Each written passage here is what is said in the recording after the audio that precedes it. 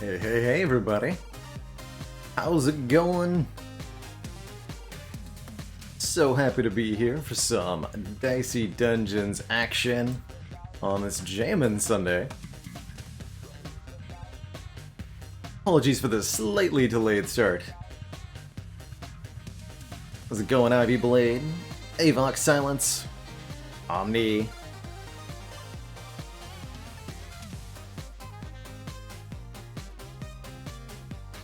Chicken Man Phil. The Chicken Man rides again. How's it going, school week? Balthamos. Excited to have you back for some more Dicey Dungeons.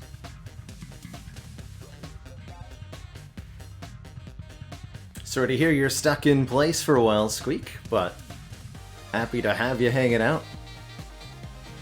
We will be on vacation, as I mentioned in the stream announcement. We will be on vacation next week.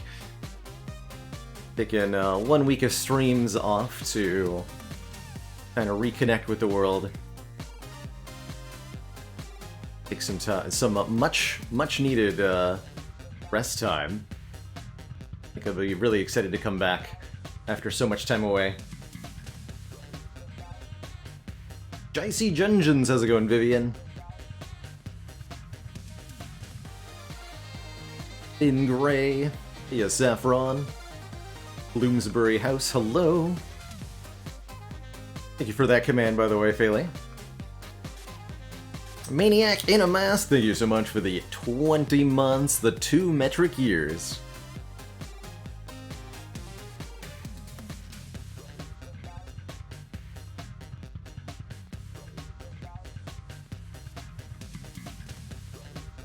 Oh yeah, I hope you enjoyed Chicken Man Phil. So while I'm away next week, we're gonna be rerunning my original playthrough of Baba Is You, which is a very delightful logic-based block-pushing puzzle game, a real mind bender. Basically, block pushing meets computer programming. The game, it's great, truly wonderful. We played through that when it first came out a couple of years ago. Long time ago, and that'll be rerunning while I'm away, since the playthrough was about a week's worth of content.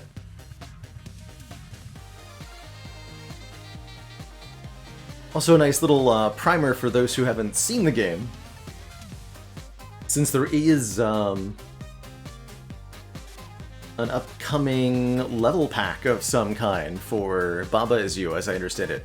Puli, the dev, has been working on and off on further content, and one of the things that has been foreshadowed is the advent of new levels, or even user-created levels in a level editor, which I think is in beta right now. Anyway, when that officially arrives as Baba content, I'll definitely be checking it out as well, since Baba was one of my, again, favorite puzzle games, and I would love to revisit it with some new challenges. So that's what's on dock for next week. Glad to hear that, Balthamos. For what it's worth, Phoenix Point is, I think, a game I could easily see myself playing off-stream. A lot of games kind of fall into this category where they have some really interesting, engaging, or unique mechanics, but they don't make a very good use of the player's time. You know, can be a game where you have to grind for a couple of hours to progress, or a game where there's some kind of tedious menuing thing that you have to do that takes up a lot of time. If you're doing it on your own, it's quite easy to look past this kind of flaw in a game. But as I get older and start to value my time more, and as a broadcaster, I have to value the time of everybody here.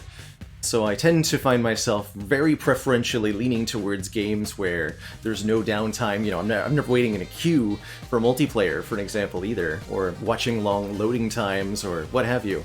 Whatever it might be, I'm trying to present a very continuous flow of content and interesting stuff happening.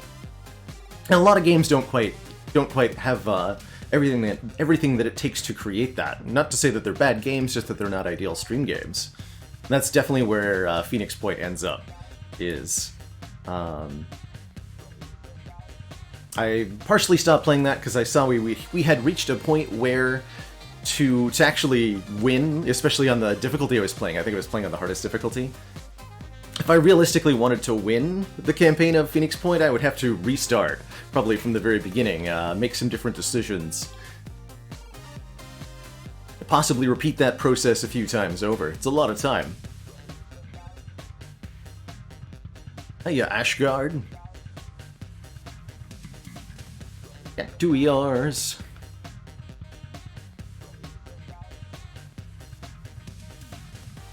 Howdy, Flarp Freak and Flarp Cat. Rox, thank you so much for that Prime sub and the 2 months. And English Narwhal, by the way, thank you for the 6 months. The 8 months. I can't read. This Lady Luck character seems awfully... dicey.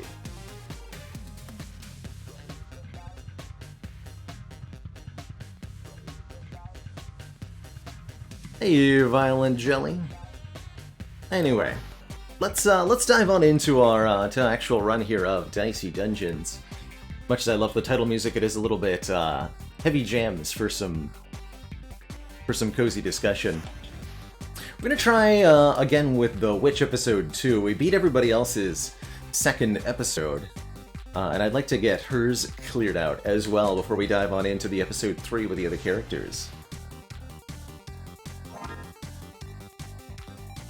So to briefly reiterate and reintroduce, Dicey Dungeons is a short-form roguelike where you play a contestant on Lady Luck's hellish game show, where you're competing for your heart's greatest desire, which you can never win, and in fact you're locked in an endless cycle of failing at this game show forever, pretty much.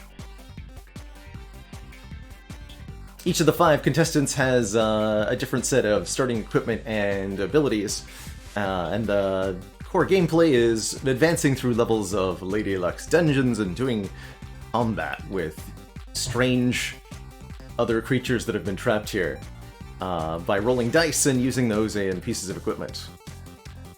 Just give me the car, that's right.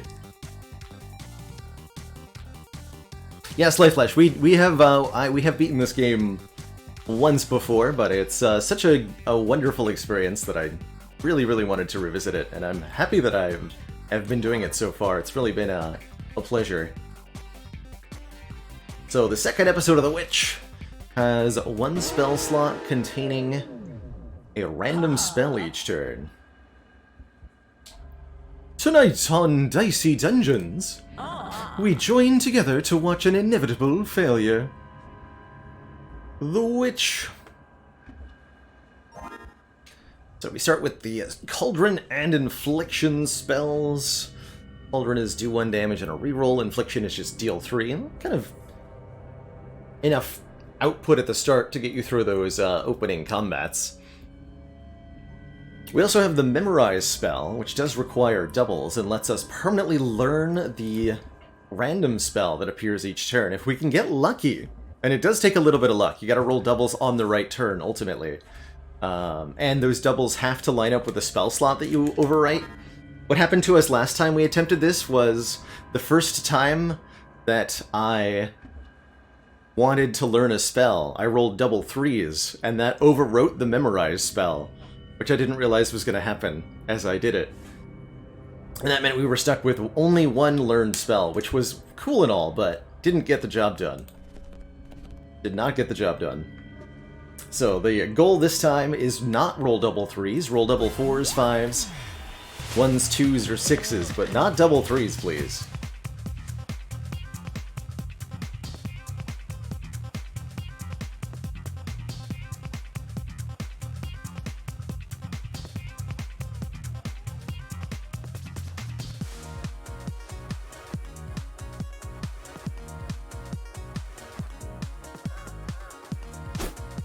Alright, so Mr. Magician, no problem here. So, to reiterate how the Witch works, because she is definitely unique when it comes to the characters of Dicey Dungeons, you've got 4 spell slots, and these are all kind of changing each turn. Each spell is a piece of equipment that you can do something with. So for example, we can put our 6 into the cauldron to do 1 damage, get a new dice. We got a 4 back. And we can also summon new pieces of equipment, summon new spells from the spellbook by dragging one of our dice onto the spellbook itself. The value of the dice then corresponds to one of the spells, and we summon it into a new slot of our choice. So we can summon the Memorize spell here. And I could even permanently learn Crucible here, if I wanted to, with these 2 4s. I think I want to do that. I'm just going to summon a Burning Dice, 2 Burning Dice with the Crucible, which can be thrown at this Magician nerd for 2 damage each.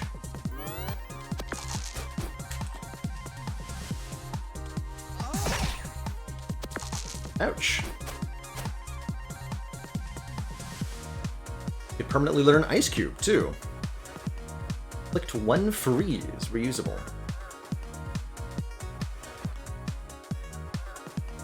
It's a neat little spell. See a reason not to learn it here, since we have a free slot on 6s anyway. So let's learn that. And we'll make him roll a 1. Or actually, I can't make him roll a 1. Cauldron him and then make him roll a 1.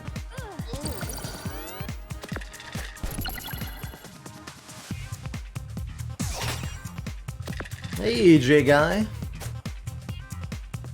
Help and advice in the community, you were able to reach Ascension 16 on the Watcher. Congrats.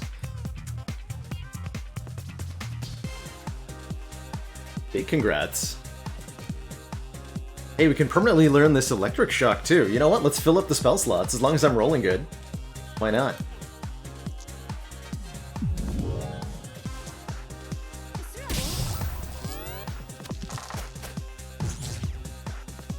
Keep blocking. Yeah, Electric Shock is great. It's damage and lightning. And I will even summon it now. Let's get out of this fight now. Theoretically, we could try to stick around in the fight for a long time and maybe get some better spells learned, but I'm pretty happy with what we just picked up there.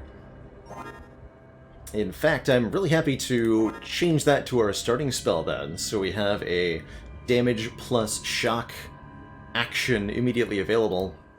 And by filling up most of our spell slots, actually all of them now if we want to add Magic Missile, which is great too.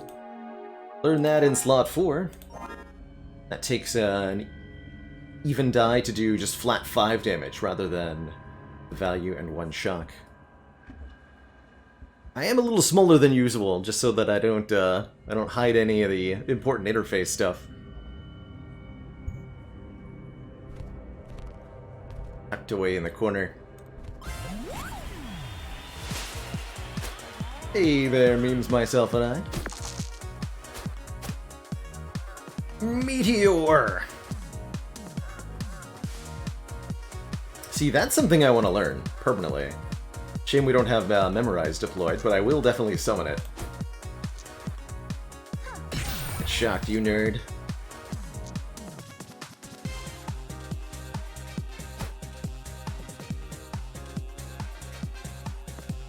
Yes, there will be some extra rerun days during the vacation. J-Guy will be rerunning the playthrough of Baba Is You, a cute little puzzle game about basically like computer programming rules and block pushing is how I would describe it.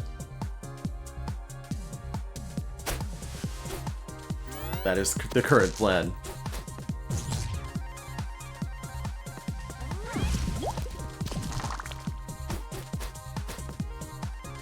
Silver Cauldron. Do 1 damage, get an odd dice.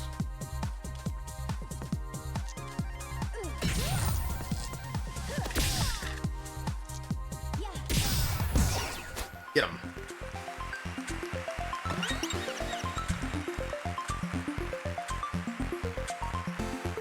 Light or Sonic Wave. I value Weaken as a status effect more than Burn, although there's value to Burning Light and then it's fire damage, which a lot of enemies are weak to. Actually gonna take the Burning Light because of that. We'll learn over... Don't learn over Memorize.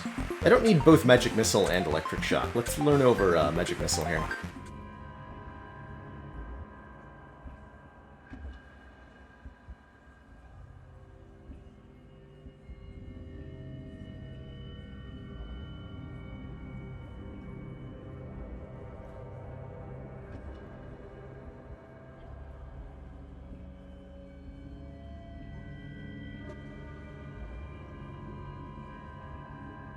Yeah, I do the reruns because it gives folks a place to gather and kind of hang out, watch the same content, and comment on it at the same time as one another, as a group, having a shared experience, and because it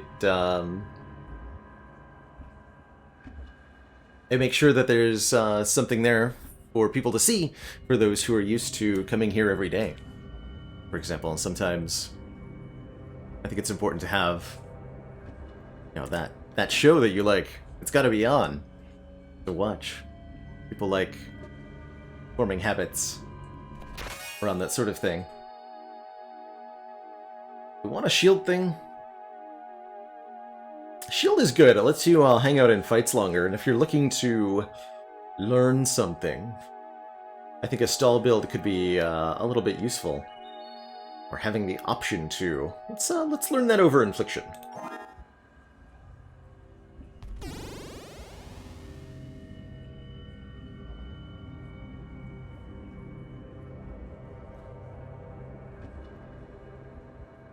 Hey Hawkeye, Subnautica will be on at noon on Wednesday. I will clarify in tomorrow's announcement. But that's the plan. This will be at the start of stream on Wednesday for Subnautica.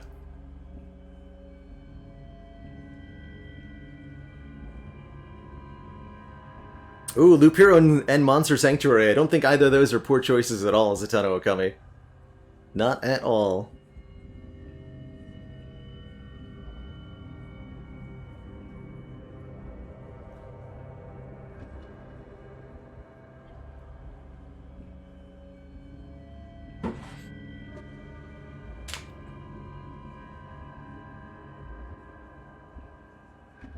Alright, here's one for you, Alley-oop.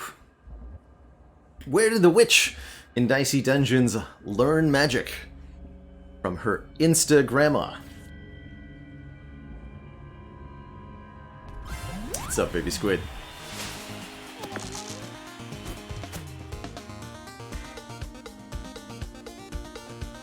Okay, so Illuminate can give us guaranteed doubles next turn. Interesting.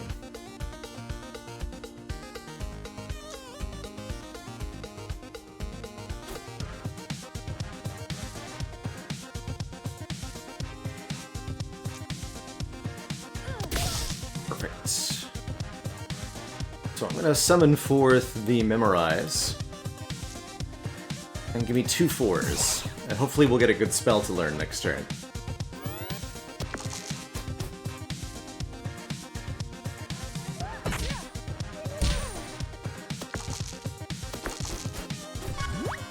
Oh, we got Catastrophe again. We tried using this on our last run. I don't think it was all that effective. I think I want to do that again. It's about 2 years old, Squeak. Yes, it's pre-chair content. It's also pre-current microphone, I think. Unfortunately, so the audio quality will be a little bit lower than you're used to, which I apologize for. Nothing I can do about it in the past, of course. But it is definitely old content.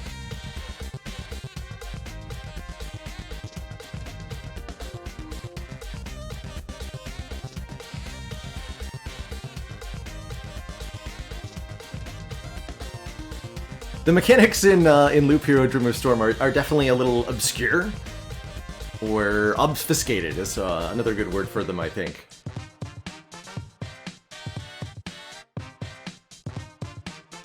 Almost deliberately so, such that figuring out the game is part of the game. If that's something that you really enjoy doing, it's a great game. But if you prefer a game that's a bit more upfront with how it works, you won't find that there.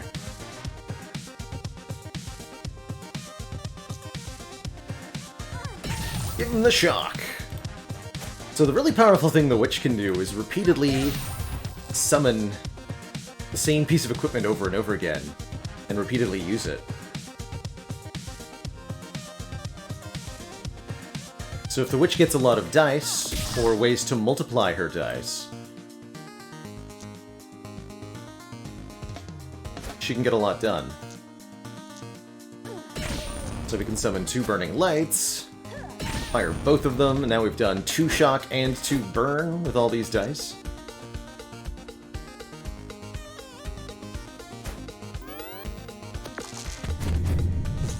Good luck, Mr. Squid Man. Still squeaks in a 6 damage headbutt, of course. Good for you. Get toasted.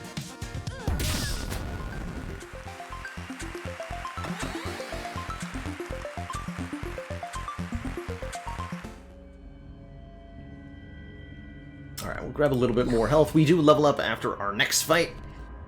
You level up, you get a full heal in Dicey Dungeons when you level up, which happens, I think, about once per floor. You're told how much XP you need to level up, and it's really easy to count, because every enemy simply gives 1 experience point per level of the enemy. So level 2 enemy is 2 XP. It's that easy. Brains! Thank you so much for that Prime sub. Appreciate that stream support. Once per full clear of a floor, that's right. If you skip enemies, which you are allowed to do in this game, and sometimes it's right, I think. Particularly on the Inventor, I think it can be correct to skip enemies.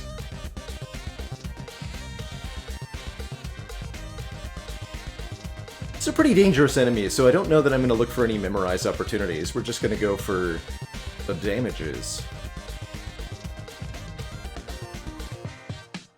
Yeah, let's use this 6 on our Electric Shock, and I'm going to summon forth a Burning Light. And use our 5 on that. Let's do a ton of damage right away. With some status.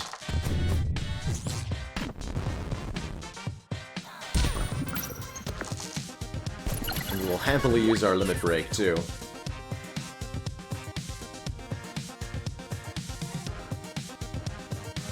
So Memorize is a spell specific to this episode of the Witchbrain Fist. It allows us to permanently learn whatever spell is in our 4th spell slot here, which is always going to be a random spell every turn.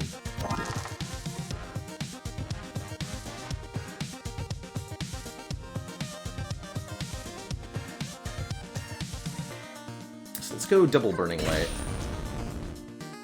Summon another one too. Couple hit points, please. Pretty much thoroughly clobbered this nerd. The Electric Shock is serving us really well. Alright, we full heal at the end of this fight, so I actually want to click on the Burning Die to take the 2 damage just to charge the Limit Break a little bit more.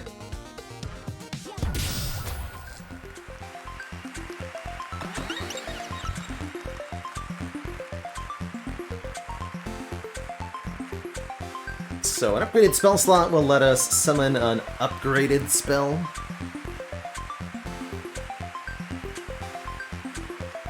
Where we can start with 1 more spell prepared. I'm actually going to take the prepared spell slot.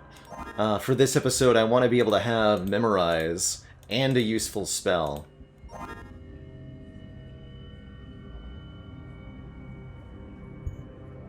At the start, so that we can take advantage of any opportunities we see to learn something really powerful. We still want 1 more good one, although probably this Burning Light Electric Shock pairing with maybe a duplicate added could probably win the whole episode. You don't need to get too complicated with your builds in Dicey Dungeons here. We did the Hall of Mirrors thing on the first episode of The Witch. This is kind of a trap spell. It's a fun way to scale, but Dicey Dungeons is not a game that requires you to scale up during your runs and get wacky and out of control.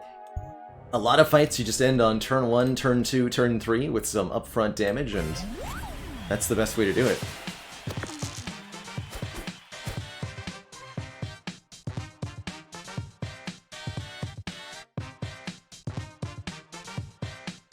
Ooh, Inferno is exactly an example of one of the things I wanted to be able to copy.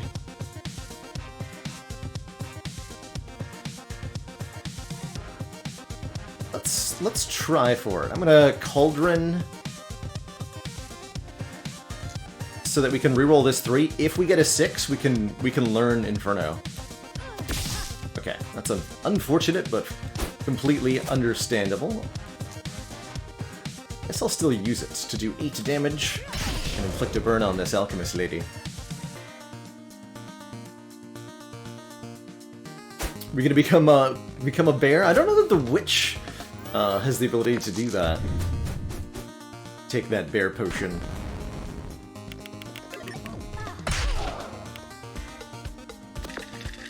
If I had a healing spell, I might be tempted to let the alchemist become a bear.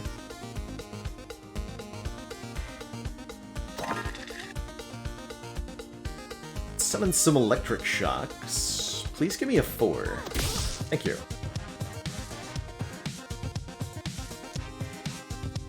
And another one, actually, would be good. 2. Summon some shield.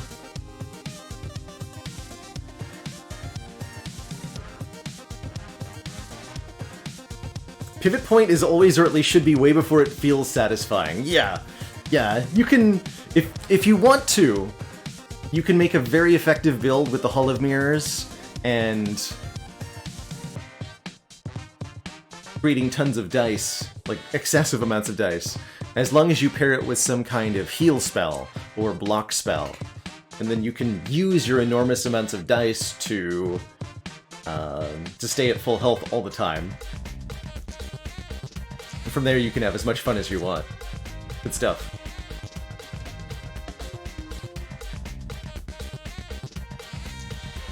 So I have all these 5s, but the electric shocks that I'm summoning can't really do the thing. I guess I can go electric shock, summon a new one, and use the 2s for minor damage but major shocking. Seems fine.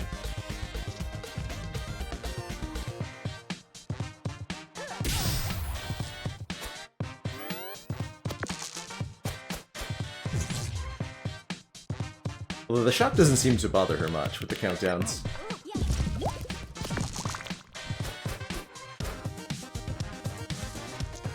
Either way, we win.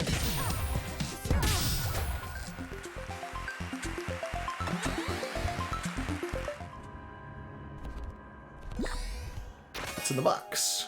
Oh yeah, it's Hall of Mirrors. Right. I want that. Hi, come on in. And if you want to join the book group, they're out back. Aoife is really getting into the Count of Monte Cristo. Magic key. Split a dice in twain. It's good for a couple of reasons, actually. That would let us... you can turn a 2 into 2 1s, which we can use to permanently learn a spell. I actually like that quite a bit. Let me buy that. Override... I've never used Ice Cube at all. Override Ice Cube. Sorry, Ice Cube. Had to be done. Alright, I think I'll start with Magic Key and memorize both. We have more opportunities to learn stuff moving forward.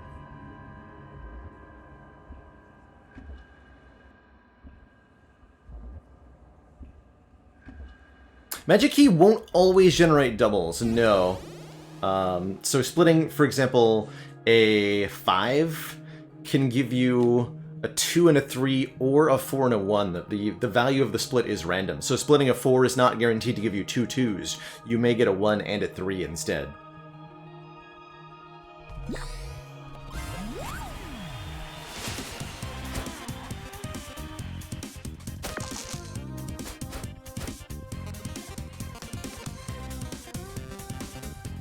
It's strong against poison and does poison things.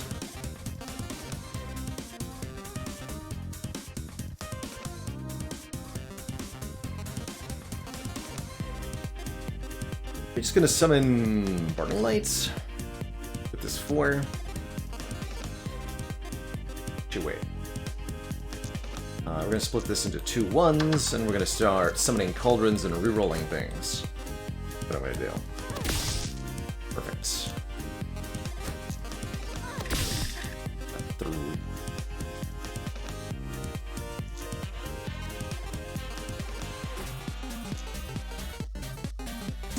Two of those next turn.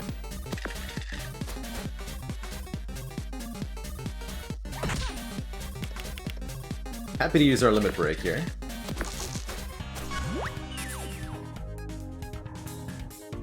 It's a very lousy random spell to have rolled this turn, but that's okay. Let's get some dice on the field.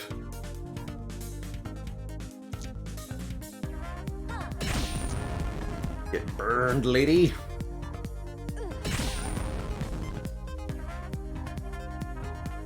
With all these threes now.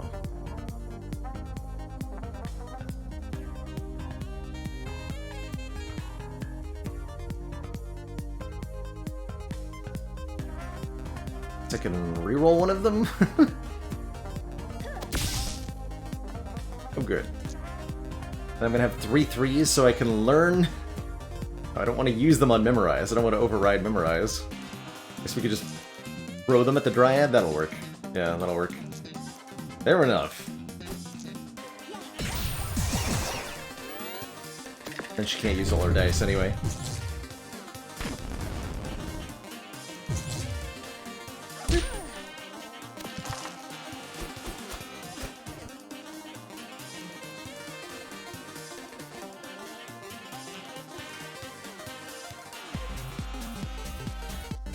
Okay, as before, we could try to hang around in combat to get a better spell, or I could just throw the dice at her and be done with it.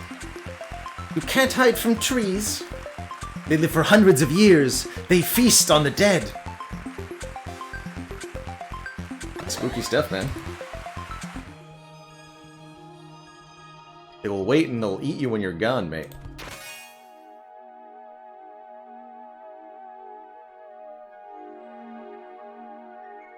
What happens if I use the Fury spell on Memorize?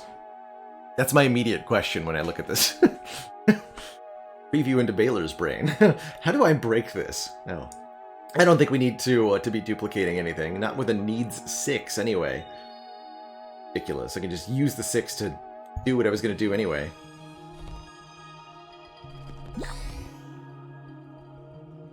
When has Fury spell once ever been useful?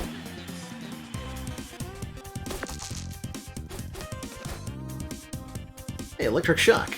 I like that spell. Just gonna use it. It rolls 4 dice. Rude.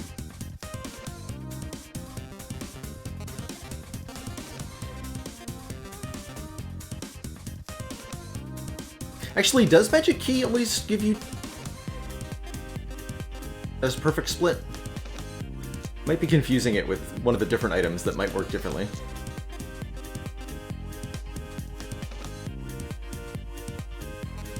Anyway, I'll override with Cauldron. I'll just throw the dice.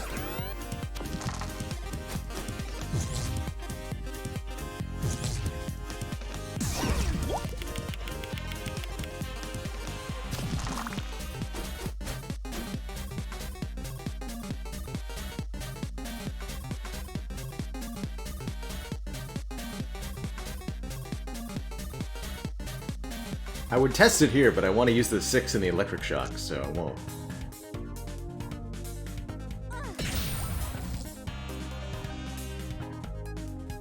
Pressing the down arrow on the screen.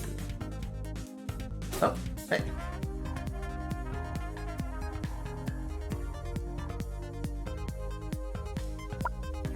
Oh!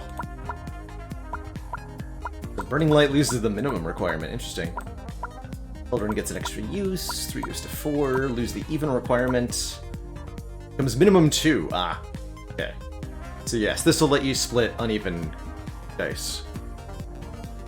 And Memorize Plus does not require doubles, making it way easier to learn stuff.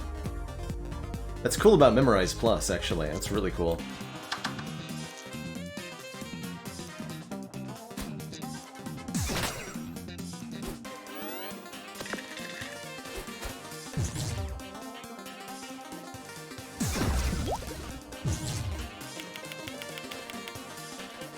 Wait, why did I block? This enemy doesn't do regular damage.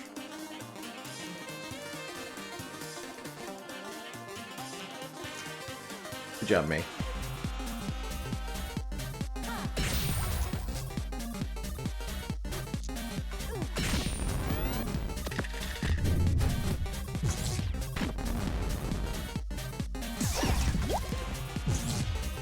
Go to a whopping 4 poison.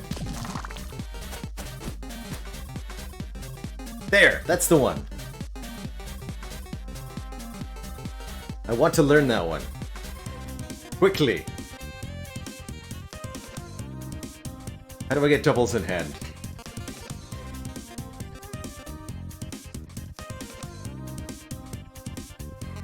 You can magic key the 4.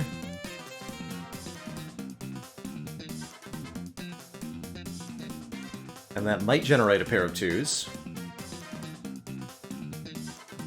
Well, yeah, let's try it. No! Wait, actually, yes! 2 1s! That's good enough! That is a guarantee. Perfect. Alright, we have permanently learned Absolute Zero. We learned nothing. Literally. Good for us.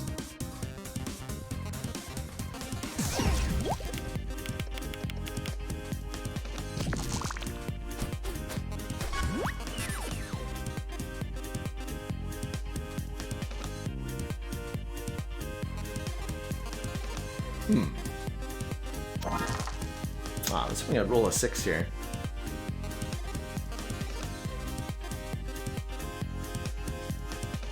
I can summon not a whole lot actually with this. Wait.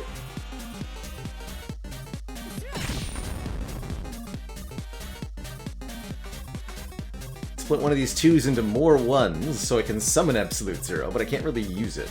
Or we can just throw 5 dice at him. That works.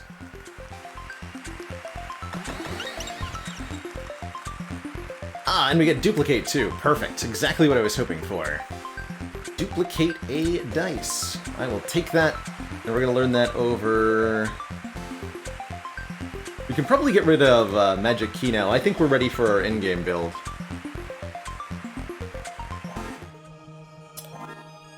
So Absolute Zero is a spell... a 2-dice spell.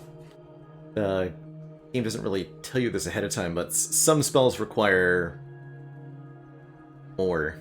What's the upgraded version do? 30 damage. Interesting. But some spells require 2 dice to summon from the spell book, so you have to use 2 to get them in play. Or you can just start with them in play, which is way better, I think. Much, much, much better. And so we're going to jump into fights with Duplicate and Absolute Zero already on the field. And our strategy now becomes just blast everything with ice straight away.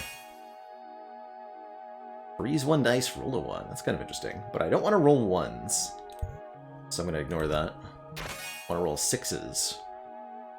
Fury spell to duplicate Absolute Zero could be interesting.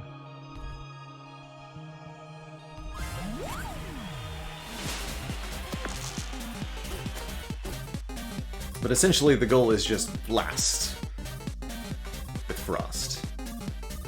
We can dupes any 6s we roll on turn 1 for a huge amount of countdown, and we're almost ready to fire this already, as you can see.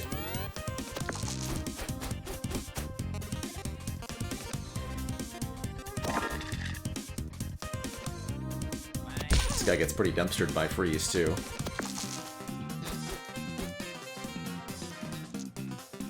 And Meteor. That's the other one I want to learn. I like Meteor just as a lower countdown value, right? 20 versus 25.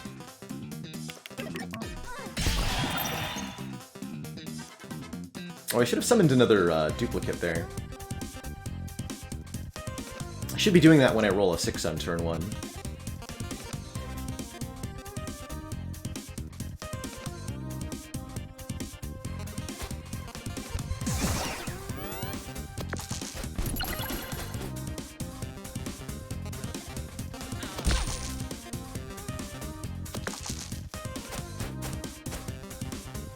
Oh no.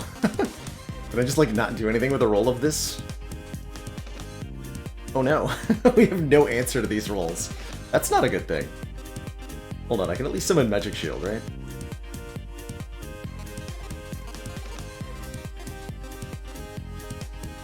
funny.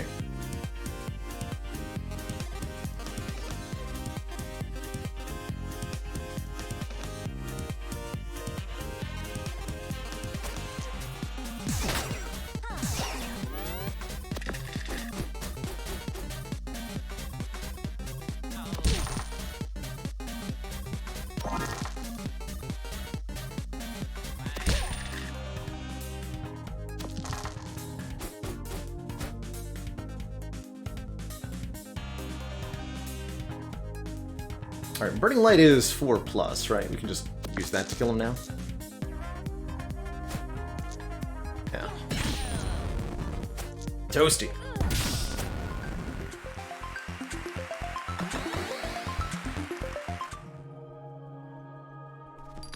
Yeah. Buy health for next floor.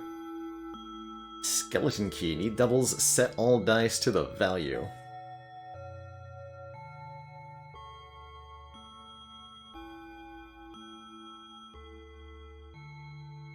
Does this eat the 2 dice that you use in it? It seems like it does. If it didn't, it would be cool, but I imagine it does.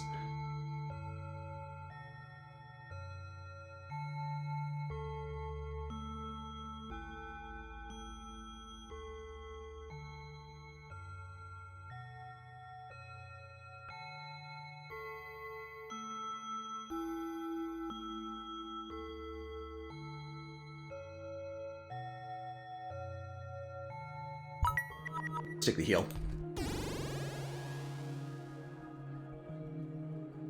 Yeah, you would need more dice than the witch ever has. The witch, unlike the other characters, does not gain more dice with levels, so you'll never have enough. I mean, actually, wait. I understand. Hold on. If you're doing Hall of Mirrors things, the skeleton key would be very, very, very powerful, wouldn't it? That's probably one of the better use cases. Oh, that's not a food item. I understand. Like, why can't I click over here? Suspicious apple. Level 4, rotten apple. Not 7 health. Alright, I'll fight my way through the cactus first, then. I remember what the rotten apple does. But I know Mr. Thorn's Man won't be a problem for our Absolute Zero build. Oh, Blizzard's a really good one, too. Let's dupe 6. And summon another duplicate, then dupe 6. Put it all into Absolute Zero. Maybe we should have hit him with a Blizzard, actually.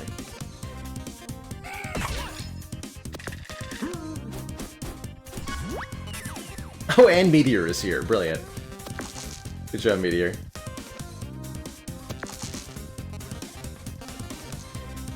I have the required total. I have 25, but I don't have a distribution of dices that actually makes that work, do I?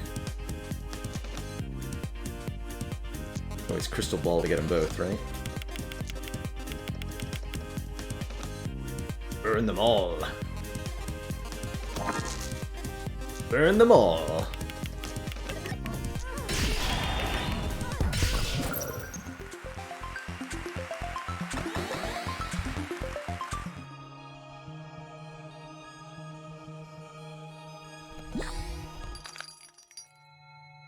Oh, and we can just permanently, if we wanted Blizzard, we can just buy it outright, too.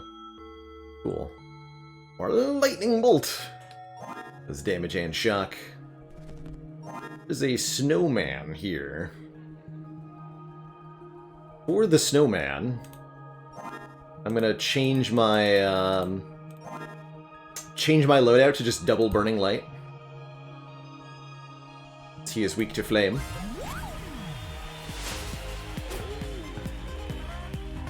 Since we do have the option to customize each turn, why not, right? Toasty.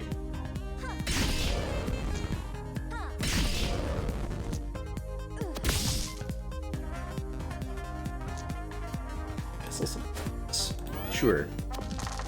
Hey, Frey Wolf. Oh no. He rolled all odds? Oh god.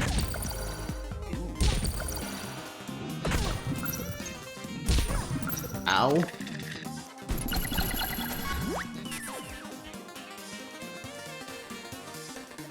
So Snowman is super dangerous precisely because he can do exactly that on any given turn.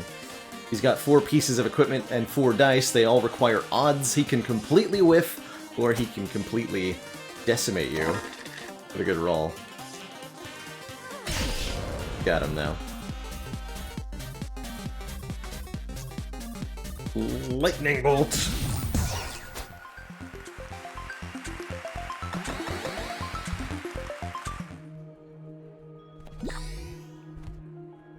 Austin Fuego, thank you so much for the 19 months, and that incredibly generous, as usual, tier 3 sub. Yes, the frozen status effect causes specifically the highest roll that you have on your turn to turn into a 1. So it's extra brutal, because if you roll a 6 and a 1, it's guaranteed to turn that 6 into a 1. Alright, let's go back to duplicate Absolute Zero as the starting loadout here. It's an odd dice. No thanks. Instead, sell this, right? There's Blizzard. I will instead do battle with the apple.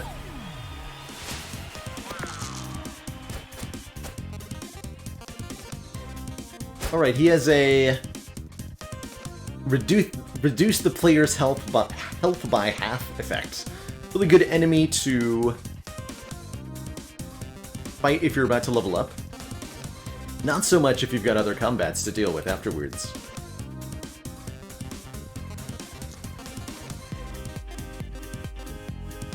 Rain 1 health, getting new dice.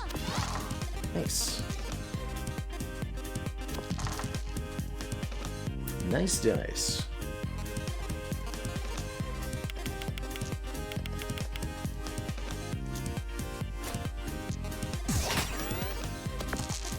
Carly Slay Egyptian, thank you so much for the 3 months. Happy belated Saturday.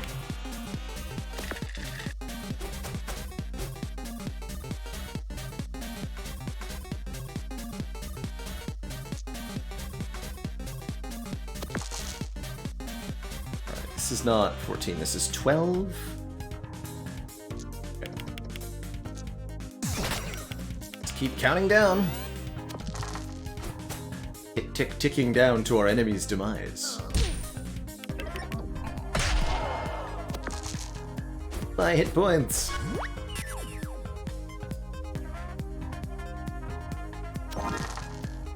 Hold a bunch of 2s. Here.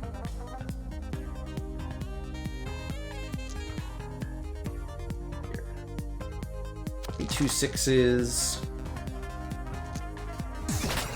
Be another duplicate. Another 6. Maybe those 6s next turn.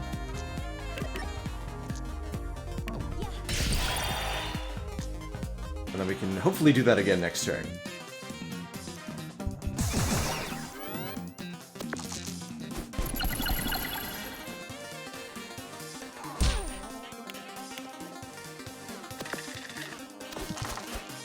Yeah, because I can dupe both these 6s now. With guaranteed 4 6s.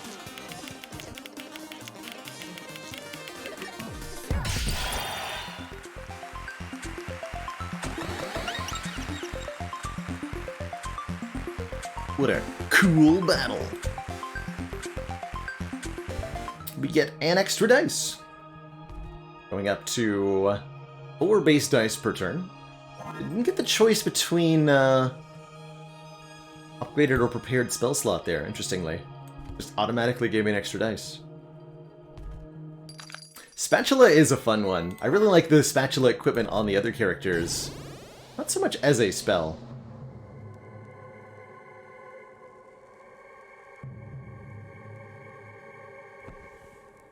Crystalina, the Warlock, and the Loudbird. Crystalina is not a difficult opponent, and is definitely shut down by freeze.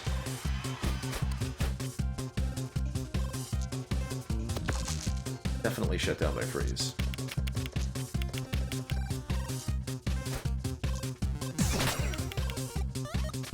Magic Shield gives me some good stuff to do with my 1s and 2s.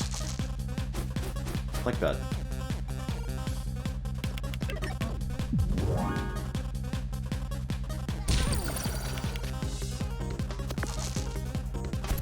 No, my 6. Wait, I can turn it back into a 6. Brilliant.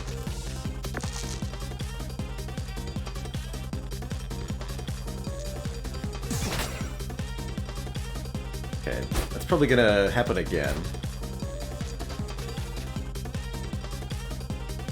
Debating if I summon a new duplicate spell. I think I'm just gonna renew my magic shield.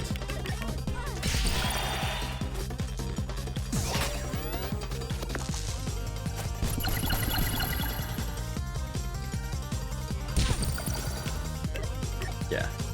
Let's try Crystal Lady.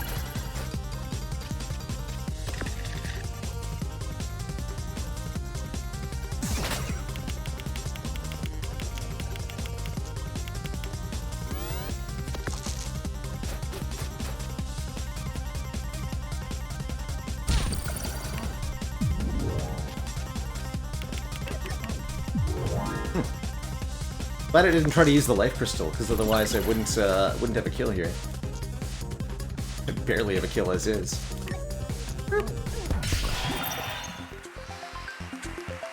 Crystal. Crystal. Crystal. You win!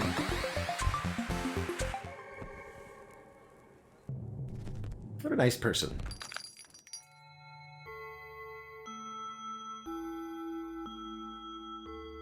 Ice Shard's a good one.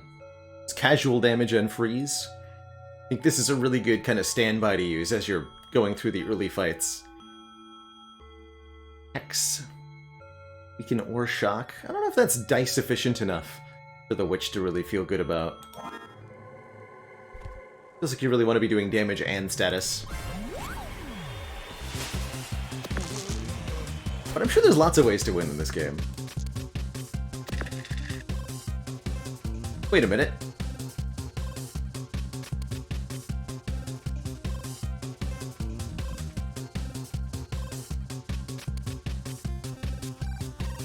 Fury spell, huh?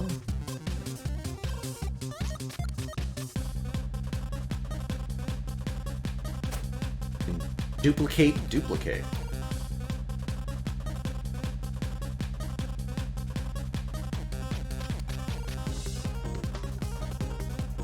Does not seem that useful. That is what? Confuse or random status. Right, but confuse is not a problem. We're gonna know what our absolute zero is one way or the other. Oh, I got so close to actually firing that off on turn 1.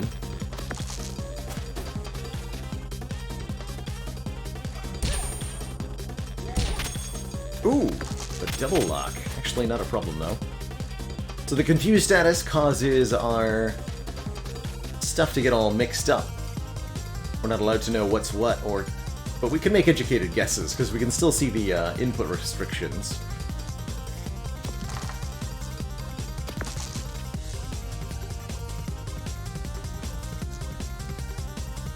I guess I'm allowed to summon new stuff too, right? Oh, they were all duplicates.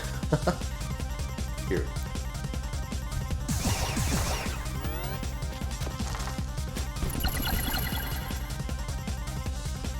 Oh, that's right, Fury persists. I'm so used to the effect falling off in Slay the Spire.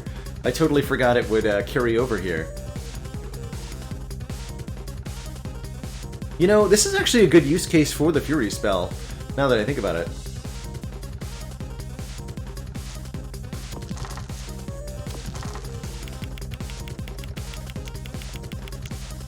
I was, like, what I was trying to think about was use case for Fury on Duplicate. But I did not think about Furying the Absolute Zero.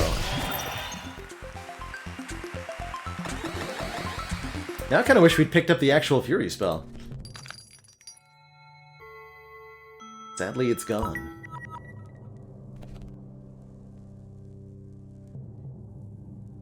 I will do battle with you, foul skeleton man. Dang, that's a lot of 5s.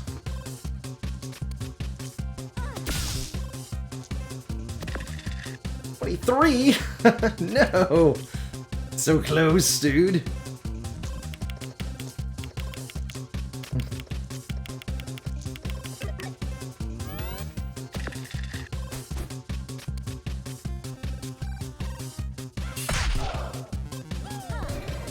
And now we're cursed.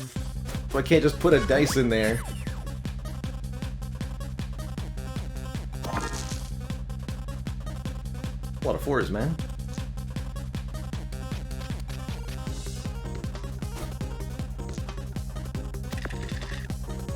Yeah, so Curse has a 50% chance to cause our equipment to fail.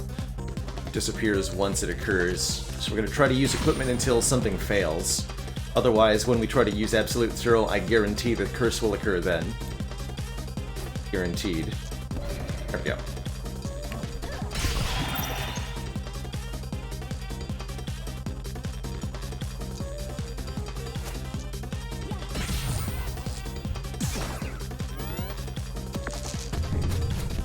Note that dice that are burning cannot also be frozen. So the statuses kind of cancel each other out there. Or rather, burning has priority.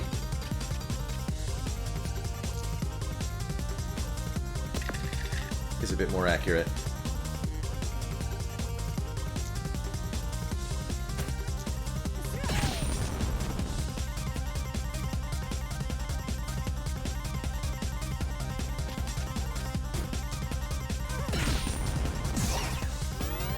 There, now he can't even hurt me.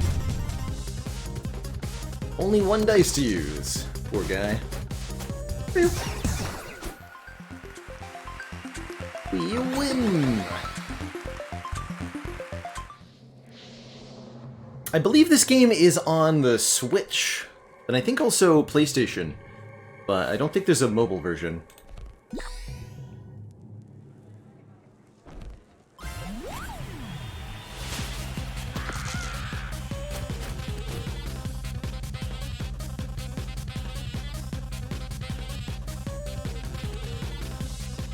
I would definitely say that Freeze has diminishing returns with more stacks of Freeze, since it targets the highest roll. You know, if your opponent has 4 dice and you freeze 3 of them, you're pretty likely to end up with 4 ones anyway, right? Just because the odd that they rolled 1 natural one is quite significant as they increase their dice numbers. So freezing 3 and freezing 4 are going to be very nearly identical.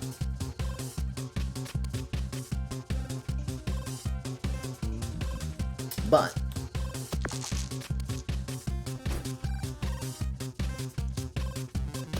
still heckin' effective.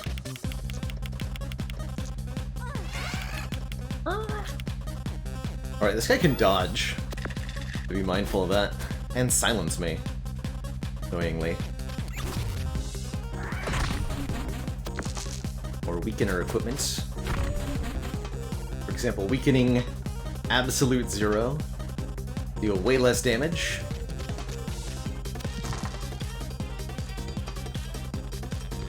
It's okay. 'Cause I will just trick this stinky bird. Here, dodge this. Oh, still hits me. Interesting. Didn't think the self-damage would apply. Get toasted.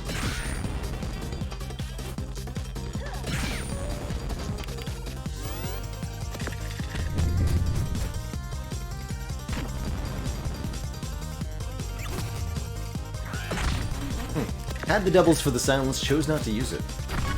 Interesting.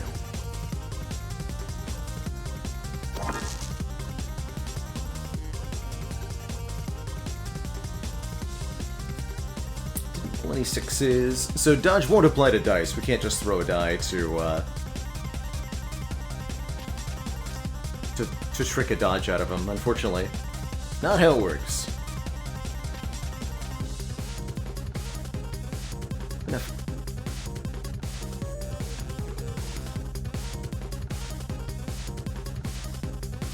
Oh, I could learn Fury Spell here.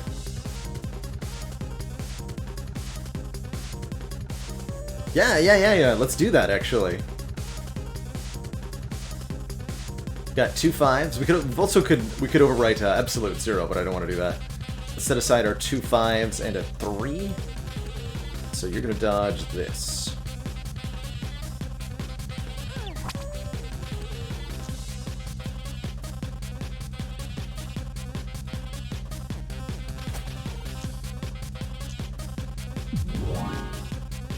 Wait, Fury Spell is requires dupes to summon spell? That's obnoxious.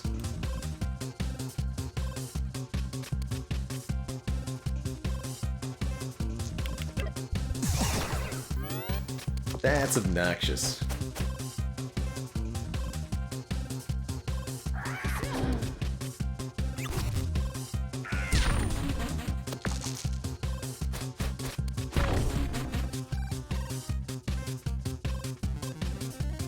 Memorize minus needs 2 1s, but I can do it. Wait, what happens? Oh wait, replace the spell in slot 1. Amazing. It's wild.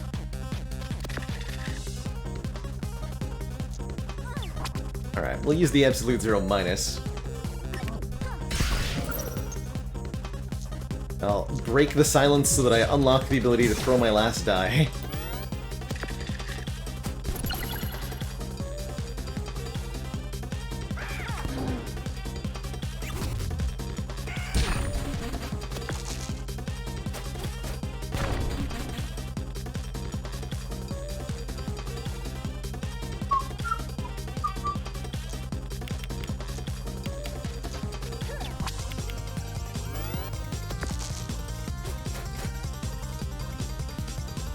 Oh, they dodged the counterspell. Right. Didn't get silenced this turn, though. Feels good. Got him.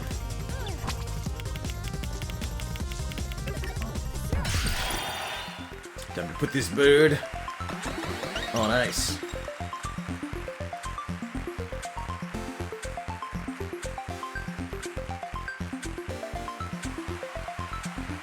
So, do I want spell slots? I don't think so. I think I just want to start with more stuff in play here.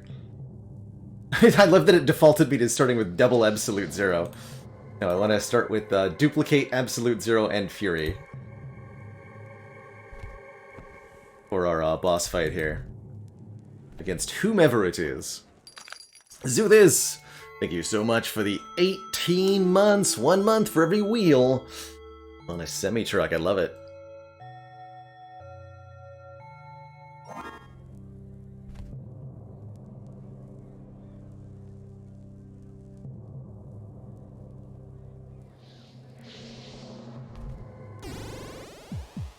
Which versus the Jester?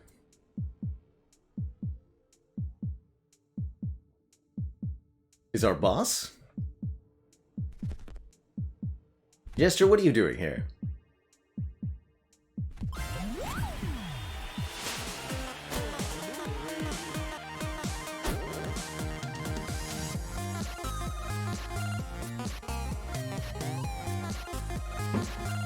Look, I wish I didn't have to stop you, but I don't have a choice.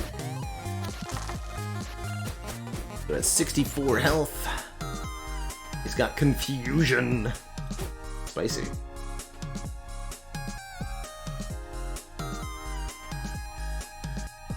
Different dice, please. Dang it. You dare.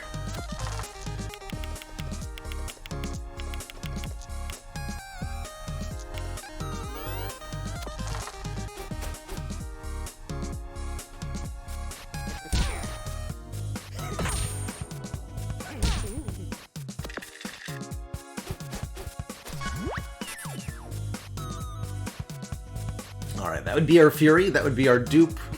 That's our absolute 0. I don't know what this is. No 6s, unfortunately.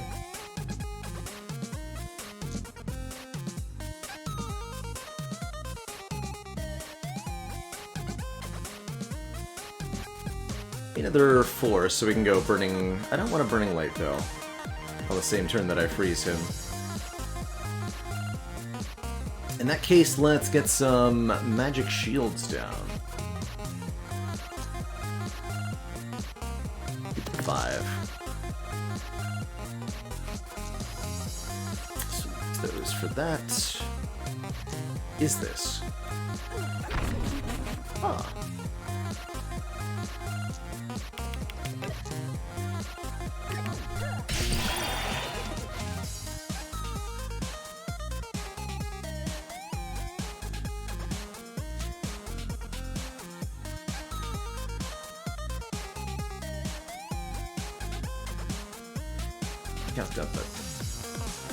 I'm just trying to figure out what I want to summon over here. I'd like to be able to dupe Absolute Zero, or Fury Absolute Zero for the finisher. Let's override the duplicate then. Get some shield up so that we can live a little bit longer.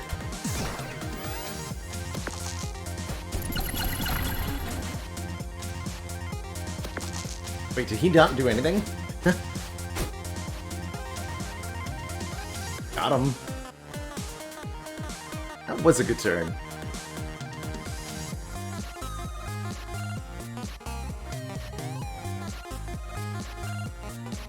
Alright, we can get the Fury activated.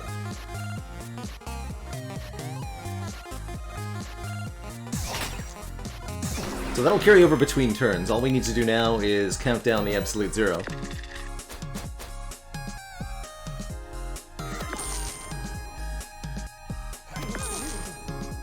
Blinded our dice, so we won't know what we've rolled. Don't know that we care, though.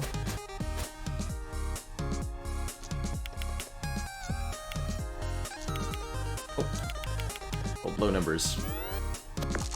It's alright, we're charging our super attack. Wait, no, not curse!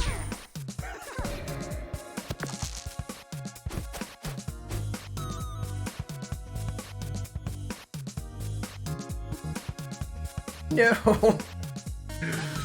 That will definitely break everything if I try to do anything. Right? That'll go terribly. I'm just gonna end turn. let's try something else.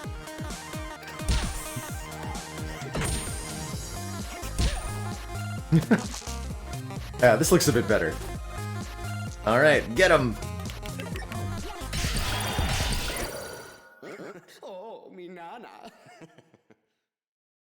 Huh. I mean, you're gonna win. You just aren't. It's not possible. But maybe you could at least get out of here? Yeah. You know what? You can. Or at least you can try. And I'm coming with you.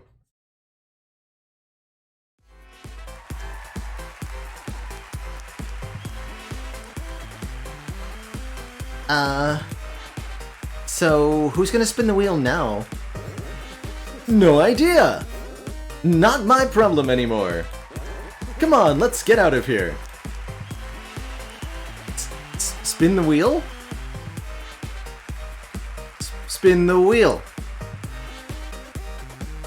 No? Okay. We've unlocked the Jester. Excellent. The 6th and final character. You may remember me from all those fights where I was a cool enemy, but I'm glad to be a giant fighting dice now. This is fine.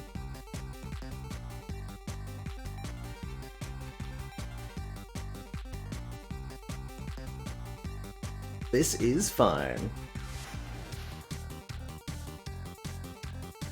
Game Sim is 4-star difficulty. I personally find the Jester one of the easiest characters. He is super cool. Let's give him a spin and dive right on into the Jester's first episode here.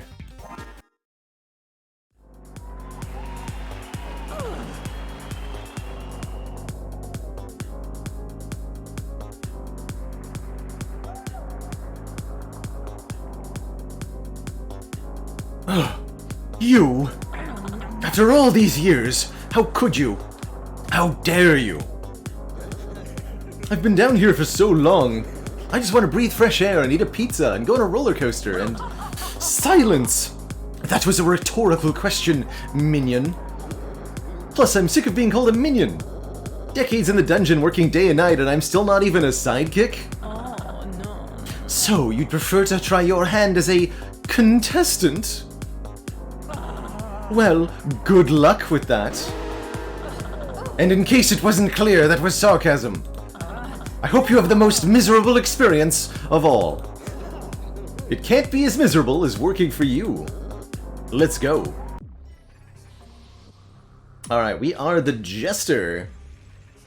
Immediately upon jumping into play, we'll note that our backpack is replaced with deck. And we have a deck of cards. Of sorts.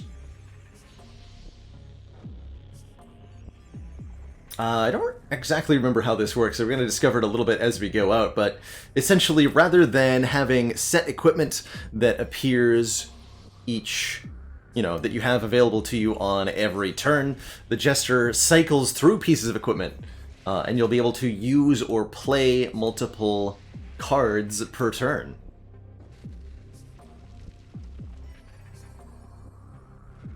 Tharsis, I've not played Isla Cruz, but I have watched a little bit of Tharsis from Dolphin Chemist playing it. That's a pretty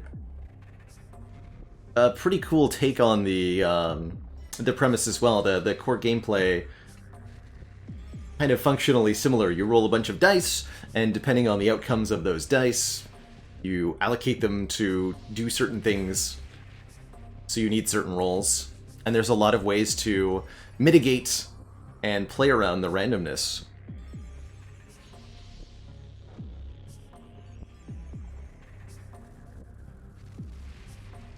So we start with what? 4 boops. Just do 2 with any dice. 3 bops. Do 3. 2 sweets. Just let us heal ourselves. So we go a boopin' and a boppin'.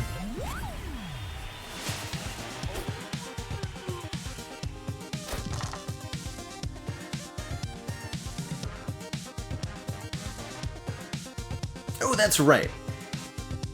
So you get 3 cards from your deck at the start of your turn. As you use the cards, new ones will appear, and you're shown the next upcoming 3 cards. So we know that Bop, Boop, and Boop are coming up. As well, at any time, you may discard any matching cards to cycle through. I believe if you end your turn, you keep the cards that are in play. Let's verify that. Give him a boopin'. Give him a boppin'.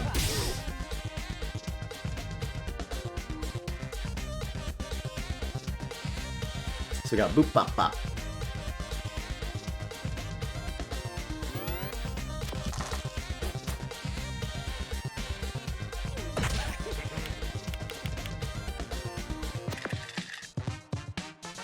Yes, boop, bop, bop.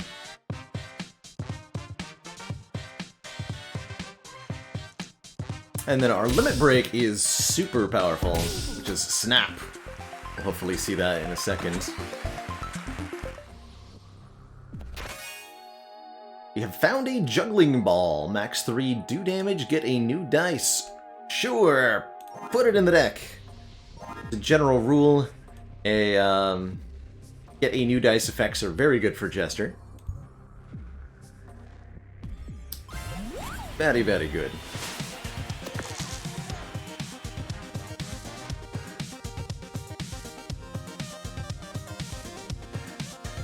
Nice, Vessel GG. I'm hoping we'll see that happen on one of our runs.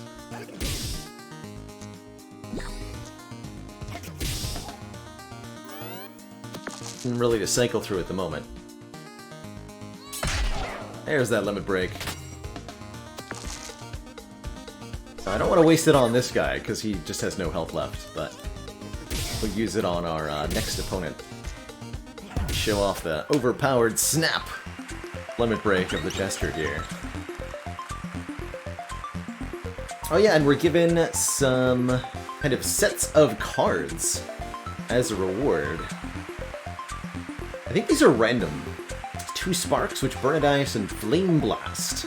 6 damage for each burning enemy dice, up to 12. Or 2 licorices with 2 poison.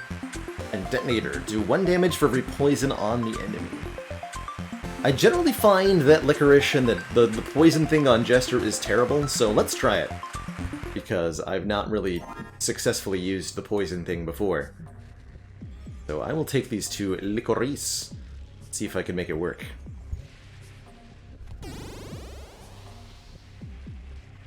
Alright, Sneezy. Actually, we'll fight the Marshmallow first, because I want to get access to the health behind him. That's right, the cards in the sets aren't random, but which ones you're offered are. Yes, yes. Alright, so when we snap as the Jester, instead of being able to discard cards that match, we can instead use both of them for free, as if we'd put a 6 or whatever their highest acceptable input is. And that is crazy town. We can go boop, we can double the sweets, we can double the licorice. If we put in the boop, we get double bops, and we can double that too. Snap. Give him the bop. And then we went through the entire deck of cards. We blocked for 4, we applied 4 poison, we did a bunch of damage. We dunked him.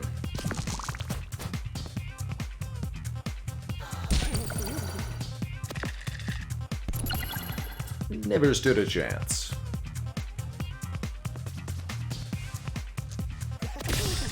And I got an even dice. Good. Give him the debt. Ew.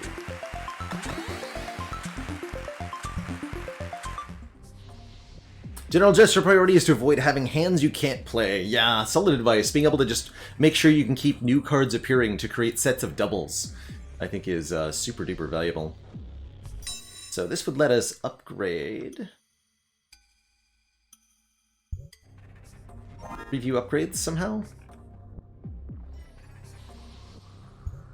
There's a confirm button, right? Yes. Detonator loses the even requirement.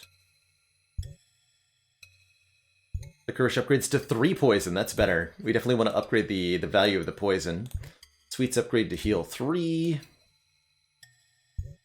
Bops upgrade to do 5? Actually, just going Bop Plus is kind of maybe valid. And I think Boop is a really good upgrade. Yes! Return the dice! That's an extremely good upgrade.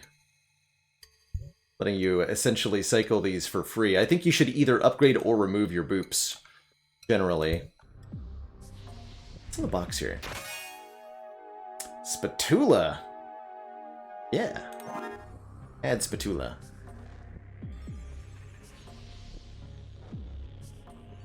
Yes, pluses, upgraded cards and non-upgraded ones do match each other. Still, thankfully. Do this in the shop before we decide permanently on an upgrade here.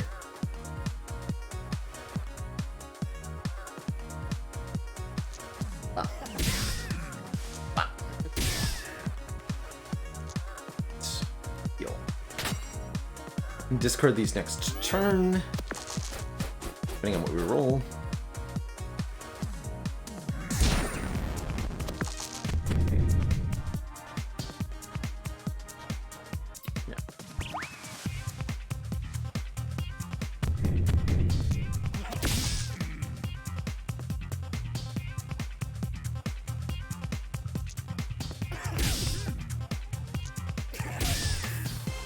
Have the licorices available now.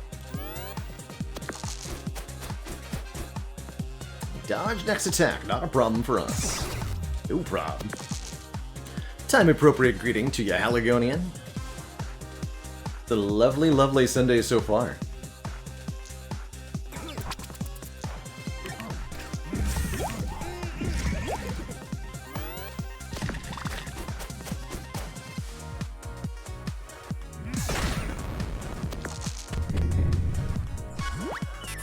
Another really cool thing about the spatula as a dice manipulation card / item in Dicey Dungeons is that it always turns an even die into an odd die and vice versa.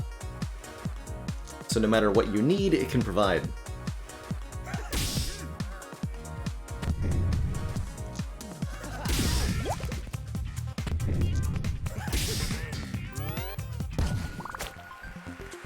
And he fell over dead. Receive a duplicate. Dupe a dice. Good stuff. Very good stuff. Could be a good upgrade, too. Claw. Oh yeah, and we can also buy card removals, which are very, very useful, just as in, you know, Slay the Spire. There's a lot of value in getting rid of trash.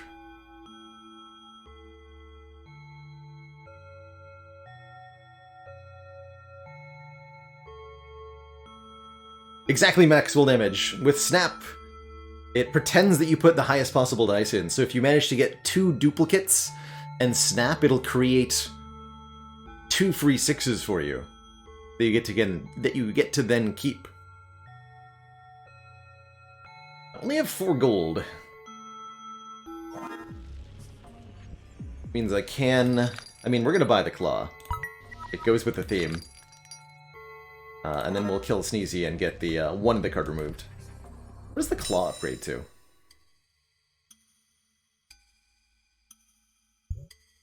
Max 5. Want the Licorice upgraded?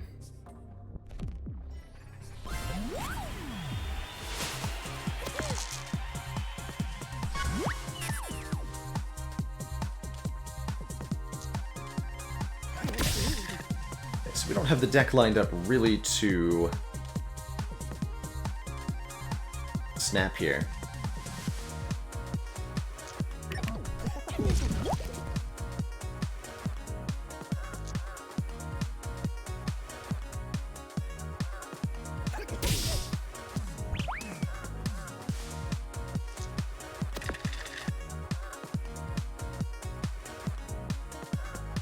A detonator boot.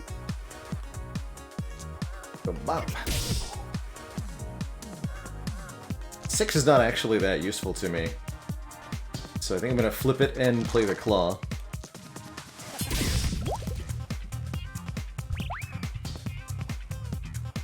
Licorice Plus coming up.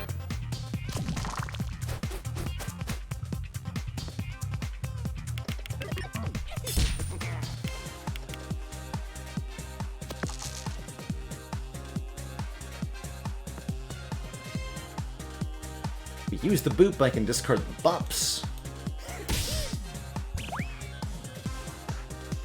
Have some poison.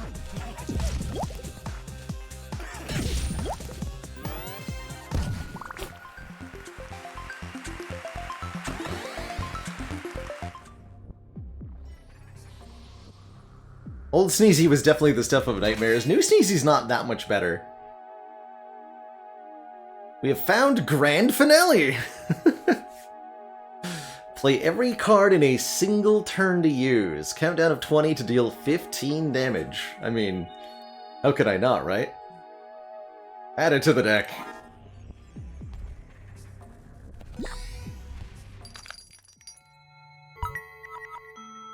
And we're gonna delete one of the bops, I think. Delete Grand Finale. No.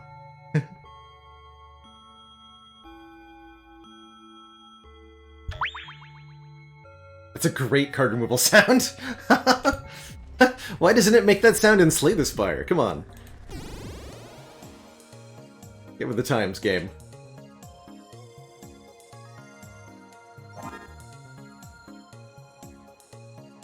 Right, I don't know why I expected there to be different... Oh, Sweets is another good thing to get rid of in the early game. Mr. Fireman.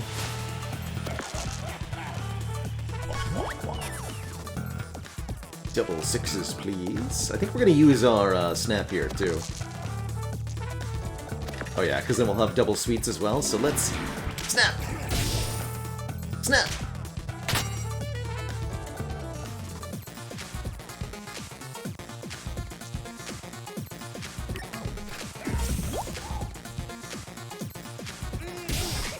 Snap!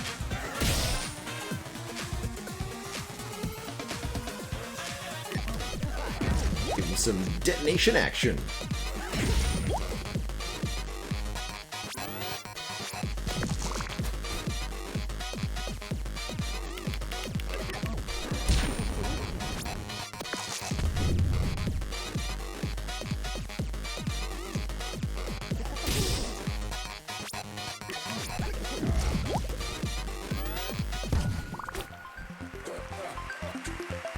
Yar! A pirate cares nothing for win or for lose. A pirate cares only for fightin' and booze.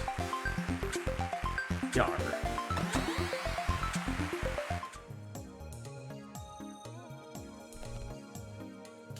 Good to know he's got his priorities straight, at least. We'll fight the... Fireman? Sure. Greetings, Fireman.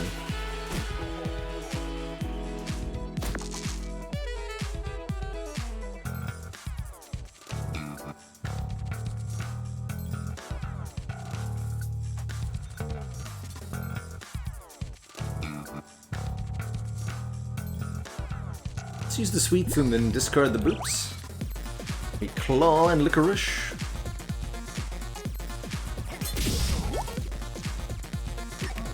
That'll work well.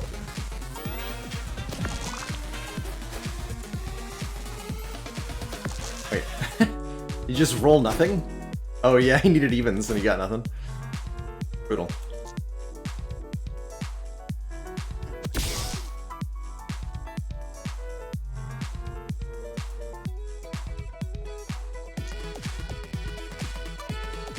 Flip here. I think that I do.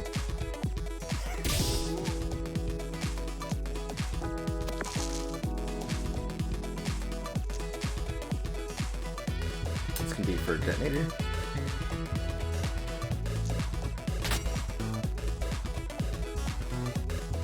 Alright, turn this into a 2. Discard those.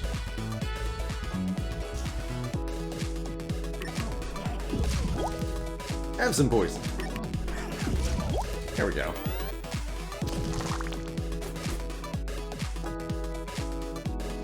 Wow, he's having a hard time with the rolls, huh? Poor guy.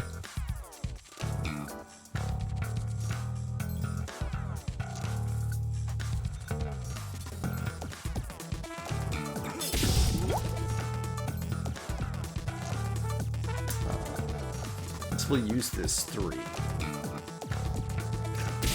I can use it to get sweets after all. Might as well, right? Perfect. Beat Killer Bee, thank you so much for the 3 months and the tier 1s. You keep beeping, I'll keep boopity bopping. Boopity roopin'.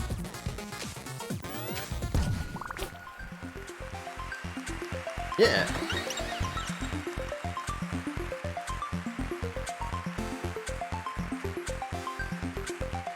Choose a reward. We get a... Not immediately apparent. These are actually cards that go into our deck. Some of the other characters. Warrior gives us bonus damage and more per bop, or the Inventor, which can copy the next card. I like that I'm allowed to directly click the buttons, by the way, that are on the card. I'll take the Inventor, thanks. Because that'll let us duplicate the... You know, anything relating to poison is going to be strong when duplicated.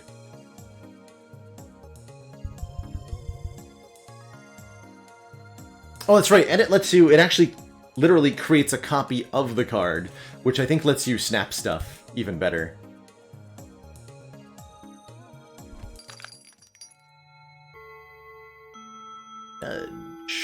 Shovel ore. Definitely buy the Destroy a card. Lose the bops. Get those bops out of here. This is a boop zone only, please.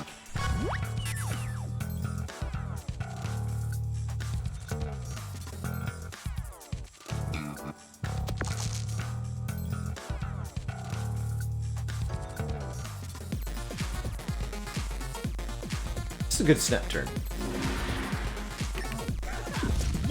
Snap!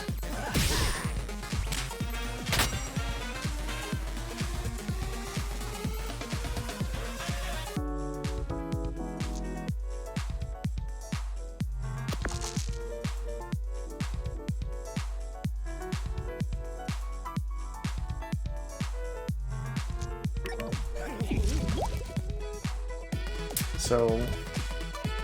a copy's claw, and then there's another claw coming up. Okay. I understand. So we can now snap the claws that we've duplicated for much poison and much damage. Sure.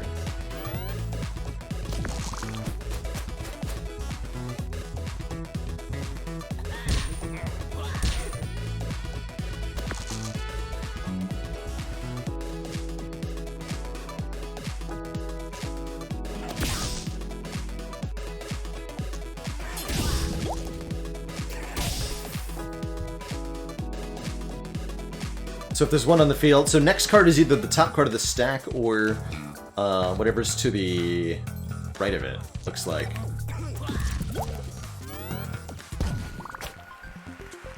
Depending on where it is. Cool. Bump! Heck yeah! We can bump 6s to get more dice, which is very, very valuable. Do I can't also afford nudge, and I don't want the shovel. Although double shovels sounds hilarious. Ah, there's a duplicate effect. We can duplicate something in the deck. Wonder if I can duplicate the inventor.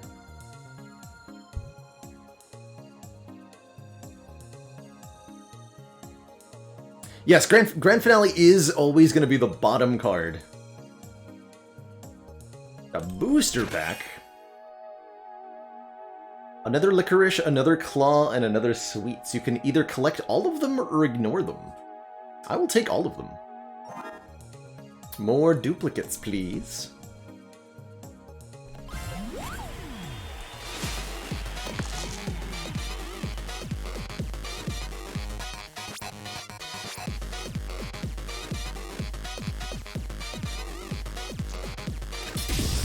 A claw.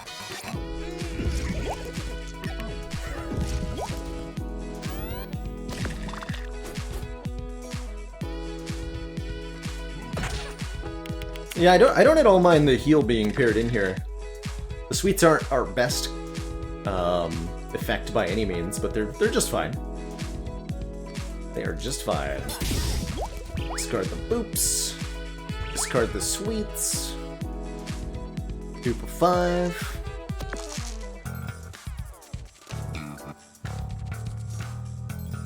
Take a heal.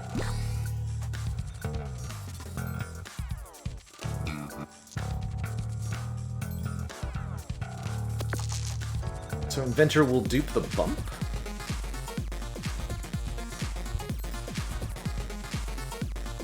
So that's for an example, if we were able to snap bump, that would generate a lot of extra dice for us. Because we would activate both bumps as if we'd put a 6 into them, so we would get back 2 6s and 2 1s for using no dice. It's pretty wild.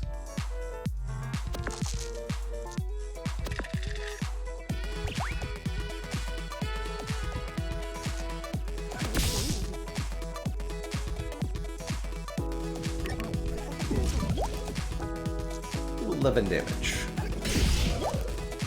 You know, this detonator's not half bad.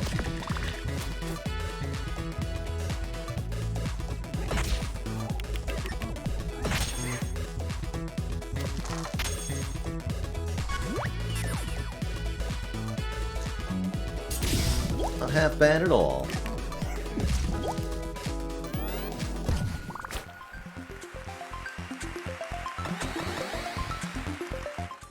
Took some real damage there, though, actually. Noted. What we got? Cauldron? Oh, we can get a second juggling ball? That's also really good to snap. Hall of Mirrors. We could get 2 Hall of Mirrors. Because we are allowed to duplicate. And upgrade here. So I feel like we should upgrade something and then duplicate it.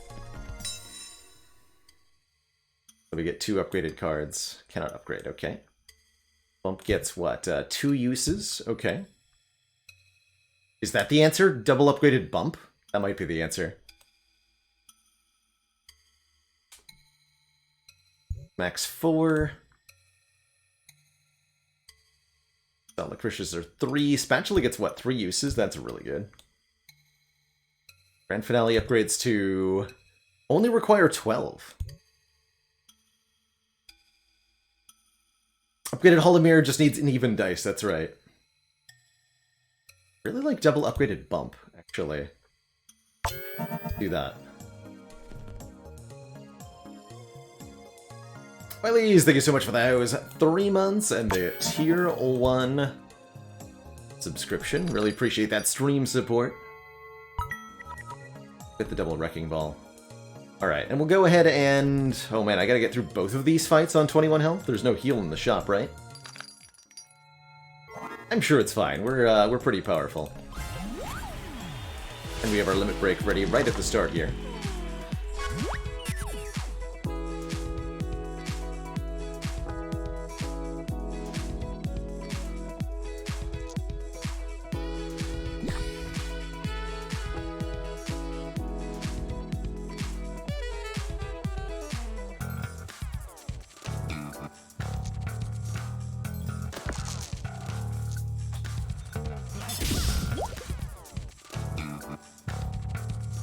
Looks like we're going to use the snap next turn for best effect. Yeah.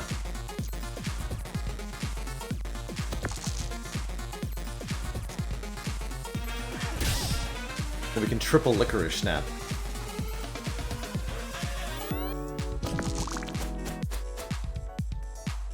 Hurt a bit, though. Okay, that wasn't too bad. Hey, Watsumu, yes, this is Jester Episode 1, that's right.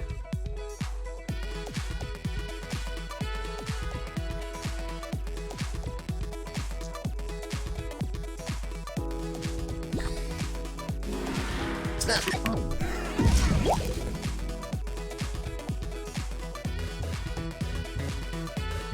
Ooh. Oh, yeah. Actually did not work out because I can't activate either of these with a 5. Unfortunate. Our snap comes to a swift end there.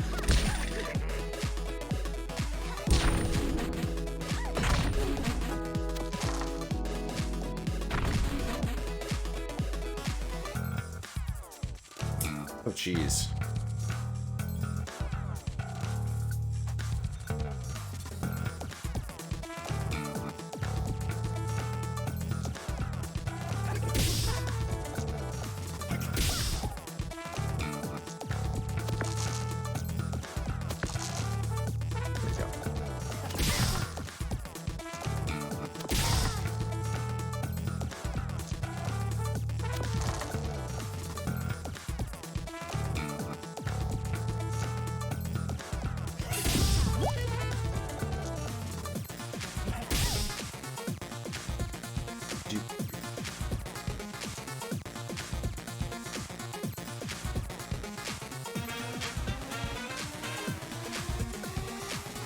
So do I have 2?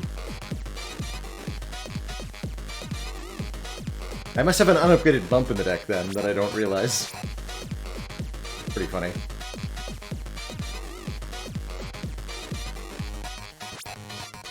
Oh yeah, Detonator gets her there. Oh, it's like faded out in gray, so I didn't even notice. Good catch.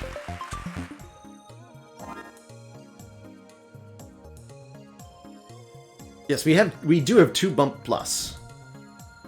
We did, in fact, we did dupe the upgrade there. Hopefully we can beat Crystalina. We have our snap almost ready, if not outright ready, yes? Almost ready.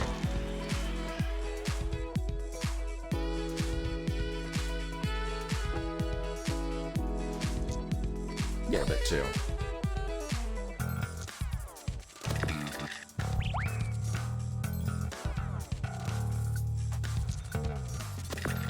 Kate a dice.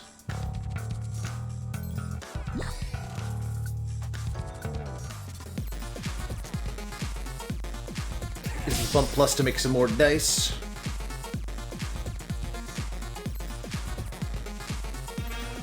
If I had one more dice, I could do some... Actually, wait, I still... Oh, still can't, right? No.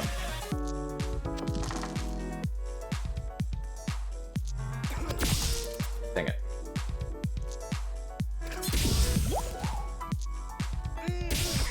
More dice!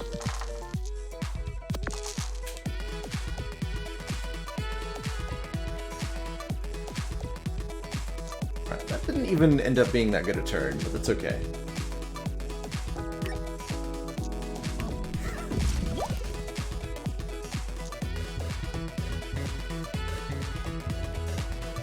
Second copy detonator now. Whatever good that is.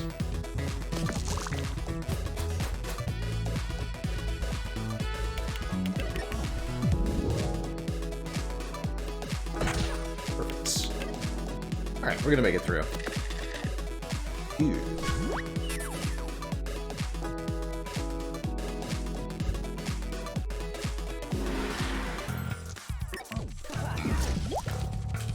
Snap those detonators!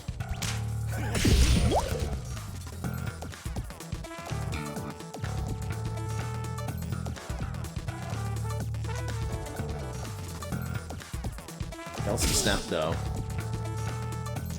Not quite able to get the combos going quite the way that I'd hoped.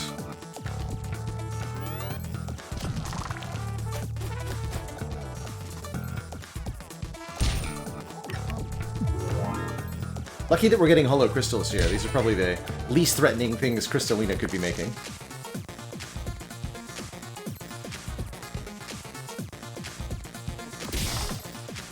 There's Bump Plus. More dice, please.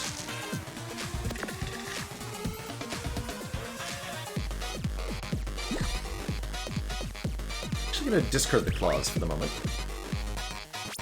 More dice. Yeah, here we go. This is the kind of turn we're looking to have. Where we just get to combo.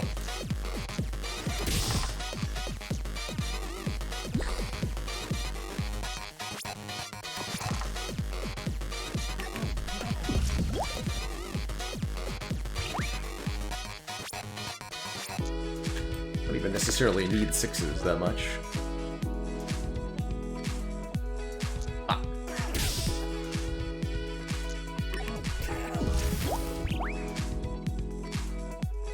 Do 11 damage? No, do 13 damage.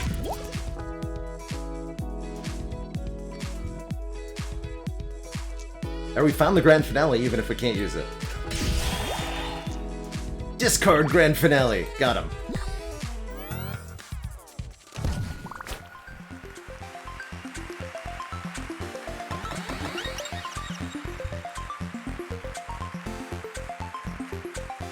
Yoink! Borrow equipment, robot, get random equipment, or destroy a card. Let's go with destroy a card here. Neither of these feel like they help a whole lot. And I want to get rid of the last bop. Bop destroyed. Booped the bop.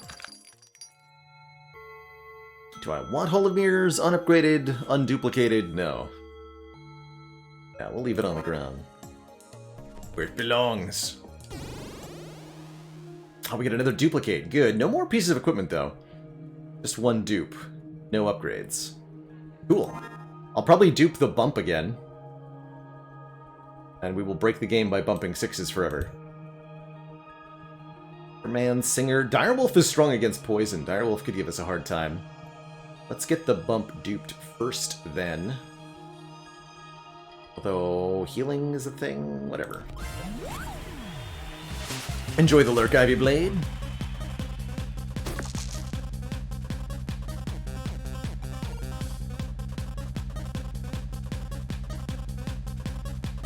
I'm gonna discard these claws for now.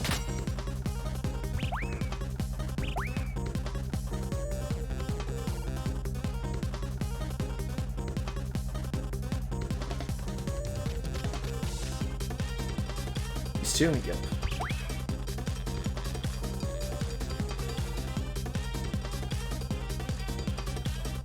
Alright, we'll apply some poison.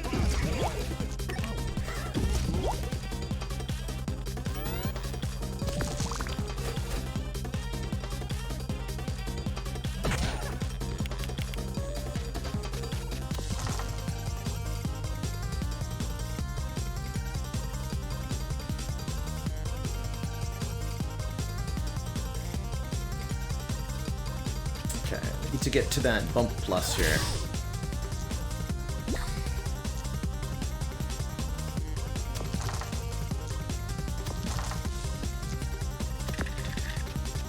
Then we use the detonator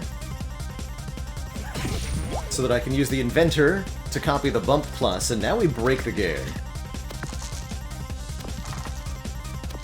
Thanks for all the dice.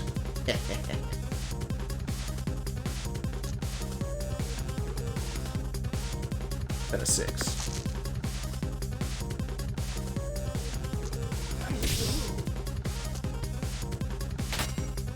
Juggling balls coming up will let me reroll these into higher numbers.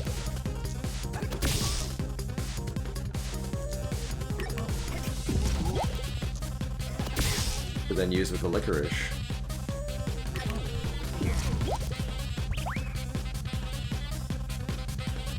Discard Claw. So the grand finale is a countdown card. It'll keep any progress you've applied to it on future turns.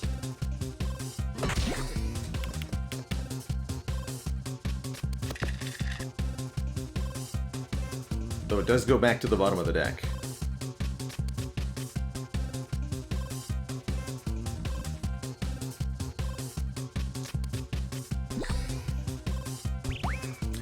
Discard the claws. Discard the thingies. Discard juggling balls and discard licorice. Why don't I use the juggling ball instead here?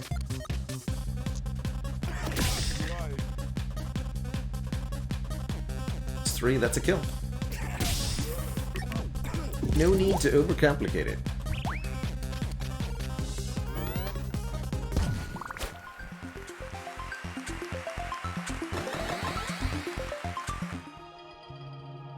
Good. Okay, we got through the first fight with very little damage taken. That's a good sign.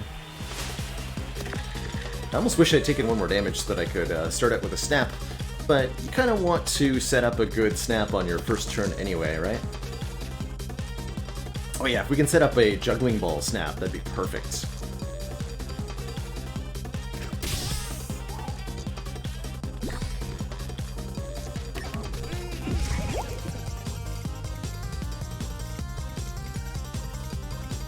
Let me get rid of this.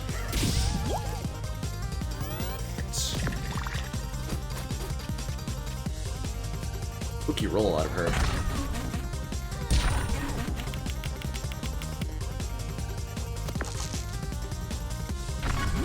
Oh no! And the thing that I wanted to do with them no longer applies because they both got weakened and they no longer generate a new dice. How unfortunate. Oh well. I still snap them. That's funny. Snap the sweets! Snap the boot!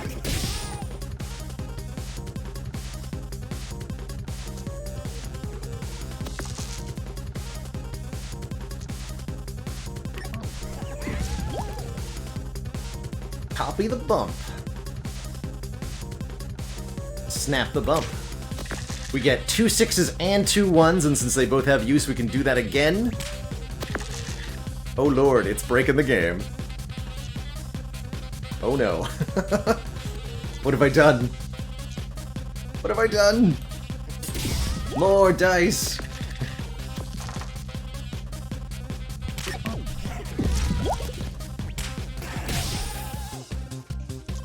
It's here! Grand finale!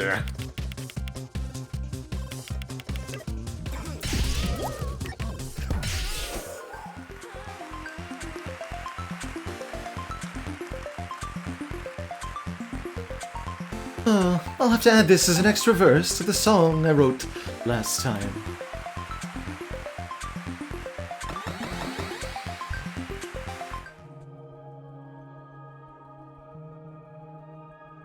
Yeah. Hey Jabez, we unlocked the Jester by facing him in combat multiple times. As you progress through the story, you'll encounter this character over and over again, and he'll become a playable character after you do the thing enough times, basically. That's the slightly spoiler-free answer. No, it's not too complicated.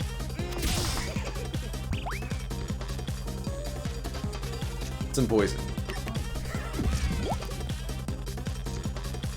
I actually want this to be a 2. Figure.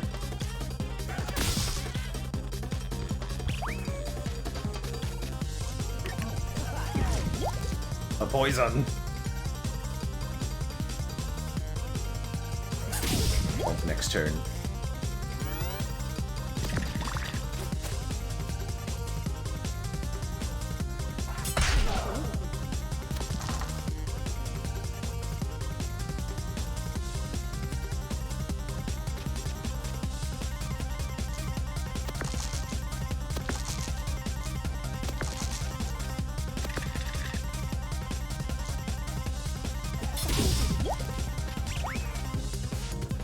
Dupe the dupe.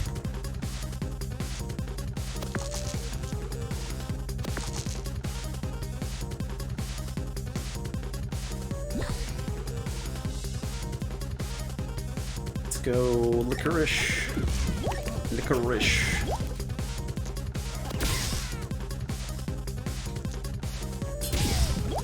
Licorice. Detonator.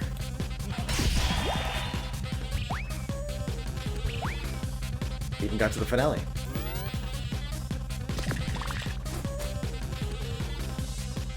And skeleton hurt hard though. Ouch.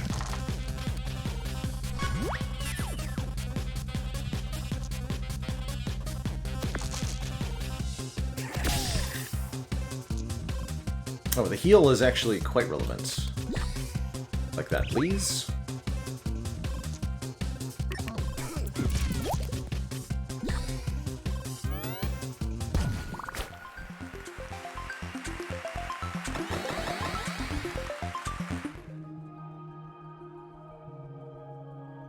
That might be one of those many words where different regions pronounce them a little differently.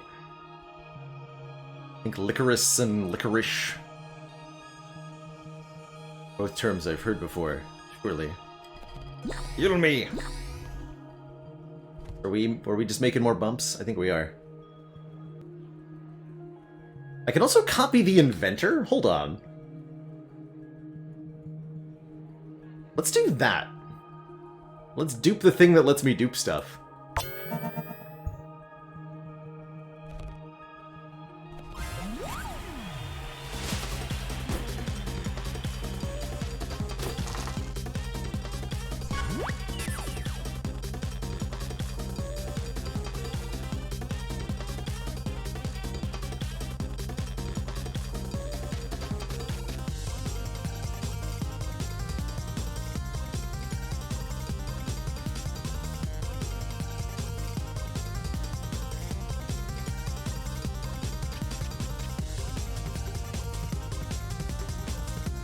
So, Claw is up next, as is Inventor.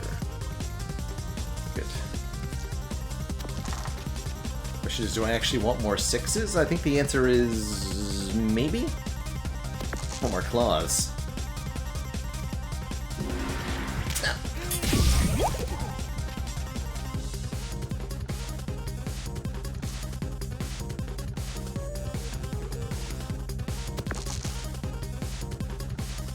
Sweets and a bop to get rid of. Wait, what happens if... I have to know.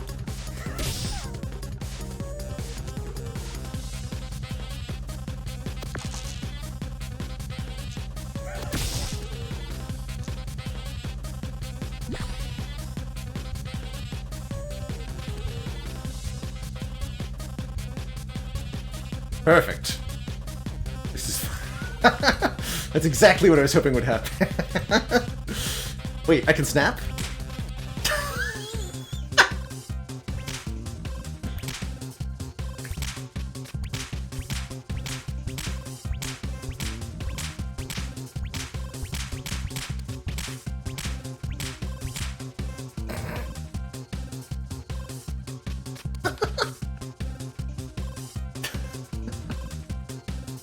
That's great. Thank you, game.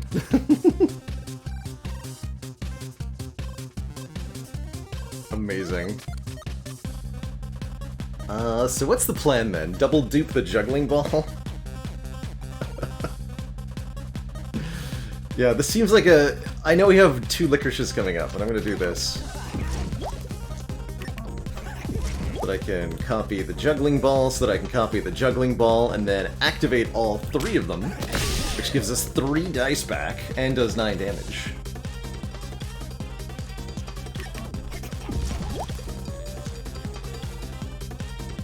Snap boop. Either triple boop snap or 2 individual snaps. The double individual snaps. Yeah. Oh, what's that? We got a grand finale? Heck yeah, we did. Get him. Resistant to poison? Too bad. Won't save ya.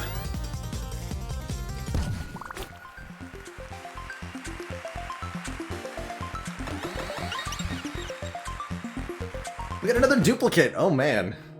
Now we have a pair of dupes. Not resistant to dying, that's right. Our enemy's one weakness. Death. Aoife's back. Block Lady. I don't imagine poison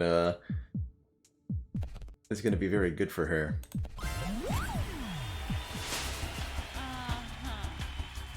More fighting? I couldn't, I'm stuffed. Okay, just one more. Discard the boops.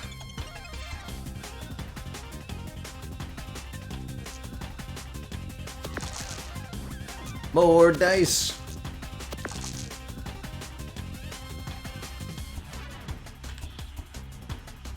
So what am I looking to copy here? She's a shield lady and it goes through her shield, but she also does damage based on how much block she has, so I don't want to let her accumulate anything. Got claws and stuff, though. We can do damage.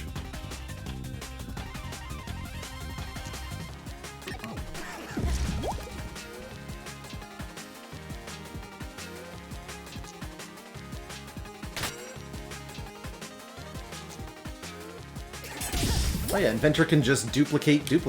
Of course. Why didn't I think of that?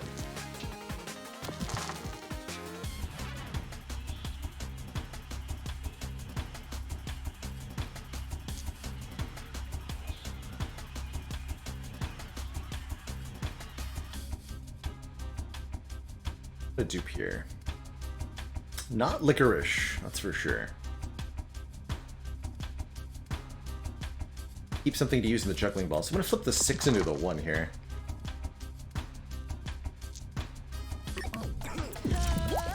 Just keep this for next turn. Yeah, that feels righteous.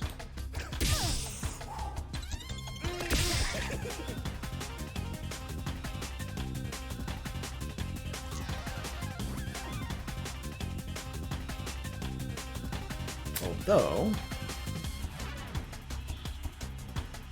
actually a pretty good detonation duplication.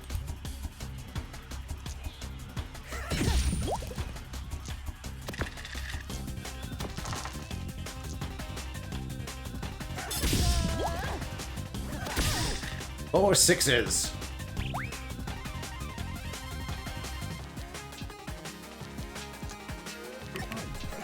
Here, have another 9 damage. I guess I'll count down the finale. Just a little bit. Alright, lady, your turn.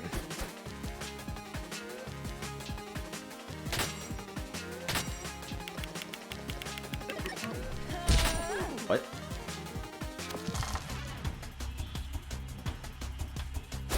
That was a really inefficient use of your dice, lady. She blocked for... with 2 2s? Didn't use the broadsword and then bashed for 4? That was definitely just blatantly inefficient on her part. Interesting.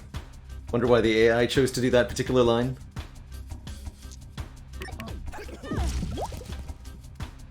Oop, I actually meant to keep that for the juggling ball. That's fine. I have bump.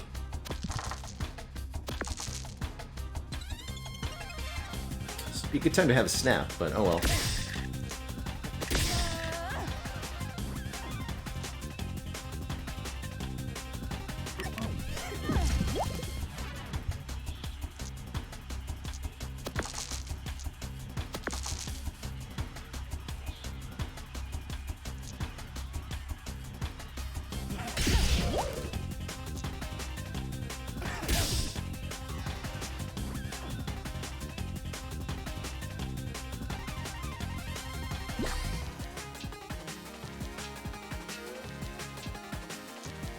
OnePlus is next. I can copy the spatula and flip twice, I guess. It's the only reasonable choice. Or I could have discarded them, that would have worked too.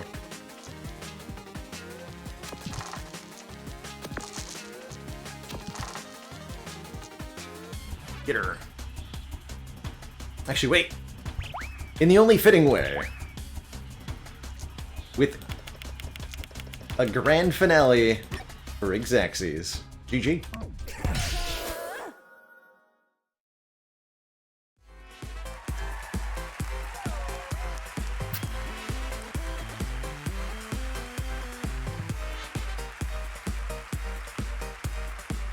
Hey! It's you! Hey! It's so good to see you! I'm just filling in here, but I meant to tell you that I'm gonna spin the wheel! And then when you lose, I meant to say, better luck next time, I think. Okay, here we go. Spin the wheel. Spin the wheel. Better luck next time. He's doing such a good job. What a cutie. GG. The Jester's journey is complete. Oh, and we get the challenge complete for defeating a boss with full HP. We completely dumpstered our opponent there. And the challenge complete for using a finale. We learned about the Keymaster. Favorite foods, artichoke, pomegranates, coconuts. Basically anything that's hard to get into. Karaoke go-to, locked out of heaven. 6 things he couldn't live without. His ball pack, decoder pick, half to diamond pick, hook pick, rake pick, engine wrench. Enter the dungeon because where are you going to find better locks to unpick than a real live dungeon? Good answer. Where else, right? For beating a boss with full health, we learn about the Dryad. Childhood pet was 100 passing squirrels. Likes trees, things that dislikes, things that aren't trees. Entered the dungeons because she knew only the branches and leaves of the trees, but wanted to come underground to see their roots. That makes sense.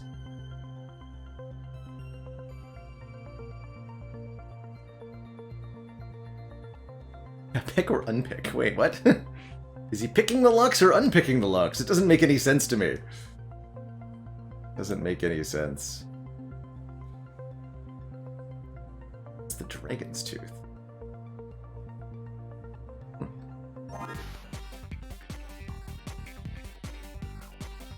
Shaman.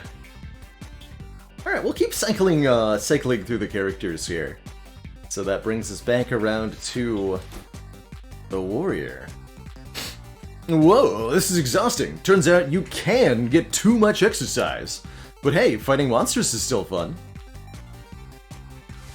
Episode 3 of The Warrior, Worse Than a Curse. You seem pretty tough. Do you really need all that health? We start with a Venus Flytrap, which heals us when we roll a 6. But instead of gaining max HP, we lose max HP when we level up. Yikes. It's gonna be spicy. Alright, that's gonna be what we dive on into next, but before I do that, I am gonna take our first break of the day. Been about 2 hours of broadcast already, I can't believe it. It's such a good time playing Dicey Dungeons with all y'all. So, I will be right back, and when I return, for Dicey Dungeons action. Be right back, everybody.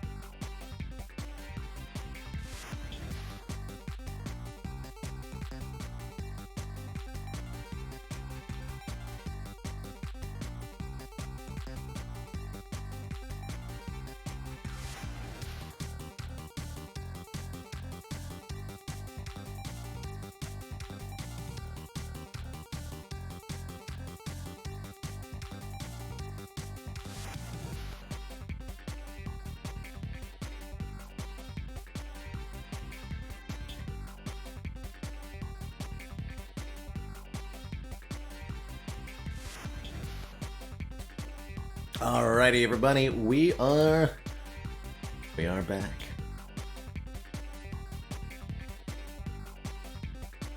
Yeah, Durain YF did take a brief look at Loop Hero.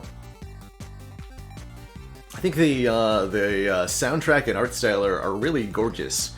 If the retro style is your thing, didn't find the gameplay to my tastes, but I really respect it as a masterfully done retro style game. Let's dive on into episode 3 here.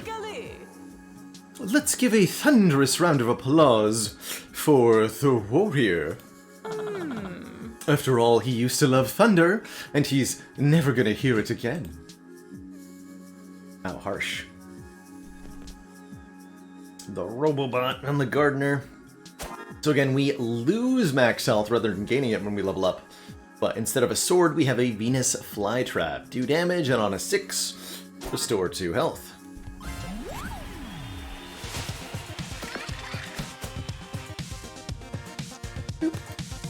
We also have the Warrior ability, which lets us reroll a dice up to 3 times per turn. Warrior is pretty much all about high rolling, getting those 6s. If you roll them naturally, well, it's just a lot easier. Bonk. You get a shovel! Sweet. Does damage, and on a 6 applies Weaken. And all we need is double 6s for maximum damage. Alright, you know what? I'm just gonna take these values.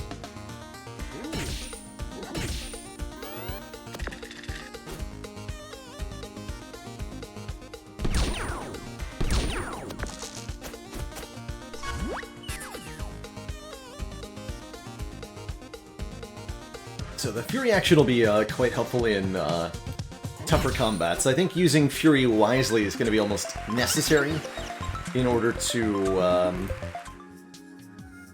properly charge those limit breaks, or to be able to get through combats with low health, rather. And that low health is going to let us charge the limit break more quickly, I think, since the damage amount that you need to take to charge it is based on your level. If I remember anything about anything.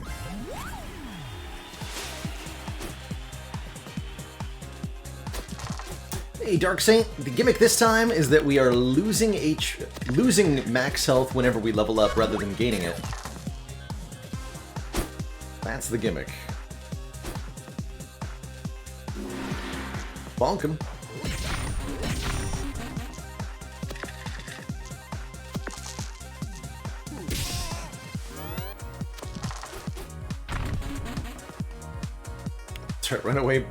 Runaway minus has no effect.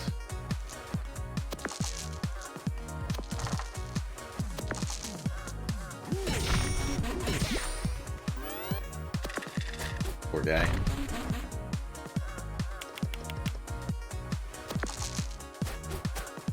The bunketing.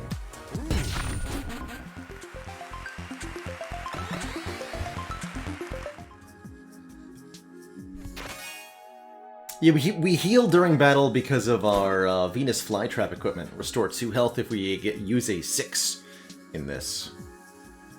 We also now have Bump to make it much easier to get 6s. So that we can activate our bonus effects a little bit more consistently. Case in point, we can bump this 5 into a 6.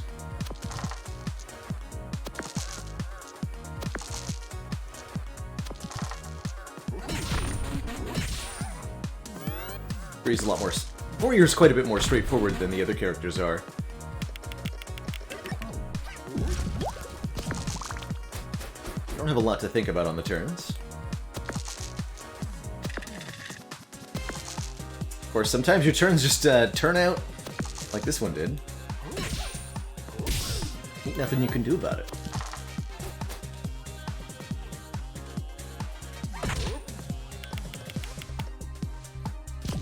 It's okay, I was just trying to charge my Fury, no problem. No problem.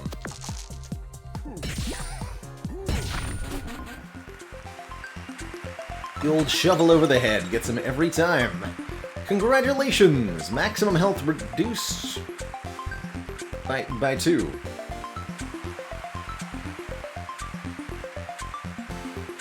Spike shield is damage or shield, depending on what you roll. Iron shield is just shield. I'm pretty happy with just shield, thanks. We'll lose the bump for the moment. 3 dice, 3 pieces of equipment. Nightstick. Shock the enemy, reusable. That's kind of cool. A shield or a healing crystal. Let us recover some health. It's you again. We just got some new stock in. I hope there's something we can tempt you with. Says Yolanda.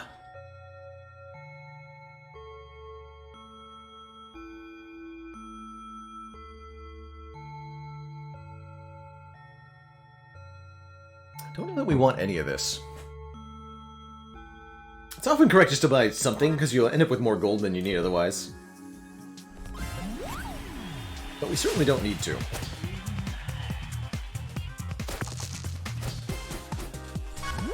Weak to shock. So he is.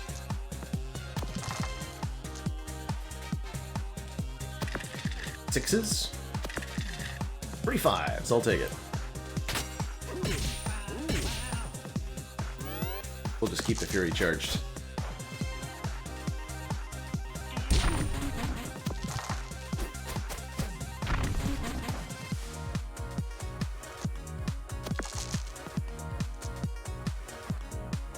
Restore 2 health, but what's the point?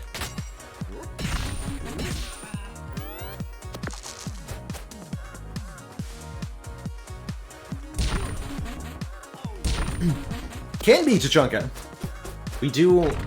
Losing out on max HP is rough. We still do gain additional dice as we level up, so there is some incentive to do it, though.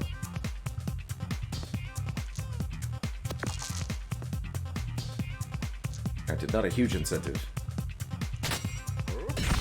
Shield do stay, yes! Shield gets to hang around between turns, which is very excellent. Unlike Slay the Spire, where that block falls off every turn.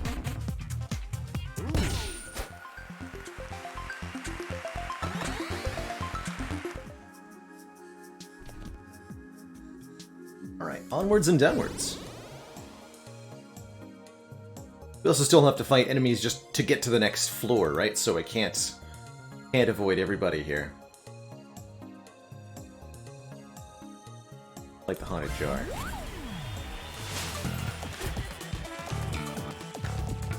The jar poisons us, and that can get out of control real fast. Our shield is of no use here. I probably should have swapped that out. It's okay. Would definitely be better to have bump right now.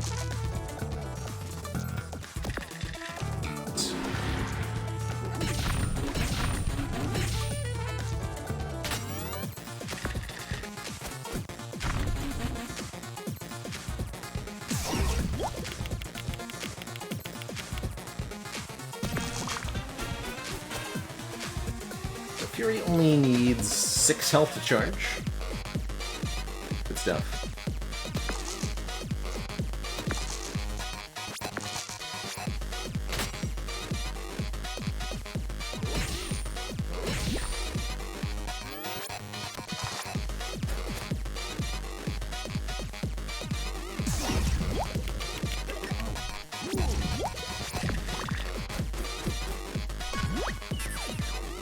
Fury is ready.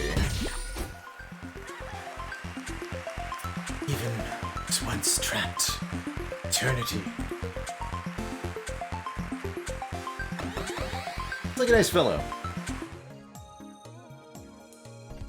No mods right now, Philo-Blast, but once we complete this playthrough, I might check out some of the content mods on the Steam Workshop and see what's there. What's in the store? Oh, broadsword. It's just better than a regular sword.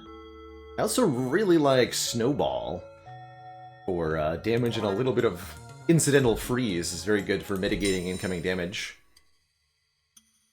The upgrades.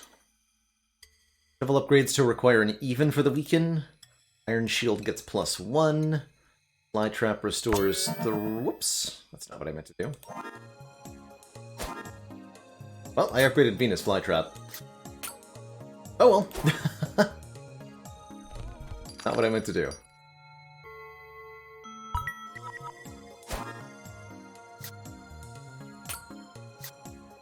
Guess we'll use Venus Flytrap plus Snowball on the shield now.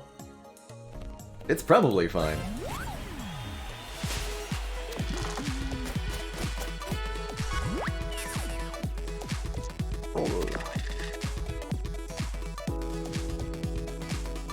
So we could bump the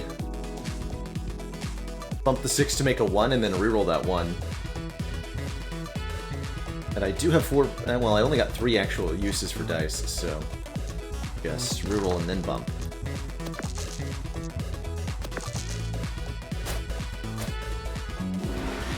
It only takes 6 to charge the Furious, so...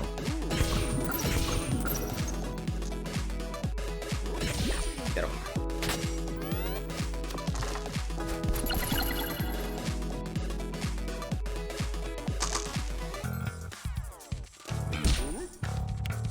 Nice try.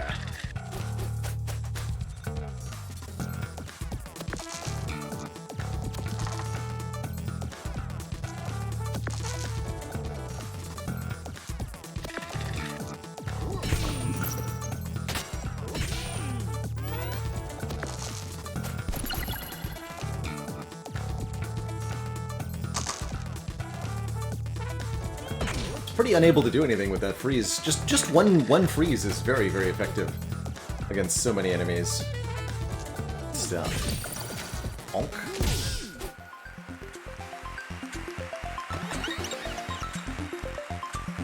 Maximum health reduced by 2 again, but we do get the extra dice. Hooray!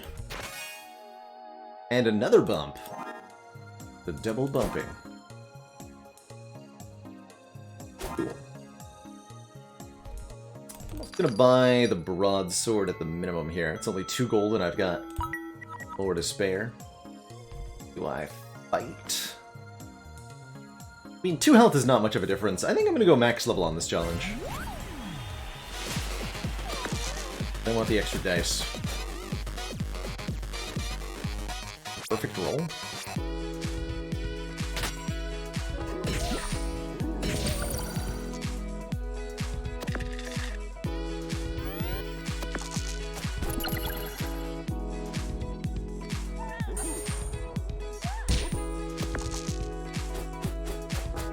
Maybe swap out the iron shield for the broadsword.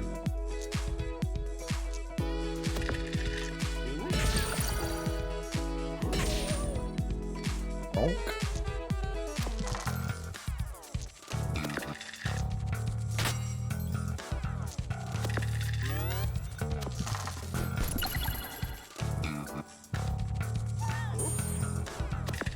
Breeze gets there again.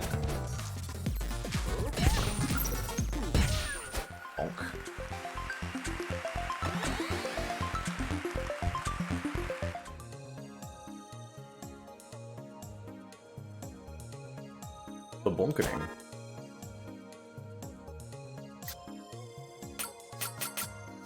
Alright, let's swap out the shield. I might regret that, but it seems like we're mitigating incoming damage a lot with the, thingamajiggy. Super Wizard! Oh yeah, that's a thing. Super enemies. Oh man, Super Wizard is super spooky. Super Wizard has 2 dice from the get-go, and with his particular range of equipment, that is very yikes.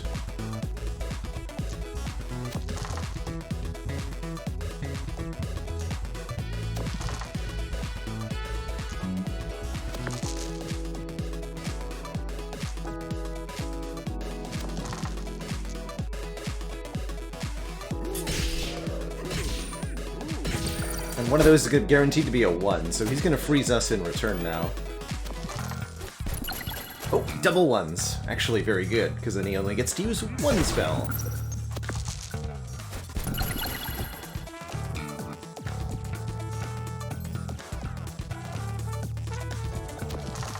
Oh, different number, please. Thank you. That's the one I wanted. How'd you know?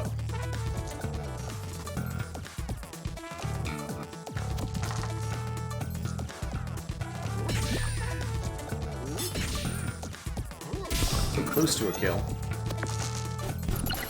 Again with the double ones, though. Easy peasy.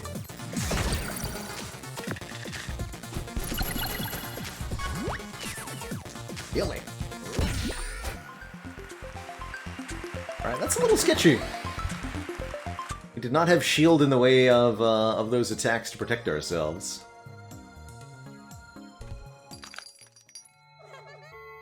Broadsword for whip.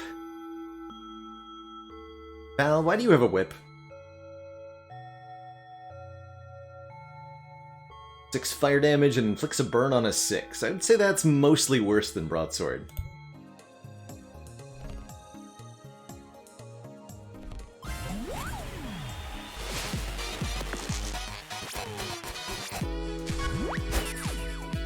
Okay, Aurora's quite weak to freeze, so we'll Fury the Snowball here.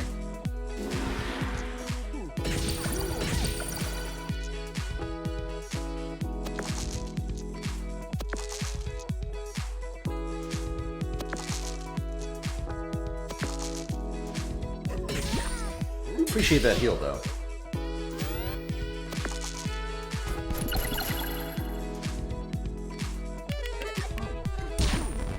Yeah, it's 2 damage, but only sometimes, indeed.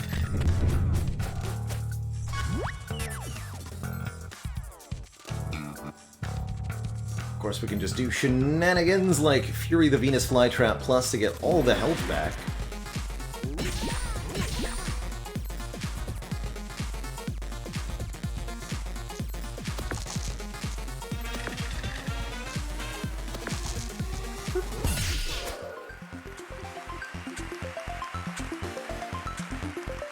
Was it cold when you entered the dungeons? Was there hail? Are there snowstorms still looking for me?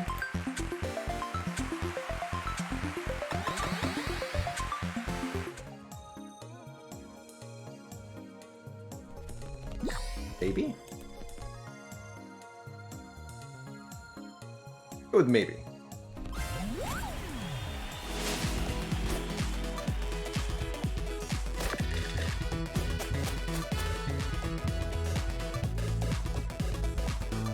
Hey, Jake Treester.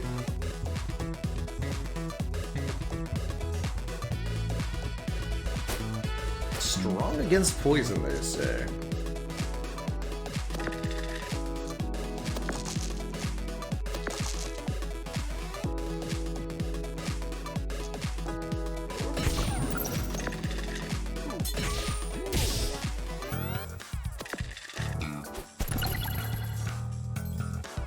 Uh-oh.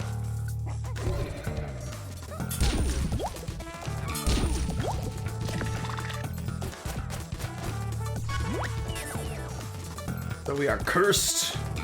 All of our equipment has a 50% chance to fail. And then the curse disappears once it actually happens.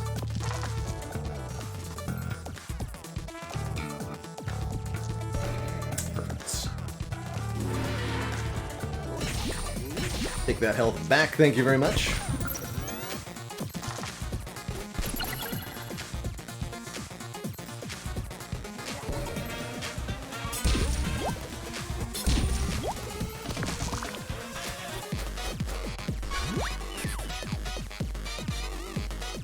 Wow. Basically just use the limit break every turn. It's fine.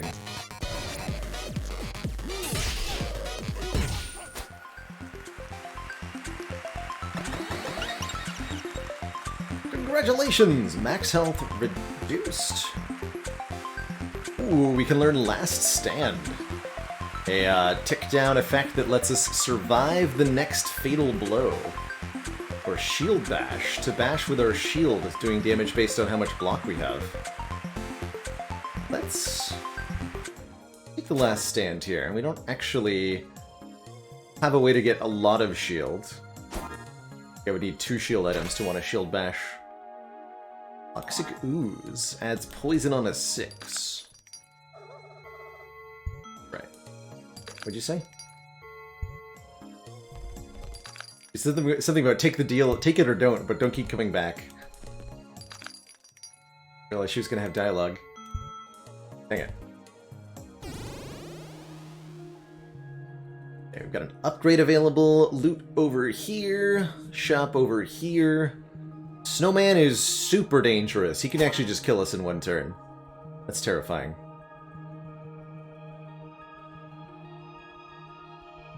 Extremely terrifying.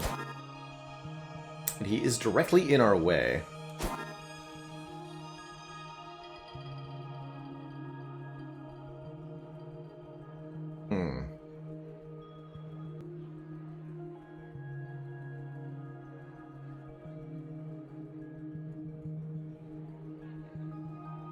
I want to use Snowball on him, but I don't have a better alternative.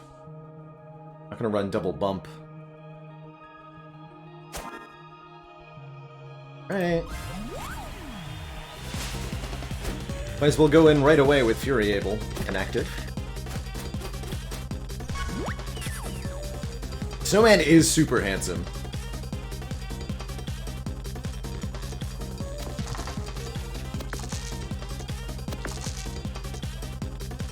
Almost excessively so. That'll freeze one of his dice. And that was more than half his health, so as long as he does 5 damage to us, we're gonna be good here. Yeah, that turned a 4, which he couldn't have used, into a 1, which he then does get to use.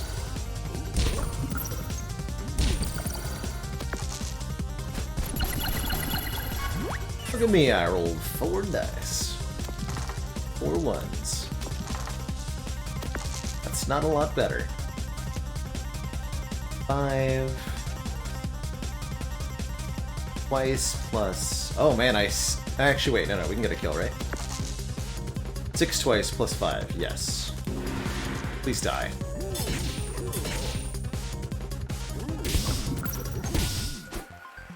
Whew.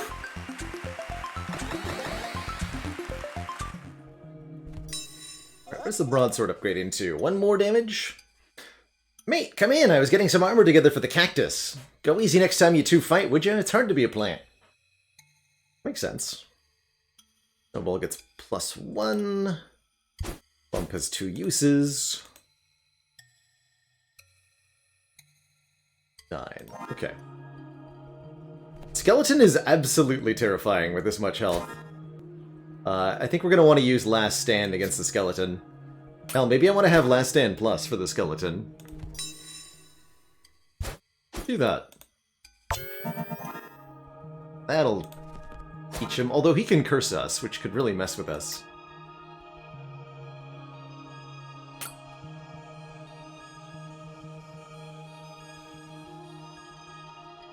But let's try this. Last Stand, Broadsword, Bump.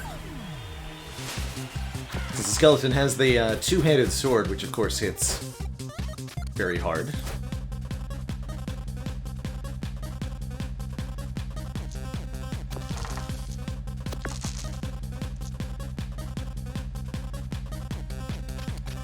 You can only do max of 12 though, so we're safe on 13.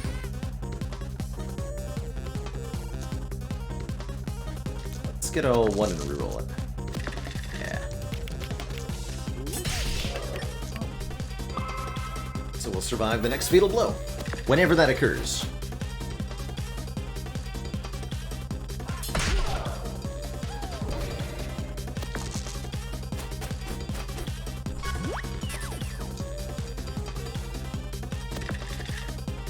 It's true, getting this guy to roll 1s would be solid. Pelargonian. Definitely agree.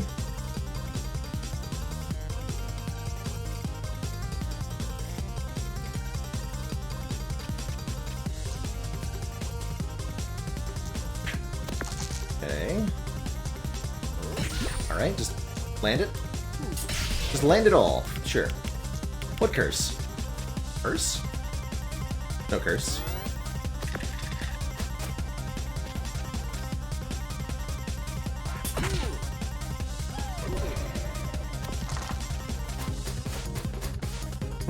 We don't have the low health music. I wonder if that's because of the survive effect that we have.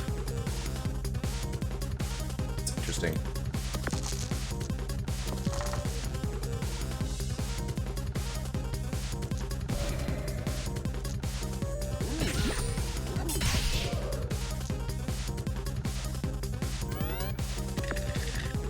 Hit me!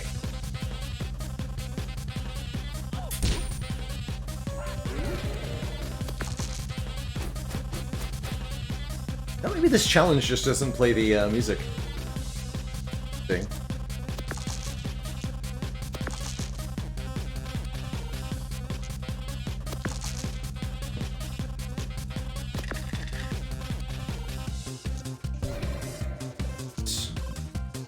Beep.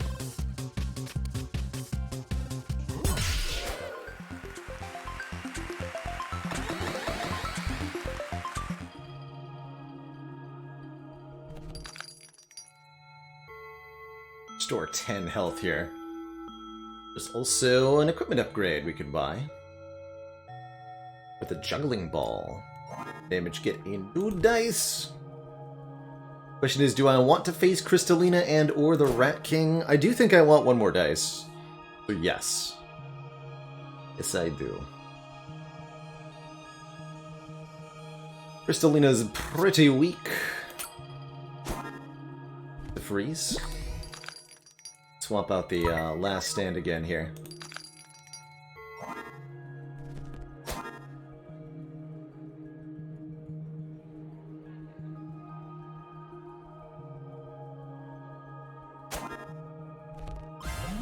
Hopefully this will work.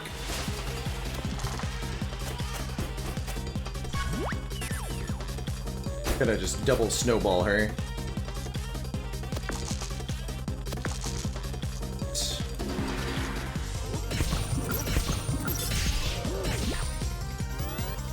Optimal damage. Yeah, good luck, lady.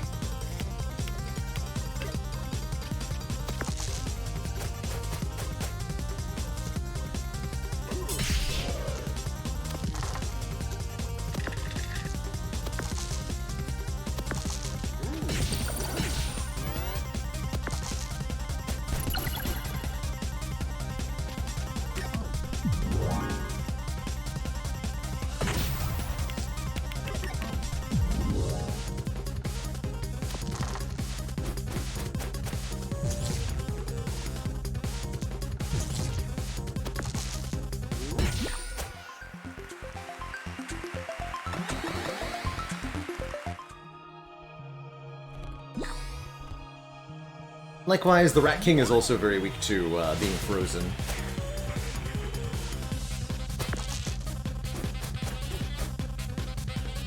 Could give us a hard time. Probably won't.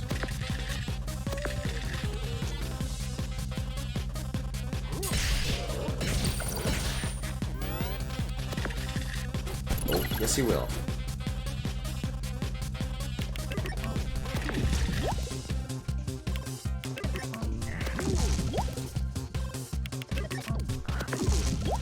Kinda like chain react poison you depending on how well he rolls.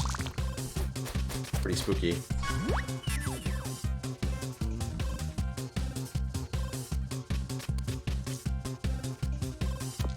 Give me a 5.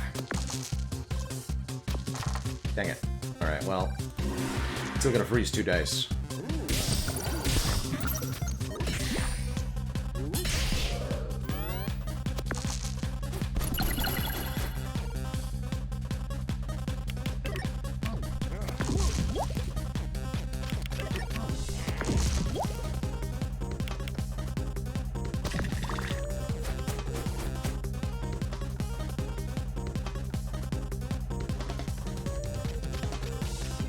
Do a maximum of 6 more poison. Okay, I'm gonna let him hit me one more time. I want the Fury to be charged for our boss fight.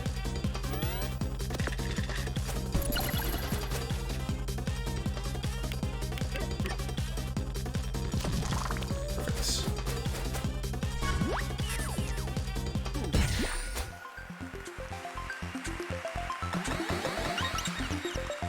Max level!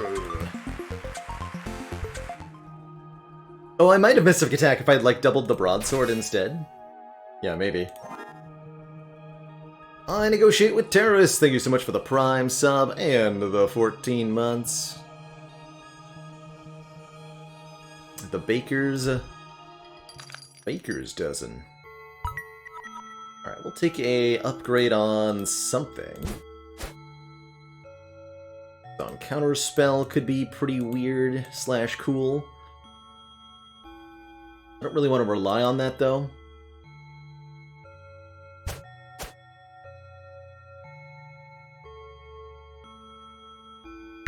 Read the bump.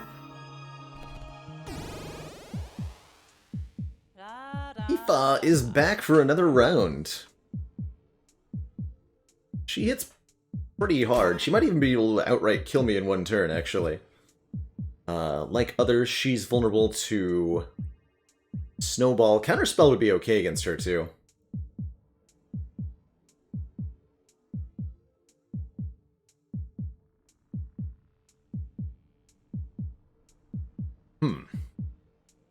This is gonna be a tough fight.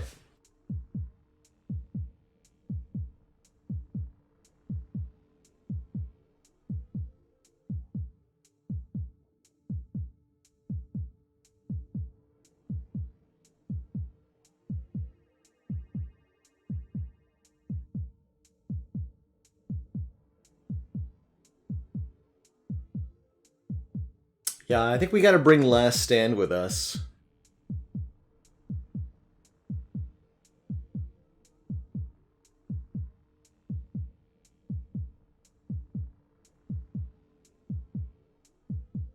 The Fly Trap is not necessarily pointless, because it can get us from 1 hit point to more than 1 hit point, so we can survive. Not sure Snowball Broadsword will be enough damage against an enemy who can block.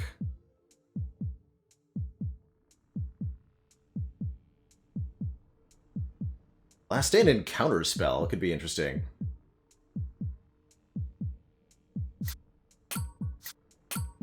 Or we go double bump.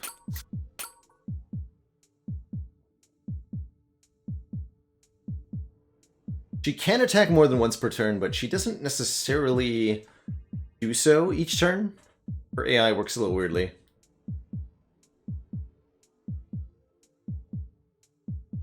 Oh, that's right, yes, her Shield Bash removes block with the... if it's weakened. Let's try this loadout. I don't know if this will work. Oh, another fight?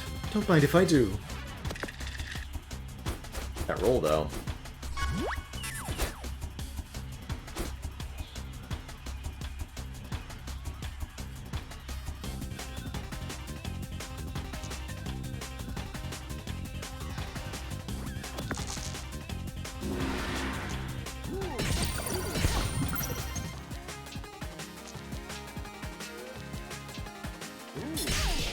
What of her rolls do we want to get locked on? Rolls 5 dice, actually, so Counterspell might be very effective here. Let's lock her 4s. I guess. Alright, what's your turn, lady? Oh, get destroyed.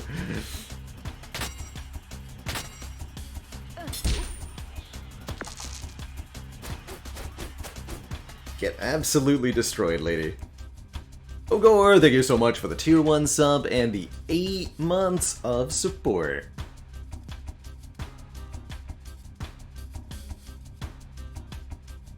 Twitch baby get?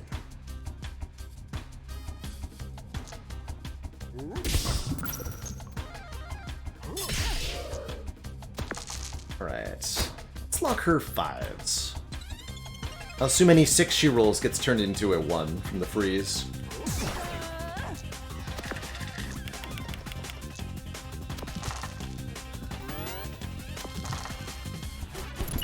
Case in point.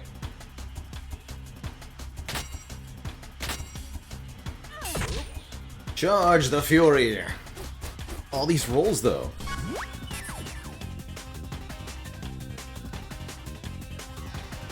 Just keep freezing her, I think, is the smart play here.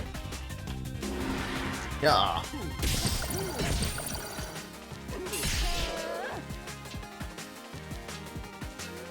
And same deal, lock her 5s.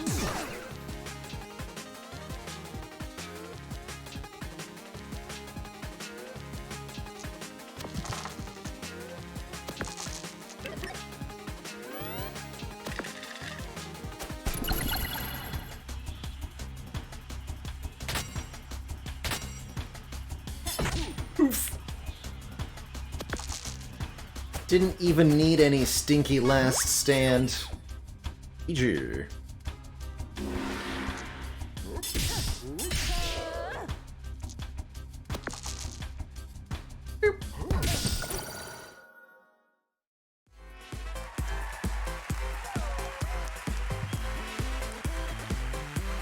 Ah! Hello again! That was great! Anyway, I got it wrong last time, and I'm supposed to meant to tell you to spin the wheel. And also tell you that it's definitely possible that you might win, and that it's not rigged at all. Spin the wheel! Spin the wheel! Aww. Okay, now I meant to say, I'm so sorry, not this time, but we're excited to see you soon for more Dicey Dungeons! Oh wow, that's even true! I am excited to see you soon! Aw. Adorbsbubble. GG. And we completed the challenge of any 12 episode, which gets us the cowboy! What's your job, cowboy? Well, I think it's pretty clear that I'm a cowboy. I'm a cat too, but that's more of a hobby. Greatest fear. I do worry that I might meet a cowboy who's a dog. Favorite book? Well, I'm a cat, so I can't read, but I love to sit on a newspaper every now and then. Reason for entering the dungeon? Started as a weekend job between ranches, but I've grown to love it.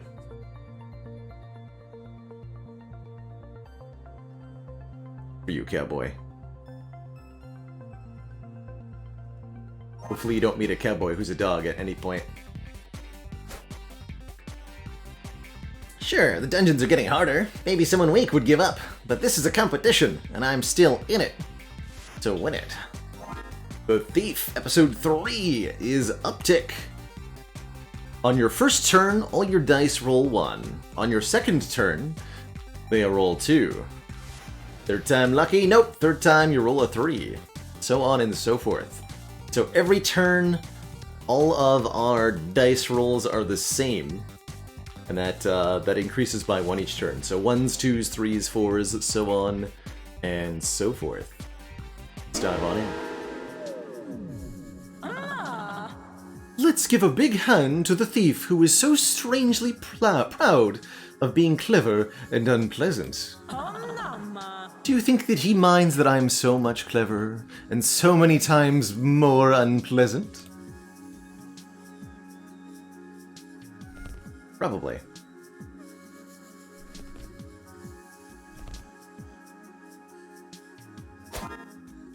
So we've got the good old dagger and lockpick. Lockpick splits a dice in 2, and the dagger deals 3 damage, reusable.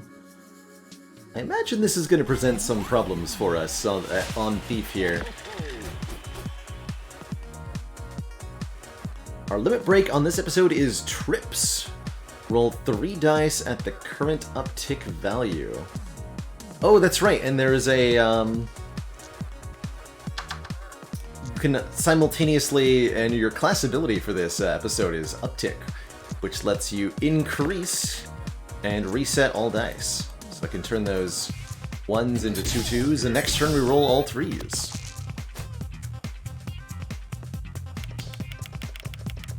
An awfully good roll, Mr. Space Marine. Hit him.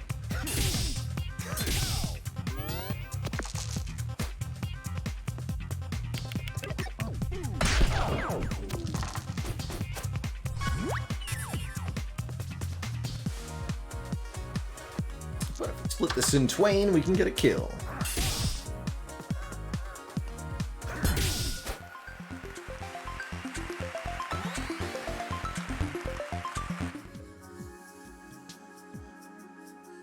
I think just the value of them, Tom.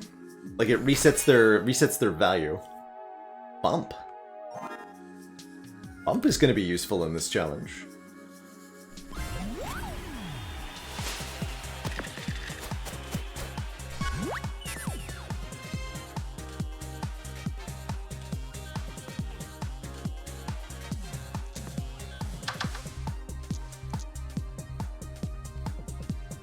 Reset.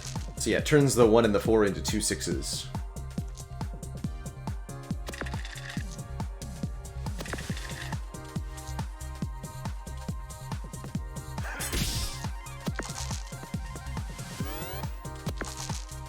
Just did that in the wrong order.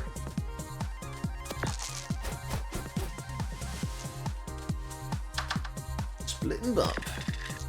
And also just roll 3 more 3s with my trips ability, but we're gonna level up to full health here, so I'm gonna hold on to that for next floor.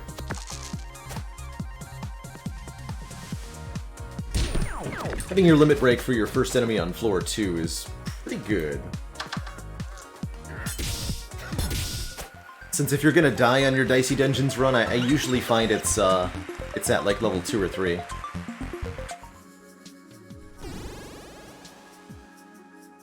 You know, if the baby squid rolls double 6s or something, you could be in a bad time. Alright, Mr. Squidmans. Fight me.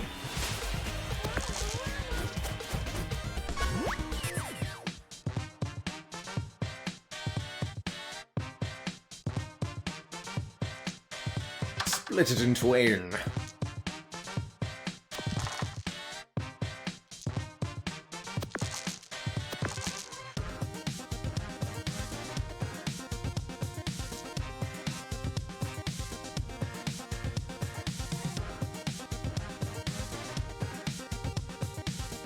Oops, this turn or next turn? Is it this turn?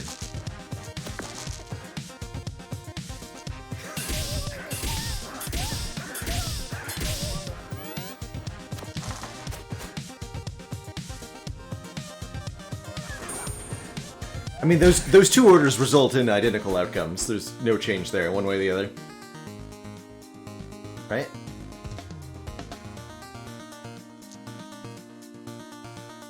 Trips and then uptick versus uptick and then trips. It's the same thing.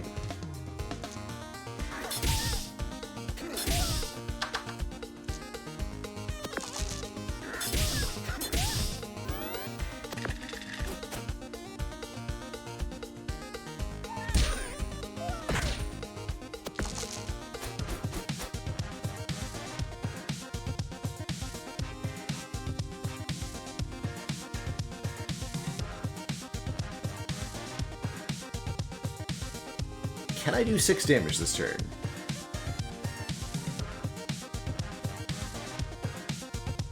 Not sure that I can.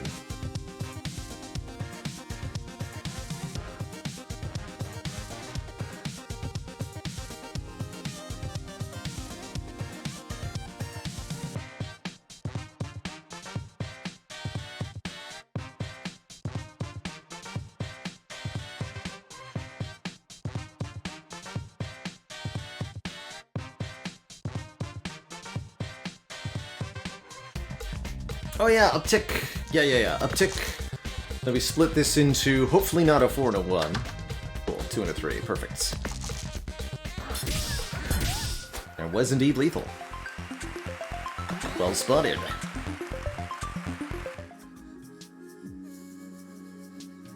Lockpicking a 6 is not necessarily going to give you 2 3s, though. Be clear. It is a random split. Snake Eye Charm, 6 to roll 2 1s. That's really good use of our 6s. Brilliant.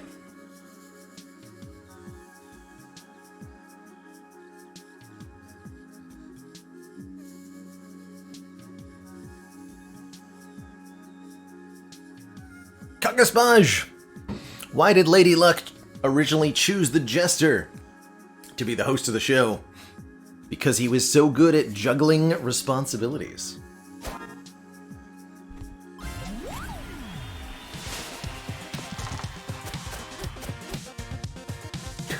For a second there, I was like, whoa, I rolled really well on my first turn with 3 6s. No, that's not how that works. Not how it works.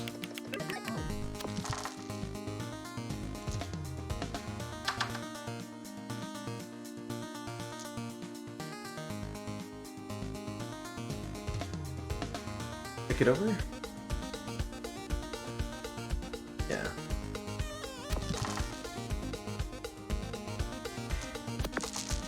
Let's get a bunch of 3s next turn. We'll have our trips ready for massive damage. There's an achievement for doing a certain amount of damage with the, with the dagger.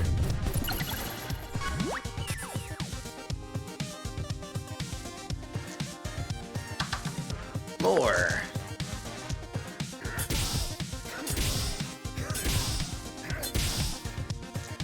Almost.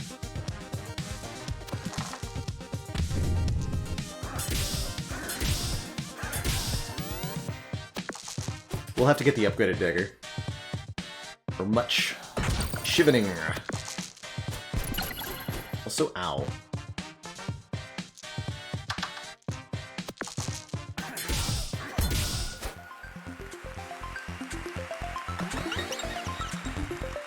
But we win! Kunar needs a 1. Reusable, do 2x damage. Or we can get Hall of Mirrors on this episode. Oh my. Also, very interesting. Let's try Hall of Mirrors. Although I think the kunai is pretty interesting. I want to do the Hall of Mirrors thing.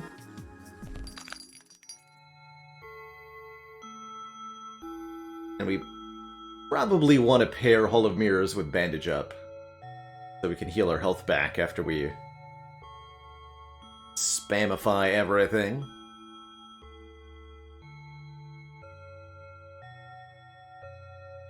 Yeah. 1 bandage, please.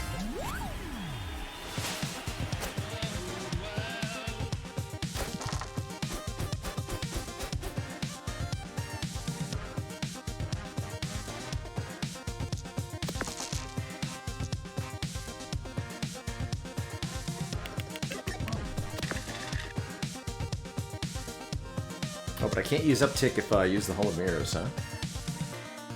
Interesting.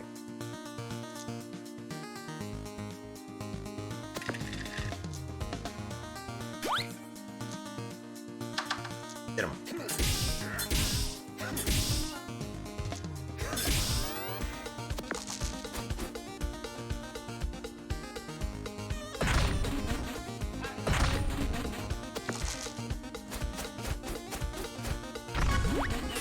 It's 2 6s.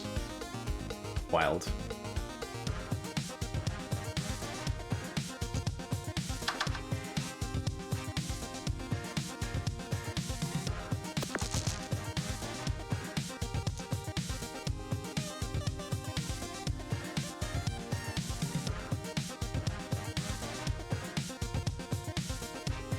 I could just bandage up a bunch. Sure.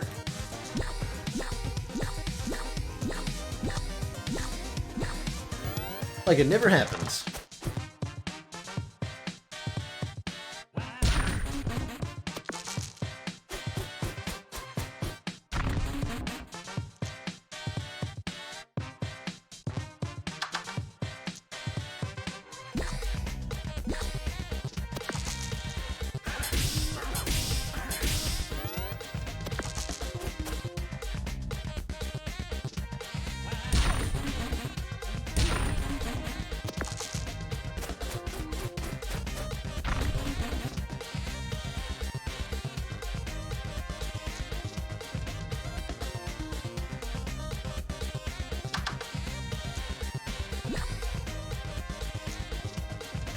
Deal 12.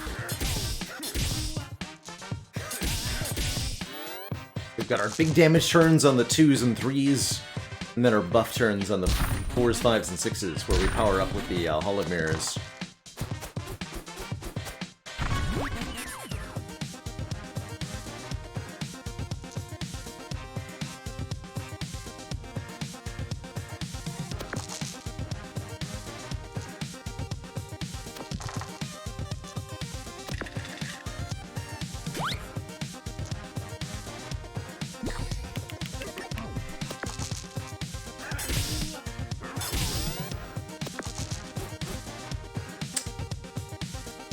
Heal as much as we can on this turn, I guess.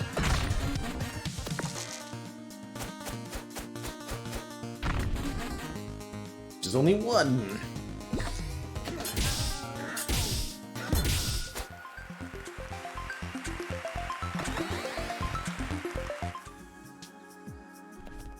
Yeah, splitting a 1 gives you 2 1s.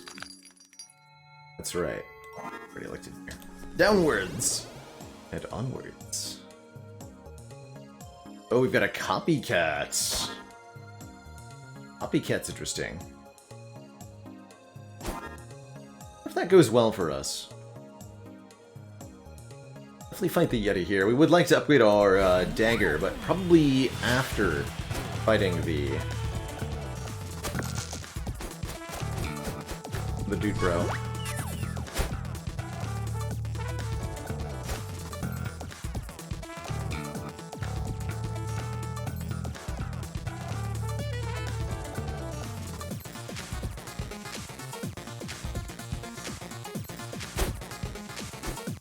Oops, now. I don't want to increase the uptick though, I just want to use all this.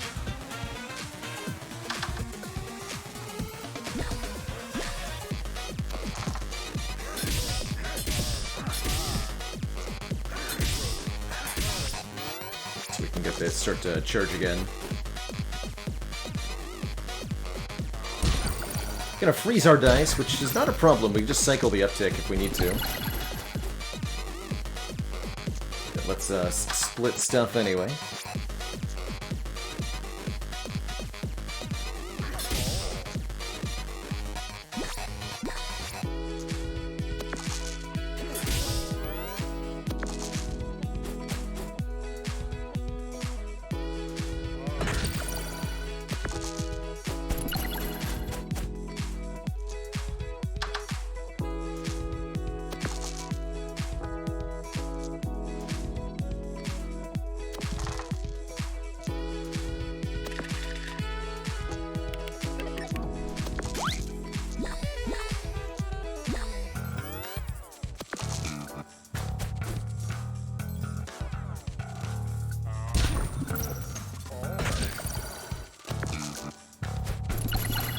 Nice try with the freeze, you fool.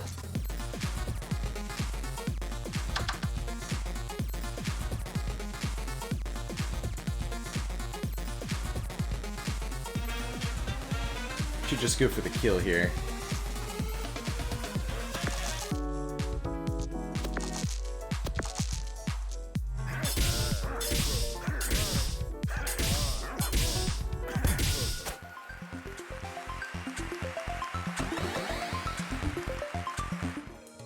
I've been able to heal 1 there. It's all good though.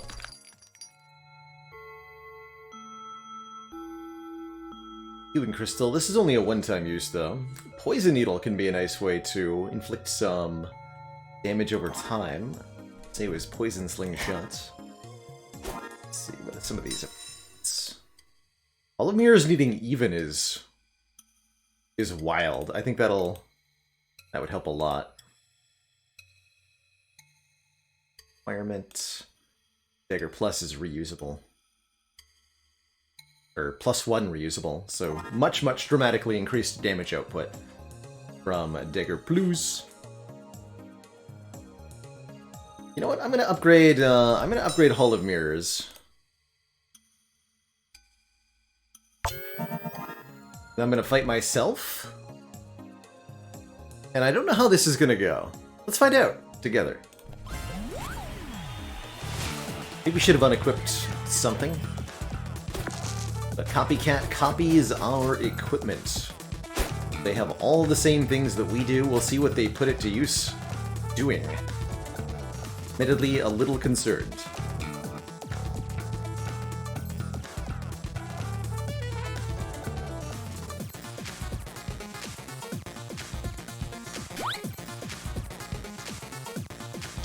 Split it in twain.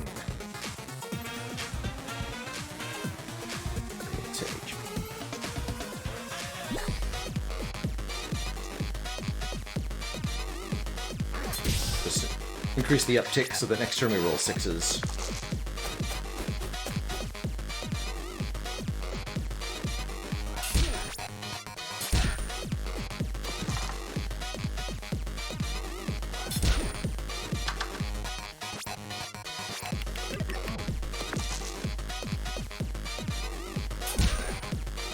Alright, no attempt to use the Hall of Mirrors, that's good.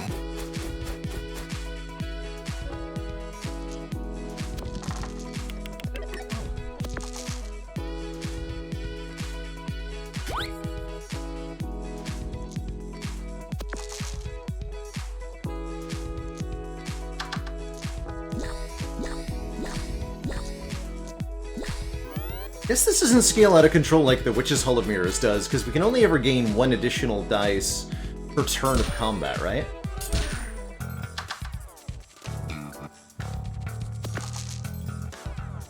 Doesn't seem like such a good thing.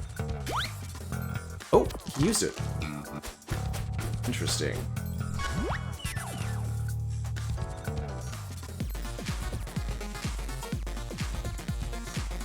We heal it full if we keep making more dice? Probably. Yeah, probably. Have to imagine that we can.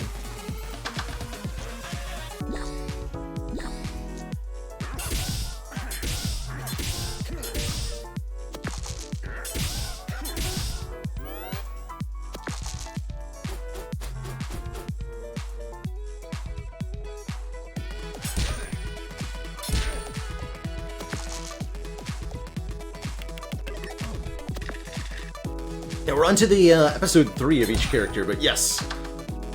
That's the general gist of it.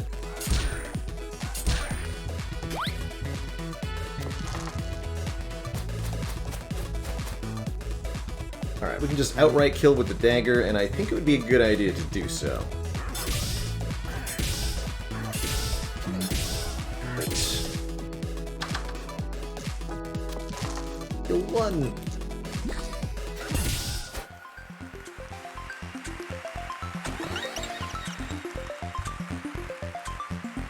One more dice. Yeah, we got the Jester unlocked this morning. Or this early afternoon. We played the first episode with the Jester.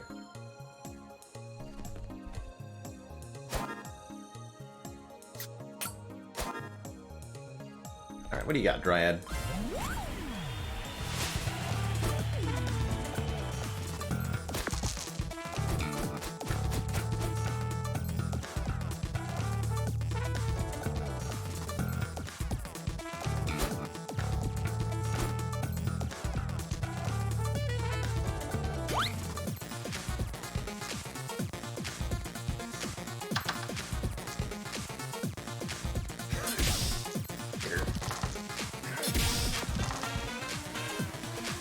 Do I want to roll ones? I like the 6 turns.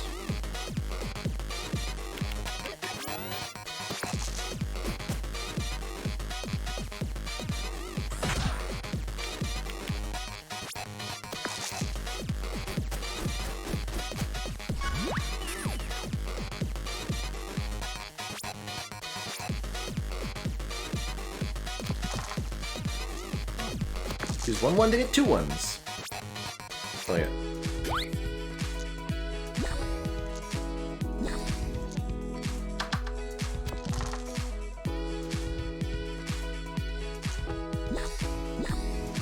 First next turn.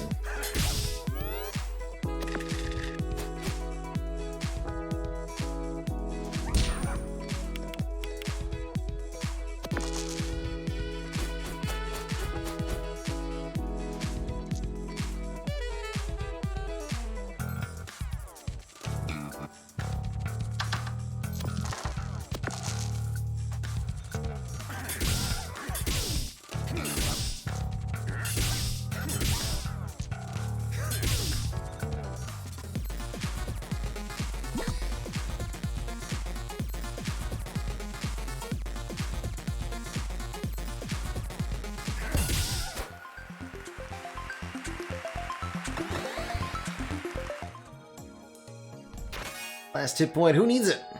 Crowbar? Oh man, reduce the countdown on everything by a lot. That makes me want to buy the poison slingshot now that we've found a crowbar. In fact, I'm going to do that. Add 4 poison for 12, rather than maybe the poison ale, which I might have otherwise taken. with the guaranteed 6s that you can get, a crowbar build seems powerful. Another super wizard. Okay. Got a snowman forced first combat. Scary. Very scary. Don't have much of a to do damage, do we? Let's see how this matchup goes. This guy could outright kill us, potentially. Definitely a little worried.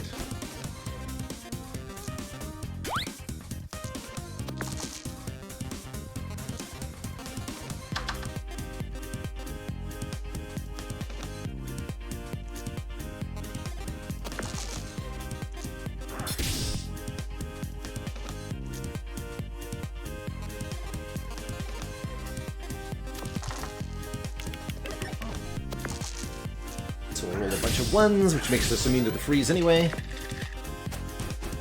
Fortunately, he rolled poorly. Only 2 odd numbers. The freeze does nothing. We have not yet changed into a bear, but our time is coming.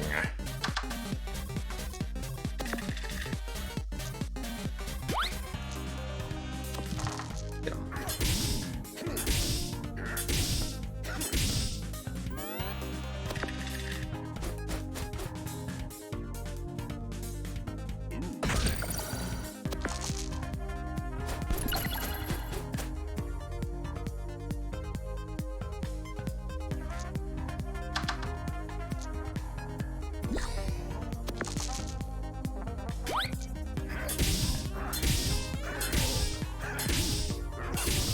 Okay, not bad.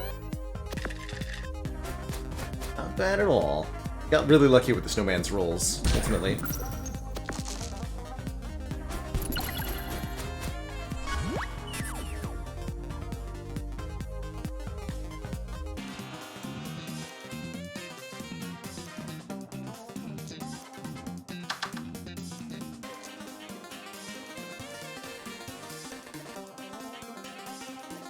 I want to go for the kill here.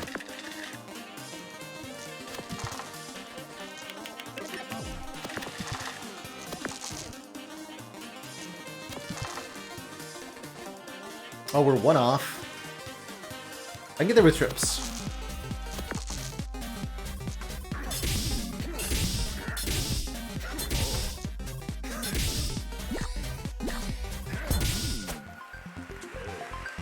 I love a good snowball fight, and that really was pretty good.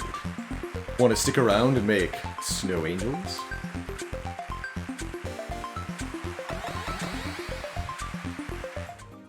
I'm gonna have to say, snow way to that, sir. Got places to be. And super wizards to fight.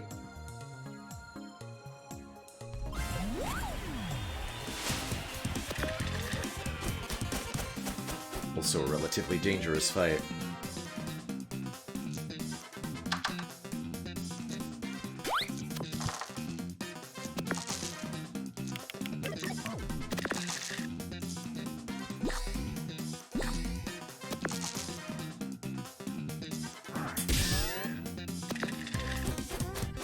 So super enemy gets an additional dice, which is now 2 additional dice. Oh boy. Oh, we are scared. This wizard is rolling 3 dice per turn. Yikes.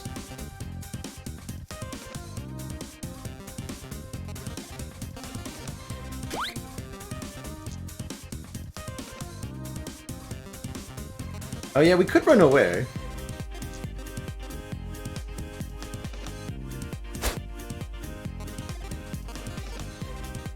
If that's correct.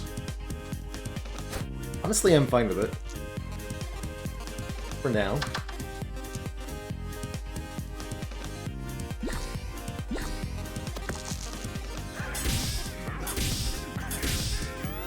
There you go. 1, 2, 3.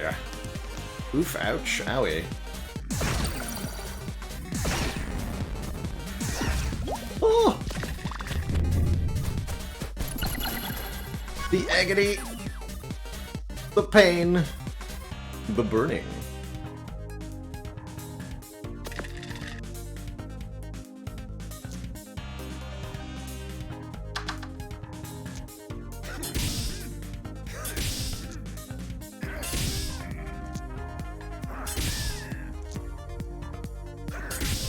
Hey, Cosmic Spy.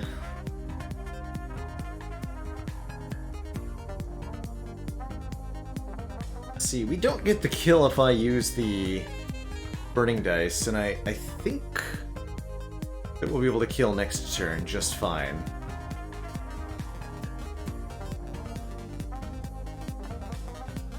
Yeah, we do what, 10 damage here?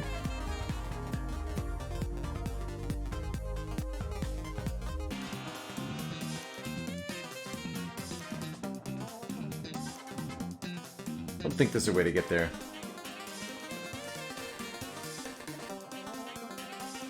So I'll just heal a bunch. Probably heal... I could get another dice, yeah. Seems fine.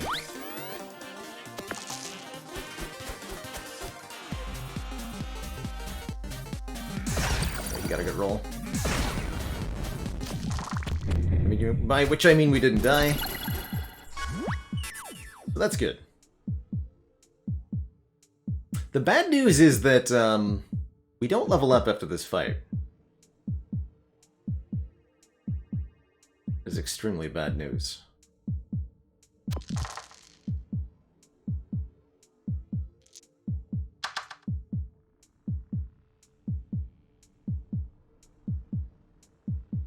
Kind of wrap around.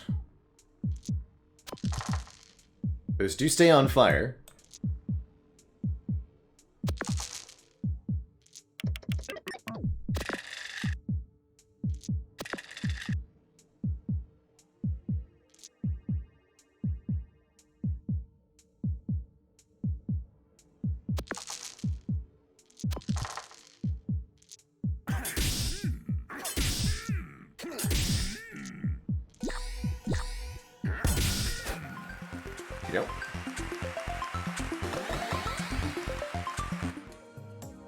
Okay, and Loudbird is our last opponent. Loudbird doesn't do very much damage.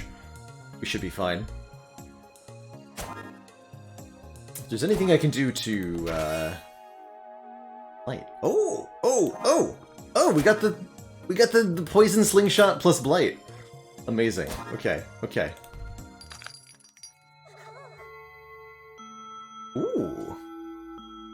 Or we can trade our poison slingshot for her glass cauldron. Freeze a dice. Roll a 1. Sting. You again? Well, I'm not going to offer you anything different this time. Glass Cauldron is very interesting here. Very much so.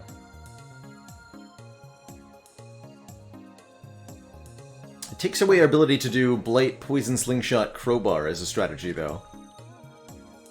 I'm not sure that I like it. Okay, Loudbird with 12 health. This should be manageable. Loudbird really doesn't do very much damage, only like maximum of 6 per turn.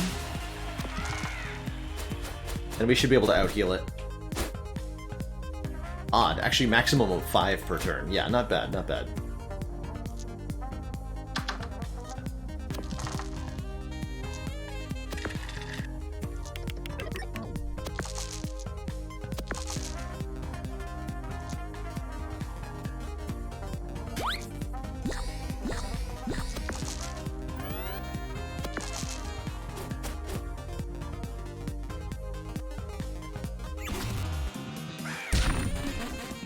Does weaken our stuff, though, which can shut down our healing sometimes.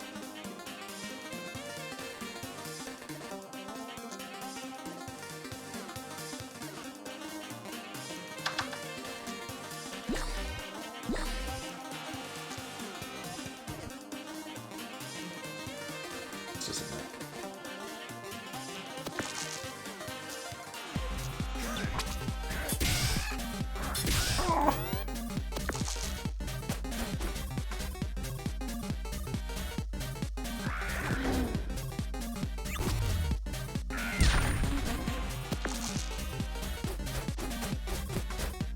We have to use 2 dice to break the silence. If we want to. Not that we need to.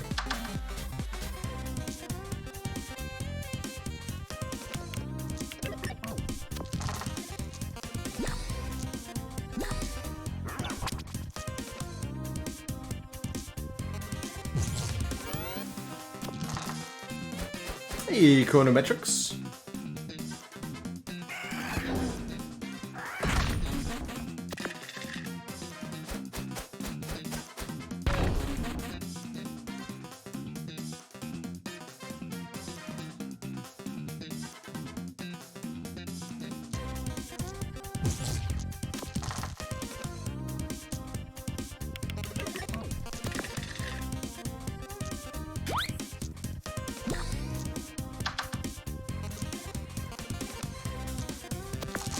Get my 1 health back. Thank you very much.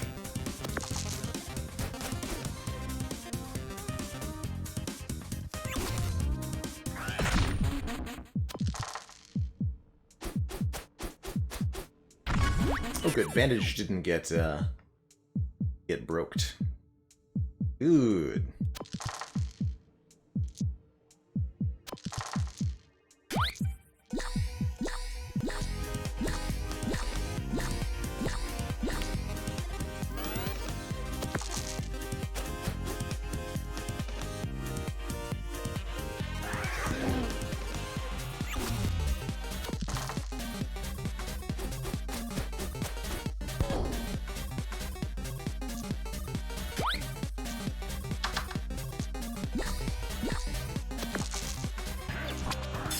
Oops.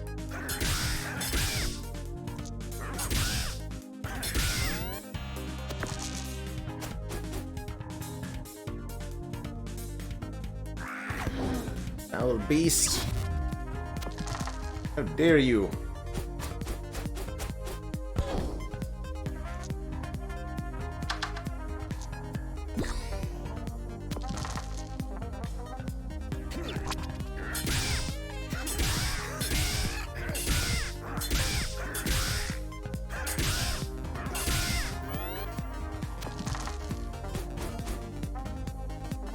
Kind of a war of attrition test the Loudbird is.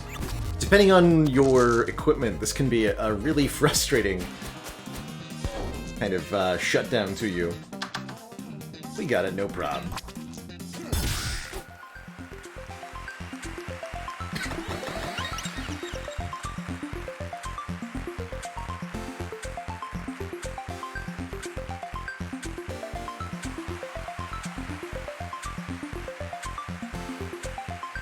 Ooh.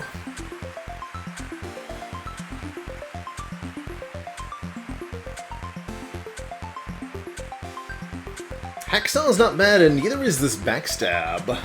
Does damage based on how many times we've used an item this turn. So that backstab can easily be 10 or more damage. Yeah, it's per turn, I imagine. We can also just massively increase our damage output by upgrading the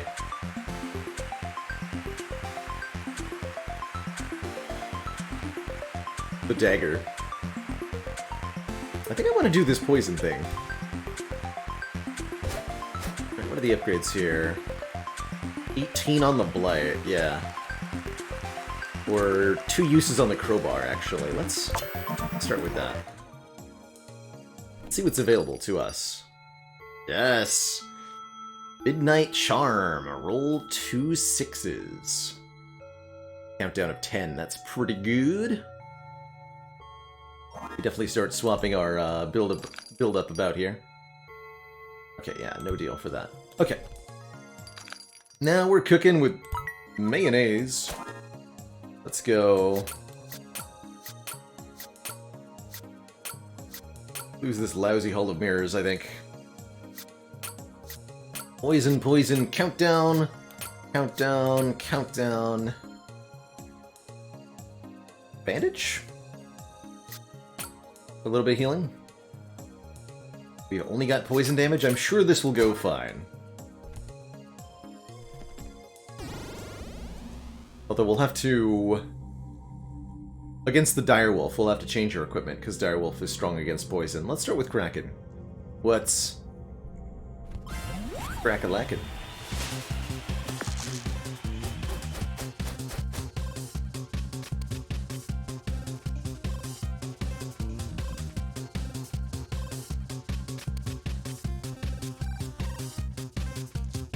Sixes and put a 6 in here. Put a 6 in here.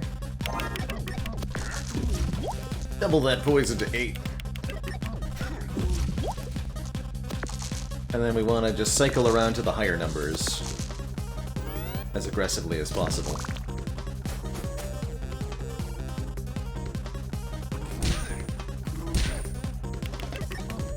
Go ahead, blind me, see if I care. I wonder what these dice are.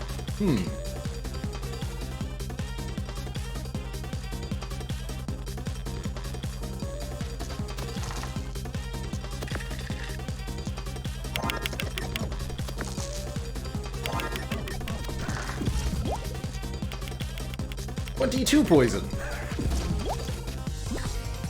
It seems like it's working.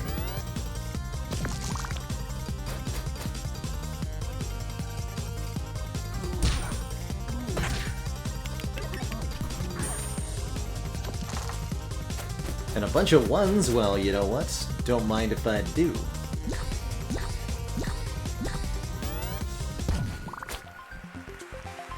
We win! Good for us.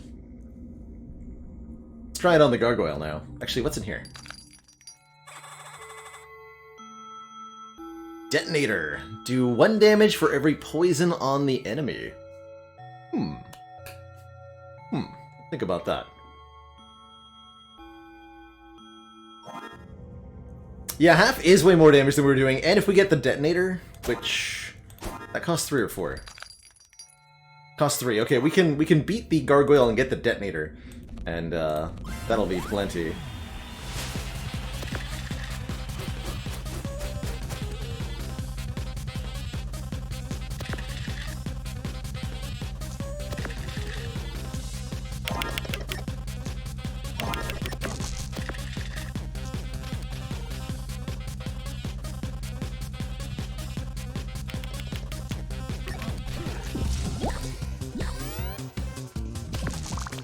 I should order the catalyst and the other thing in a different way.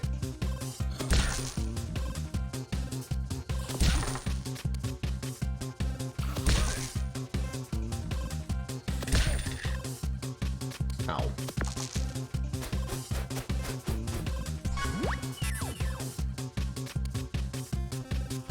What I do is poison slingshot first.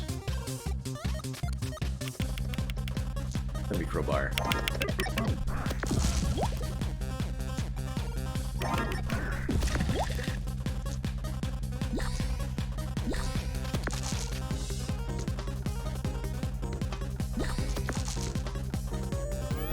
Yeah, I think the idea is that we're detonating the poison.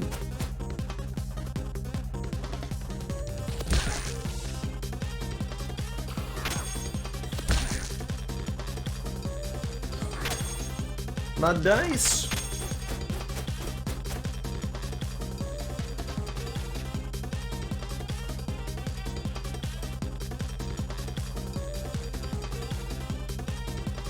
We can get the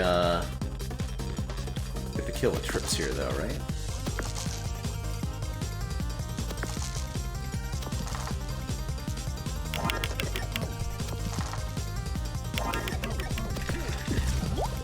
Yeah.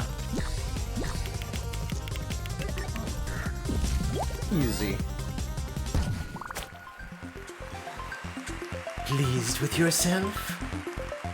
You may win one fight, but the stones of the dungeons will weigh heavy on your soul forever.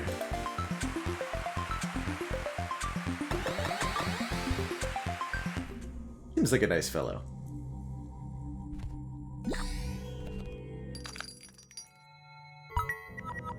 We saw that Detonator Plus is just losing the even requirement, right? Yeah.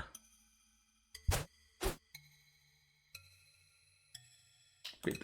Light, Snake Eye Charm loses half the requirement. Midnight Charm loses half the requirement. I think we upgrade the Blight Plus. Upgrade the Blight to Blight Plus, rather.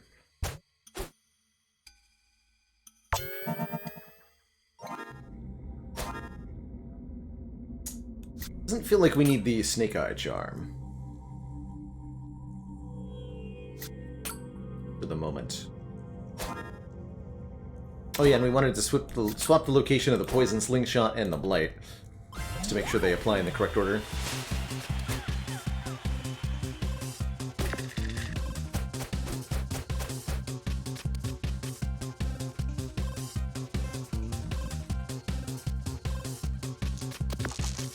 Tough number to start out on, though.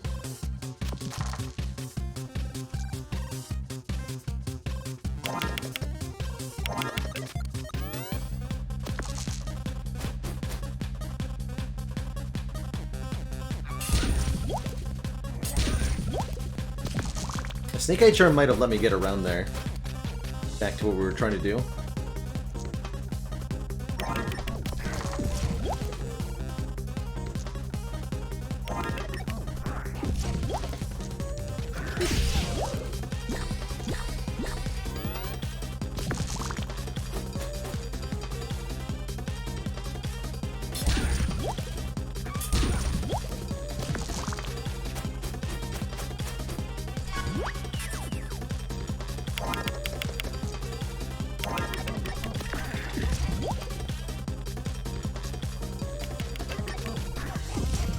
Poison and then detonate.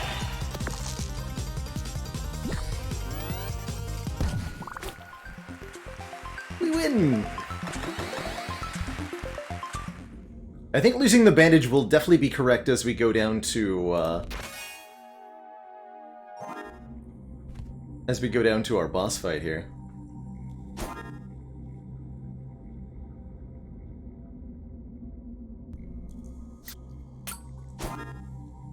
Right.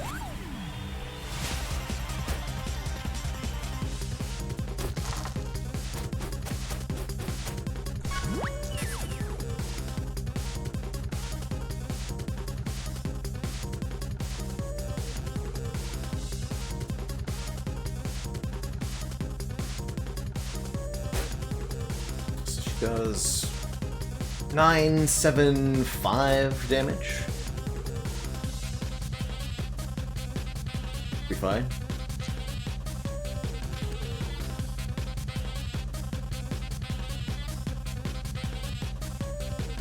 The thing about Hall of Mirrors is, with, you know, given that we're now winning fights in 3 or less turns, the Hall of Mirrors simply does not have the time to pay off. You get 1 extra die, sure, but it costs you the dice, right? So, Hall of Mirrors is not any kind of net gain until 2 turns after you spend the dice. Given the length of combats in Dicey dungeons, that's usually not worth making the trade.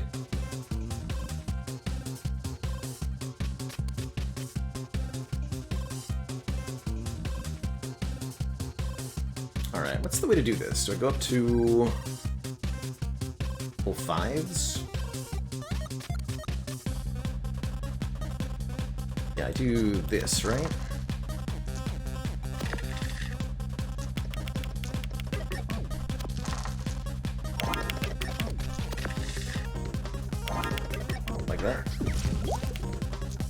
Could have rolled trips for a better turn. Seems fine to me.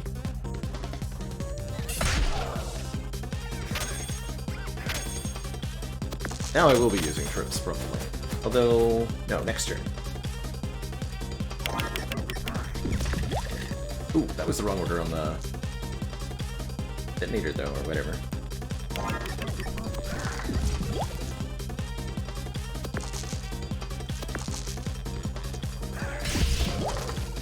Looks good, though.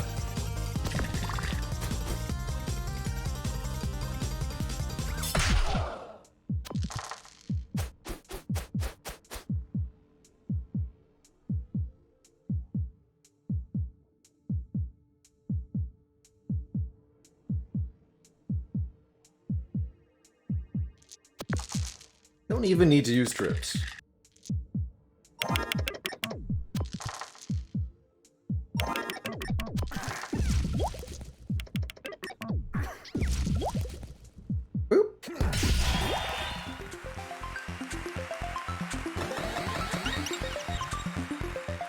Extra dice!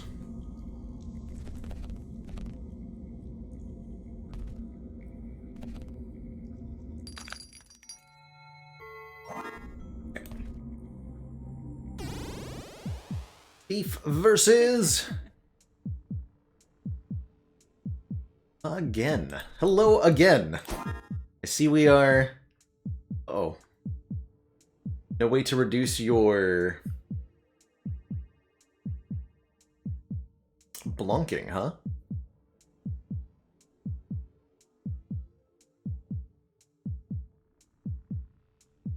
Do I go dagger or bandage? Either way, we just gotta kill her real fast. Oh yeah, detonator will hit her block, of course. Actually, we're fine.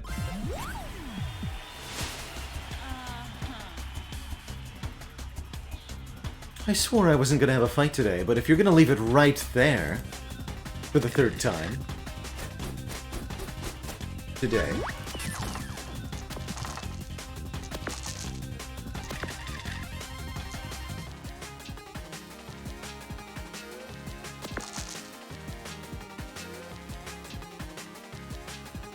I'll naturally roll the sixes next turn.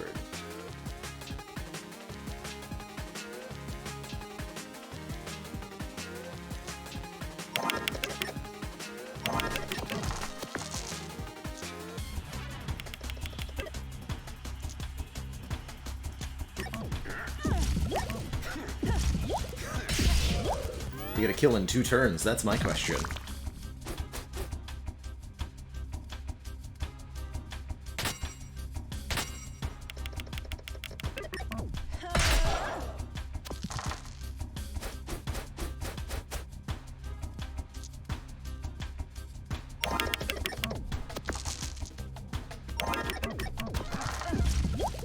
Poison. 22 poison. Almost.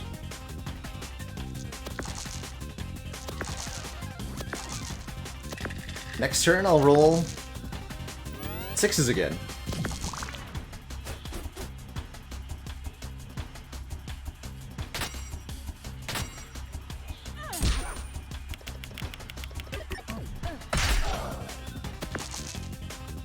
Not too bad.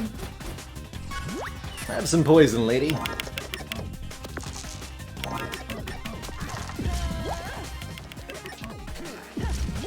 $50 damage.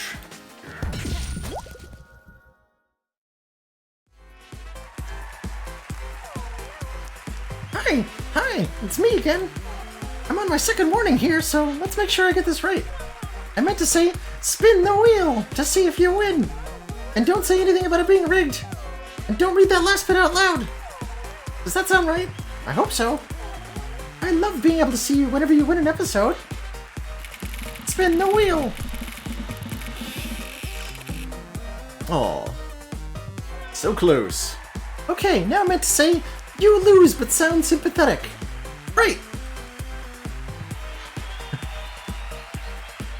Your tiny squid is doing their best. Gee.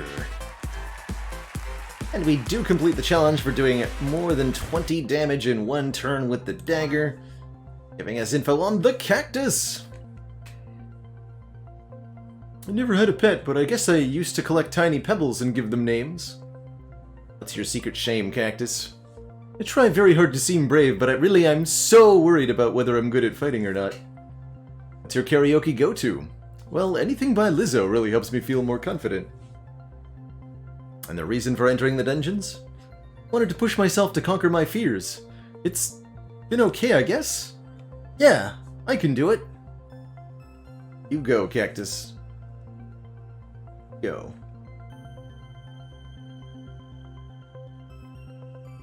So anxious. Next up, episode 3 with the robot. Really beeping and booping my way through these dungeons. Sure, if I try hard enough, I won't mess up anymore.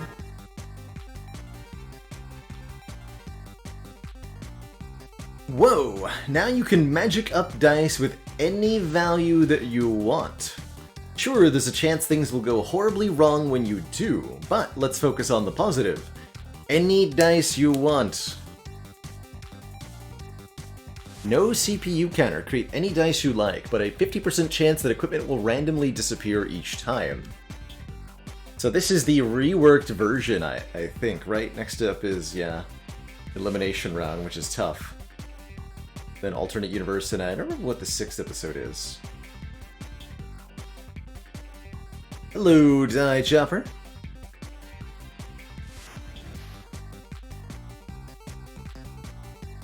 Less RNG and less fun. It was definitely very RNG originally. It was just like 50% chance that you'd lose the dice every time you tried to create one. Pretty bad. Anyway, before I dive on into this, I'm going to take a second quick break here, refill my legs, stretch my water, encourage you all to do the same. Take care of yourselves. When I return, we'll play up another episode with the robots. Be right back, everybody. Don't go nowhere.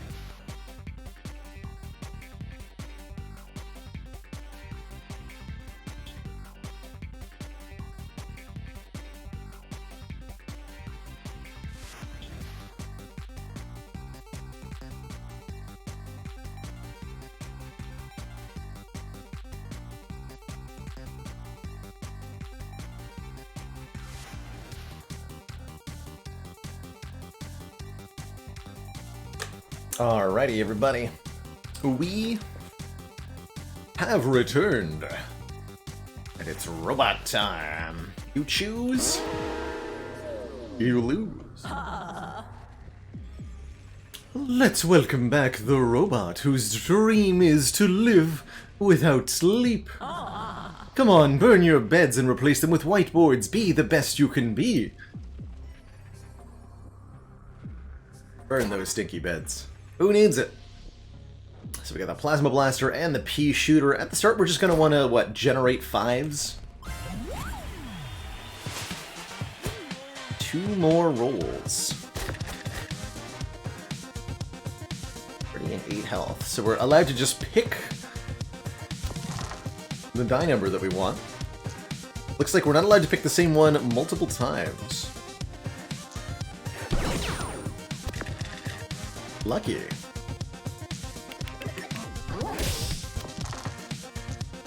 Air it out.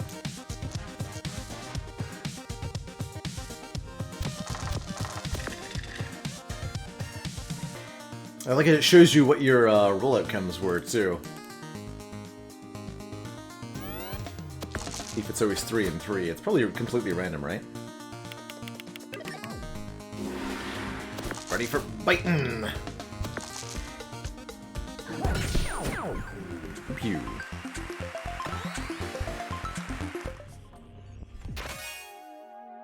Spare 4. A spare 4.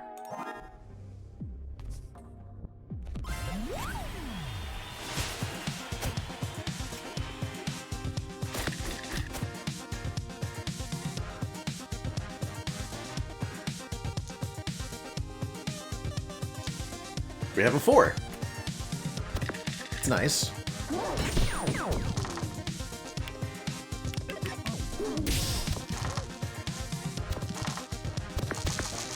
That was 3 and 3.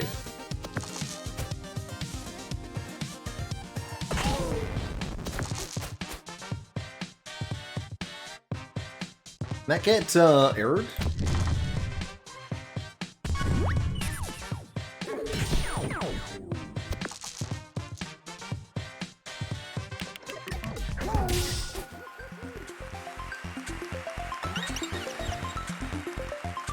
Spatula or double dice? Interesting. Manipulation effects are being offered to us here.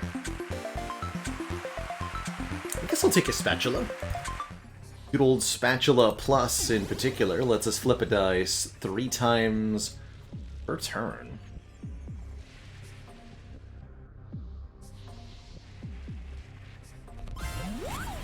Alright, sneezy. Half Phelan. It does say 50%. There's multiple ways to interpret that, though, yeah? Error. Oh yeah, that can get errored out. Interesting. So these 2 will be hits? Yes. Okay, so it does seem like 3 and 3. Fair enough.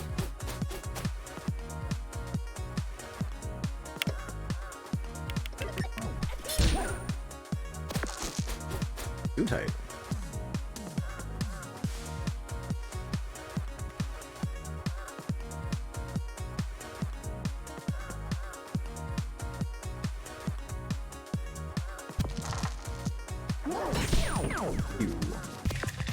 No. Yeah, so we can reliably predict the outcome of the last roll then. It sounds like.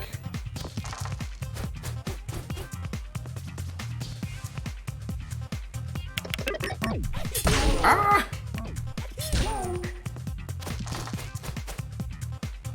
Used to be coin toss, but not anymore. Because it was a nightmare. That makes sense. Roll some dice.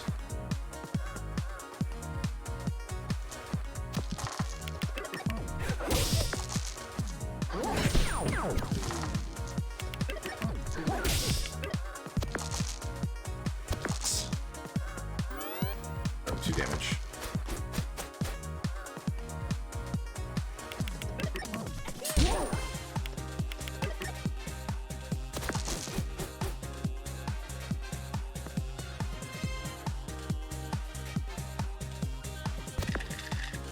Pew pew.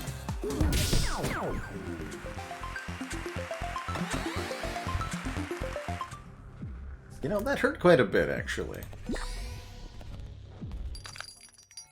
Got here. Ray gun. 3 damage, 3 uses this turn. I think that's pretty good.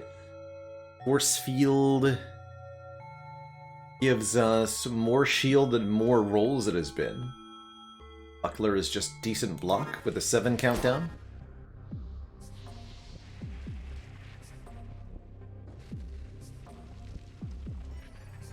I like the ray gun with the spare 4 for damage output. Yeah, you can use it twice and then it's still error bait too. Actually, I think that's quite good.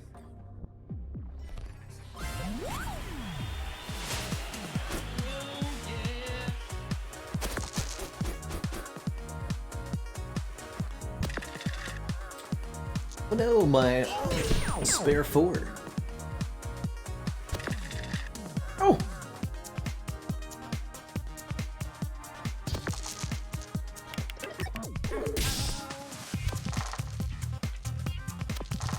Get on. Aha! So we know that this will create an error. Guaranteed.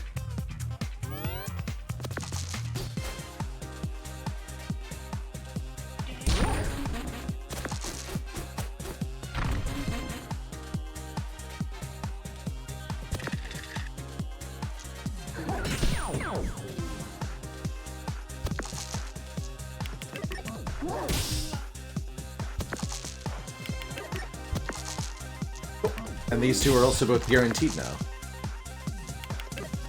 Not bad.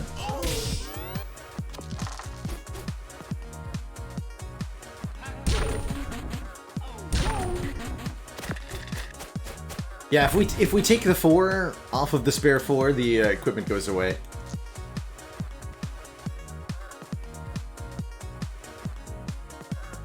Yes, indeed.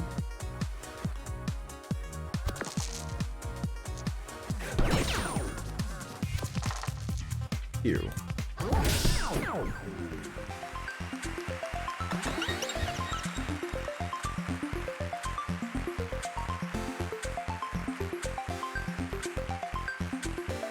And in case the Final Fantasy theme wasn't abundantly clear from Buster Sword and Omega Weapon, here's Ruby Weapon. You have to roll 4 dice to activate it, but when activated, deals double the dice value of damage.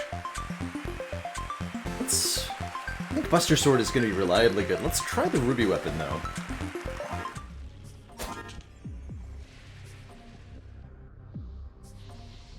I want to see how that actually works in this mode.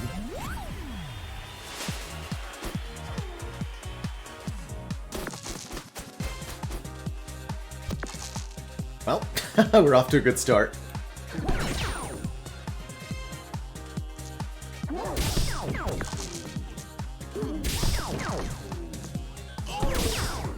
Pew pew. Duplicate ones.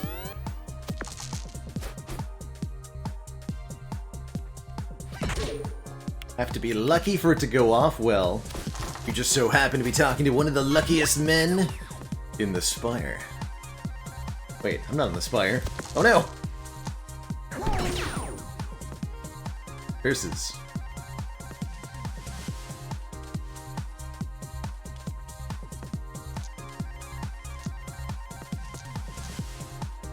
Two more rolls does do the thing. Here it is. Easy peasy. It's here!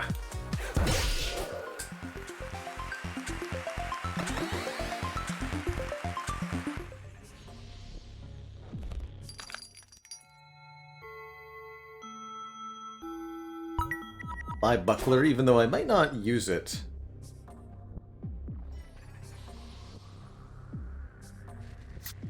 Go with the pea shooter now that I have ray gun. The Snail! Thank you so much for the 23 months! One away from 2 whole years, ye gods. How the time flies.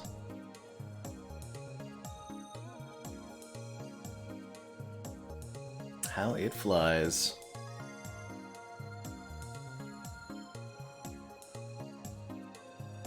So glad to still have you around after, what is it, 5 years of following now? The old legends of the channel. Hope you're enjoying some Dicey Dungeons jams with us today. Alright, let's boop the handyman. Let's boop the handyman. Get him.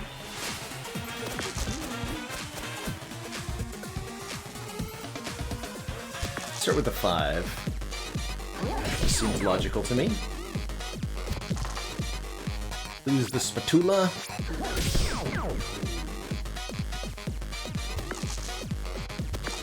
It's ready! Kerblam.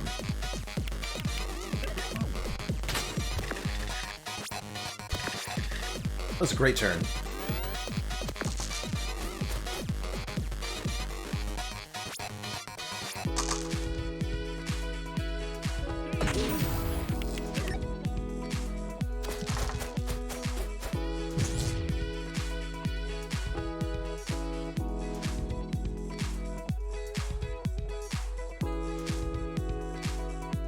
Chopper says, somebody told me that he knows a guy that has a friend that won the wheel.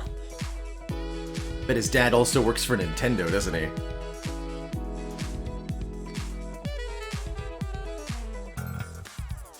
The original game that I streamed, Curso, was XCOM Enemy Within, with the Long War mod.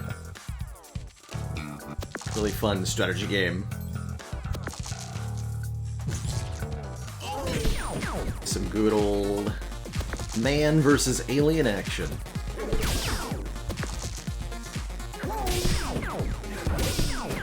Pew. Did later go on to play War of the Chosen in XCOM 2, which I really liked.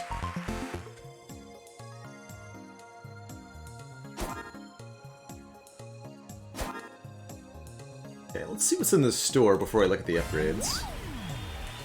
This will be a level up as well. Marshmallow.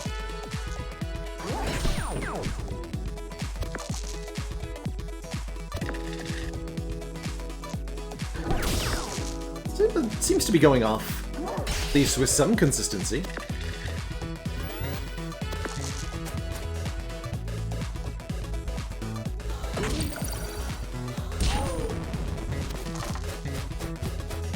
Wait, how does freeze work here?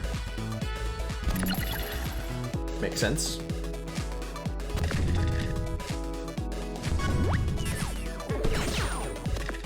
No.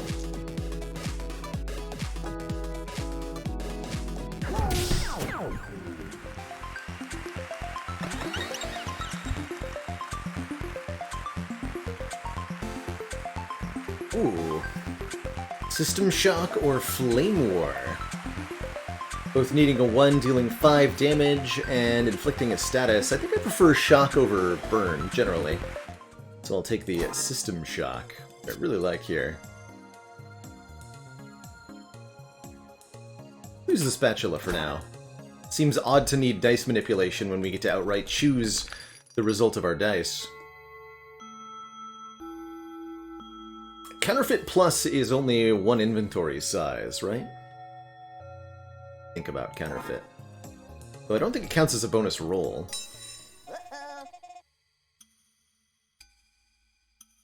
Mate, you're back! You just missed some amazing karaoke. You would not believe how great the Banshee is when she gets going.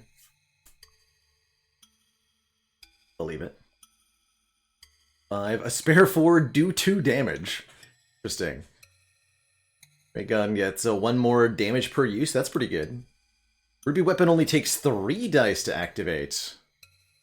And excuse me, what is this upgrade? Needs 1, needs 2, deal 10 damage, inflict 2 shock. Cool.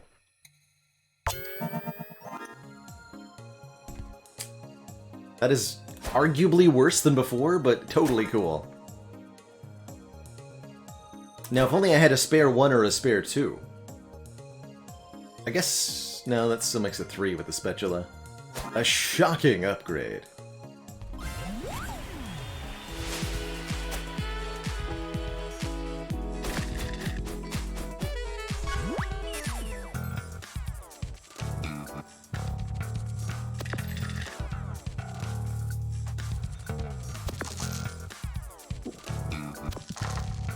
us.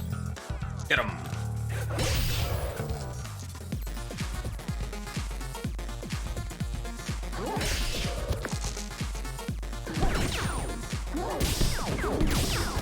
Turn 1 kill.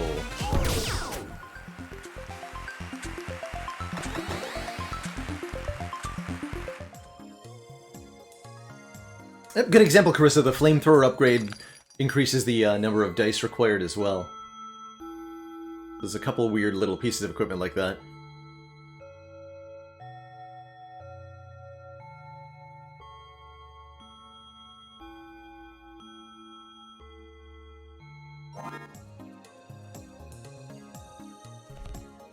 Alright, onward. Super baby squid! Oh yeah, super enemies are also one level higher than their regular counterparts. The super baby squid has 3 dice, and instead of his usual blinding, he's got 2 bumps and headbutt for probably a consistent 12-ish damage per turn. Bazooka. Easy.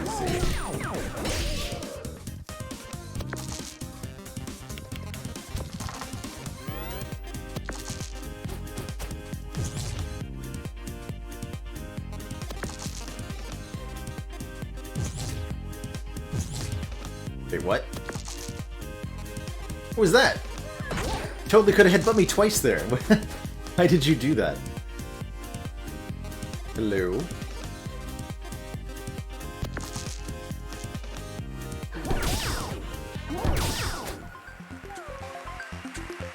Ah!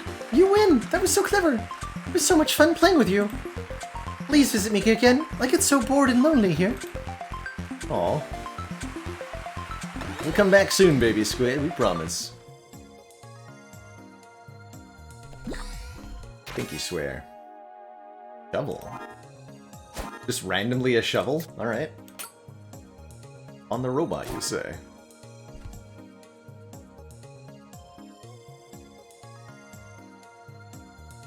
Right, Carissa? There's so many different pieces of equipment and different ways to get them all. It's really quite a lot of options. Commence the zappening.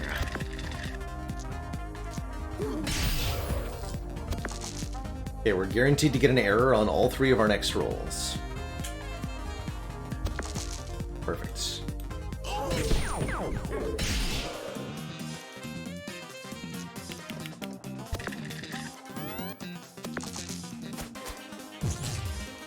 Nice roll.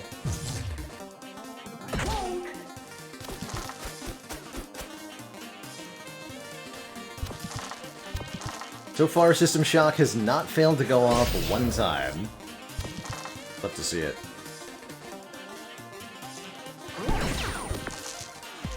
Pew pew!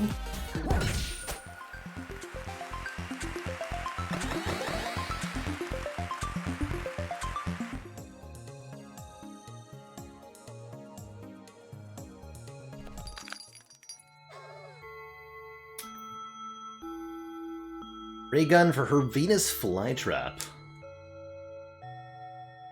Stores 2 health on a 6. Pretty good when you can just generate 6s whenever you want, but oh well. It's a big piece of equipment and we want lots of targets for the errors, mainly.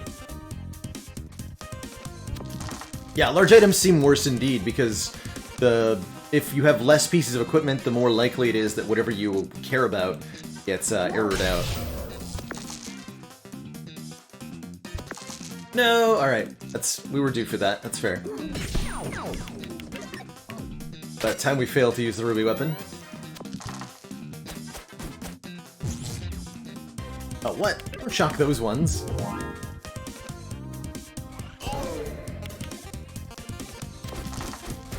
I'm cursed.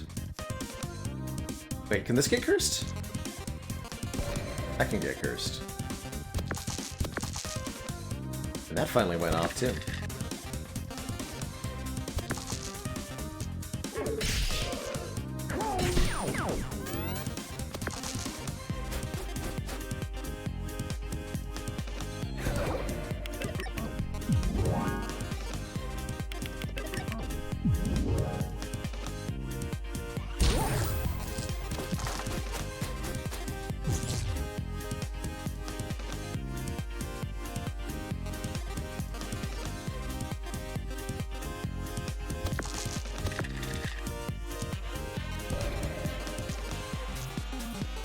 Oop.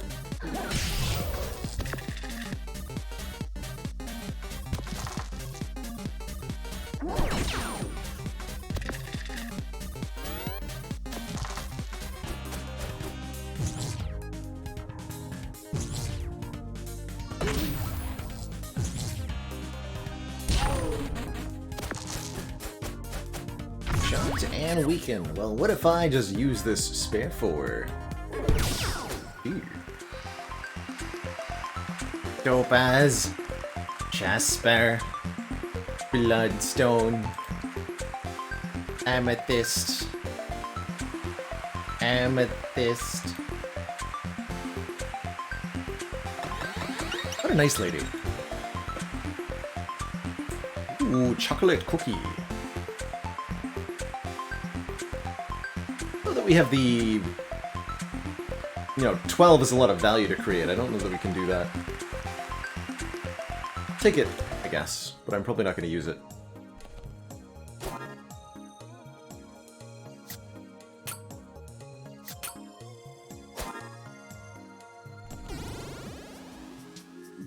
Onwards. An ultimate floor. Get another upgrade here. Be upgrading maybe a ruby weapon or something, make it a little bit more consistent.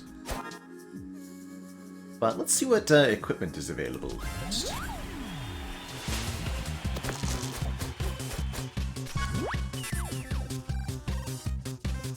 Two more rolls. 4 and a 5.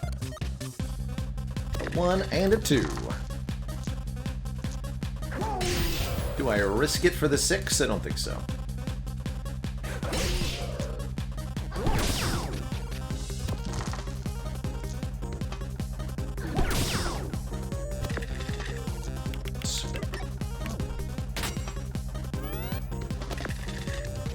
Big damage.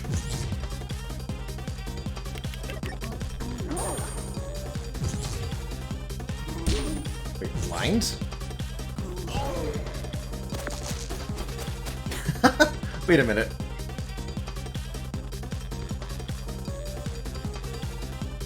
Is this still a 1 and a 2, right?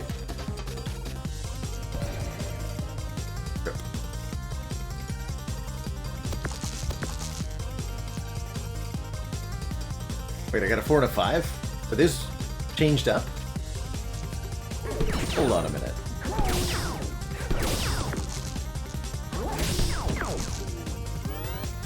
Yeah, they're randomized. That's cool.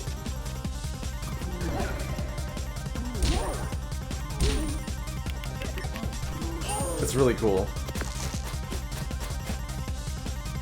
Master Zed of Nowhere, thank you so much for the 11 months. Just one more to that full year. Dice to see you too. It's cursed.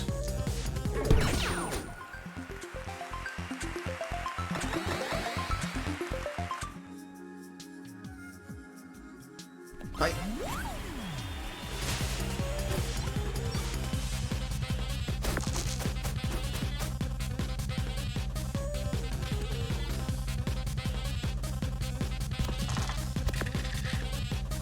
Get the errors out of the way right at the start. Brilliant.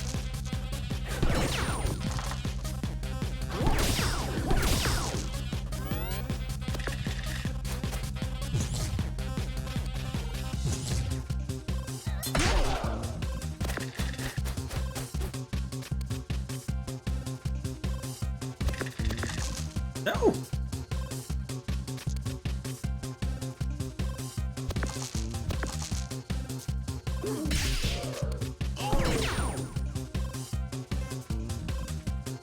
Okay, guaranteed error on the next 2 rolls.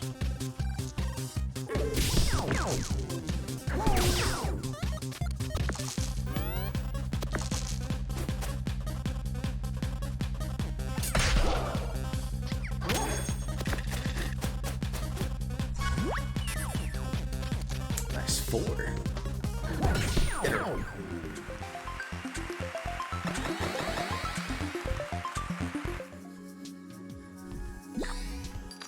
It's in the store. Plasma cannon. Countdown of 20 to deal 10 damage. There's also Snowball for do damage and Frieza dice. I quite like both of these, and I can afford them both, so I'm going to buy them both. The Plasma Cannon's probably not that good of a use. See what those upgrade to. Snowball gets +1. I feel like this used to be +2 on the damage, but they probably nerfed it. Hidden Plasma Cannon's relatively efficient. Yes, Vessel GG, there are infinites in this game. Most of the ones that I've found are like kind of juggling infinites where they are self-sustaining but don't actually do anything. Or just upgrade the spare... You know what? Let's upgrade the spare 4. Spare 4 plus! Believe it or not, is not a spare 5. Swap out the Plasma Blaster for the Snowball. Some freeze in there. I really appreciate the minimalistic arithmetic in this Tets. I've really come to appreciate games with like small health values so that you can do simple addition and subtraction really easily and predict stuff a lot more consistently. You're playing a game and the health bars have like 3, sometimes 4 or 5 digits. It gets out of control so quickly. You can't really estimate or math that in your head like you can for something with Dicey Dungeons. Spire is, you know, it stays in the triple-digit range generally, so it's pretty manageable. But I really appreciate just these small numbers in Dicey, like board game numbers. Almost. So does this do 2 damage as soon as I click on it? Yes. That's cute. It's really cute. Yep, 5 and a 6. Good. Frozen and chilled.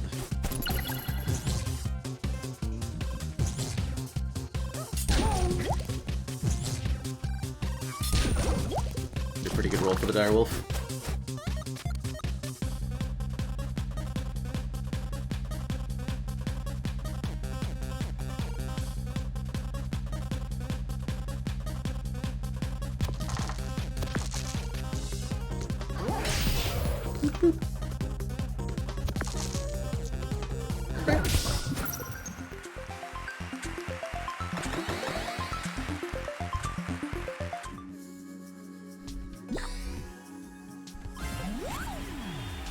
Singer. I bet she owns that singeing bowl in the Spire. Probably keep our 2 more rolls for the boss fight here. Try to keep our usual battle plan. Perfect.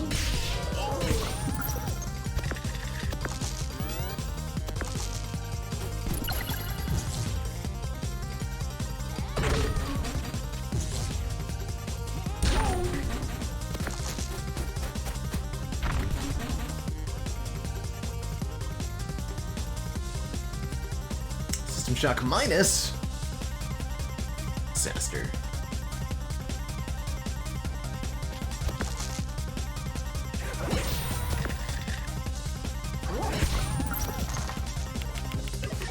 Get her, spare 4.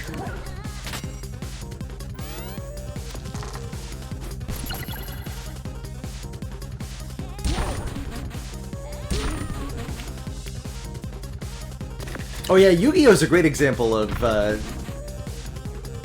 needlessly large numbers, although it at least doesn't overcomplicate them. All the numbers end in 100, right? Just 2 zeros that you could essentially just chop off all the cards and it wouldn't change any of the math. And that's not too bad. What would be worse is having like random 2-digit values in the 100 slots that you have to do math with but aren't actually significant. That's by far the worst situation, right?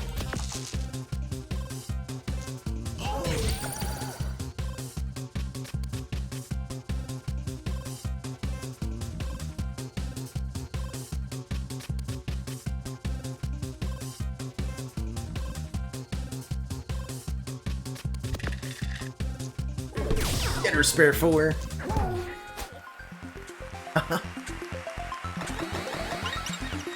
Yoink. Dexterity Charm. All equipment is reusable this turn. Fascinating. I don't think I've ever seen that before. There's a lot of items in this game I've never seen before, it seems. Does not seem that useful in this episode, right? Since we can't roll the same number twice.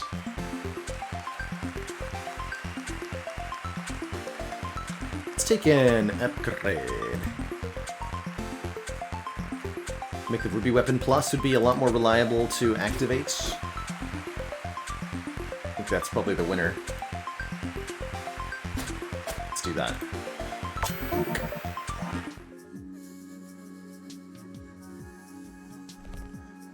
I wanted to buy just the hammer.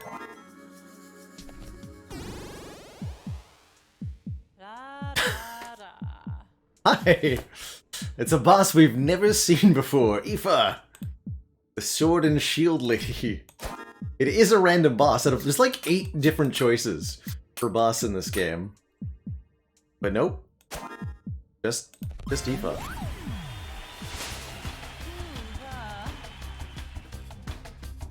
My dentist told me I shouldn't fight after I brushed my teeth.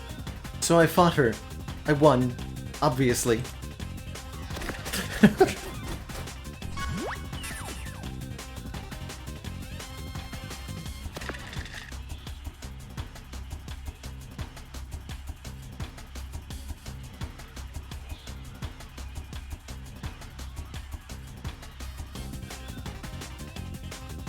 Definitely want to apply 2 shock.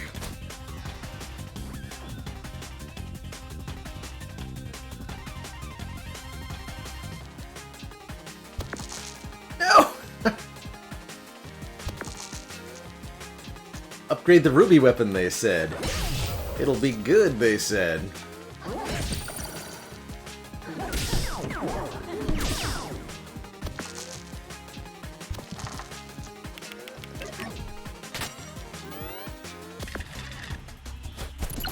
It's a pretty bad roll for her.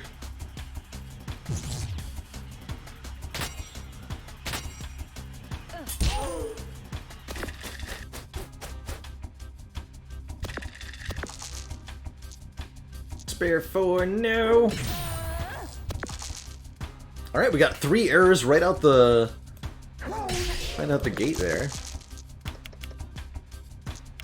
Means I can guarantee this 5 will be a success. Good job. Ooh, much nastier roll here.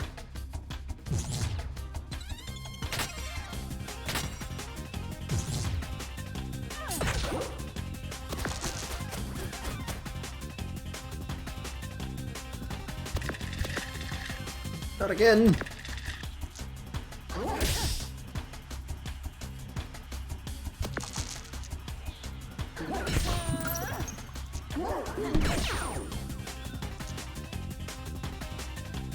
Guaranteed error, but there's a 50% chance that we get there. No. Should have made the 4, actually, because then we could have blocked. Not that it matters much.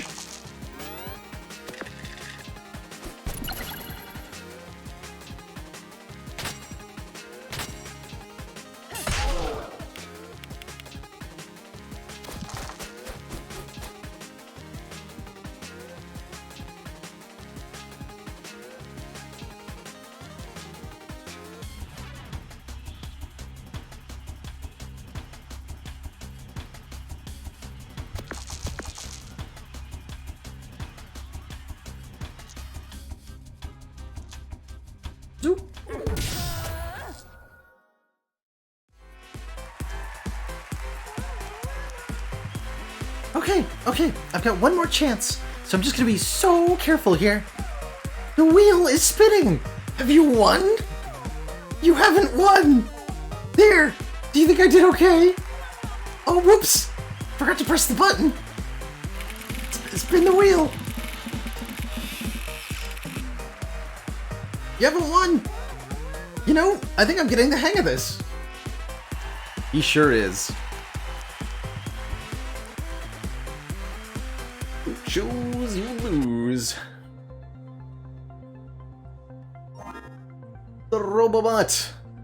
Favorite food? Lasers. Job? Lasers. Hobbies? Also lasers. Reason for entering the dungeons? Heard there were some cool lasers down here. But there weren't. Brownie face. Tale as old as time. Robot hears about lasers. Robot goes to see lasers. Robot does not see lasers. Robot is sad. Tough, but the way of things. Gee. Real lasers for the friends we made along the way. That's right, that's right.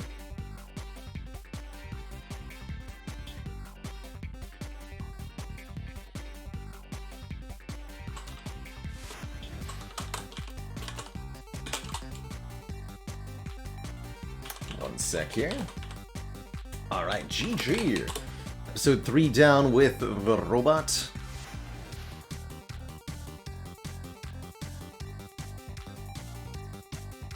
Say ladder action. Okay, cool.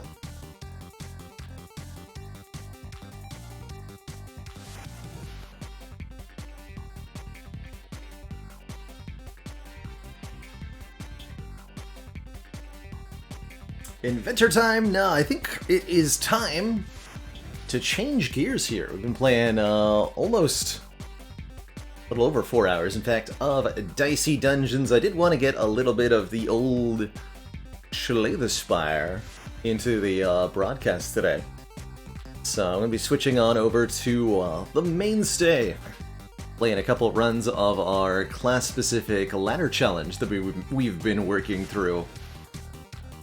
So that is going to bring an end to today's Dicey Dungeons, which has been a joy as ever to revisit.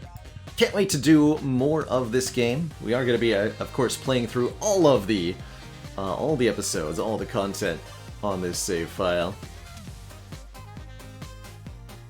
Oh yeah, somebody brought up fights in tight spaces earlier. I don't know if that was you, Die Chopper. I have taken a look at it, and I really like the idea. Almost like Slay the Spire's deck building meets the repositioning tactics of Into the Breach. Kind of an almost super hot-esque art style to it.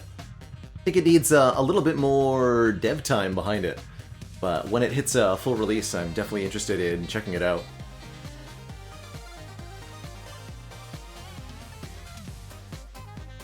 Alright, let's update the title.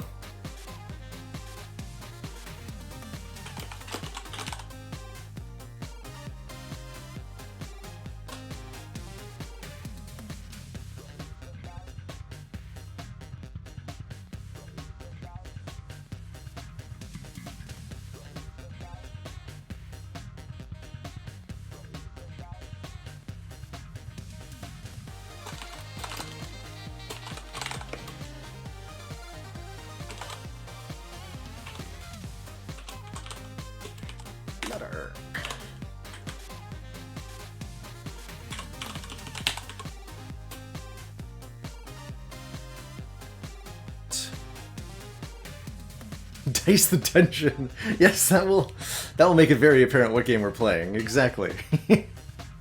Exactly.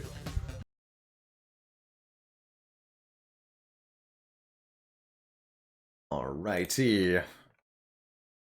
Old Spire. I'm really excited for some Spire ladder runs here. Getting pretty high up in the ascension levels with this challenge. And I'm curious to see how the Wristblade and the Runic Cube are going to carry us forward.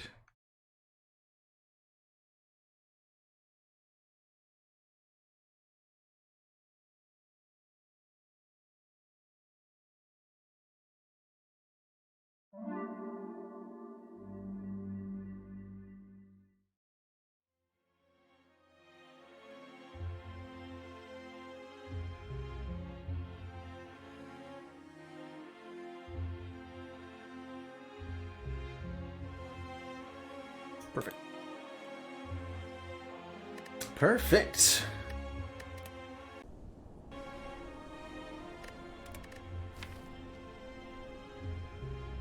So, looks like our last run was the Ironclad on Ascension 10.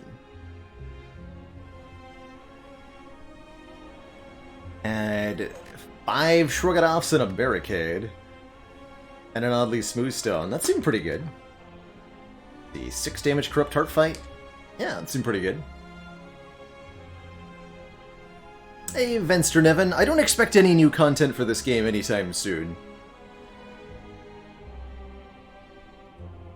I think the devs are still working on getting the latest balance patch propagated to all the platforms. They've got a lot on their hands these days, I'm sure, when it comes to managing all the different platforms of Slay the Spire. So it's a lot more difficult for them to develop the game than it used to be. I don't know what they're planning on doing next. They haven't really done anything public or made any statements, but I think they deserve some time off. But my expectation is that there will not be any future major patches for this game. Or any, hell, might not even be any patches at all, quite frankly. But that's alright, because as far as this game goes, it's dang near perfect. Thematically, what would I make as a 5th character? So the existing characters are kind of loosely based on some character archetypes from role-playing games or Dungeons & Dragons. You've got a kind of fighter in the Ironclad. You've got a kind of rogue in the Silent. You've got a kind of wizard in the Defect with these orbs, although it's also a claw wizard, which is pretty cool. And the Watcher's kind of a monk/cleric type. I guess following the theme, I would introduce some kind of bard or druid. Kind of musician.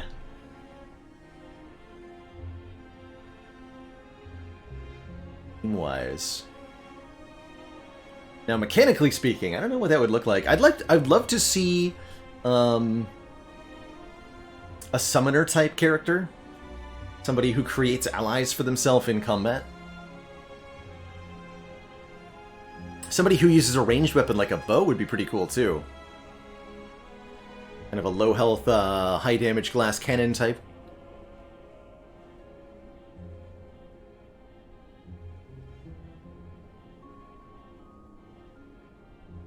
Some happy little trees. Happy little accident.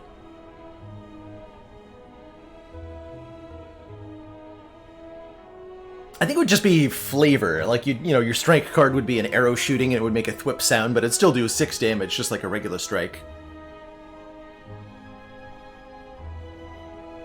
You could maybe have a ranged keyword where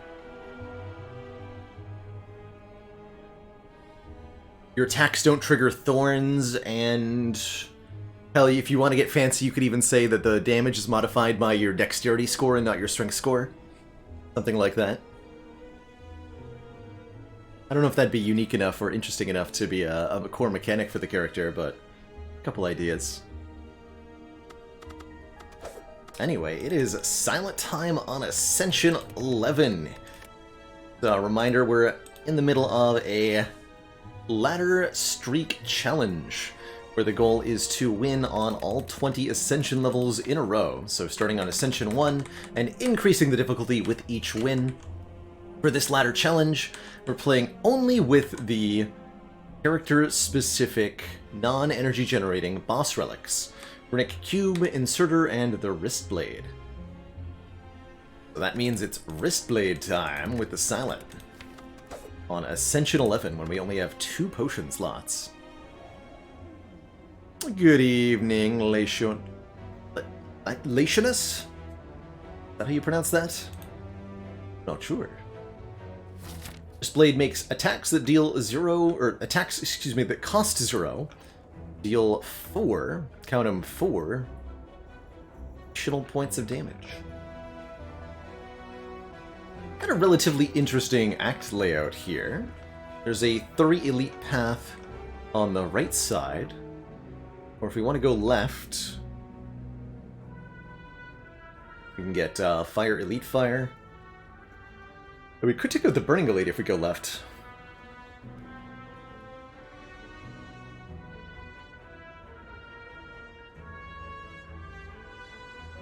I almost like this path. Bunch of combats, then a fire, and then another fire, and only one elite, the burning elite, that way. I think I'd rather go for one earlier elite.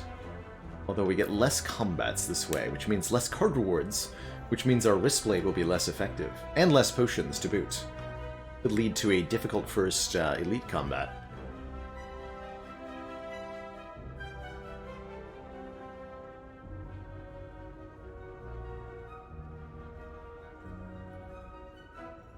That's true, Migok, especially if you're, your archer's armed with some kind of heavy compound bow.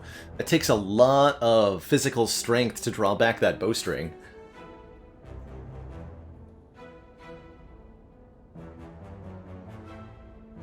Wait, did I say that wrong? Are the compound bows harder or easier to pull back? They're fancy.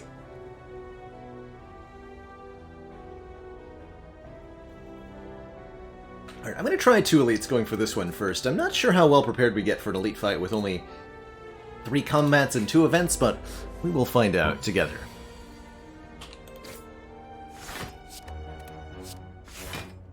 Good old Jawworm. The greatest draws, but that's okay.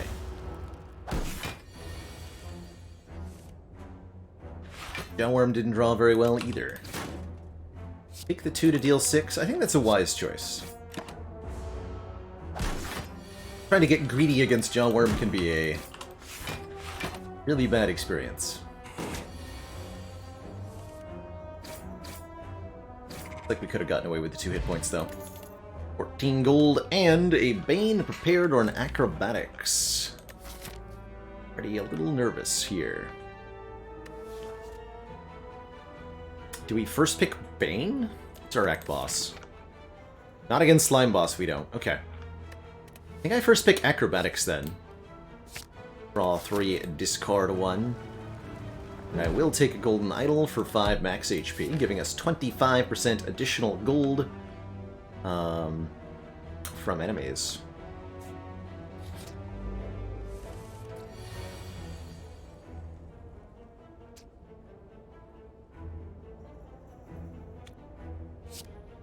Take 3 or take 2 and don't kill one of them? Kill one of them.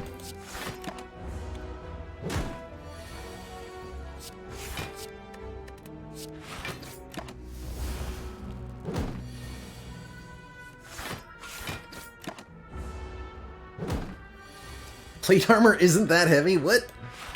Come on. Plate armor is heavy as hell. Literally heavy armor, right?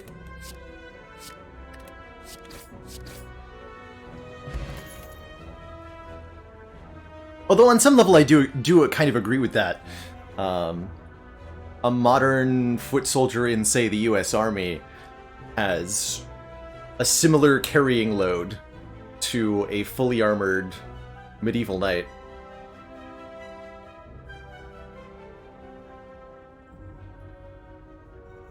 Super gonna take terror here to make our physical attacks do more damage.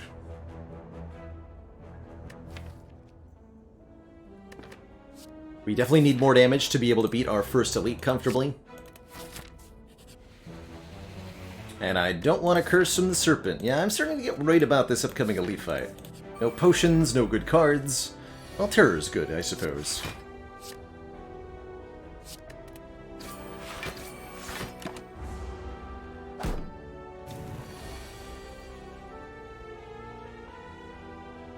This is what? Terror? I can still aggro here. Okay.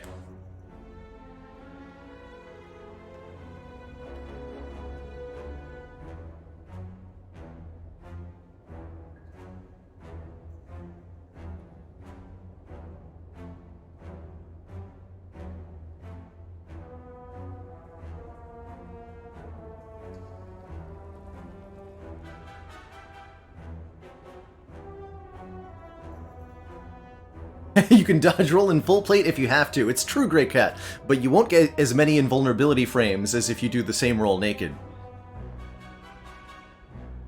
Hey, Mr. Tibbs-a-lot, we're doing a ladder streak challenge where the goal is to win on all 20 Ascension levels back-to-back with some kind of special condition applied on top of that. So to get here to Ascension 11, we've won our 10 prior runs, all heart kills. If we win this run, we go up to Ascension 12. If we lose this run, we go back to Ascension 1 on the ladder challenge.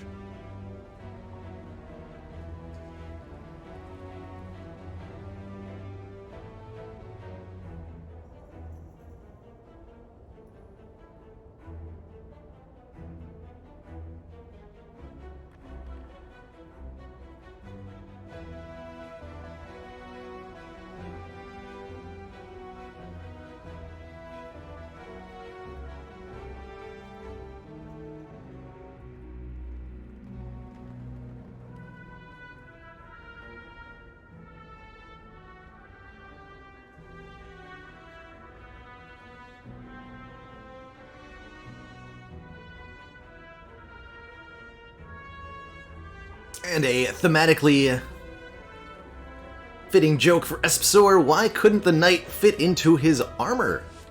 Because his stomach was bigger than his full plate.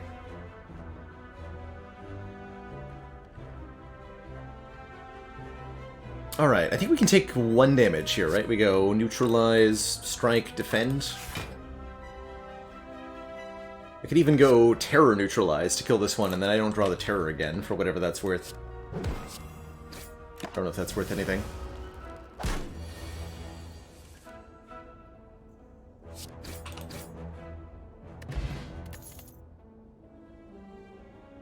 Double Bane. Alright, I think we better take the Flying Knee. It's a damage card, and we desperately need a damage card. And I think I'll be upgrading neutralize for this elite fight. I'm not sure. This is gonna hurt. That's all I know. We checked out Luck Be a Landlord on stream, I want to say a week or two ago, Spirit Sparrow. I can definitely see it being addictive. It's shallow, it's flashy, it's fun. It's easy to pick up, it's hard to put down. It's good. Grade-wise, Flying Knee is pretty good. I think I'm going to take that extra weak turn, expecting either Knob or Lagavulin. Take slices with Wristblade? Yes, Mumble and Tumble. In fact, I take slices without Wristblade if I'm in the first few floors. Okay, the sentries are certainly not the opponent I was looking for. This is probably our worst matchup of the 3 elites. Now, fortunately, they're not going to kill us because they only had 2 dazed on this Ascension level, but I expect we're going to go probably down to 25 health or so in this fight. That's the real truth of it, unfortunately.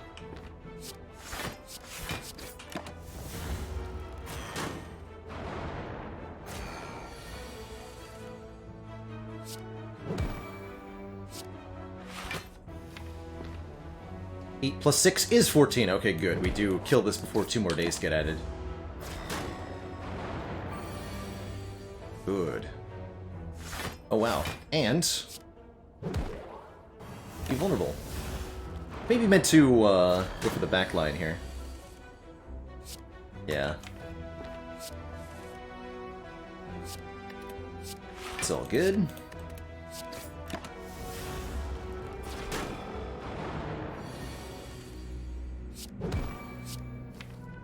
Oof. Guaranteed not to draw lethal. Yeah, so when I said 25, I actually meant lower than that.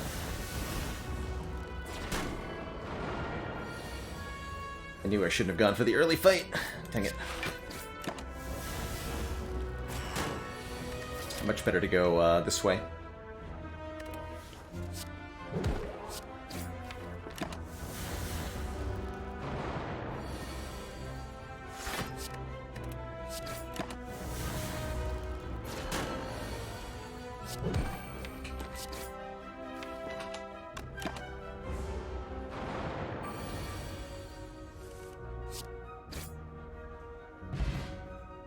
Oh, wow, okay. The rewards for the fight, however, are amazing. Gremlin Horn gives us an energy and a card draw whenever an enemy dies, very good for the slime boss. And a Ghost Jar can save our life by making us intangible. Last but certainly not least, we get our first zero-cost attack in Cloak and Dagger here, which adds a much-needed Shiv to our hand, dealing heckin' good damage. Okay, I accept this outcome. Now, this might be brave, but I think I'm going to upgrade the Cloak and Dagger, allowing myself to venture forth on relatively low health because of the Ghost Jar.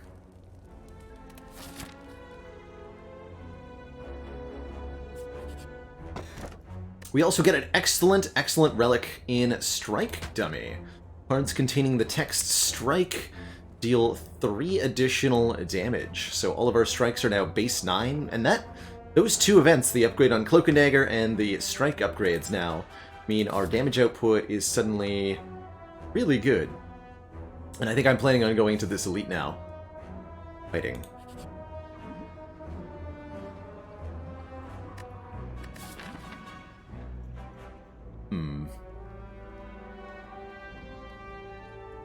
I don't think I have the hit points to spare to dig for a relic in the Scrap Ooze. I will leave. Slime pays no attention. Can't with its meal. Maybe should have clicked one time. But I'm happy with no clicks, thank you.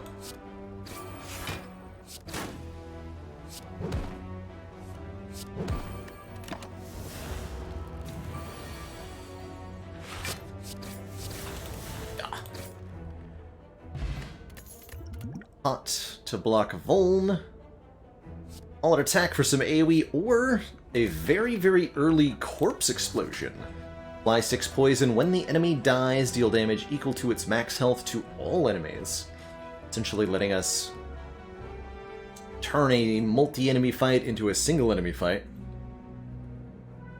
Kind of awkward against Slime Boss because the constant splitting resets that debuff.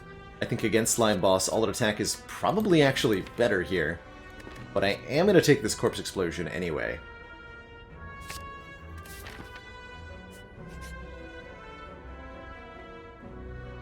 And a fight that's really good for Corpse Explosion. You enter a corridor full of hypnotizing colored mushrooms. Due to your lack of specialization in mycology, one of my favorite sentences in Inspire, you are unable to identify the specimens.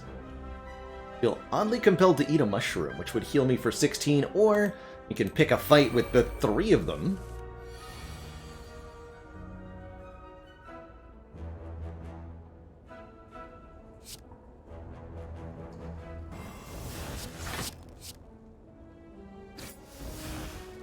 Just kill you right away.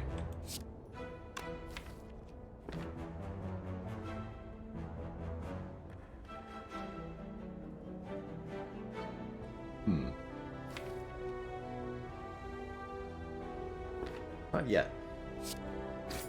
Let's put the damage on the 2 that are attacking me guaranteed next turn. Perfect. Right.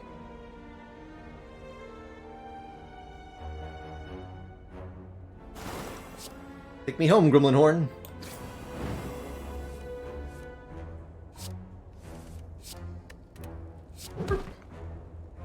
Cool. Get through the fight, no problem at all, picking up a bunch of cash and the odd mushroom. Reducing the additional damage we take when vulnerable.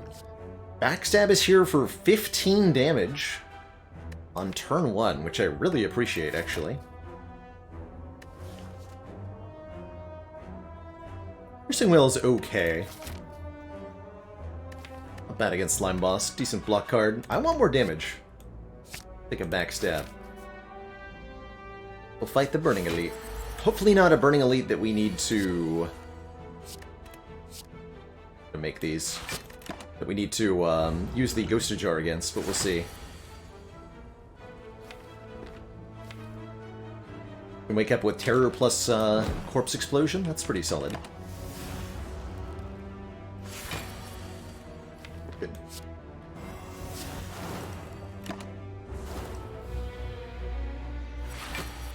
Oof, sorry to hear that, Flick, but here's hoping you get out of your situation quickly. We're able to get back on the road.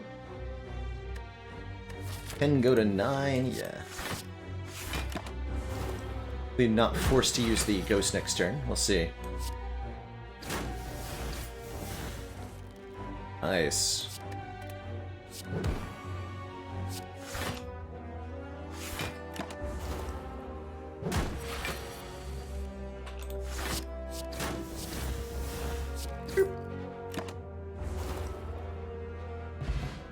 Sweet.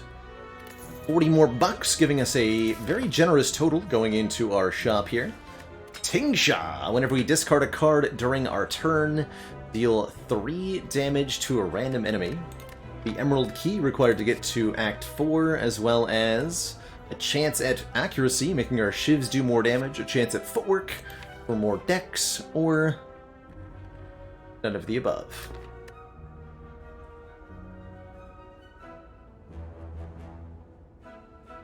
That's true, Blackwater Sunset. Yes, you're right. I should have Flying Need, and I could have dealt 13 more damage that way on the turn that we awoke the Lagavulin. That could have made quite a bit of a difference. Don't need Dex to survive the slime necessarily. We might be able to get through just using the Ghost in a Jar.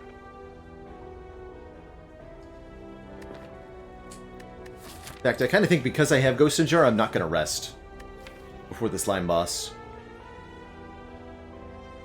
We've got the Terror. We already have 1 Shiv card. I'll take an accuracy here for more damage. Oh ho. Okay, I'm definitely going to buy... Oh, tough choices. 3 very good relics. I can only buy 1 of them. Vajra for 1 more strength all the time.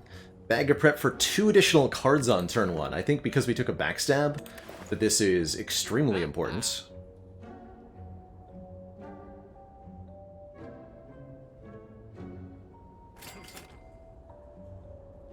Ad quote should work as long as the bot is online, Mumble and Tumble. I think I can beat Slime Boss with 7 hit points. Yes. I think I can beat Slime Boss with 3 hit points.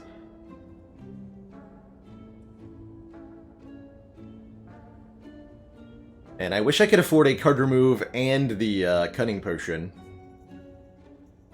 Would really like both of those things. Bold words from a bold man. I think with the Cunning Potion, I might not even have to use Ghost in a Jar.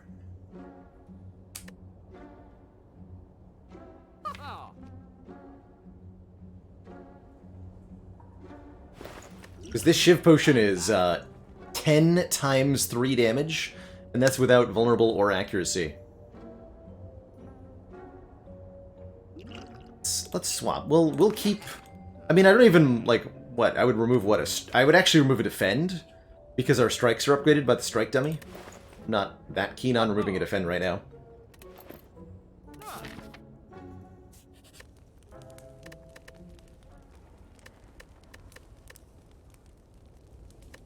So we're going to upgrade, and we're going to upgrade, I guess, accuracy, because I have the Shiv Potion? Yeah.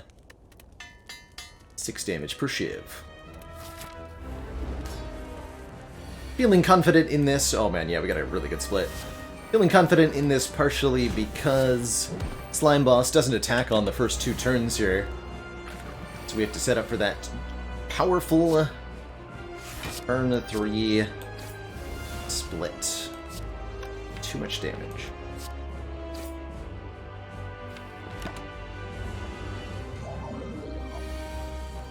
So, after first split, says Hurry McDurrett. Let me stop you right there.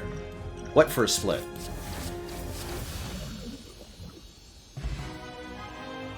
There is no split. There is only winning. GG.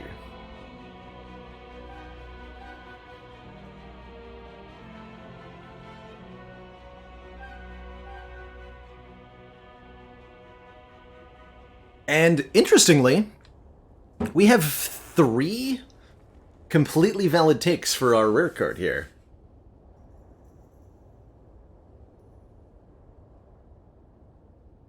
After image, 1 block per card we play. Of course, very good with Shiv-style stuff. Adrenaline gets more cards in our hand and generates some more energy. Tools of Trade is an extra draw each turn, as well as discarding a card, doing 3 random damage to an enemy.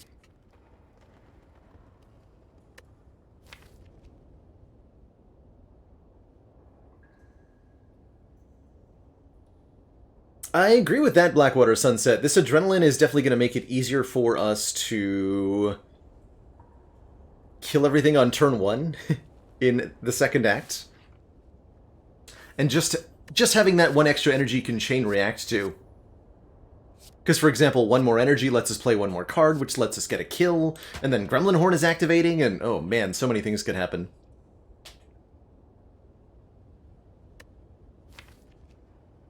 No, Kraken, I would not say that Snecko is always out as a choice, in part because, since Snecko Eye randomizes the cost of everything in your hand, you can take a high-cost attack and make it free with Snecko Eye. For example, Eviscerate or Riddle with Holes are both very good examples of attacks that become really good with the Wristblade and the Snecko Eye.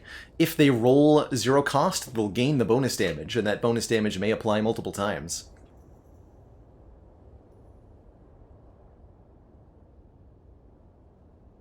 Works with bullet time, too, indeed. I'm gonna grab the Adrenaline, although I like all 3 options quite a lot here. And there's no Snecko Eye. In fact, we're gonna go low energy, which I'm quite happy with. We either take the Boosted Crown, less options from card rewards. Really don't like Busted Crown after my Act 1 boss, as a general rule.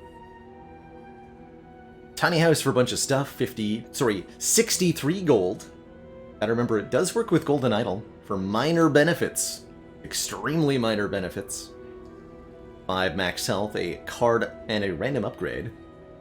Or Astrolabe to transform and upgrade 3 cards. Again, I think owing to our fairly damage-heavy strategy, I would transform 1 strike into 2 defends. Keeping the strike dummy. I could even go 3 defend transforms, but that feels kind of crazy, doesn't it?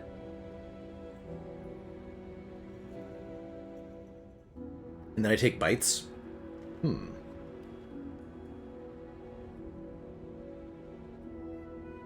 I'll go, I'll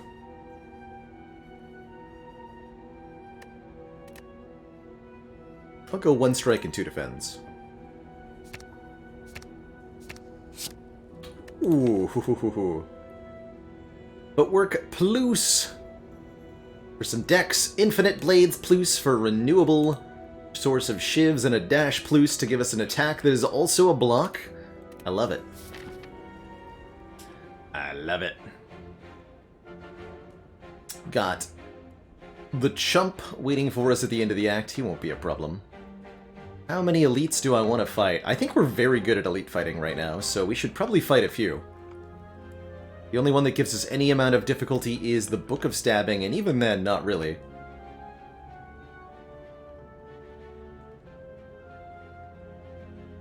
Seed Masters Zizification. Hell, we could even go 4 elites, but that requires no campfires. I'd rather go 3 elites and a couple of fires. Start here, then. Greetings, Chosen One. Chosen One.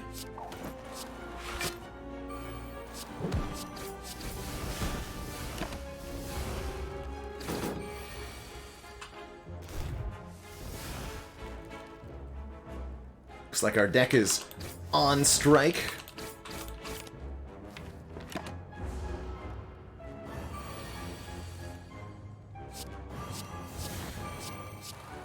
"21 damage shove." I had another Cloak and Dagger. I mean, we have a accuracy plus and a footwork plus, so all the numbers on this card are increased, which makes it really good. Could make us an argument for a second backstab with the Bag of Prep, but I already have 2 innate cards. I think we're good.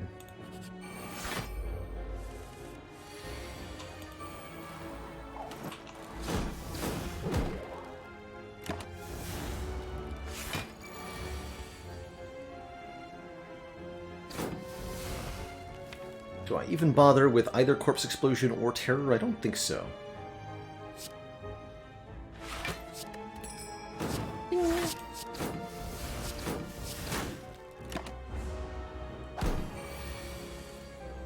Probably could just get through most of this with no problem thanks to our amazing damage output. Get him. Block Pot is very nice. Piercing Wail is very nice. All enemies lose 6 strength this turn. There's that Eviscerate I was talking about, too.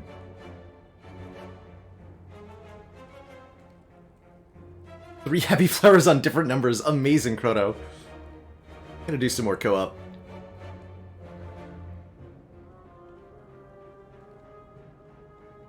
Yeah, we'll take a Piercing Wail. Piercing Wail is an excellent, excellent block source, especially against Act 2 elites. Do I continue to pick fights, or do I feel like events are good now? I think we want to keep taking fights. On Ascension 11, we still get the higher chance for upgraded cards.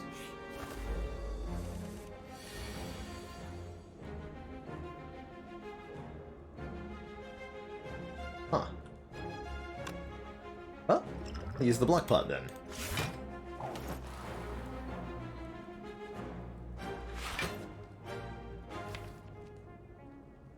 Go Infinite Blades over accuracy? Bit of a tough call, though.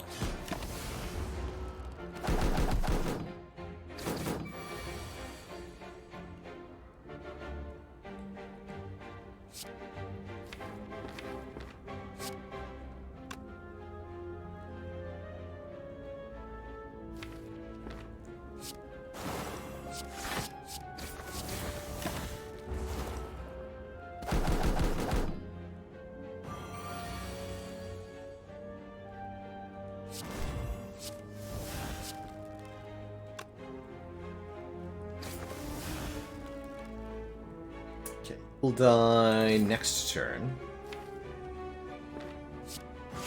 Willingly take one here.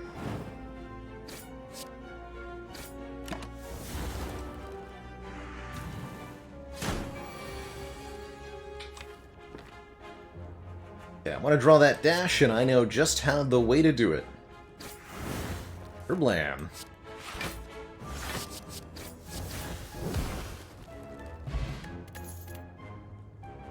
Ooh, tough choice. An upgrade. Whoa, really tough choice. Wow.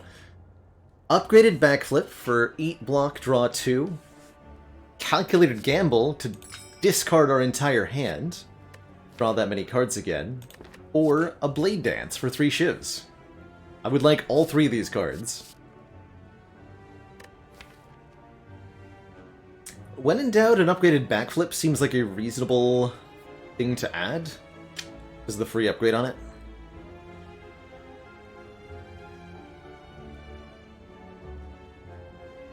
Blade Dance is kind of amazing, though, yeah?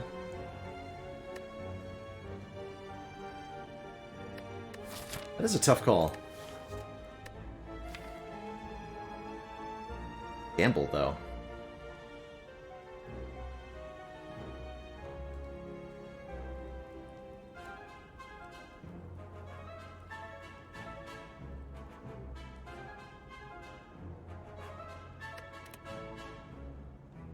Alright, I'll take this backflip. It's say plus on it. My story, and I'm sticking to it.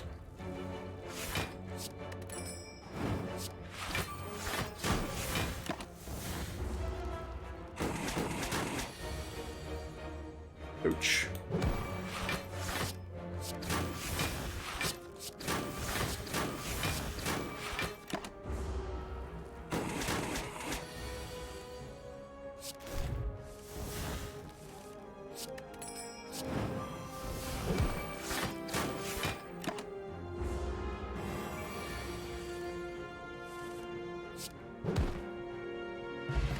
Stinky plant. Could have gone like full tincture. I'll instead take one more Piercing Wail. I think we now have a little bit too much block from our recent additions, but I am not unhappy with the outcome, for sure. Yeah, I'm not unhappy with the outcome at all.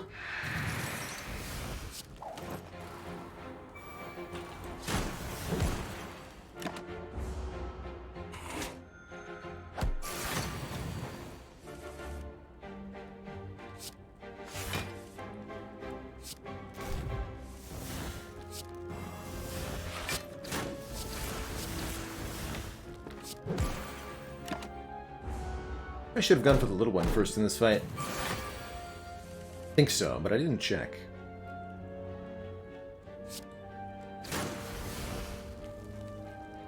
So 14 plus 10, it will take a full block amount.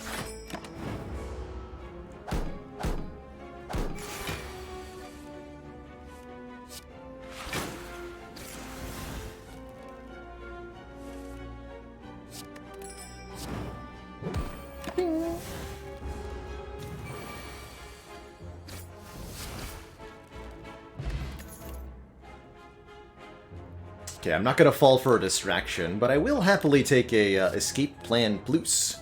0 cost, draw a card if it's a skill. Got quite a few skills in this deck. We get 5 block.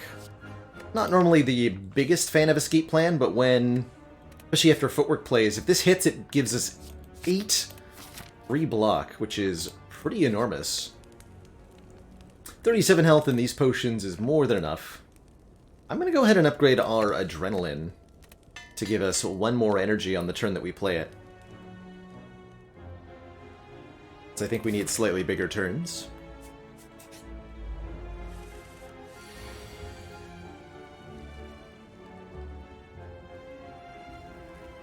Just hoping we draw lethal damage, at least to one of the slavers on turn 1. Doesn't look like that's the case, though.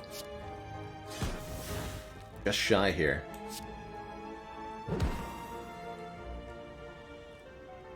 Cannot do 25. Block for 21, which means we take 9? I'll block potion for 9 here. If I had to pick one enemy that gets me the most... Let's see, these days, who would that be? Used to be that the Spire Growth in Act 3 got me a lot of the time. Hasn't happened in quite a while, though.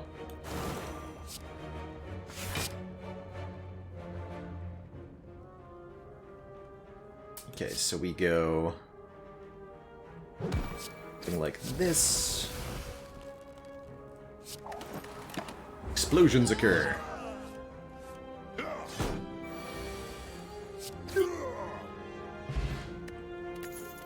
The Courier. Merchant restocks cards, relics, and potions, as well as making everything 20% cheaper, and we're offered an Alchemize, allowing us to obtain a random potion.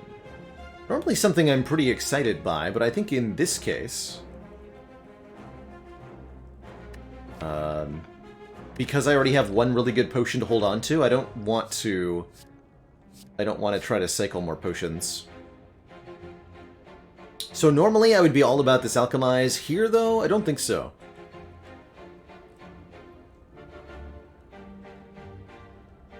I think so.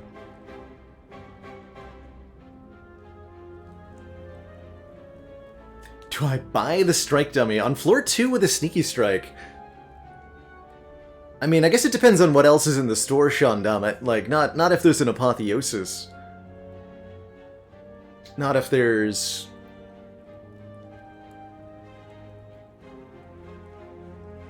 meat on the bone. But if there's nothing else that's really good in that store, go for it. Yeah. Just for the... upgrading the regular strikes is really good, too. We have the... speaking of Sneaky Strike Dummy. It's actually not the world's worst Sneaky Strike. Not the world's best Sneaky Strike either, but it's not bad. I'm gonna go this way. We're gonna avoid the shop for now. With Courier, I don't mind postponing my store experience.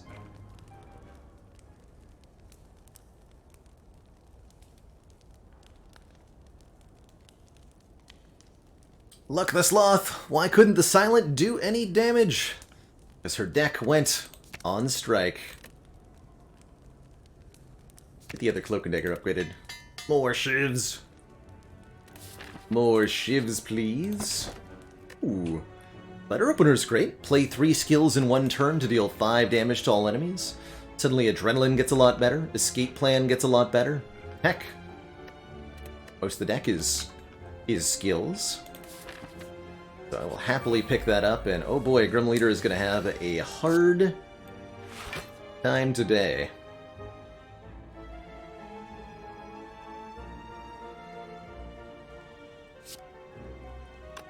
Let's explode. I think I'm just gonna murder you.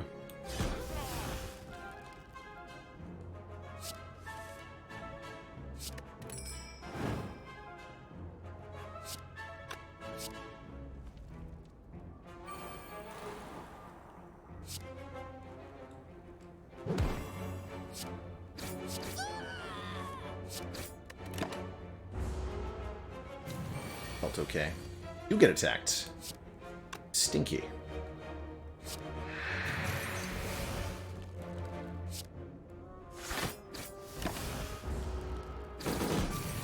Might get the footwork down in full block.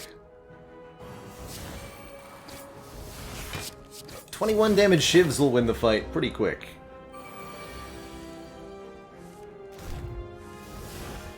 I do say so myself. G.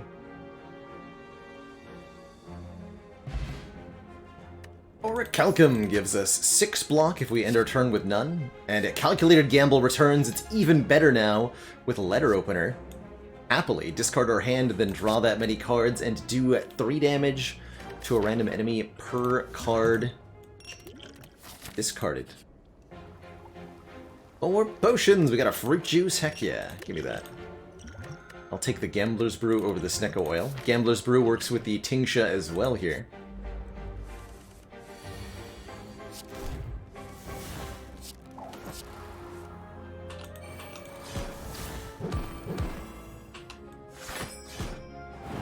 Tingsha and Letter Opener value on that Survivor. So good.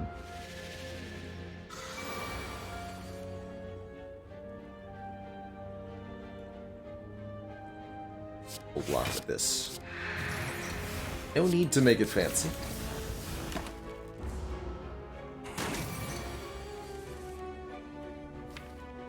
Uh-oh.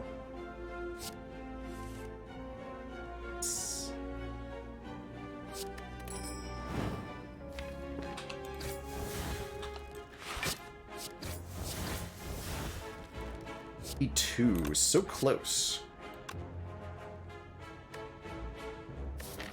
I'll use a potion for this.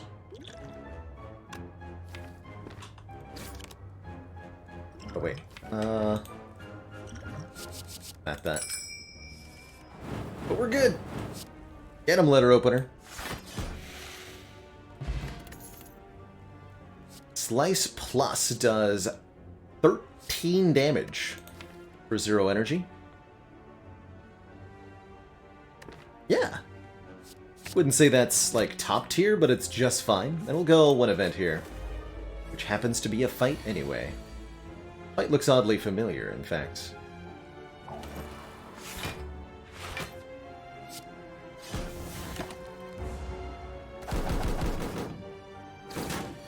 Stinky Tactician, who needs it?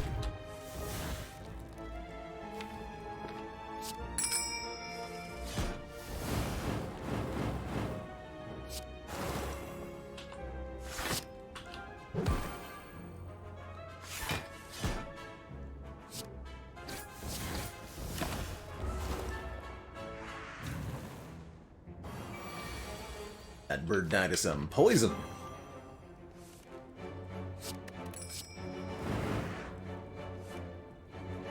Oh. Yeah.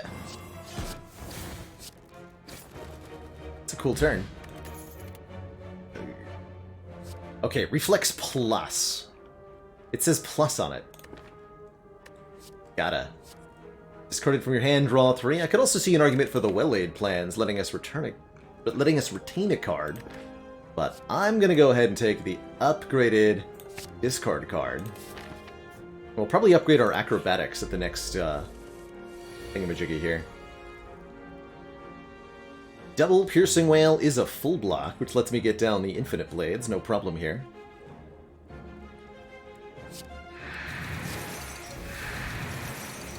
And then we can go Calculated Gamble for Letter Opener value.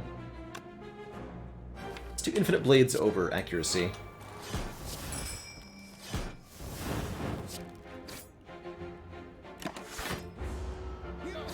Good job, Orichalcum.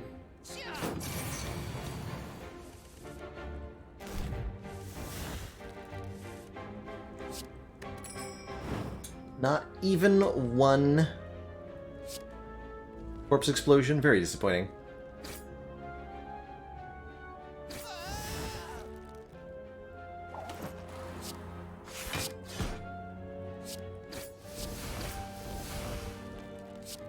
Got that too.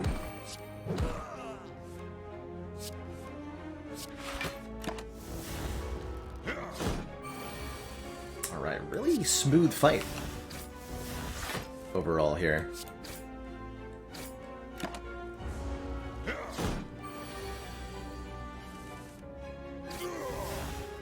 Clean, really clean. We pick up a preserved insect that we just proved we don't need, causing elite enemies to have less health. We're offered a leg sweep, a caltrops, and a burst. Play our next skill twice. I definitely get behind a leg sweep here. We don't have a good access to weaken currently. Burst would let me do Adrenaline or Cloak and Dagger or Gamble or all sorts of things. This is a pretty good burst. It's a pretty good leg sweep. Take this leg sweep. For the weekend. And I'm tempted to upgrade the Gamble, but I'm gonna upgrade the Acro. For a bit stronger card draw.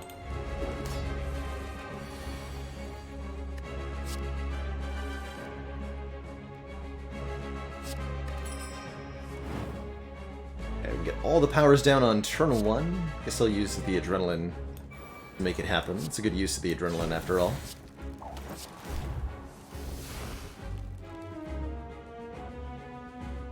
Take 5? Yeah, I'm fine with that.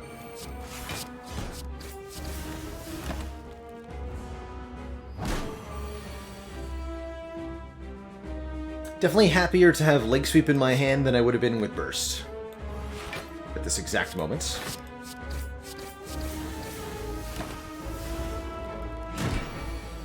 Mr. Champ here is going to get very angry once he gets below half HP. Be a bit mindful of that.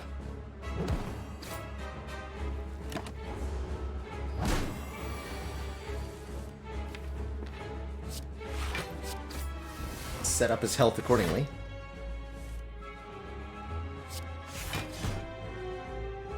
Half health for him is 220. This exactly puts him at half. I don't believe Champ splits it exactly half. I think he has to go below half. Yeah, correct. He has to go below half. That's right. But now we do as much damage as we can.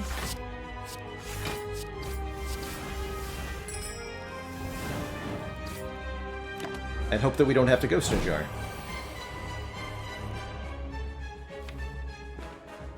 But we might have to.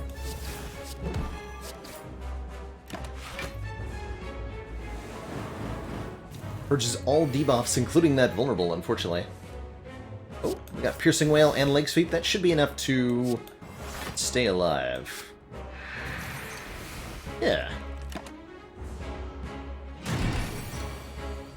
Staying alive and winning are different things, as it turns out.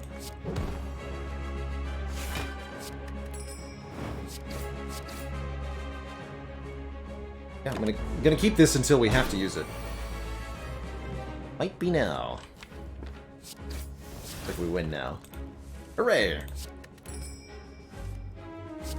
We didn't die. GG. Definitely a little sketchy, though. GG. Alright, the burst is back. Better than ever. This is a reasonable afterimage as well.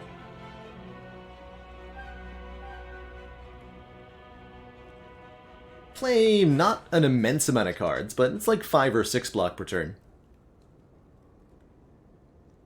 I think I'm going to take the burst. Let us burst Cloak and Dagger, burst Leg Sweep, burst Gamble, burst Adrenaline. Afterimage is a little bit worse with the Orichalcum, but I don't think we'll be using the Orichalcum very much moving forwards. Here's that Snecko Eye that we talked about. I don't think we're particularly interested here. Although it is nice with the leg sweep. We've got a number of cards we'd prefer stay at 0 cost.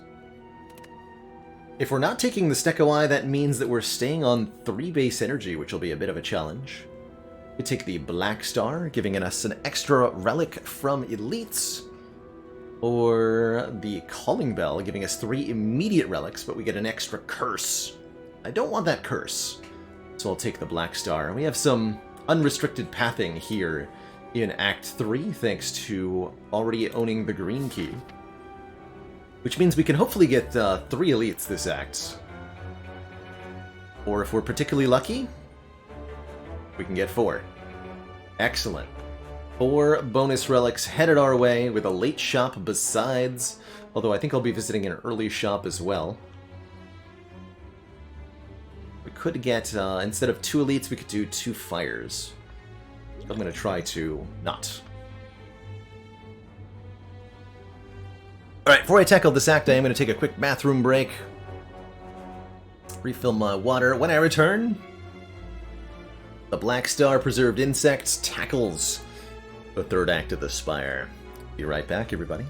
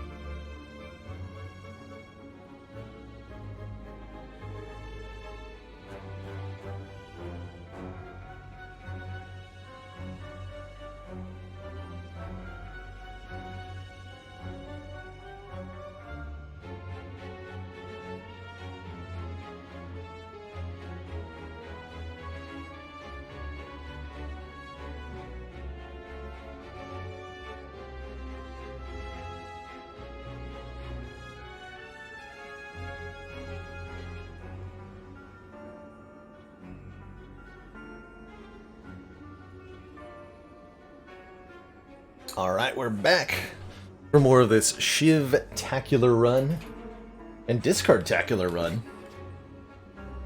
To the store we go.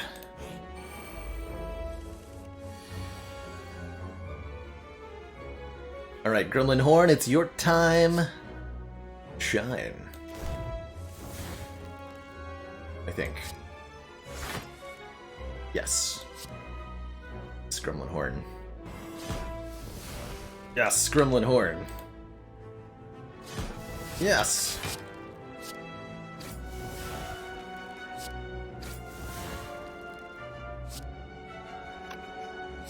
Nine plus 9 doesn't quite kill. Doesn't quite block.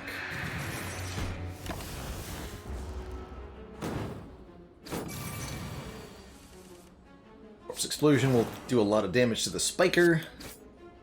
Easy. Easy.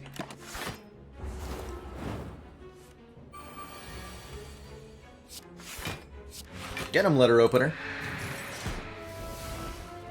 Good. Another upgraded Cloak and Dagger? Don't mind if I do. Triple Dagger. Triple Cloak. Perfect. I feel about Colorless Pot versus Dex Pot. We definitely have a lot of cards that say block on them. This is more useful in the short combats of this act, though. You want something that's, you know, a Dexterity Potion is a potion for longer combats, where you're going to be getting a bunch of small benefits over a long period of time. Colorless Potion gives you, you know, mostly everything on the turn you use it. And good burst here. First leg sweep, get him. Letter Opener is already at over 100 damage dealt. Hey, Lychee Sauce, yeah, shivs are playable before the balance patch. If you've got a 2.1 version of Spire or earlier, they're not as incredible as they are currently, but they are playable. We take a third Piercing Whale. Fighting Donu and Deka. I'll take one more. Pretty much never upset by too many Piercing Whales going into the heart. Oh boy. Did we ever get a good store? Second Adrenaline is here. There's an Apotheosis here to let us upgrade everything in the deck. There's a Shuriken here to give us a strength for every 3 attacks we play. Of course, card remove.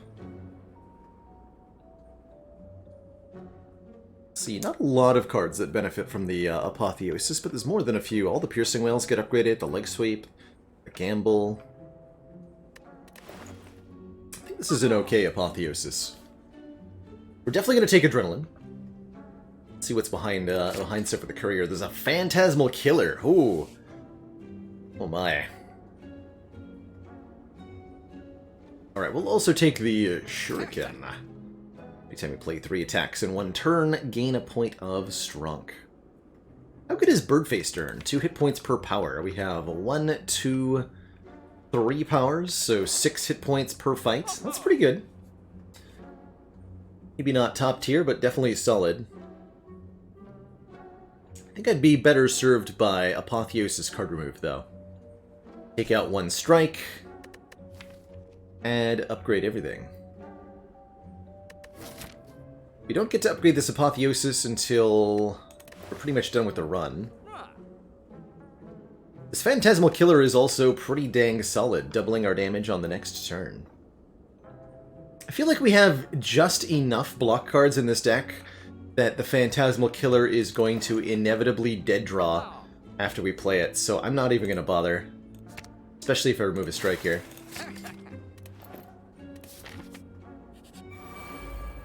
But I don't trust it. I don't trust it one bit.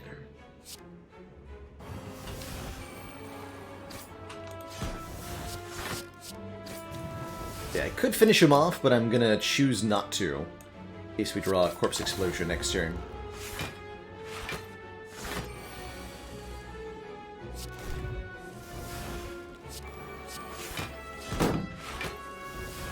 Like so.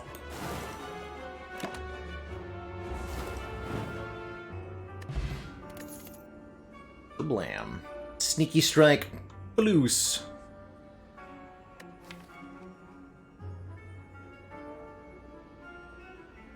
Like almost have enough draw and discard to want this card. I'll pass. Oh. Lies, Piercing Wail, or Infinite Blades. Well, I kinda need this Infinite Blades. Something I've not said very often. I have a spare Piercing Wail, I guess I'll lose it? That was, neutralize. What I was supposed to lose, but it seems insane.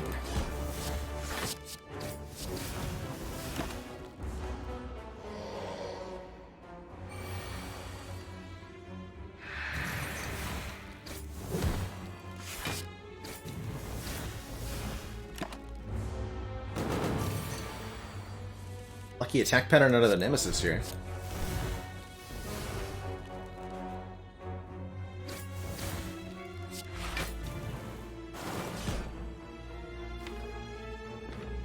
Played. Leg sweep.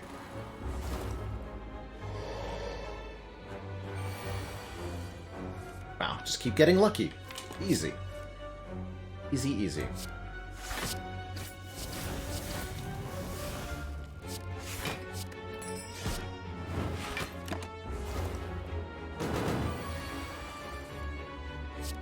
A nice Fantasia.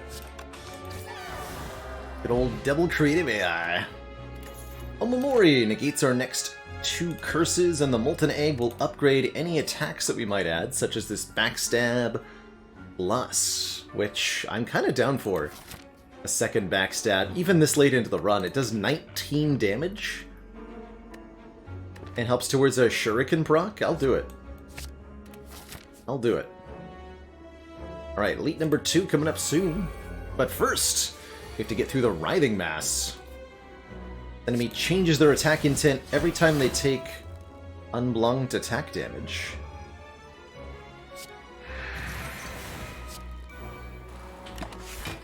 For a first turn. They've also got a curse they can apply to us. A Parasite. I almost kind of want them to try to do.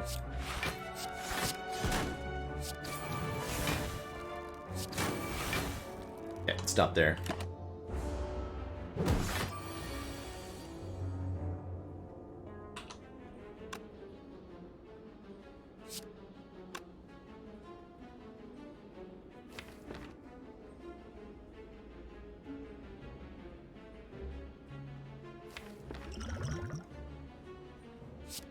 When Shiv doesn't get through the block, so it doesn't change the intent.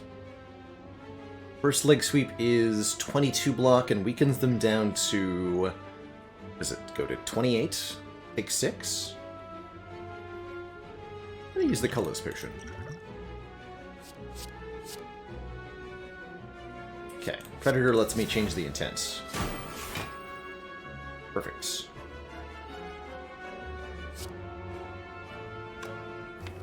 Let me fit in accuracy here.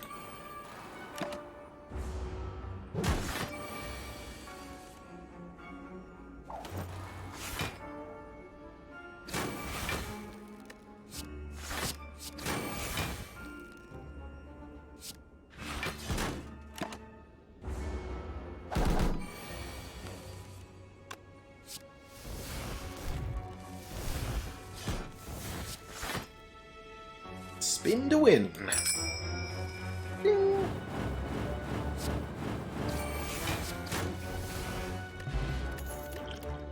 And see that once we do get just about everything into play, we're a lot better with the upgrades and the powers down. We just need some energy generating relics, you know, a lantern, a nunchaku. We're doing damage when we discard with this relic right here, which also lets you know about it with its very distinctive sound effects. Ding! Whenever you discard a card during your turn, deal 3 damage to a random enemy.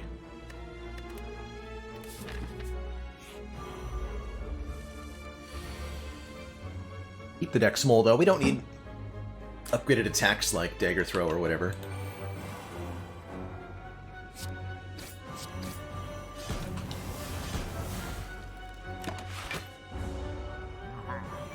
By the time Giant Head realizes what's happening, it'll be far too late.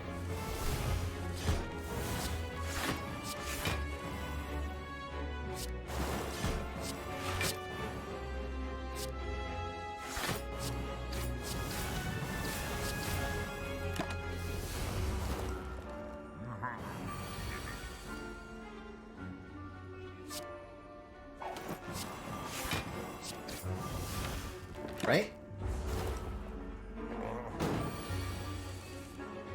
Far too late?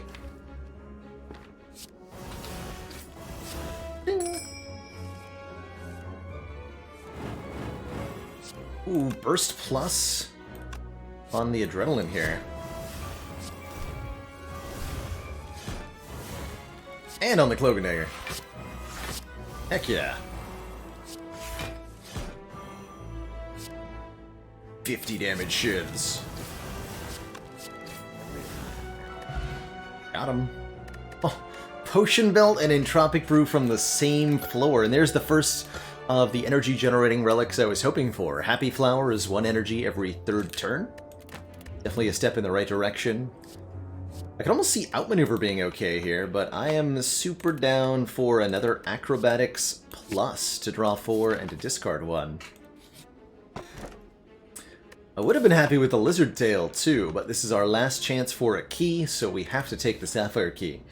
Go to Act 4. Fortunate. Swear.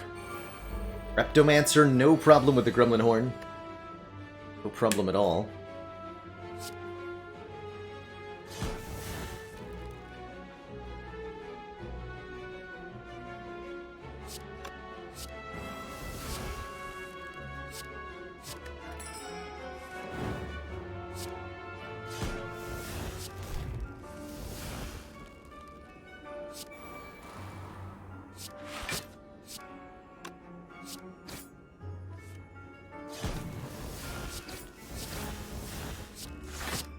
Did sure do a lot of damage. Dang.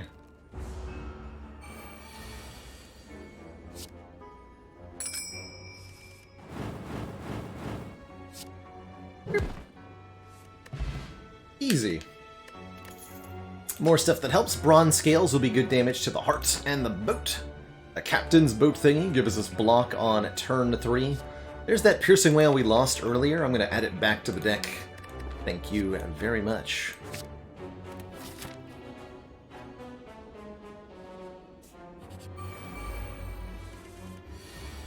The Transient.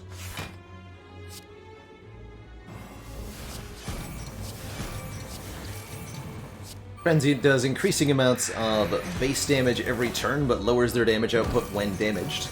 So all you need to do is steadily deal damage to them.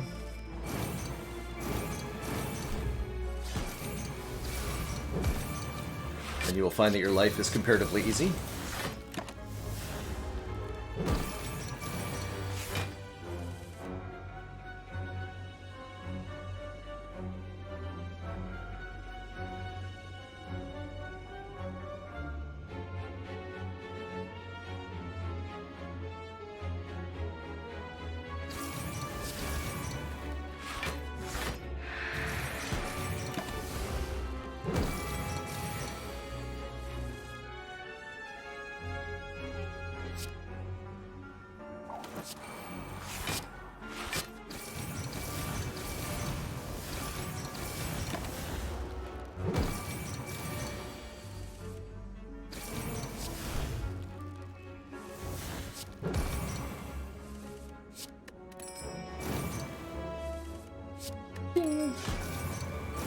Multi-ding!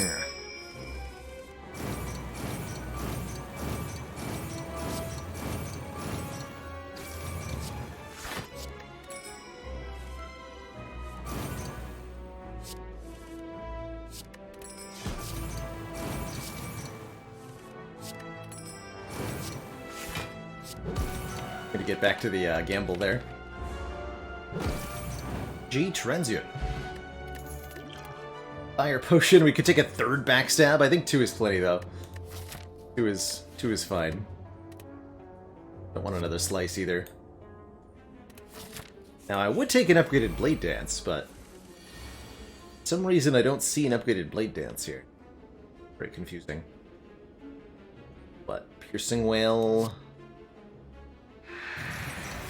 Block with Orichalcum, take 1.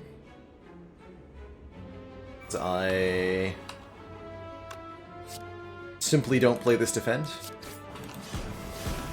Alright. Red key is right here. Get it out of fire. Fear not, the red key will arrive.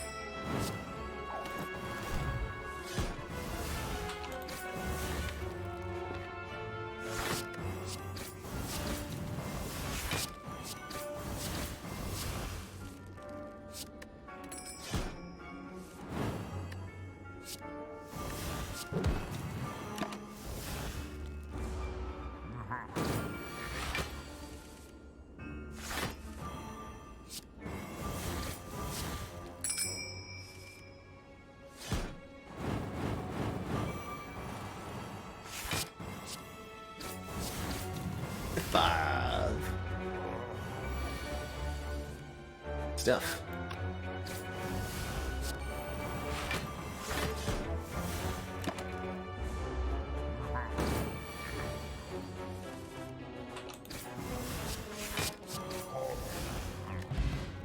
Bag of Marbles applies vulnerable on turn 1, and the boot ensures our shivs always do at least 5. Hey, there's that Blade Dance I said I would take. I guess I'm taking it.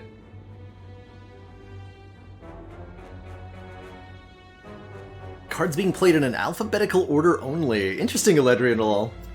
Chrono once made a mod that caused me to draw my cards in alphabetical order. That was pretty cool.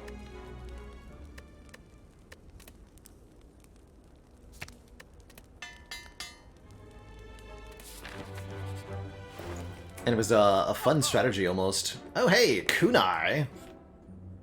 Feels like our missing piece now, doesn't it? Kunai gives us 1 point of dex every time we play 3 attacks in 1 turn. And that's great with our, you know, all these little block cards. Cloak and Daggers, the backflip, the escape plan.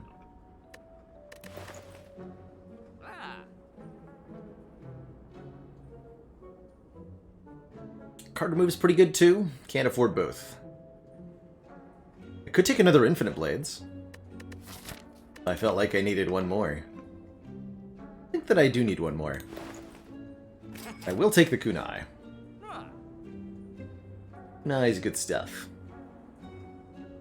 And we'll keep enough money that we can afford to swap out maybe a better potion. Not sure what the ideal potion is, but it's not Fear or Blessing of the Forge, that's for sure. Burst Apotheosis. Okay, a little bit of an ouchie here. We failed to draw a block, but Orichalcum has our back, so we're only taking 18. That's fine.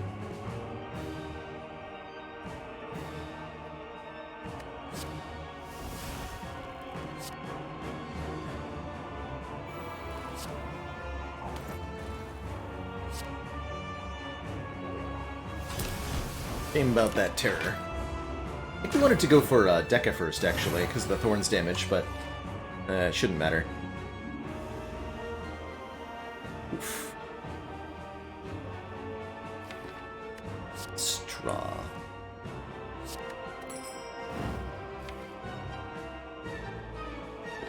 Let's continue to draw different things.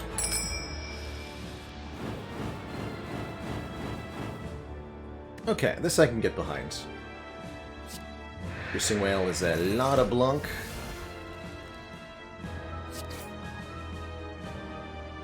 Block 6 or block 11? It's not a Kunai proc, let's just take the 11. Get 18 free block next turn, and that'll help, especially alongside the Happy Flower. Here we go. One really big turn. Well, almost. Almost got me what I wanted there. At the very least, we'll gain a lot of strength and dex.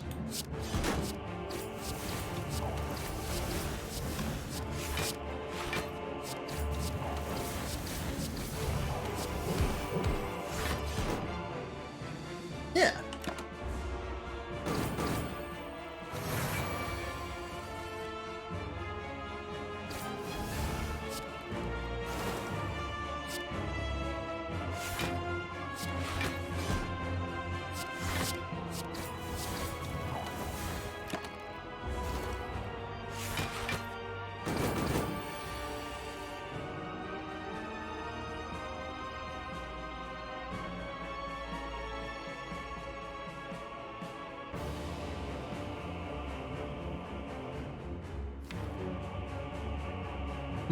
That's kind of a spooky draw pile.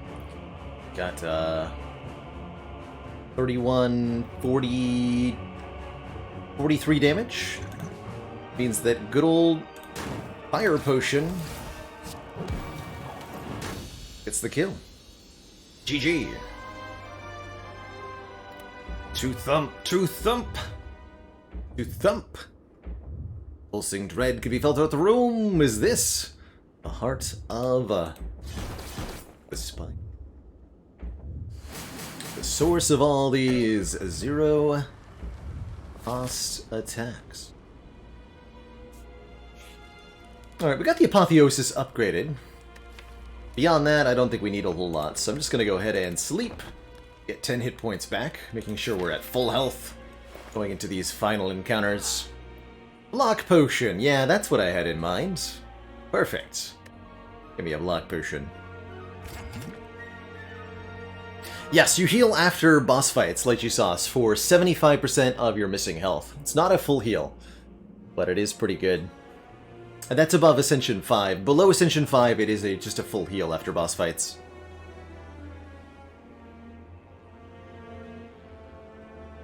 Hey, Desert Fox, yes, I did indeed teach university courses for a couple years of my life. Chemistry was my preferred subject. Good stuff.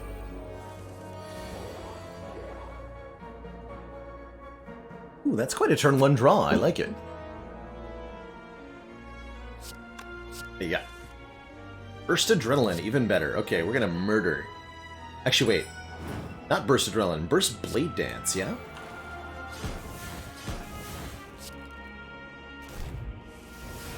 Yeah. Burst Blade Dance. That's what I meant.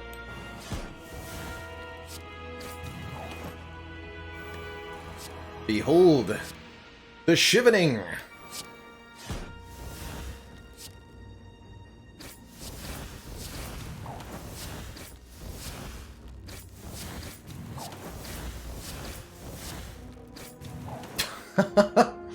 Wow. I feel like I might have even been able to get them both if I slightly more optimally allocated my damage. Not that it matters too much, because we just get the kill on this turn. Oop. Ridiculous. More max HP with the strawberry. We got a blue candle. Could take one of these cards, but probably won't. Be a Fear Pot, although I think Liquid Bronze, Block Potion, and Tropic Brew is going to be great, so we'll leave that on the ground. Alright, this is excellent going into Heart. Student in accounting at the University of Quebec, very nice. Been to Quebec, I think, one time. Visited an old fort of some kind. I don't remember the name of off the top of my head. Let's go. Lucky sevens, that's right.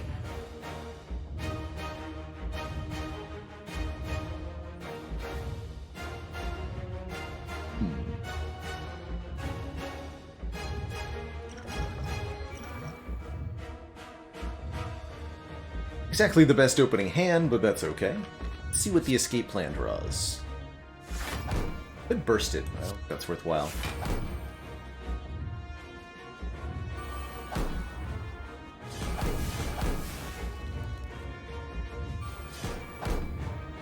Get him, letter opener. Your rental car stolen? Oh no. At least it was a rental, right? At least. Okay, this looks like an excellent, excellent opportunity for our Ghost Jar. We've been holding on to this thing the entire run for good reason. It's time. 56, by the way, because of Odd Mushroom. Next turn, we're going to take only 2 times 15. And we're getting 18 block from the boat thingy. So yeah, this is definitely the turn to do the thing.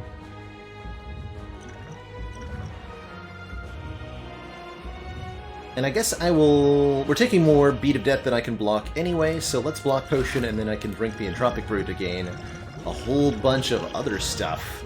Namely, a Duplication Potion, Fear Potion, Attack Potion, and Swift Potion. Well, you take the Attack Potion this turn to upgrade it with Apotheosis.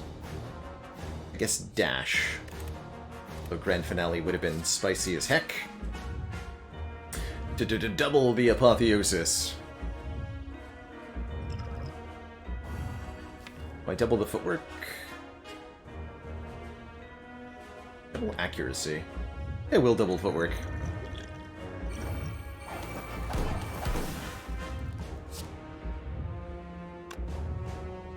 So additionally for maximum optimalness, we go Blade Dance, then Cloak and Dagger, then Apotheosis. We get all the shivs upgraded. Heck yeah!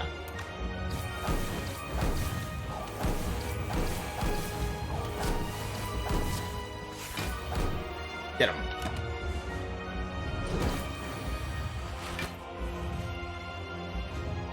Perfect. Trying to perfect this fight. Speaking of perfects, double perfects.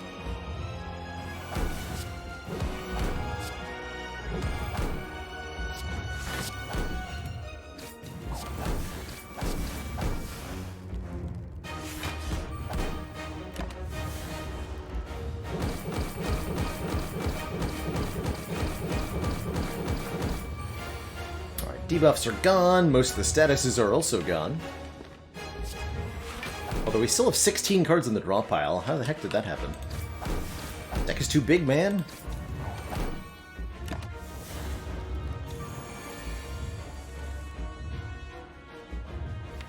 Ouch. Oh, it's an acrobatic. Literally all of the draw in the bottom 10 cards. Oh well. So it goes sometimes. So it goes.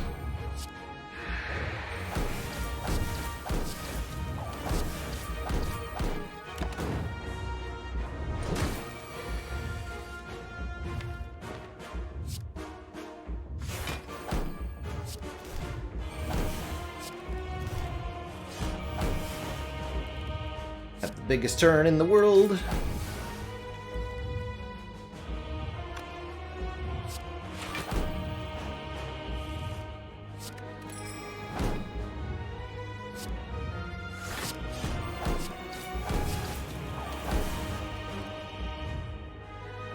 I'm gonna skip this accuracy.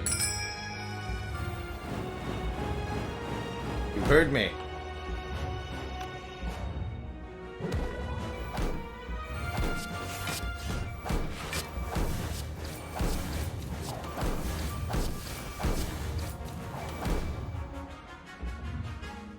GG, you stinky heart.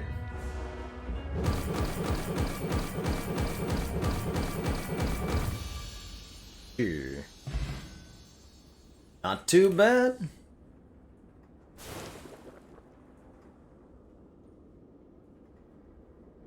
Not too bad at all. Hey, everybody.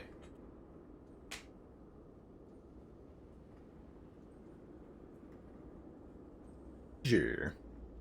Another awesome, awesome Shiv-heavy run. That's, of course, 3 in a row now. Ultimately unsurprising that the Wristblade starts are leading to Shiv decks, but what is surprising is how awesome those Shiv decks are. We're fighting Slime Boss at 7 health, I sure do. Remember the Shiv potion that obliterated him?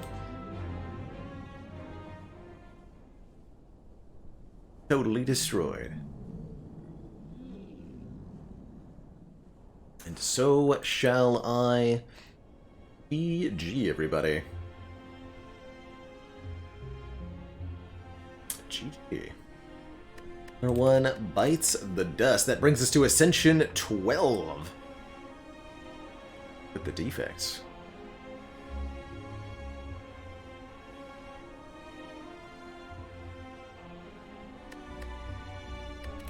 These silent runs have had Shuriken.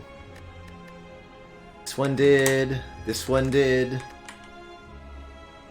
This one had Kunai, but not Shuriken. And this one had Kunai. So all of them have so far had either the Shuriken or the Kunai. What happens when we get a silent run that has neither? Maybe it'll just never happen. Alright, the defect is starting with the Inserter Relic, giving us an orb slot every 2 turns. Again, leading to slow, more methodical starts. Where something like fighting the Burning Elite on floor 6 is a lot less viable than it normally would be, I think. It's like we're going to an early store, one way or the other. Maybe that does lead me towards fighting the Burning Elite. I think what I'm going to do is take our 3 card rewards, see what potions, what cards, how much money we have, and depending on what we get, I may go for an early Burning Elite, or I may avoid entirely.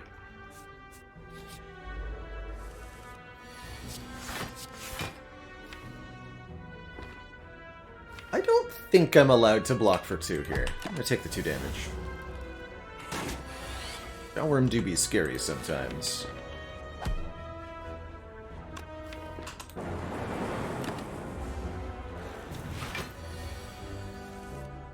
Aw.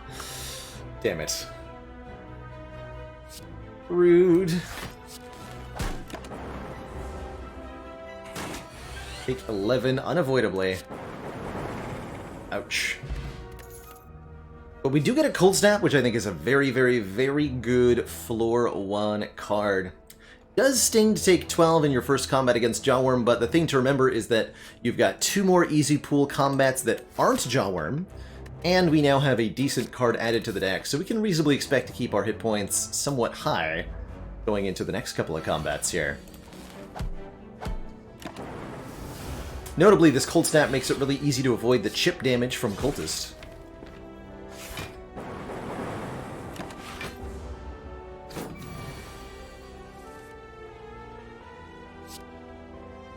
As well as a couple of other niche applications.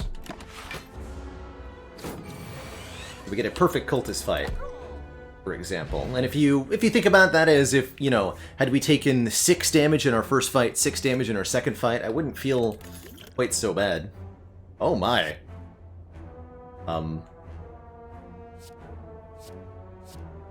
Floor 2, Inserter Consume Frost Orbs assembled?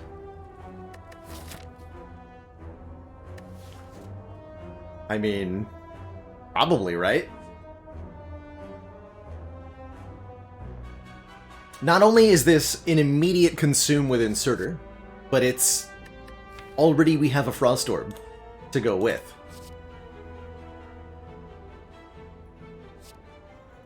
That is absolutely the sort of thing that lets us go for the Burning Elite. Yeah, a little too early to call GG, nothing too amazing. Wait until we get past the 3 Slavers fight in Act 2. Now, that said, the Tempest might be better here for multiple Lightning Orb channels, but I'm going to go with this Consume, trading our orb slots away for some Focus, which admittedly might not be a good thing always. I meant to Consume Defend on this turn. I hope not. Nah.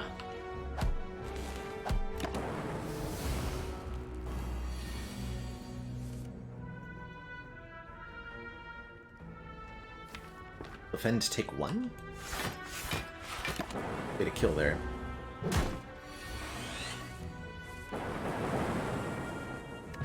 Okay, we took 1 in our 3rd fight. We get Charge Battery, Recursion, or Chaos.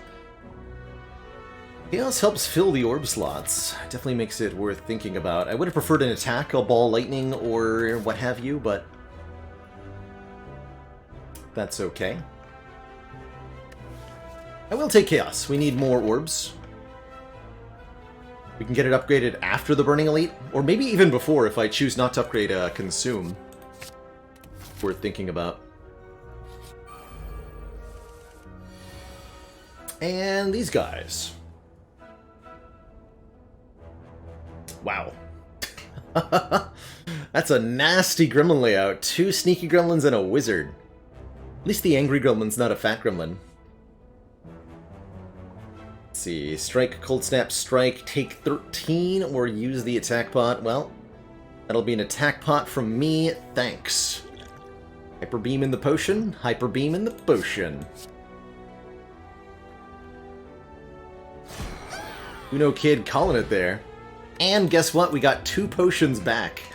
Easy. And more frost orbs, even easier. Yes, perfect. Or we can take a loop, letting us trigger the passive ability of our next orb. But I want more frost. Thanks. Alright, to the store! To help us gear up before this Burning Elite. So good, man. Oh my god. Rip mummy hand, unfortunately. But at the same time, there's so many other good things here. A defrag for even more focus. Another cold snap. A copy of Seek. A card remove. Some good potions. Personally, I really like a cold snap defrag here. And then we have, like, all of the frost right away. Setting us up for a kind of slow burn run, but a powerful one at that. Beginning of Act 1, Doom and Gloom or Ball Lightning, asks Saffron. Honestly, both are amazing. If you're fighting Slime Boss, definitely Doom and Gloom. Otherwise, it's kind of a toss-up. Fairy Pot to get me past Burning Gremlin Knob. Don't worry, Cold Snap Defrag is definitely going to get past Burning Gremlin Knob. Do not fear. Not enough focus on its own, there's always a need for more. Especially when you have this much orb generation. I think we're gonna be great. This should absolutely crush the rest of Act 1 here. We're gonna upgrade the Consume.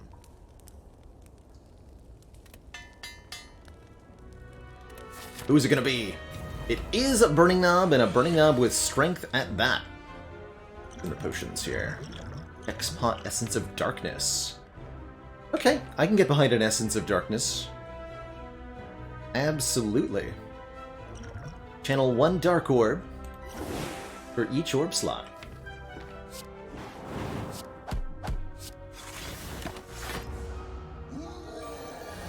Bring it, Mr. Knob.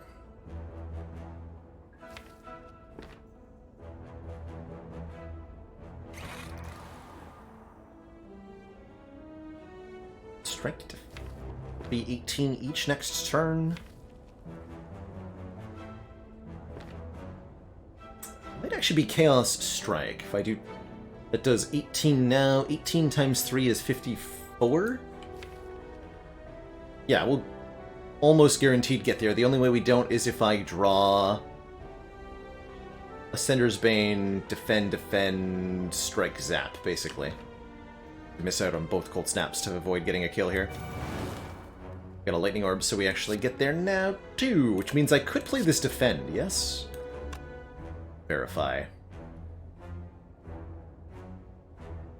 And yeah, taking a bonus damage here because it's a low Ascension knob, since we are getting the kill next turn, I believe.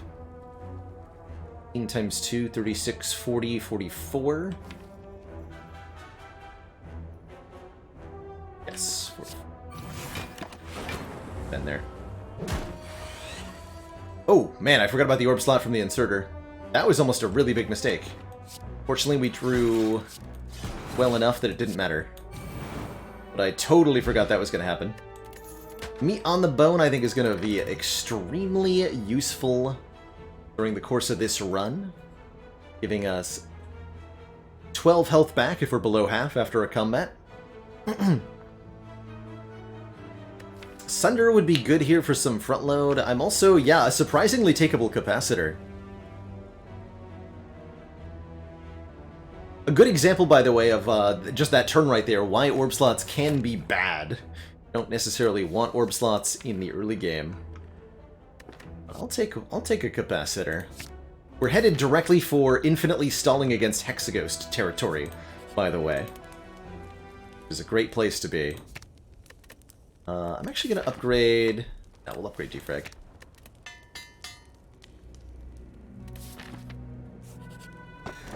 And Vajra, giving us 1 point of Stronkitude, makes the Cold Snaps hit just that much harder. Lastly, but not leastly, removal of... honestly, a Defend. Got bonus damage on the Vajra. For the strikes.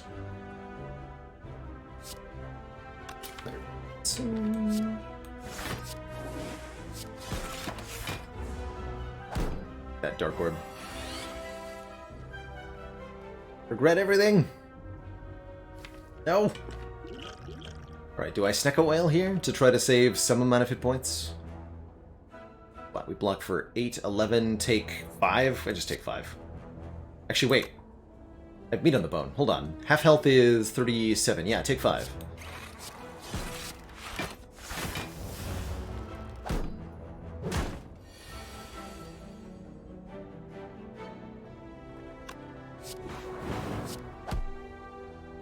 Healing. Reinforced body is pretty primo block, but do we need it?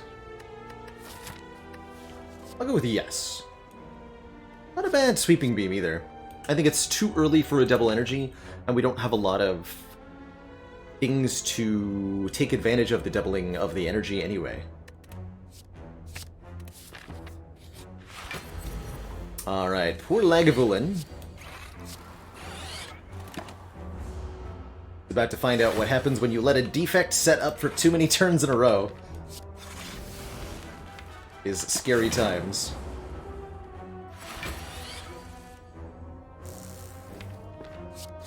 Very scary times. To be an egg boy.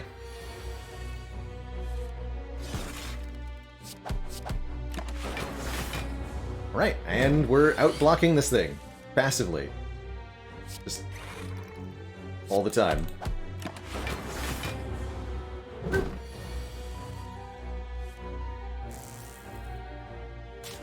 That you've got there. Debuffs? Nice try, nerd. Not to dare.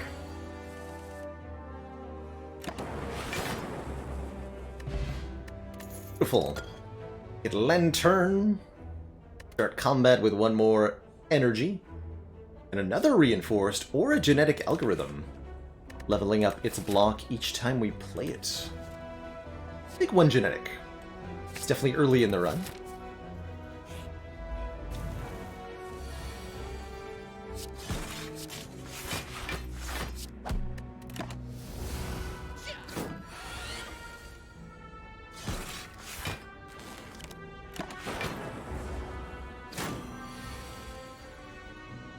Keep me vulnerable.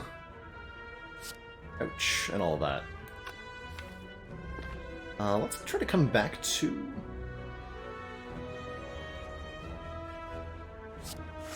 So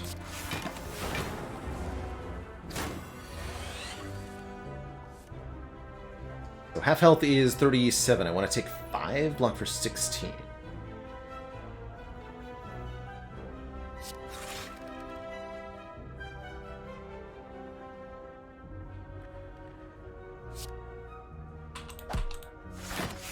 Close enough.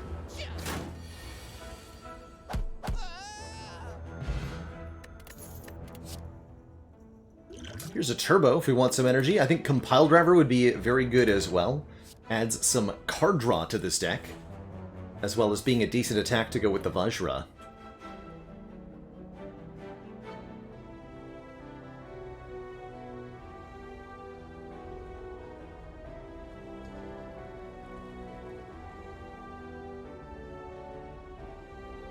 I like that more than I think I like this turbo. Good common Snecko Whale. Alright, lead number 3 is not another Gremlin Knob, disappointingly. Instead, it's these nerds who are here. Do whatever it is that they do.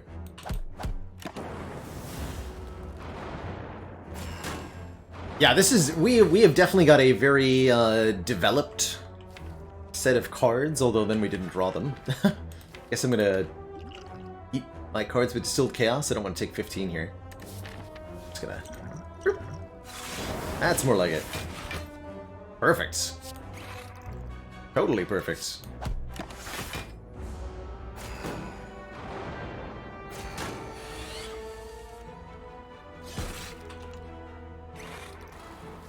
Ools. Yeah, I should have consumed first. I think that would have been... well, ultimately irrelevant, but definitely technically more optimal.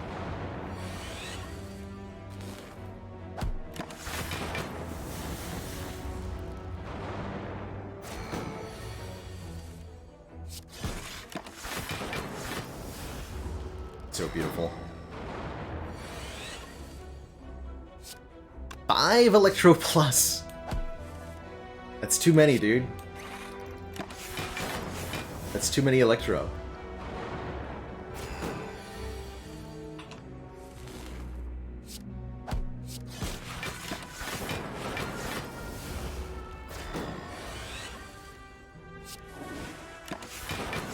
Any day now, we're gonna do 100 damage. Shovel? Uh-oh. And now dig for relics at rest sites. Sure if we want. Tempest is a pretty good addition here if we want some damage.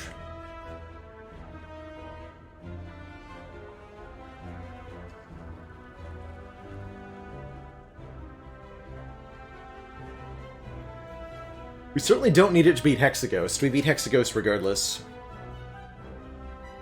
Probably gonna upgrade this Chaos rather than Dig.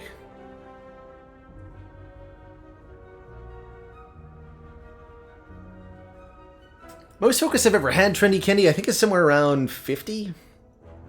With a setup exactly like what we have right now, we could theoretically go to 999 focus in any one combat, but it would take forever.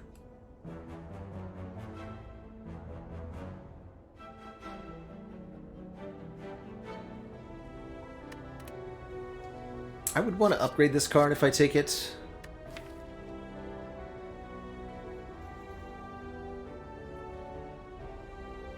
No.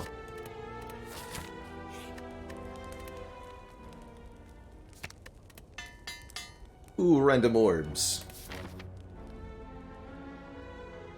No Opal Operation. Genetic Algorithm has the exhaust keyword on it, which means when you play it, it doesn't go to your discard pile, but is instead removed from your deck for the rest of the combat. So you can only play it at most once per fight, unless you have something special going on, like an Exhume, which is an Ironclad card, or the Strange Spoon Relic, which can cause it to discard instead of exhausting. That can allow you to play it multiple times, but by default, only once. Alright, 5 focus and no orbs. Yeah, this is not the turn one we usually want. Orbs? No? Okay, dark orbs. Very well. Ouch. Echo Form also does work with Genetic Algorithm, letting you level it up twice. And that's good. Launch.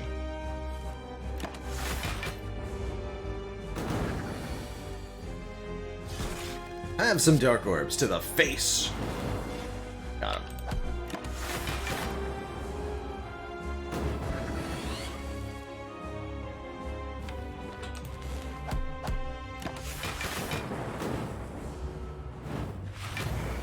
Oh, this fight was over before it even began. We're never in any danger here. Hold snap, then consume those lightning orbs. We could stick around in this fight pretty much as long as we wanted to. The Inferno is no threat. Like I just block Inferno. Have that.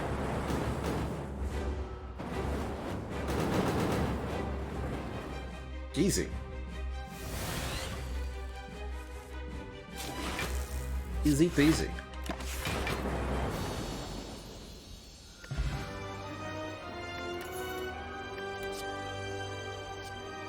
Oh man, wow.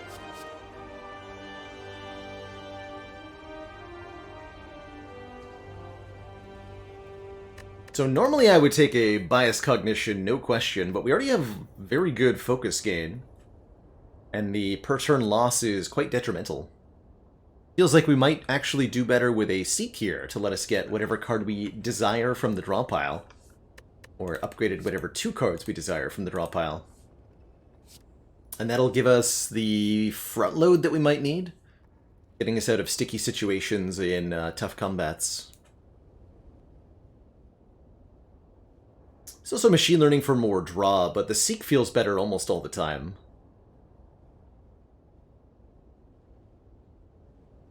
Seek.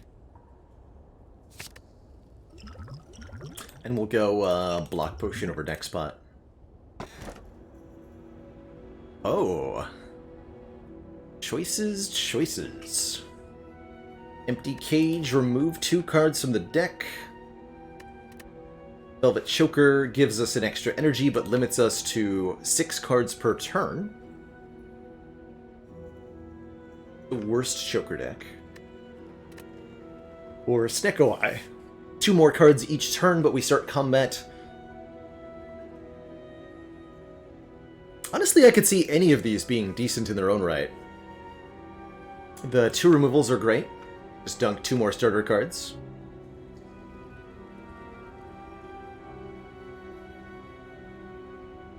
Feels like we need an energy generating card before that's really, really good, but the Lantern serves admirably for the time being.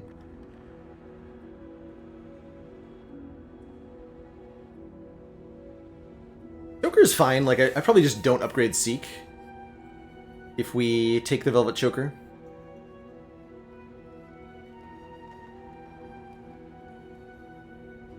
Snecko is great for getting Consume into our hand and for drawing the Reinforced Body over and over. Do I ever play 6 cards in this deck? No, but we could very easily end up playing 6 cards if we find another copy of Seek. Or if we add an Aggregate or something. Like, it can get out of control real quick, especially with this Compounder. I think because of that, I'm going to go for remove 2 with the Empty Cage. Let's just dunk a couple of strikes from this deck. Is it 2 strikes that I remove? Yeah, let's go with 2 strike removals. Might remove Zap soon, too.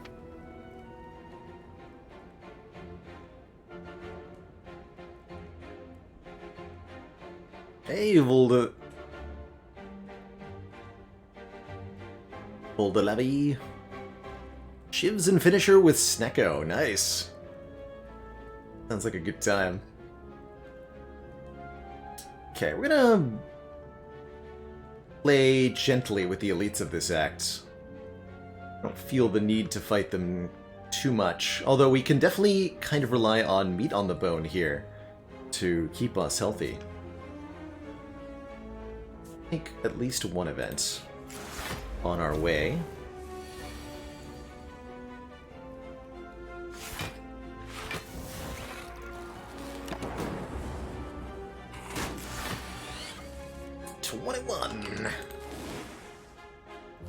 Stinky.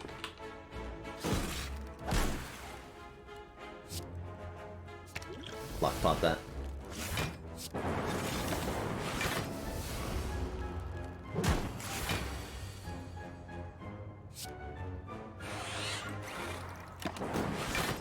And then once we get 1 more Frost Orb up, we're invulnerable to this fool. a really easy fight to outscale with the inserter.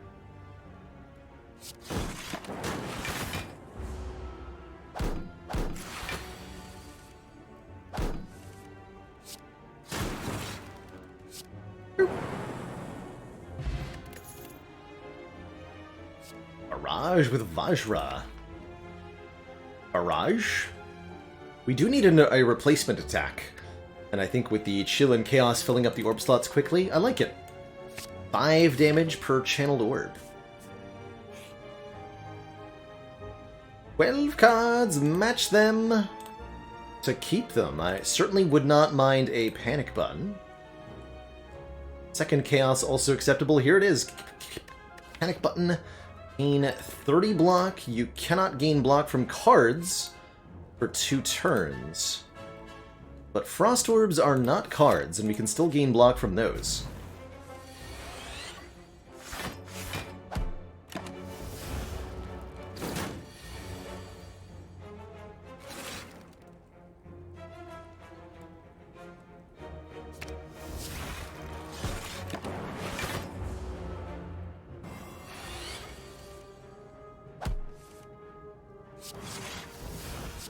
That gets played.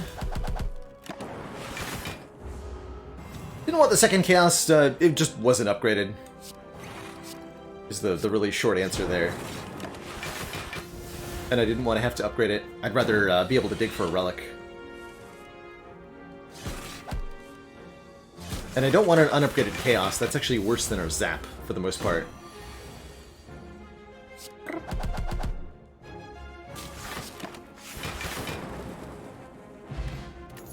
Pot's great. So, for example, I don't want this unupgraded Chaos, but I do want more copies of Compile Driver to let us draw through the deck more consistently.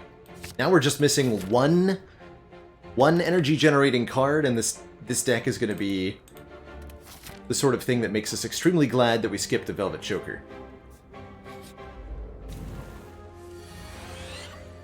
Basically. Okay, but like... this is not the draw that I wanted.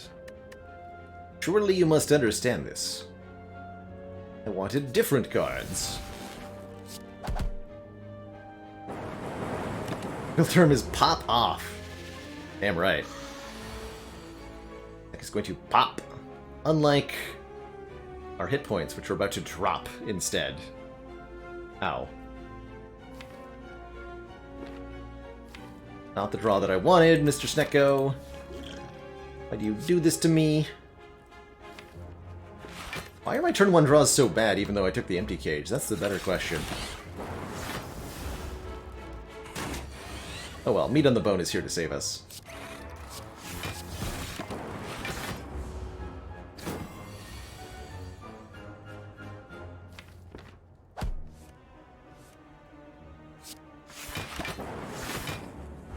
Might have been better to just channel another Frost Orb there. Okay.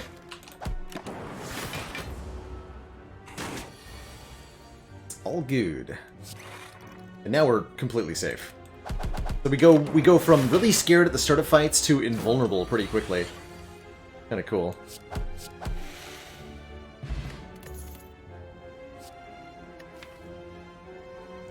So we've had first consume, but what about... actually, no, what about boot sequence for fixing my turn 1s? Is it really fixing it, though? Would I rather just upgrade Chill? Yes, I would rather just upgrade Chill.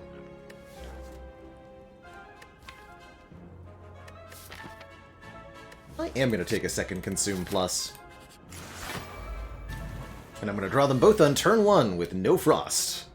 It's going to be awesome.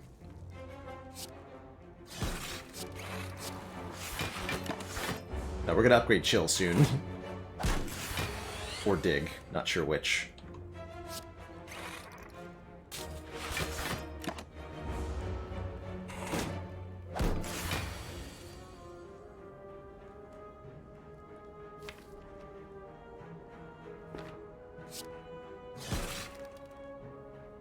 Really squinting.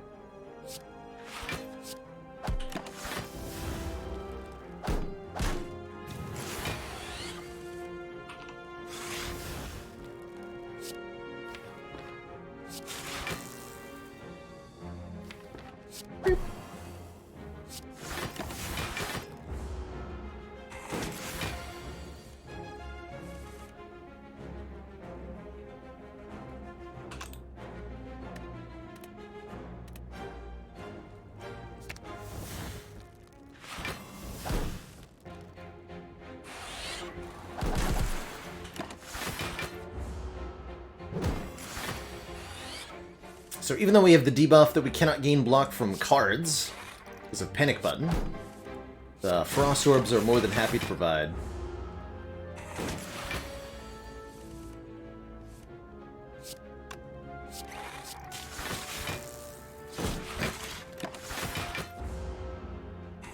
Old Frost and Plasma archetype. Favorite.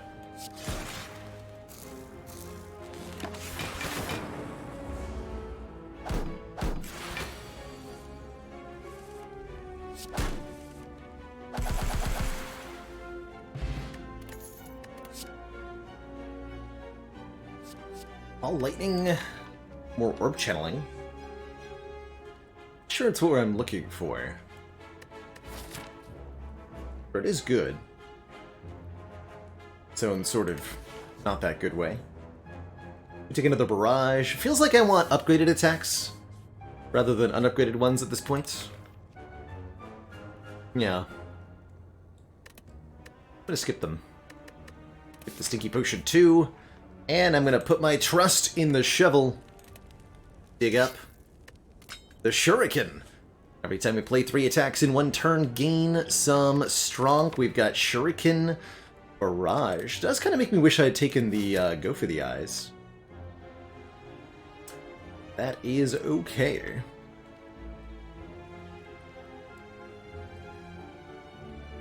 Open the option to path this way. Plus I want to use my potions now. Let's take the Elite Fight immediately. Good. 3 slavers are here. Take a 3 Sweeping Beam, thank you. Do I go Consume, Seek for the Chill? That seems like the most reasonable choice. We can go Consume, Chill, Compile Driver. We get 4 Frost Orbs for 5 block each. 20 block. Take a little bit.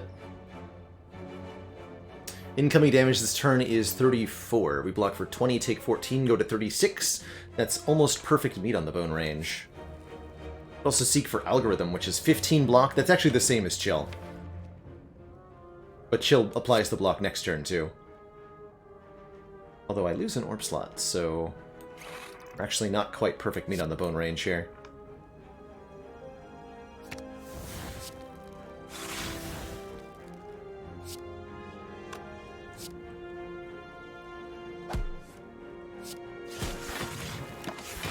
We'll have to take a little bit of damage on purpose if possible.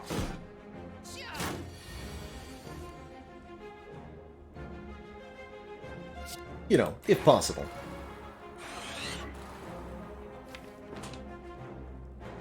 Currently taking 15 plus 9. Losing 3, going to 36. I almost want to let that happen. Make sure that gets played, though. We'll scare to next turn, too. With Vulnerable, they do, well, not that much damage, as it turns out. Incoming damage this turn, 35.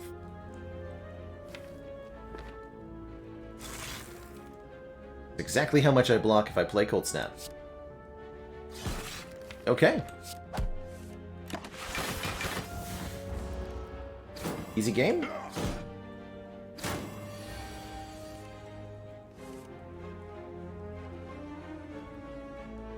So the problem is if I kill the red slaver, I can no longer take any damage. So that's not really a problem. That seems fine.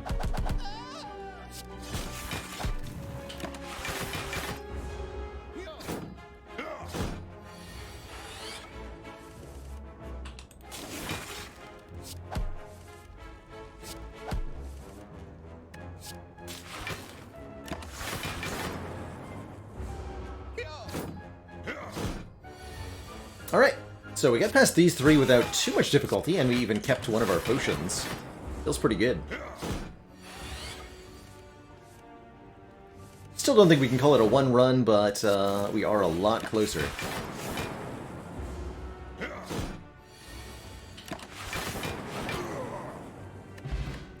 Get War Paint, upgrading 2 random skills. Please hit Seek, please hit Seek, please hit Seek. We take an Amplify, or an All for One. Couple decent powers to Amplify. Feels a little bit overkill, though, quite frankly. Please hit Seek. Dang it. Okay, getting Algorithm upgraded is great, though. Now it permanently increases the block by 3 rather than 2. And I think I am going to skip all this.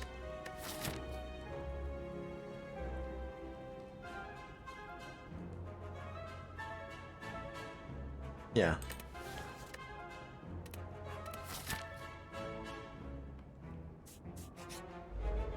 Upgraded dual cast is definitely nice as well on a, a 3 energy deck.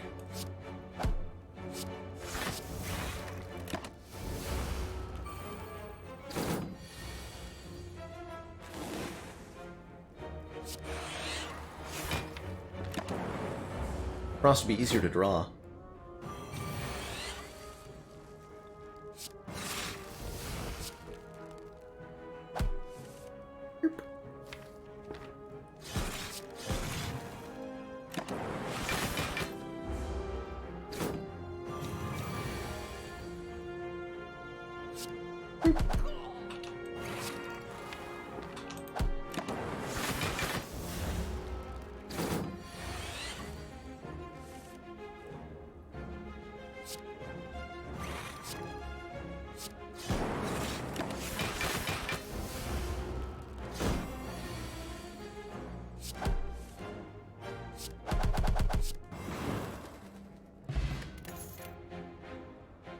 Third compiler.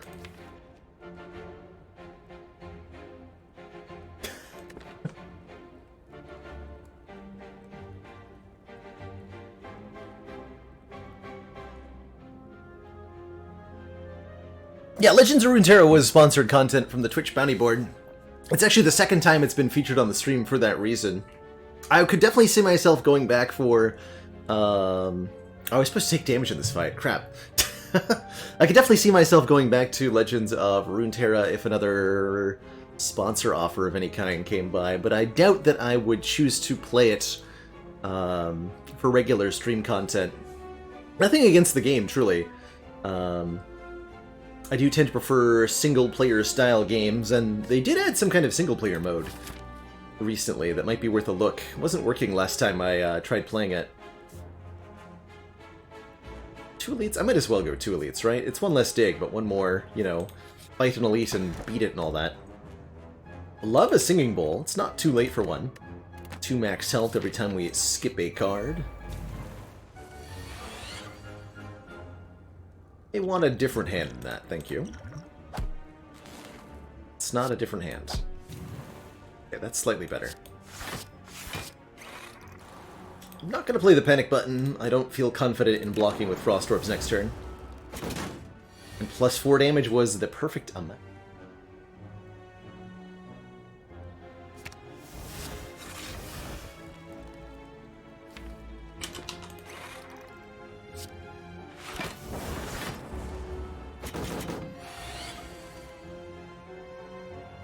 Frost Orbs?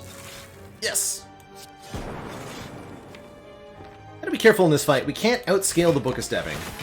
That's important, I think, to say a couple of times. We cannot outscale the Book of Stabbing. This thing is too powerful, too dangerous, too quick in its offensive scaling for even Inserter and Consume to match, generally speaking. But we can kind of keep pace with it.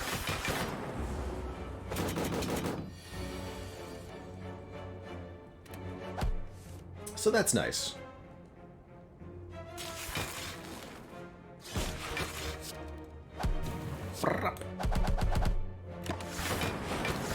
Okay, not bad at all. And we score a Fossilized Helix, preventing the first time we would lose health each combat. If there's any card that I associate strongly with taking a deck with lots of Frost Orbs and beating the heart with it, it's Static Discharge.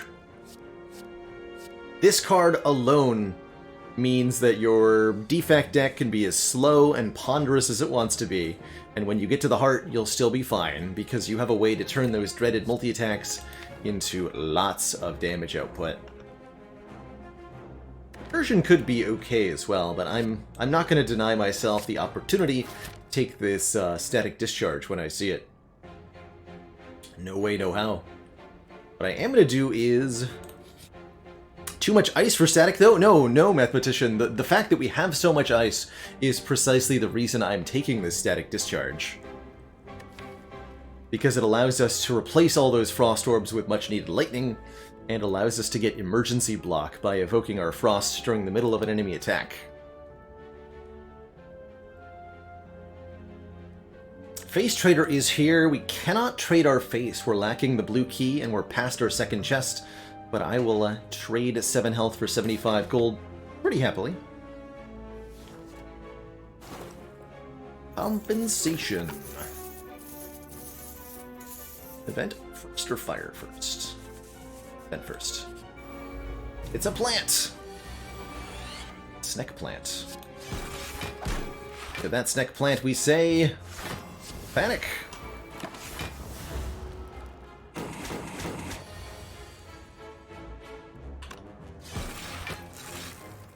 Ooh, 6. If I evoke it, I gain... How does this work? Take a full 8 by end turn. Yeah, better to play the zap here. Take 8. Activate Meat on the Bone.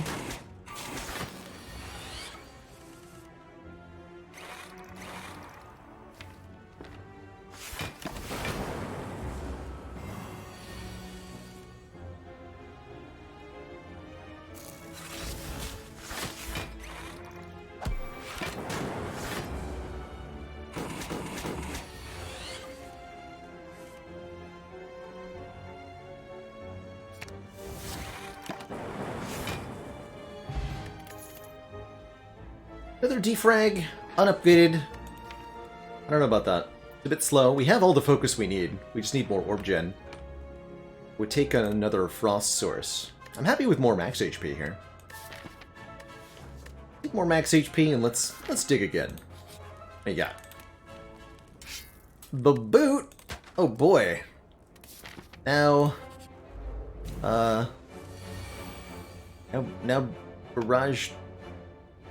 More damage? No? Alright, well... Tried. 30... 34. Panic Button, Cold Snap, Reinforce blocks fully. Gotta play the Panic Button last, though.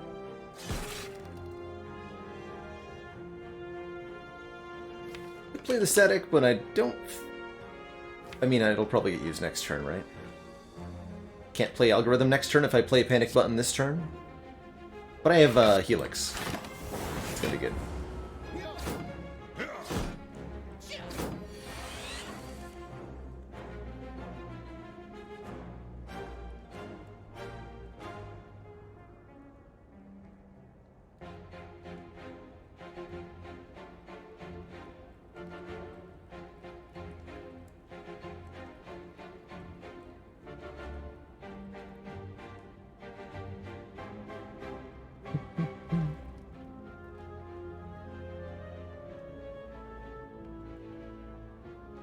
Okay, we can kill the backline with the dupe pot, which I'm strongly considering doing. Actually, wait. I kill him without the dupe pot? I go Cold Snap, Barrage, Zap. We do 25 plus 12. Yeah, we actually kill without using the duplication potion. Let's try to do that. Dark Orb always targets the enemy with the lowest health. That guy.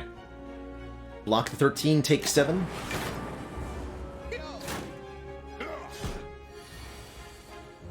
Now all I gotta do is take What the heck is half of 77? 8 would be 39, 38. 7?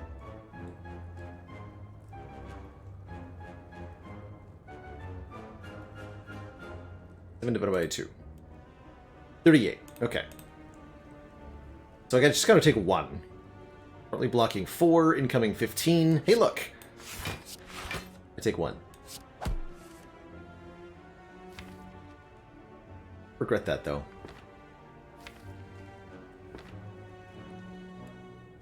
Yeah, if I take 1 on this turn, we're gonna take more than 1 next turn. Hold on.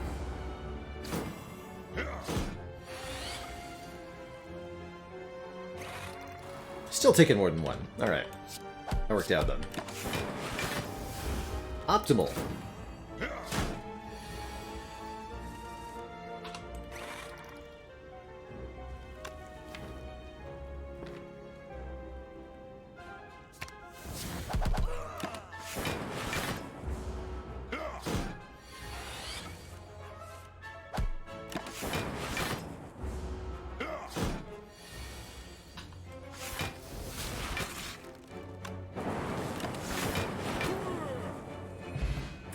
Meat on the Bone has healed 72 health so far. We get a pair for even more max HP.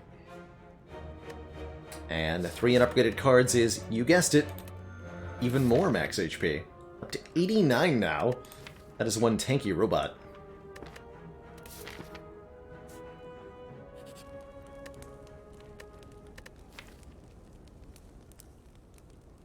Quite a few decent upgrades at this point. Seek and Static Discharge are both important. Static just needs to be upgraded before the heart, though. Let's take one more dig, because, heck, why not? Orichalcum. If we enter turn without block, gain 6. Really good in conjunction with Frost Orbs, I think. General rule, not thrilled about Chill on this turn, but what can you do?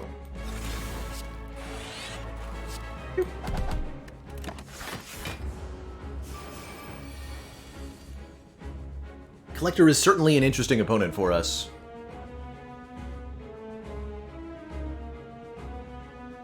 Let's see, we have Buffer. So let's go... Cold Snap plus Orichalcum will block the 2 minions, and then we'll just tank the hit from Collector here. I could have also used Panic Button there.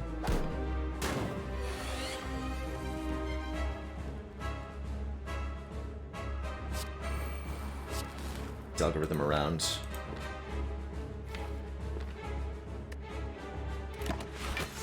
Next turn we're being debuffed. Our damage output isn't great, but that's okay, because we scale up so much over the course of the fight. That shouldn't be a big deal.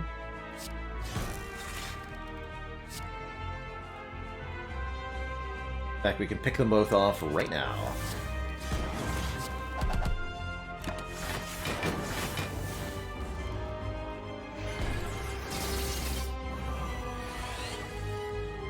$37, huh?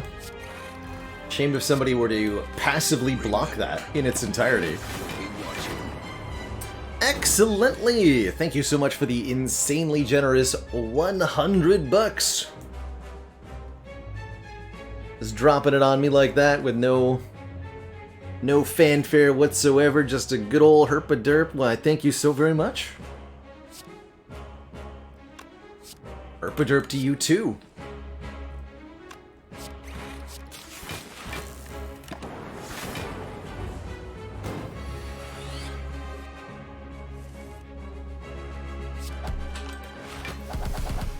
Boot value. These $100 I can buy boots. All the boots. Kind of throwing my orbs out now. Was that optimal? Probably not.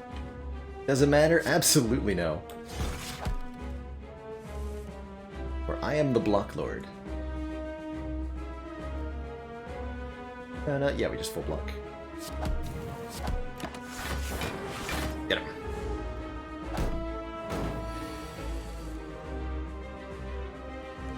So the theme of this boss, is that Collector has these minions that it summons on turn 1 and then resummons repeatedly over the course of a fight. So you kind of have to balance your damage between attacking the Collector directly and keeping the minions off the field. The Collector also has their You Are Mine Mega debuff that they'll do on turn 4 of the fight, where they apply Weak, Frail, and Vulnerable to you. So it becomes a fight of minions that you have to deal with and huge debuffs. It's a tricky combination, and especially on Ascension 20, I think Collector is one of the deadliest of the bosses in the game. There's that second Seek that I thought we might see.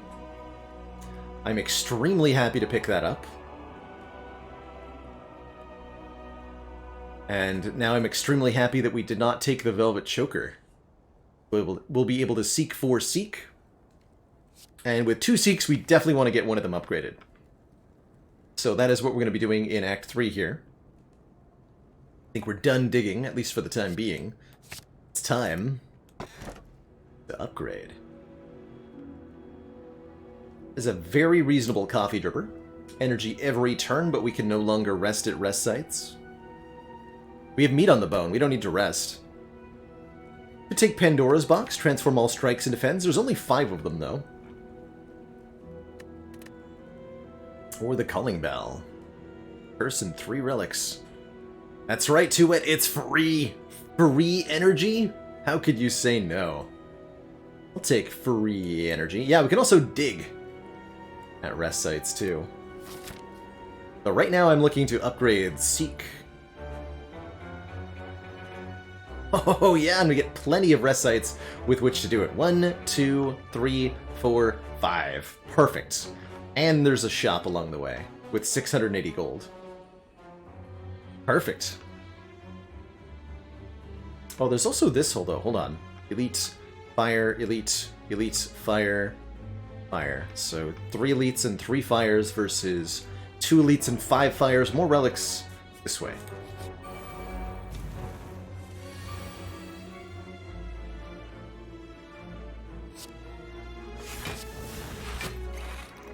The multicast can be good with the Dark Orb's Private Snowball, and with a lot of focus, I don't think it's necessarily a bad take. But I don't think we have quite enough energy generation for that multicast to feel good. And we're looking to keep our orbs around once we make them, generally.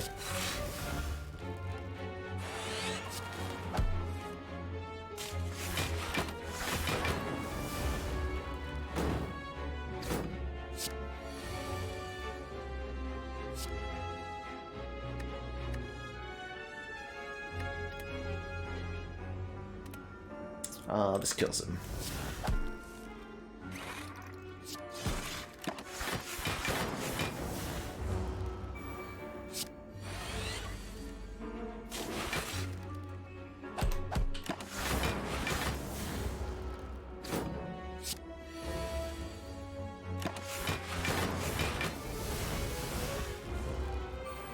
Howdy, Brandor.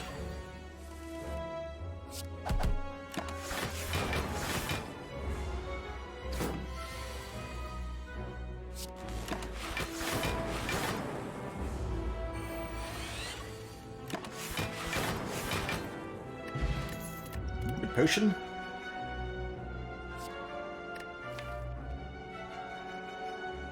Yeah, feels like we want another Frost Orb. Cold Snap number 3 will be just fine.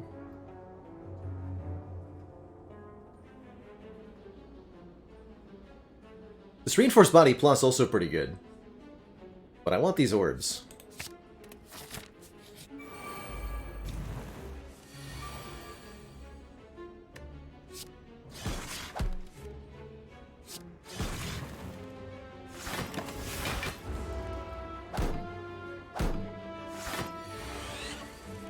Now, I haven't gone through all the letters in the title, I'm just kind of like picking ones at random. Definitely not gone through all of them.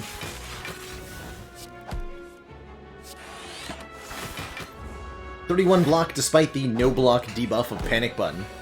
Just seems like a lie, doesn't it? Dear Panic Button, please stop lying.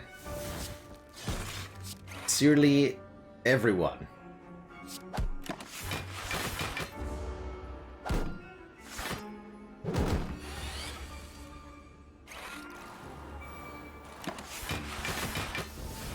Now I do want another copy of Barrage.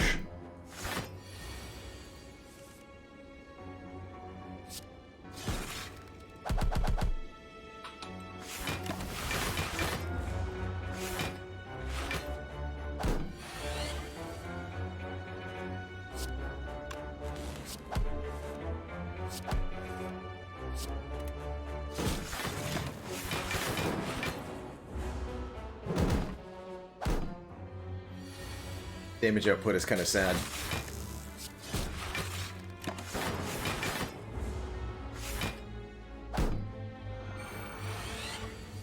Hologram would be good too.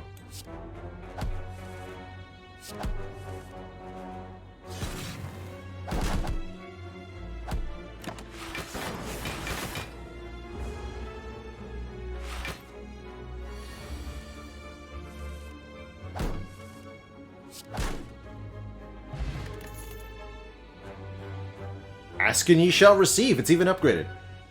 Okay. Yeah. Gain 5 block, put a card from the discard pile into my hand. Perfect. Lets me get back the Barrage, which is what I was imagining, but we can also get back Chaos, or a Frost Orb, or Dual Cast, or whatever it is that we might need. Another Cool-Headed, also acceptable. If it weren't for the upgrade on the thingy, I'd be more interested. Here's the Turbo if we want some energy generation. I see there's also a medical kit and a dead branch. Which definitely go together. Medical kit, dead branch, turbo, no less. That's a three thing combo. That's pretty powerful. Dead branch says, whenever you exhaust a card, add a random card to your hand. Pretty powerful. Kunai and/or Shuriken every run. Feels like it, doesn't it? Certainly feels like it.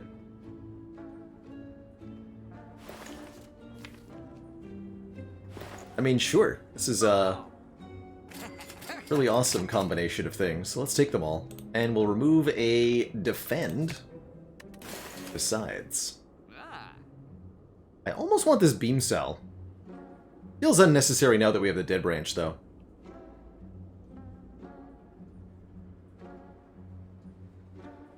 I still hear that line from time to time, Kenshiro. I also hear it said about Hello World, and it's equally untrue, for the most part, about Hello World. Random cards are just really good in Slay the Spire, in most situations.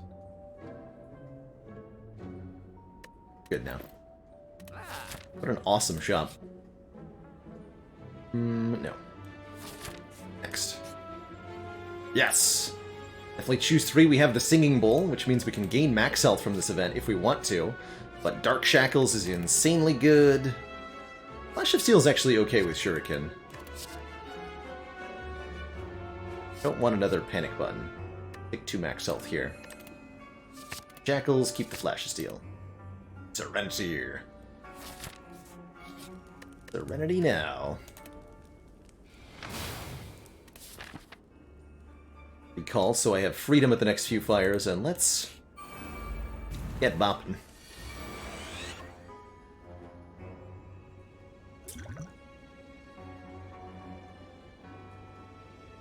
Let's see.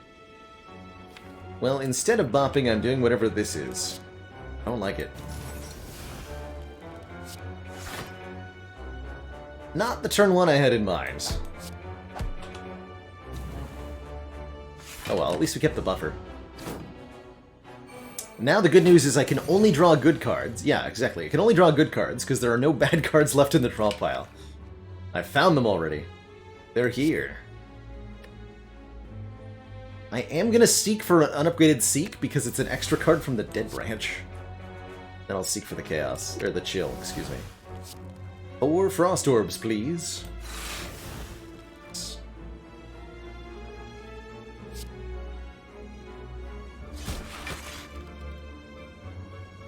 We can just block, yeah?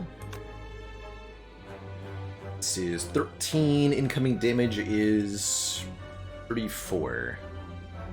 13 minus 34...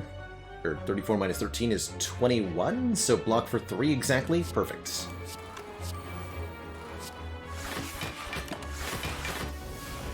Love it when a plan comes together.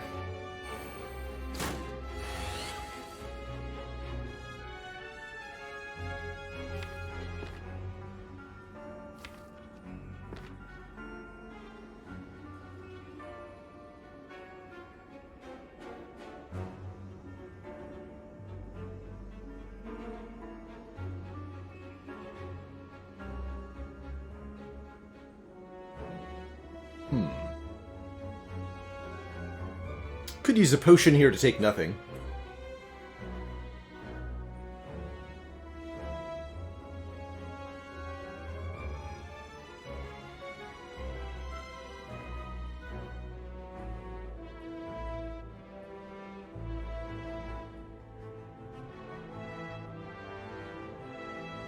It's a pretty reasonable choice. You can also take 9. I'll use the liquid memories. Well, I'm not offered a lot of potion drop chances from here on out. It's still okay. Yo. Frag. Old snap. You. Good memories, the barrage. Kill you. I consume, this goes to 7 times 4, 28 plus 6 Exacxies. This is a perfect block, again, with buffer. And both daggers are dead.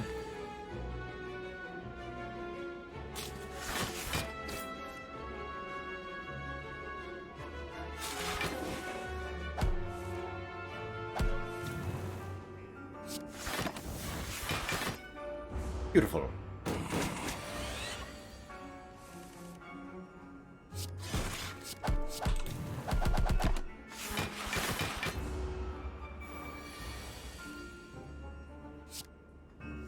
Play the Void, get a new card. Doesn't help that much either. Hooray?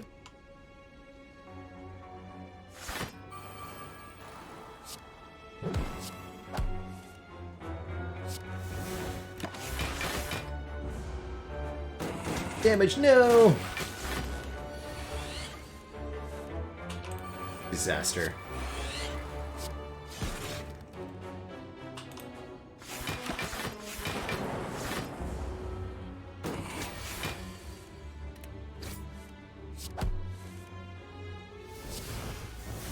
Oh, I'm loving this combo.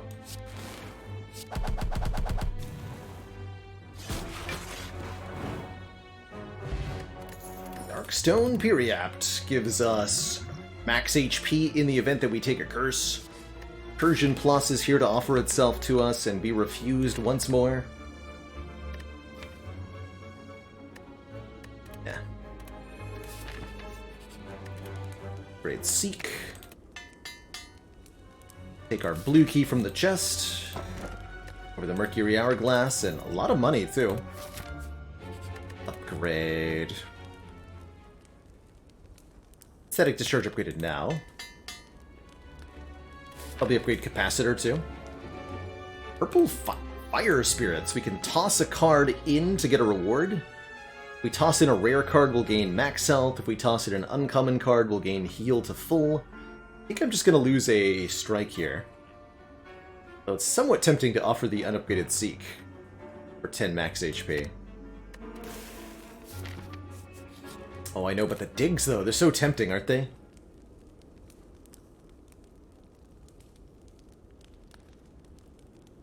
Just upgrade. Self-repair was a must-pick with the Coffee Dripper. We've got meat on the bone to cover our hit point situation. Don't need that self-repair at all. Normally, I'd say yes, it is quite good, but the closer you are to the end of the game, the less value the self-repair has as well. And with only 5 combats, actually no, sorry, 1, 2, 3, 4, counting the elites in Act 4, only 4 combats remaining that we could benefit It's not quite as good anymore as it might have once been. The triple cold snap. Get him.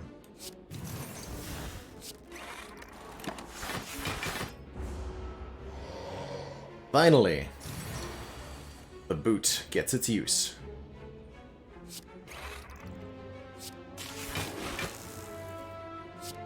Long last, it's here.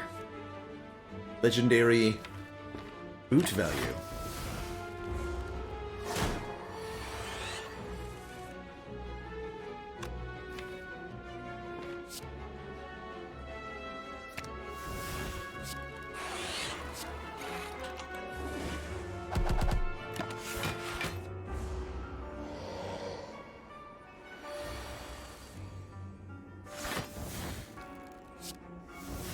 There's two?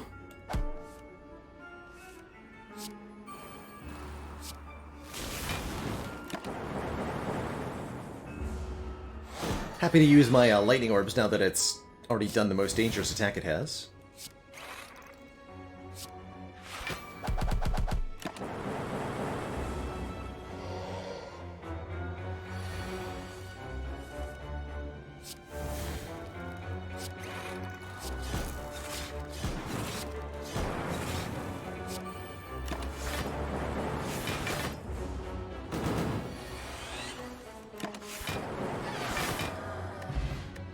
Symbiotic Virus starts us out with a Dark Orb at the beginning of each combat. Blizzard Plus versus Seek? Excuse you? Truth is, we don't actually channel that many Frost Orbs. Not enough to make Blizzard do a lot of damage, anyway. We just have a lot of Frost Orbs because we fill our orb slots with Frost, but we're not cycling them. We're not channeling that many. Only 3 Cold Snaps and 1 Chill. Maybe Chaos if it plays nicely. Meanwhile, the Seek is awesome, and so is this Focus Potion. Blizzard can be good, Miromorphic. It takes a lot, I think, for Blizzard to be good. But if you can consistently get out a lot of Frost Orbs, I think an upgraded Chill really helps. It can do some good stuff.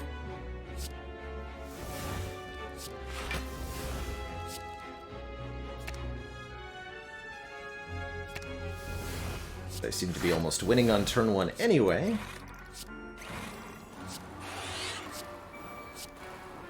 I like to play twice. Turbo. Already played Turbo? Good. No more focus.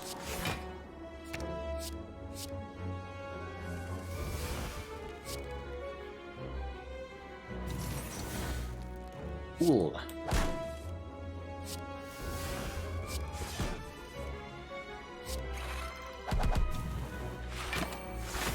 Play that fission though.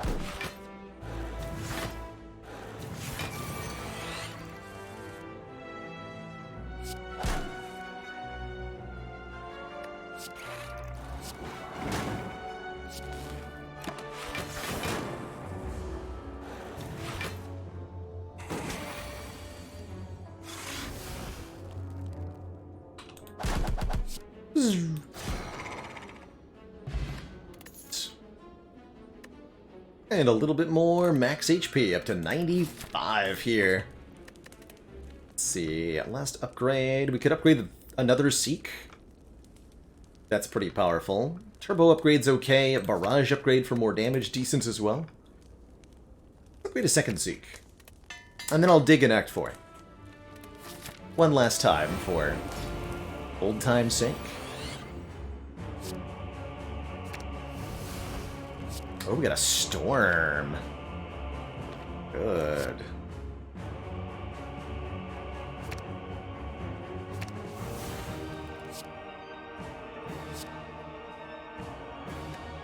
Got a Compulsive in hand, give me Chaos and Chill. Sure.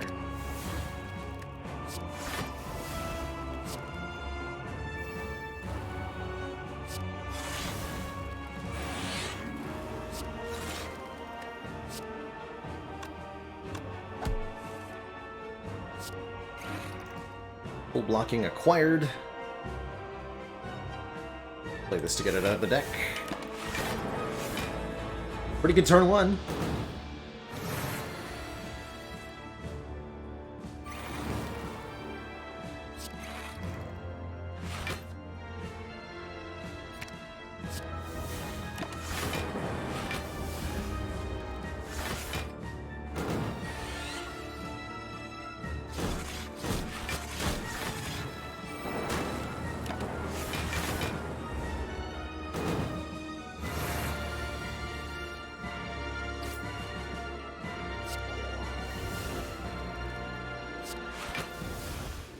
Or wait, no cards in the drop pile. No!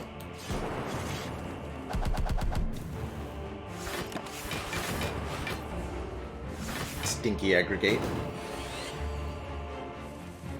It's okay, we are outscaling these nerds.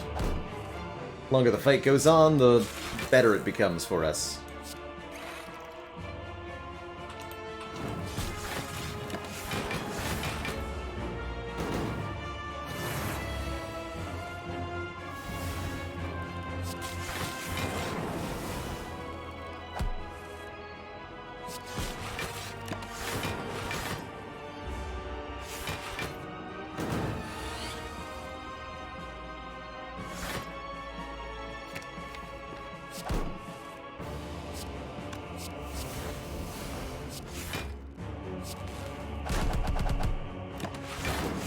Get him, boot.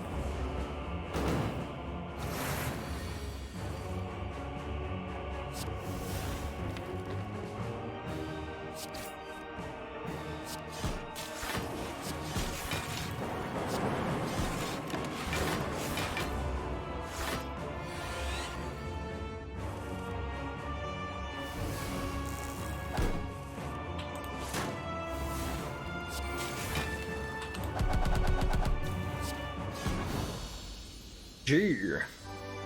With the buffer to spare even. Two thump, a deep pulsing dread can be felt throughout the room. Is this the heart of the spire, the source of all these frost orbs?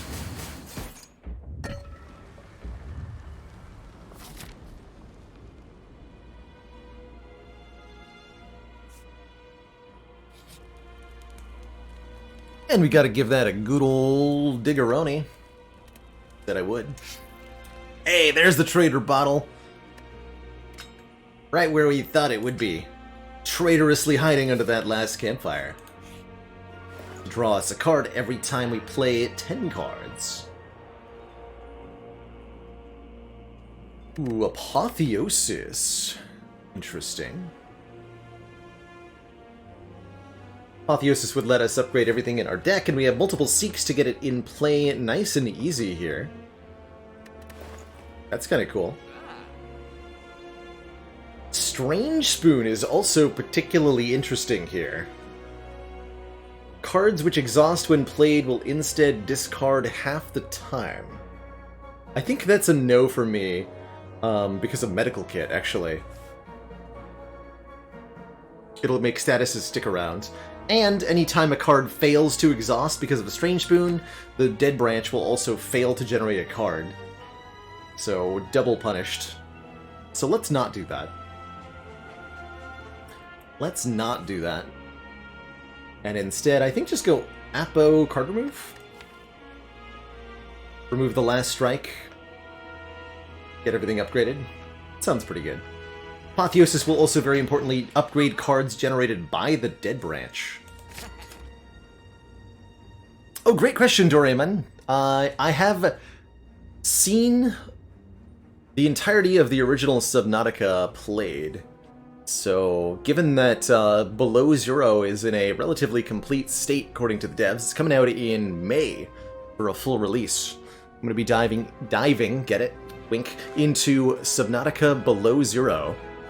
Checking out the opening parts of that, and continuing and finishing that playthrough when it releases fully. So we will be playing Below Zero on Wednesday.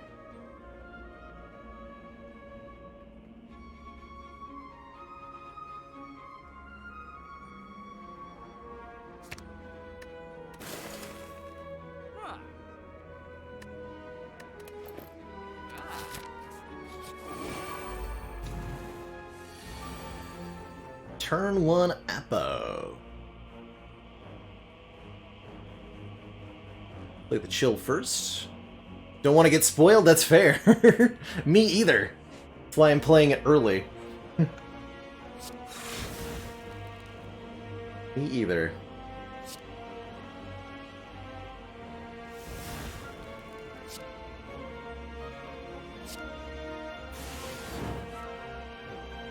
Okay, I would have preferred to draw that next turn, but that's okay.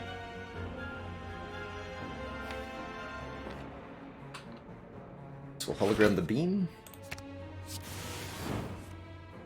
Perfect. The Seek chain is real. Seek for Seek and Turbo. Yet another sweeping beam. Seek for Flash of Steel.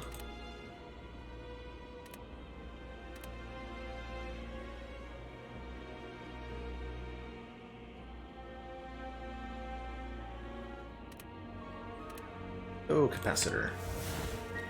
Ooh, equilibrium's great. We can hold on to the algorithm for next turn. Perfect. My dreams have come true. Huzzah.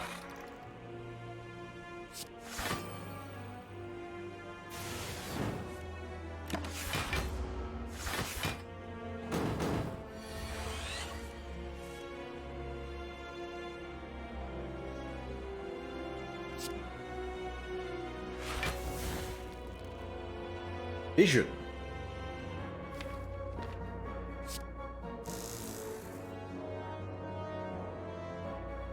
Currently blocking not for enough. Incoming damage is 61. We're only blocking 60. It's easy to fix. Don't think I want to play this Vision.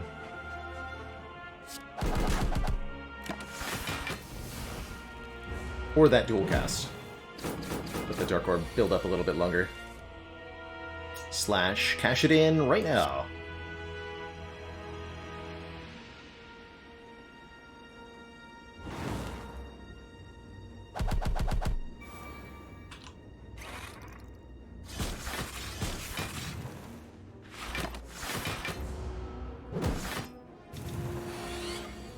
Allocating my damage a little bit weirdly, but that's, again, not the worst thing.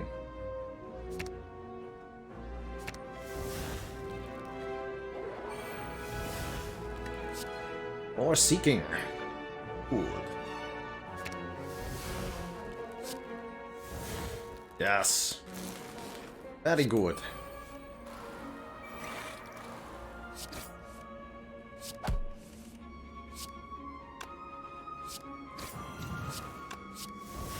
Commence the boopening.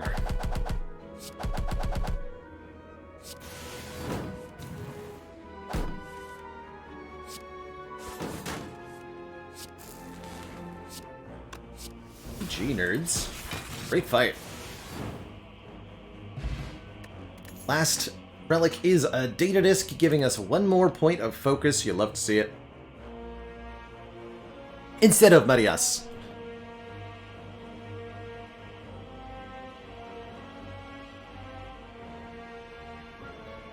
I decided to do that because I'm already fairly familiar with the map layout and stuff to discover in the original Subnautica. And while it would be cool to show off, it won't be anything resembling a blind or first playthrough, whereas Below Zero will be, which I'm excited to do. We want another chill, or is this Darkness Plus any good?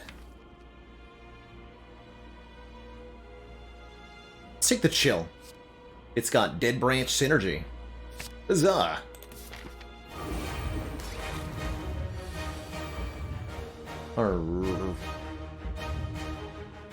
Huh.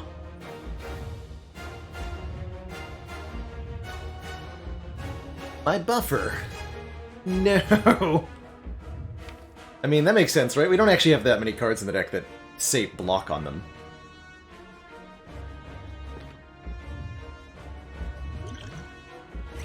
I can keep the perfect if we seek for stuff.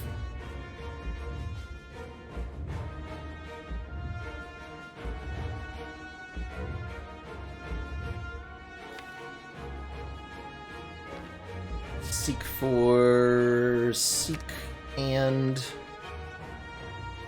Not panic button, is it? Oh. I'm gonna play a lot of cards this turn, so I think I need a beefy block.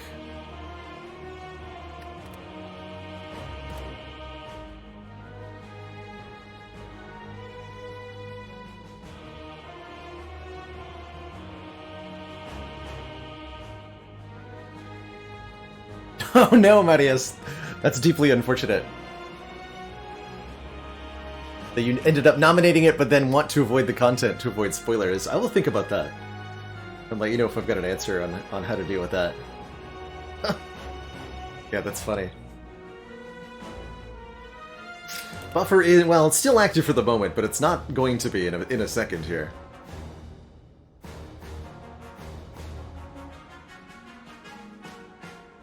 Witness comes up as the community game a lot. I think it was second place in this month's poll. That was definitely something people were thinking would be good. Is it insane to search for my algorithm here? That's too much block. But the next... I guess we could go Reinforced Booty.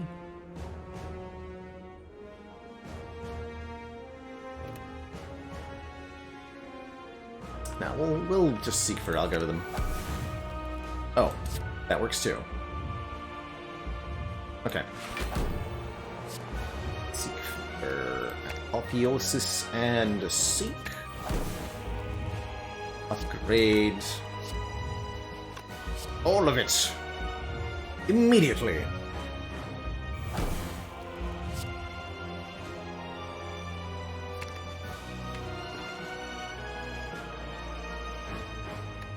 I duping?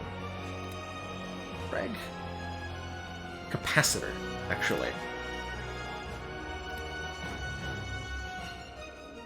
Yeah, probably capacitor. Need to get frost orbs into my hand.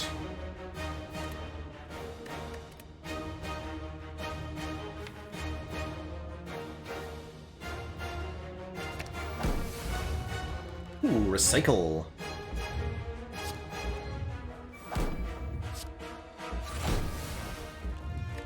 Oh my, we're gonna have a big turn here, huh?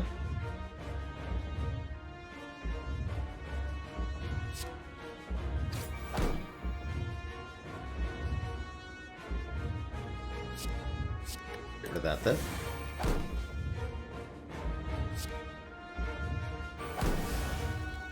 Huh. Fair enough.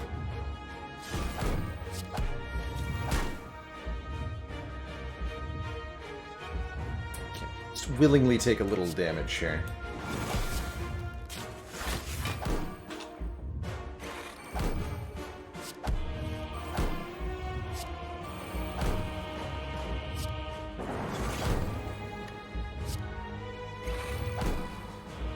Have static discharge down. Do I play the other consume? No. Not yet. I play Electro, also no. Okay.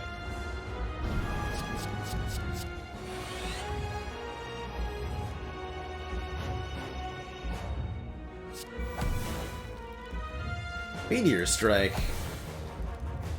Okay, that worked out.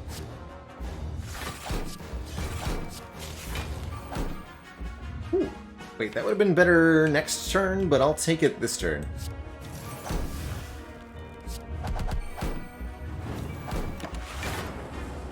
Lose all my frost, which actually might be fairly serendipitous. Because now the damages.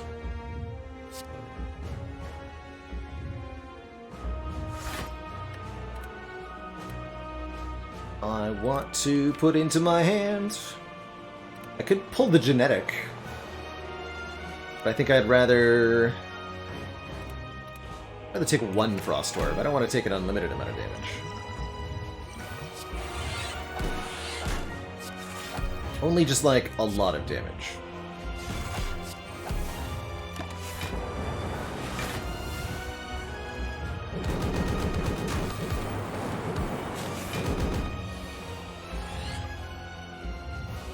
And that's why Static Discharge is awesome against the heart.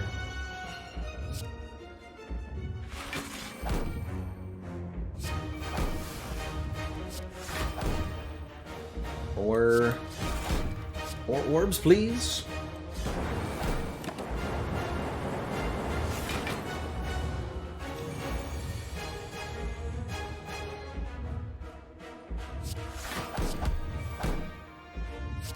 Recycle the Meteor Strike.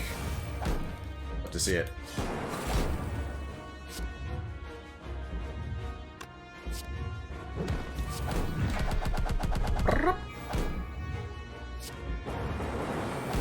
Two more orbs, please.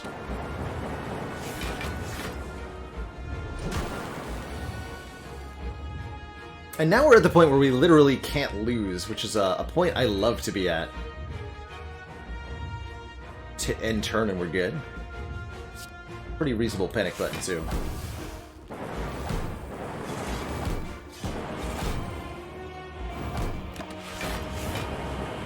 GG, Mr. Hart.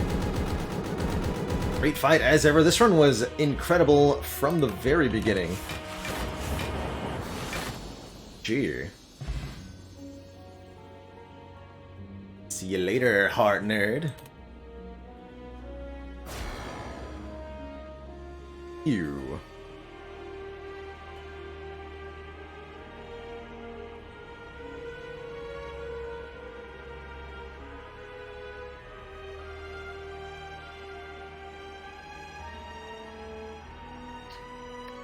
You, everybody.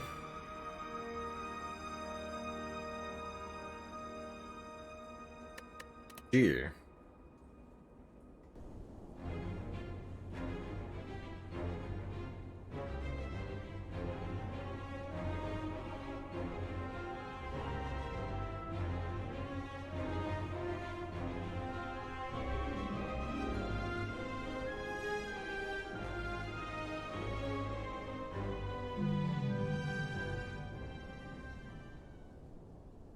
Spire sleeps. So am I. EG, everybody, another wonderful day of Spire and Dicey Dungeons. I did not realize there was any kind of free Subnautica thing. Free PS4 Subnautica's on Thursday. That's cool, Jake. I actually do not own Subnautica at the moment.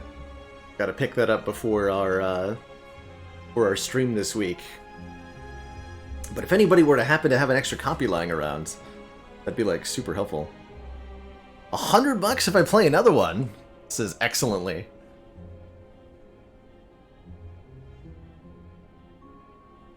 I mean, it's a pretty good deal.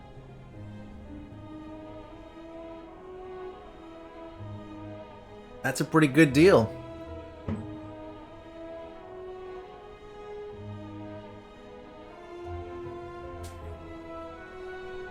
Bribing the streamer to make content? How very exactly what I'm looking to get out of this interaction? Yeah.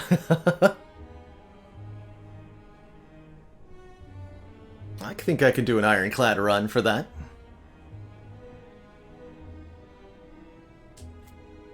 Sure. You know what? Let's do it.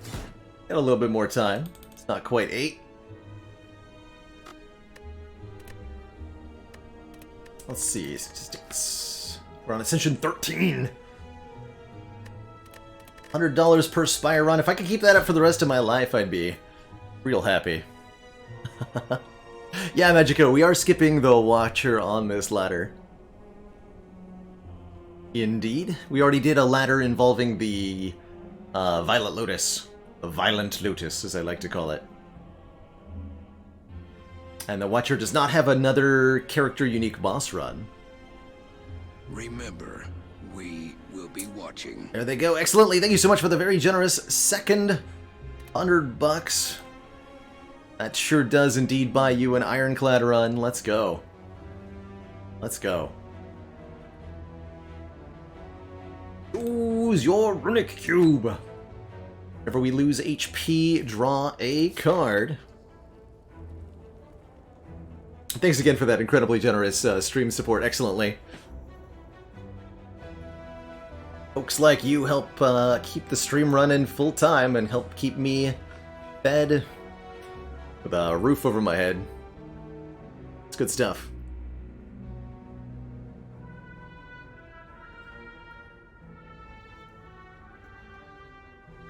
Chat's already doing the math like, how much do I have to pay him to stream 24 hours? Please, chat, no. I need to sleep. Can we go this way? I want to go this way. I don't know if I'm allowed to. I guess we can get to this combat and then see how we're feeling. We have 3 actually really good options, right? Depending on how strong we got, we either go 2 elites, 1 elite, or no elite. I like that. What I don't like is how many events that has to see. Don't like going this way. No fires? Okay, so we're going on the left side. Regardless, Frisbees, thank you so much for gifting a sub. Excellently. 24-hour stream in an owl costume, that's right. Give them an inch. The next thing you know, you don't know who you're working for.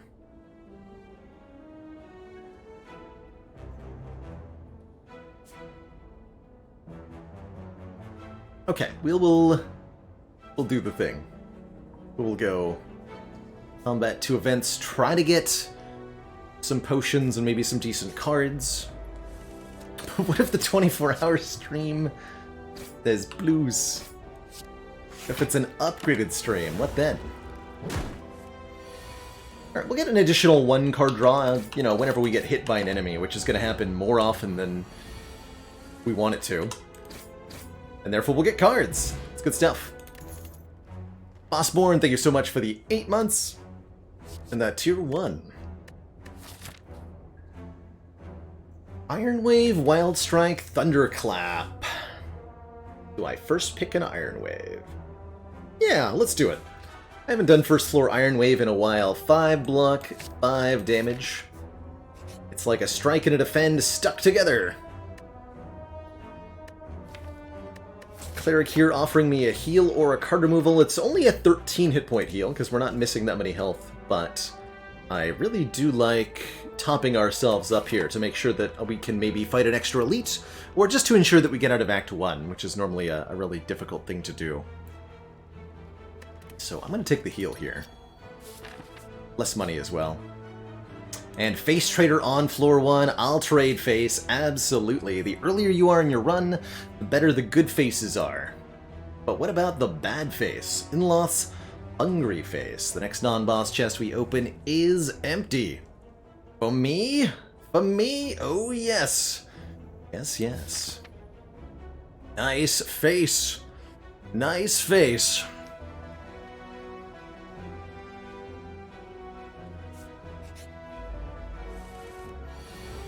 What a nice face. What a big nerd. So our starting relic here, Niwium, is the Runic Cube. Whenever we lose HP, draw 1 card. Rather than our Burning Blood, which gives us 6 health at the end of each combat. The Runic Cube can be a very powerful boss relic for the Ironclad. But you need to... yeah, Carnage. But it needs a little bit of support. Carnage is an excellent early pick, and it immediately makes me want to upgrade the Carnage for plus 8 damage, 28. And then fight an elite. I guess we could also, with the energy potion, we could maybe go 2 elites here. Let's see what we get from our cultist fight. Our big nerd cultist fight. 30 is exactly what Carnage does. Perfect. Take that, you big stinky nerd. With Combust, the Runic Cube draws you your card right before you discard your cards at the end of your turn, which is a really unfortunate timing. It's not very good. Do I want a second Iron Wave? No, I think what I want is a Warcry, actually. This is a good example of a situation where Warcry is quite useful. We have a Bash and a Carnage, we don't want to draw them at the same time, and Warcry allows us to fix it if that does happen. By letting us put one card on top. Avoid getting the thingy exhausted. Okay, we're gonna go for the Oid here. For better or for worse. It's a knob. Shouldn't be too bad.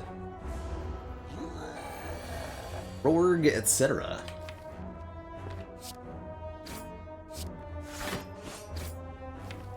I expect this fight to last 2 more turns. Means this defend is worth playing.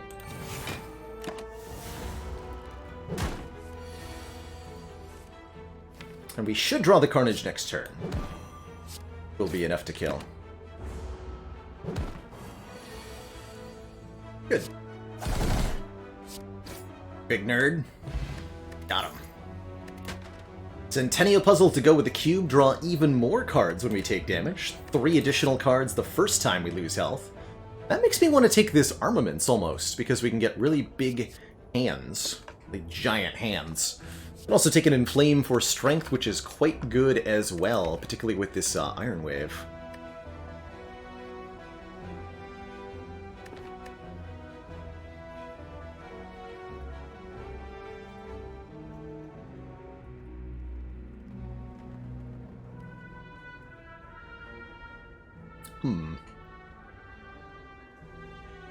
That's a tough choice. And J. Mark, thank you so much for the incredibly generous 1,000 bits. Thanks for watching, and thanks for supporting. 1,000 bits. We can upgrade this Armaments fairly immediately. And we know we're not fighting a Gremlin Knob. Okay, I'm sold on upgraded Armaments here. With this much card draw.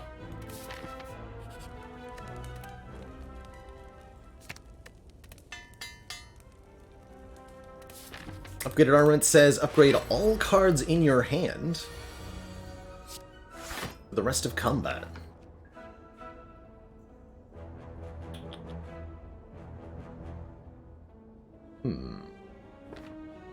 Lose this Carnage.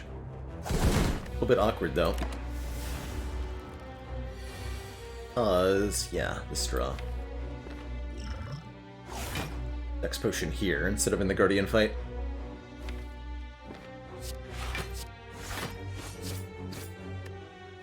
Paracetamol, thank you so much for the Prime sub and the 3 months. There we go. And I almost want to, because we're drawing Carnage, play the Bash here. But I think I'm gonna go... Oh, do we Energy Potion? Yeah, we Energy Potion. Best of both worlds. Okay, just decisively win this fight with some potion use. Make my life a lot easier that way.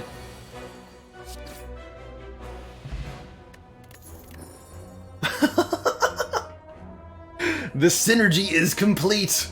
Blue Candle says we can now play Ascender's Bane to draw 4 cards. Amazing. It happened again, somehow. Somehow. Alright, I'm all about this headbutt. Some solid damage and put a card back on top. I could maybe even be convinced to take Intimidate here. With the card draw and the Armaments, but I like this headbutt a lot.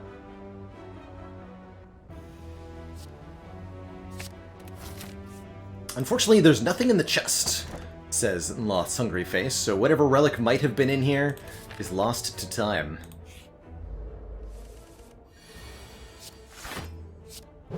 Draw me some cards. Yeah.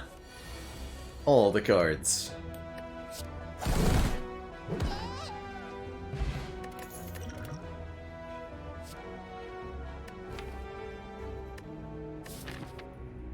I really don't want a Corruption in the Guardian fight.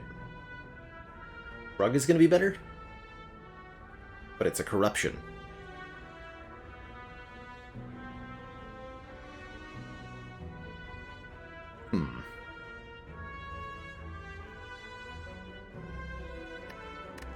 Do you take the early game corruption or not? It's always a tough choice, right? It's always a fairly tough choice. It's not a good corruption right now.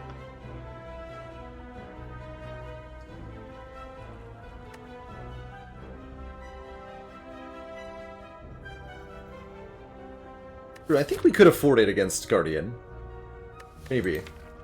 We'll be a lot better with a shrug. Go with that shrug. And I'm gonna get this Carnage upgraded permanently. Could be another knob fight.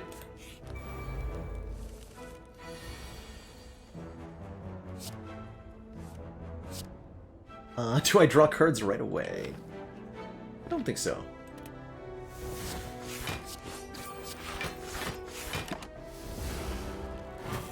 I don't believe we escaped this fight without a bit of damage taken.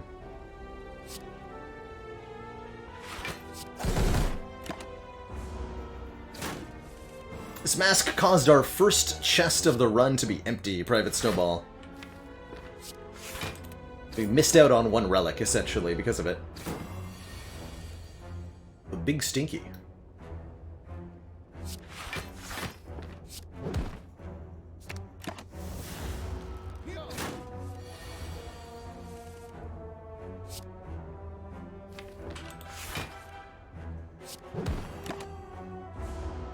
Probably was better to just headbutt the shrug there. That worked out.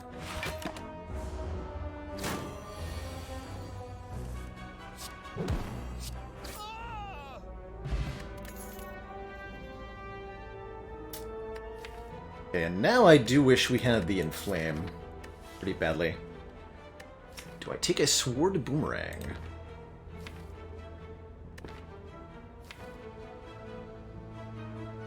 It's not bad either. True Good I would have taken if I'd taken the Corruption, and I would have felt good. I don't like any of this, ultimately. Feels bad. I will Strength Potion. Might have to rest before Guardian, depending on the draws here. Looks like we're good, though. We only take 8. About the Carnage? Better? I don't think so.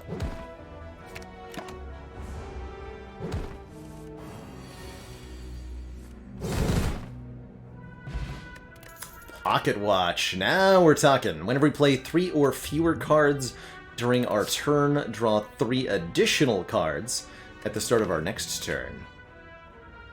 Beautiful. And I think because of that incredible boost to our card draw, I'm okay taking a Power Through. Incredibly efficient block card that adds 2 wounds to the hand. What the hell is this? Pardon my French, but what? Excuse me? Hello? This is horrifying.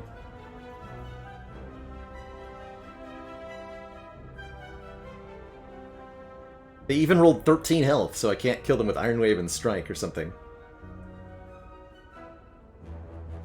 Yikes. I think it's Iron Wave over Shrug here. Take just 1,000,000.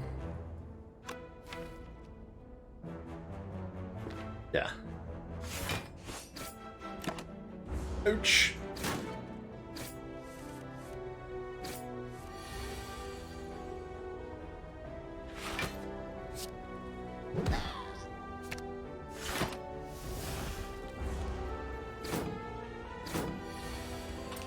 I'm resting.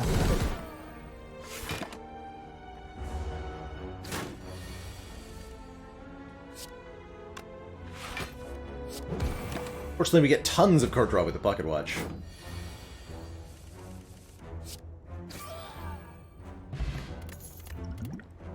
Health, and there's the Inflame. Okay. Yes. In fact, I think I actually feel, with the Fruit Juice and the Inflame, I think I feel comfortable upgrading the Inflame before going into the Guardian here.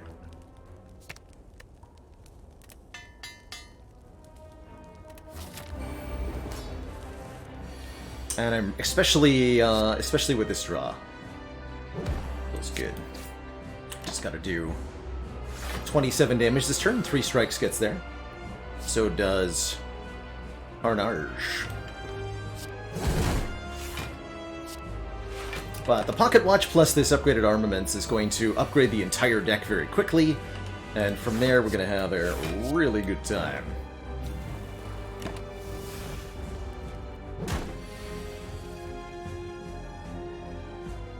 In fact, I'm going to go power through Carnage. Is that real? I just let the Carnage go, right? Yeah, just let the Carnage go. Don't overthink it.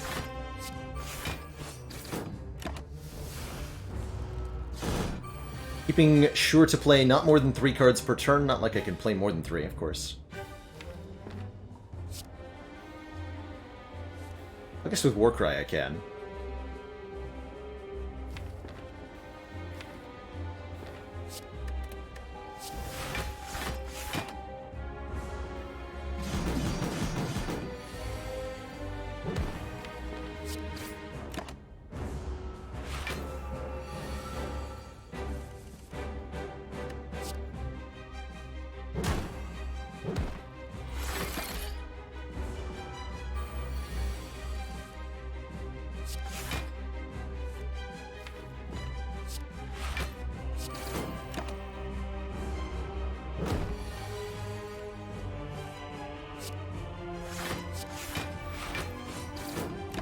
Putting in some chip damage where we can. And dumpstering this boss otherwise.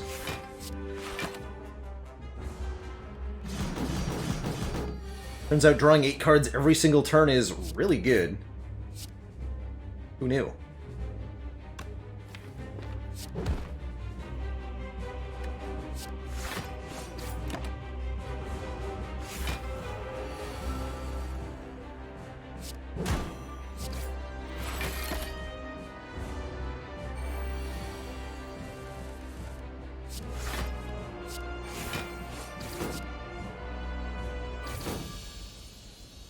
No problem.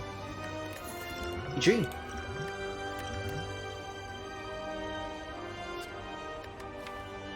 Okay, Limit Break seems amazing with this much card draw.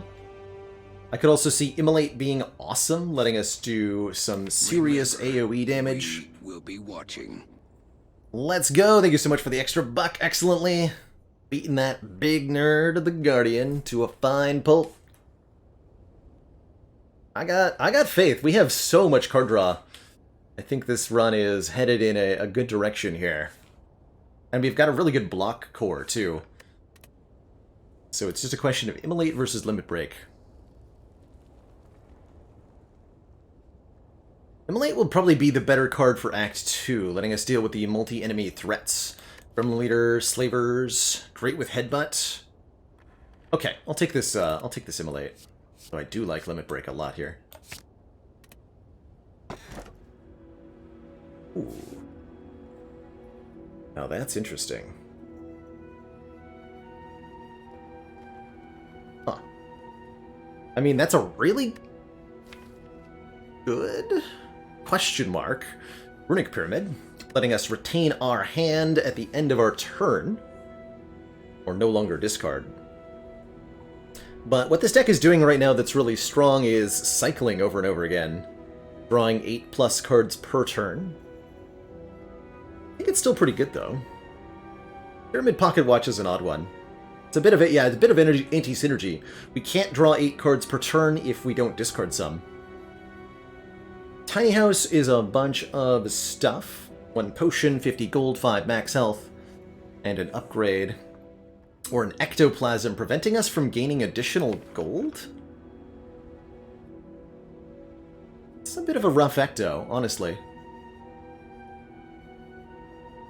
Not the worst, though. 4th energy definitely helps.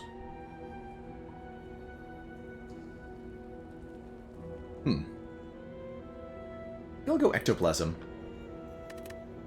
Ectoplasm loses you out like 500 to 700 gold. It's a serious penalty.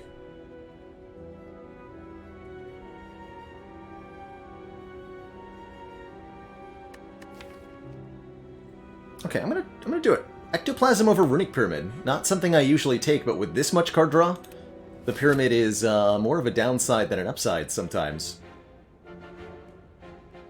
So we don't gain a single dollar extra for the rest of the run. I love this path, though. Look at this. Elite, fire, elite, fire, elite. I'm going to take that path, because we're not going to be any stronger ever than we are right now. Let's do it.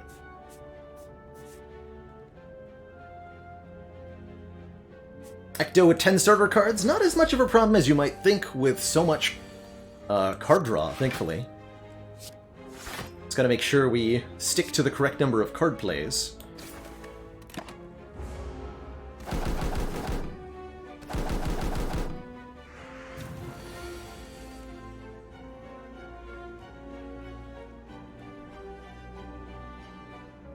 That is 32 damage. Yikes, dudes.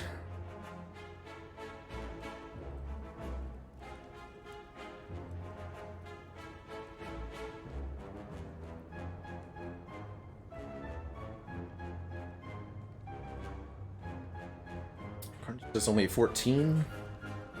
Feels like it might be a speed potion here.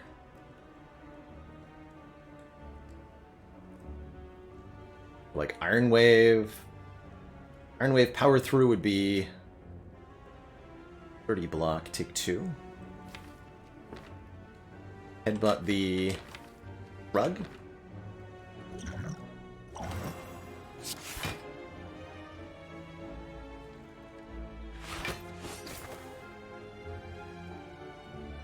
Could have played Inflame or also the Defend for a full block, but I want... Actually... Yeah, since we're drawing a bunch of cards anyway, I can play the Inflame here.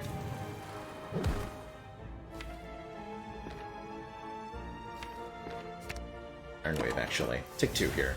On purpose. Give me the card.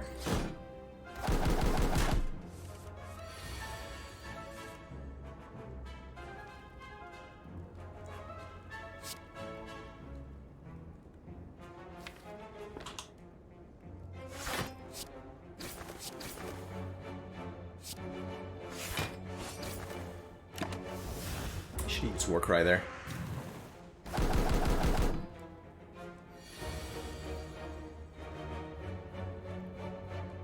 Kidding me, man.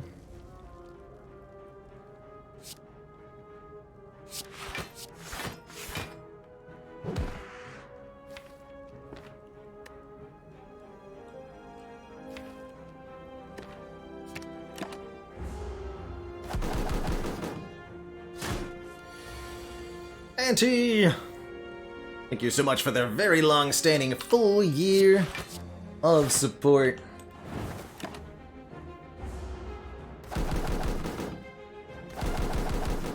Showing off that founder badge, dang.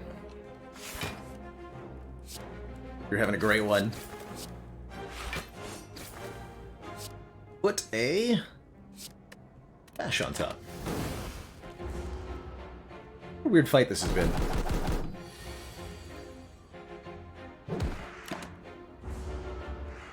Definitely find that we're now deactivating Pocket Watch sometimes.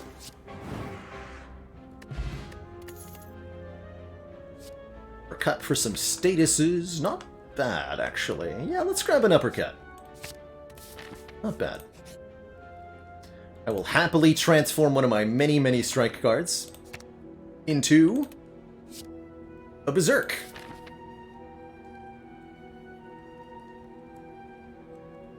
Hooray? Nah, I don't think that was a Rampage take, although Rampage, you wouldn't be too far off the mark, I don't think, with a Rampage. Rampage.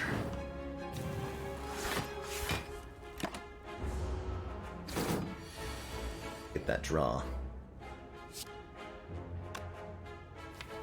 Smash Carnage for the big damage. Yeah, and this is more how I expect fights to go. Destroy. Healing, good. Body Slam. Yeah. Yes. Heal damage equal to your block. This deck has a lot of it and can draw a lot of cards. So yes, please.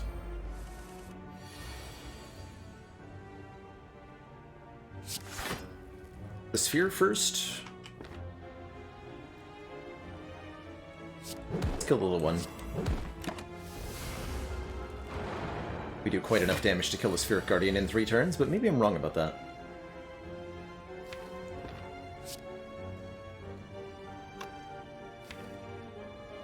Next turn's gonna hurt.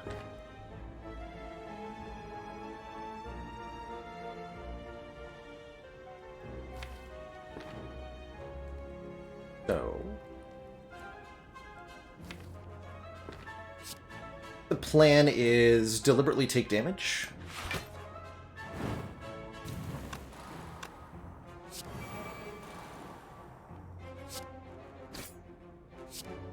So, this on top. Play the defend, take 3. Don't be vulnerable next turn. And have an additional energy to play with here. That actually worked for me, almost. Get most of the block we needed.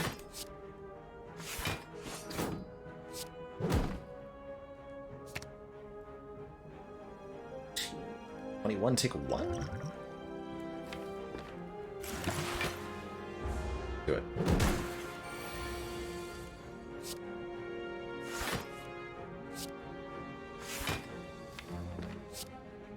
Definitely want to activate Pocket Watch so that I don't draw that for this next times 2 attack.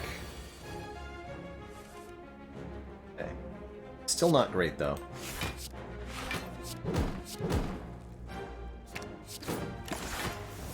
Ouch. Maybe should have gone for the sphere first.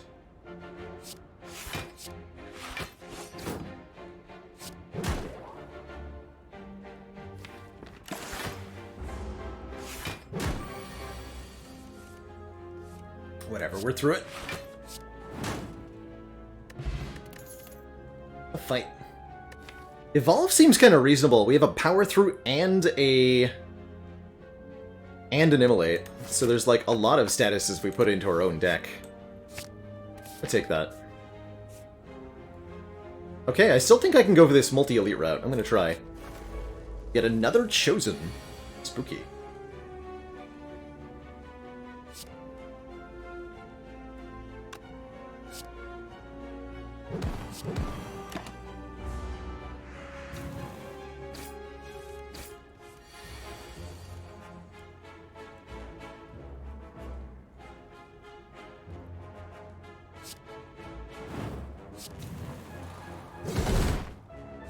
Big power through.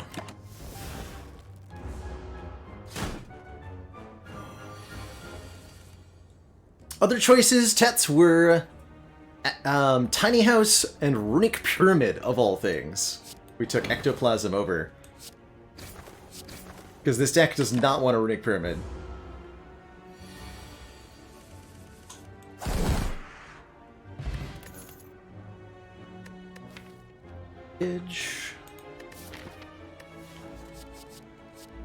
Maybe? Was with the Body Slam? I'm not sure about that. I don't really trust it. Okay, not Slavers, good. Getting attacked on turn 1, also good.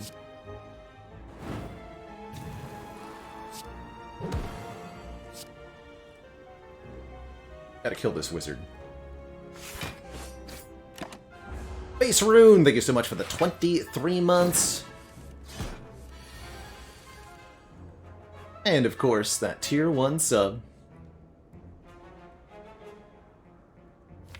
Do I dare play this immolate? I don't think so.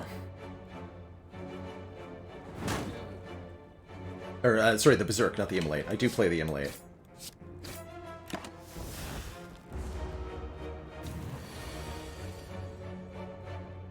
Bash Carnage. Alright, we should win pretty easily from there.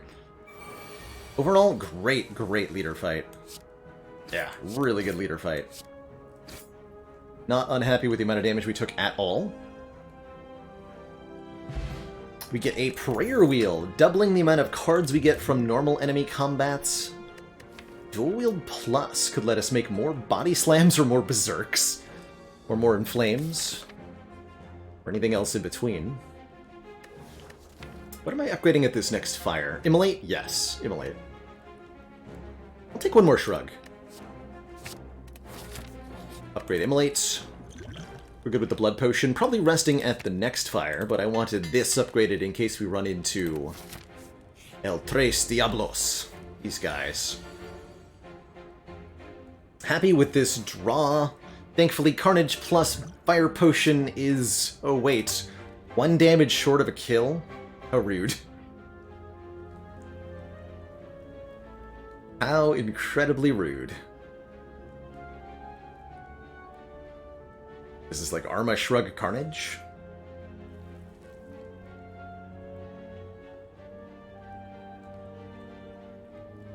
It's a shame, because he can roll 48 health. We could shrug into something that kills him. There's quite a few hits. How many hits? 1, 2, 3, 4, 5, 6, 7. 7 out of 19? Those are decent enough odds. Only costs 3 block to try. We got there.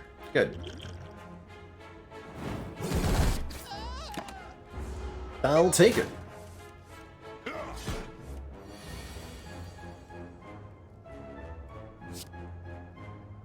And this should be an easy peasy power through Immolate Iron Wave. Nothing.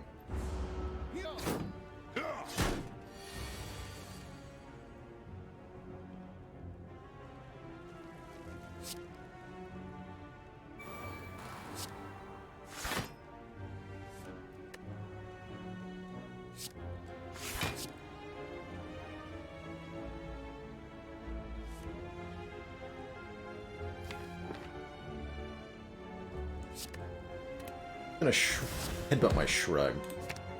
Where I have that.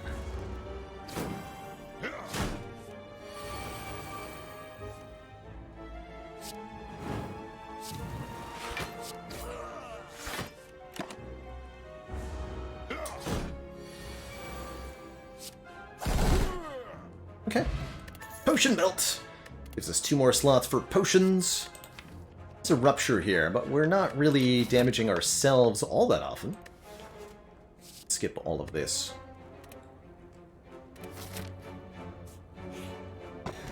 $10 max HP, absolutely. That makes the blood potion heal for more. That also makes us rest for more. Both are a must-have at this exact moment, because I'm gonna sleep. Make sure we've got lots of health for our Book of Stabbing fight, who we are now locked in eternal combat against. Is Arma Iron Wave or Immolate Iron Wave? Actually, do want to take 1 damage. That sounds great. Draw 10 cards, please.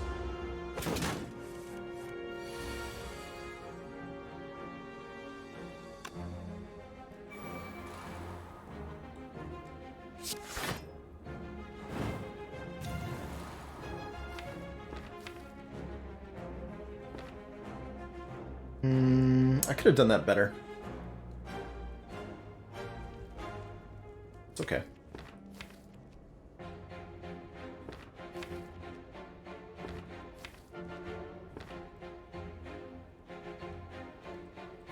Six.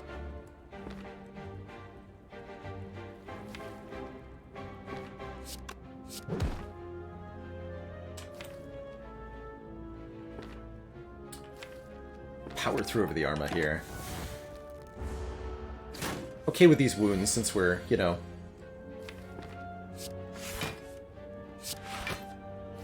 that on top, actually. Wait, do I even want the Carnage here? Or do I just want to draw 8? To draw 8.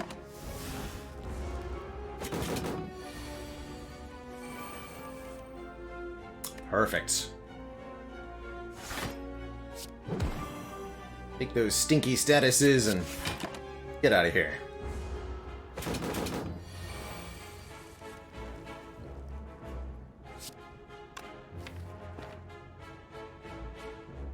Draw I wanted. That turn's fine though, because we have Evolve in play.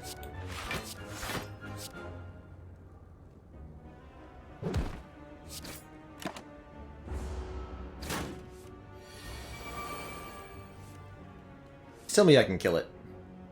9 plus 9 plus 31 is 49! Uh-oh. Wait. 31 plus 15 plus 9 is more than 53. Right? Oh, thank goodness. Whew! That almost went really badly.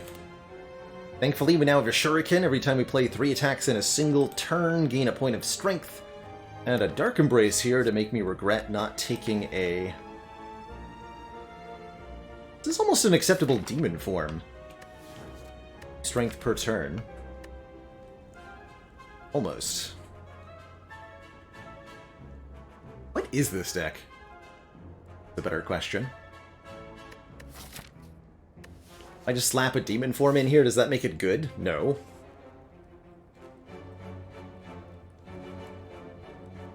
A menagerie. Yeah, it's a hot mess. Is what it is. But it does have 95 max health, so that's pretty nice. We skipped a fire breathing earlier, which I deeply regret now. I will take another one if we see it. I'm gonna skip all of these. I do want to feel no pain, perhaps. Oh, please don't hurt me. Okay, that's better.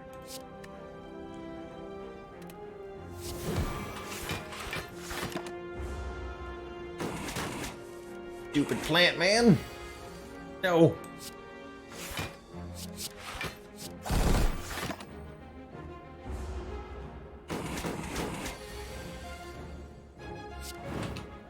Now we're good.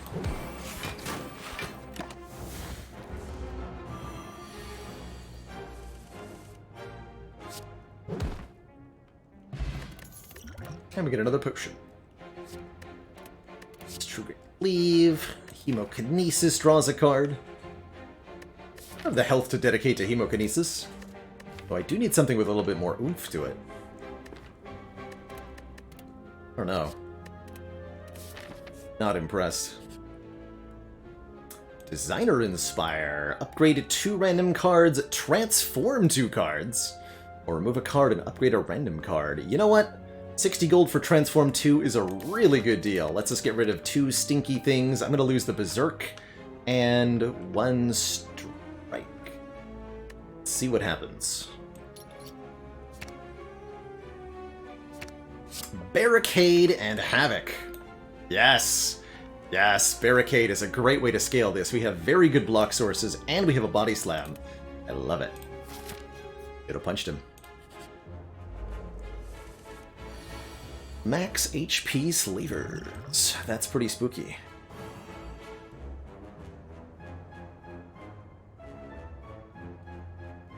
That's extremely spooky, actually. The old Stronkenblanc. I love it. Take the Evolve now. Deactivate Pocket Watch, but I'm drawing 10 anyway, don't worry.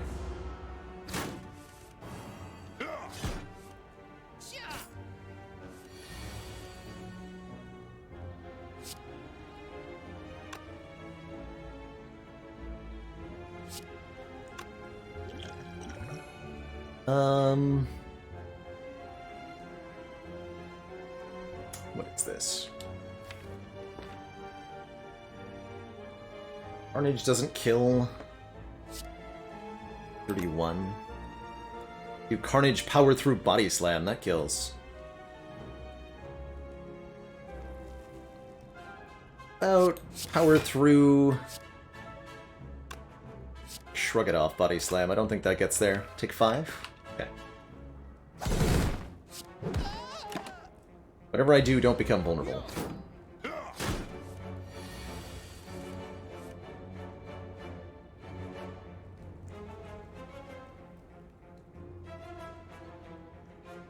These guys have a lot of health.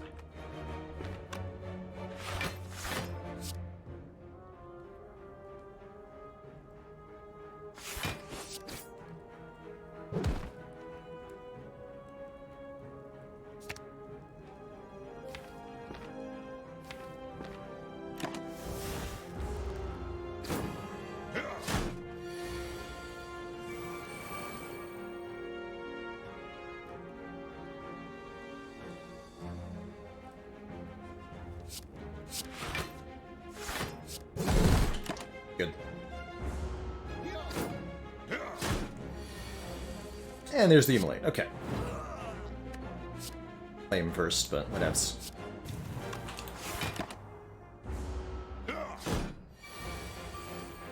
It's true, we can put Wound on top for an extra card draw. Really like that a lot. Go Body Slam, Headbutt the Body Slam, draw it again with Shrug, and play it again. Alright, we survived. Now we can rest before Collector going into that fight with no potions? Yikes. This will not be an easy fight coming up. I don't think these attacks improve it either. Just sleep. And pray.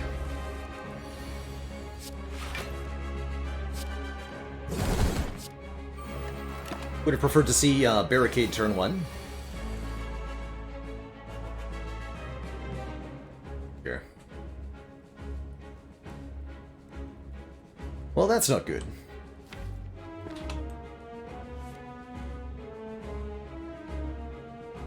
Eight plus... Enough, huh?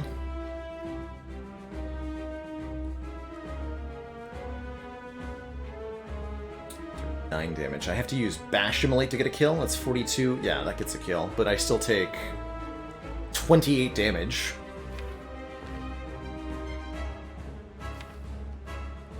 Ugh. Kind of have to kill a minion, though.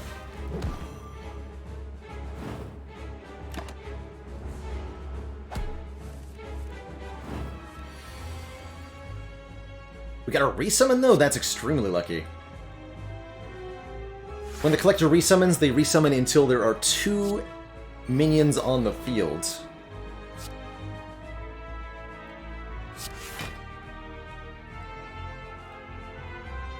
I play Body Slam and Havoc. We don't want to kill this minion because if we do, it'll just be replaced with a new one.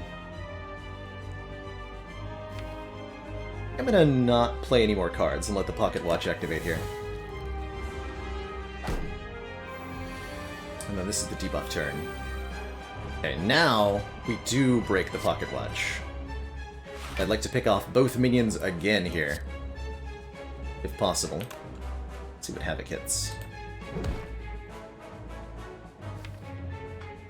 But the Havoc.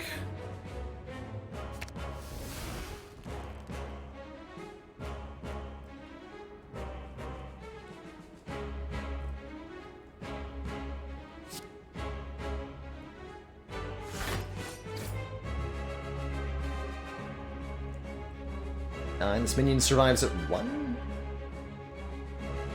You know, I can kill them both with this, right? Yeah. Perfect.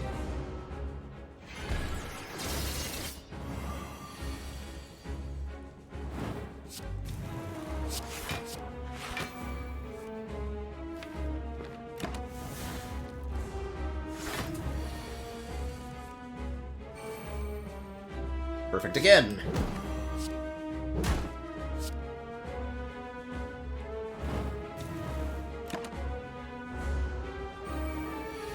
This is the last turn of debuff, so if we can survive this turn, which we certainly can.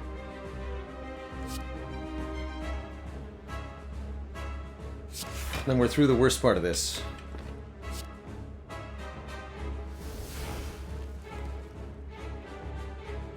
They also activate Pocket Watch next turn. Or Sundial, excuse me. So I think there's incentive to not play this Bash. No, that's the same as just having 2 energy though, right? Need to stay vulnerable. This deck is weird, isn't it? I'm kind of surprised it's surviving. But I'll take it.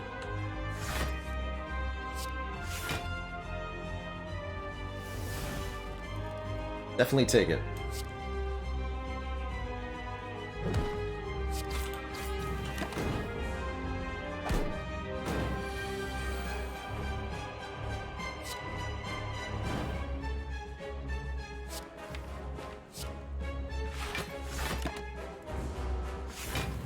Block to deal damage.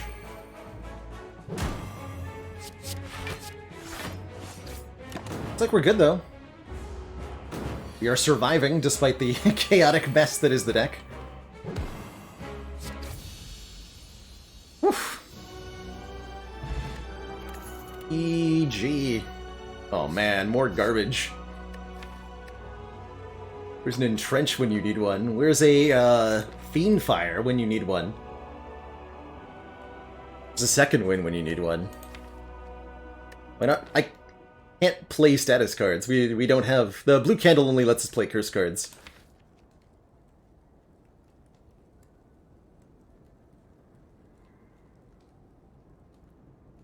Where's Impervious when you need it? I guess Juggernaut is some acceptable damage, but it might not be enough. We'll try it. Yeah, here's where I wish that I had just taken Tiny House. I guess we could take Black Star for extra relics off elites. Or maybe I could just go Fusion Hammer, get more energy.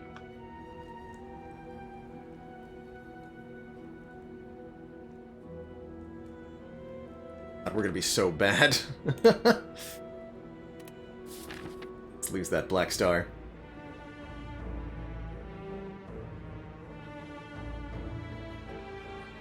So we can't upgrade, we can only rest at rest sites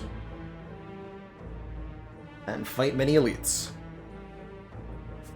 Let's go. Can we beat Act 3 elites, though? I hope so. Really hope so.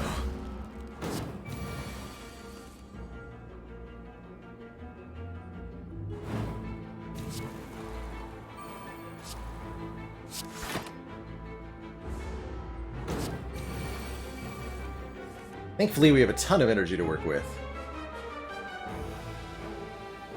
It's a kill. 18 plus 46. Oh, yeah. Good. Hey, good cards. Pommel Strike plus, Heavy Blade plus, Feel No Pain. Yes! Whenever a card is exhausted, gain 3 block. That's a very important piece of what we're looking to do. I'll take this Pommel Strike. Or card draw.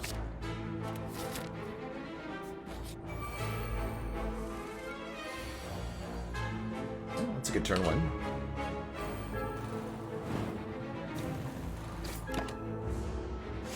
We're just needing a Fiend Fire. I do wish we'd seen that, had taken that Corruption, because it would have been really good. Ugh. Ugh. Blah.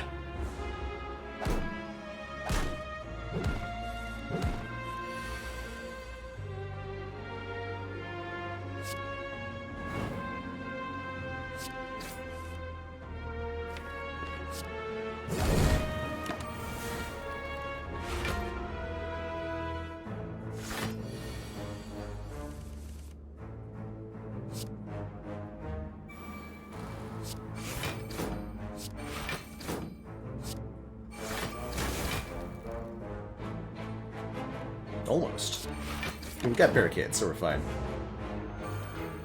Medikit is not too expensive now. Medical Kit is a shop relic and only costs a base of 150 gold. So well within our price range. Upgraded, please. Dang it.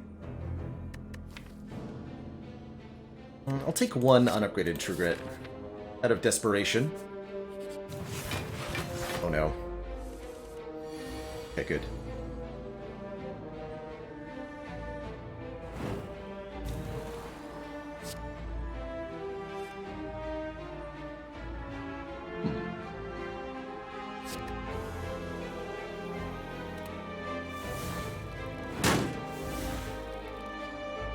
Enough to kill.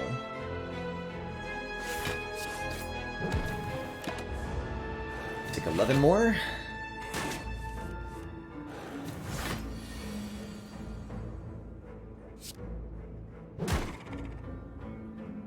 Yeah.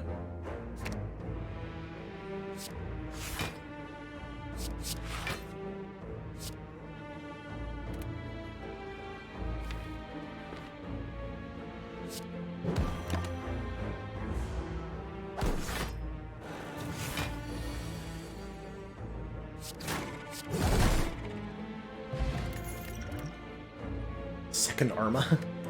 Are we truly so desperate?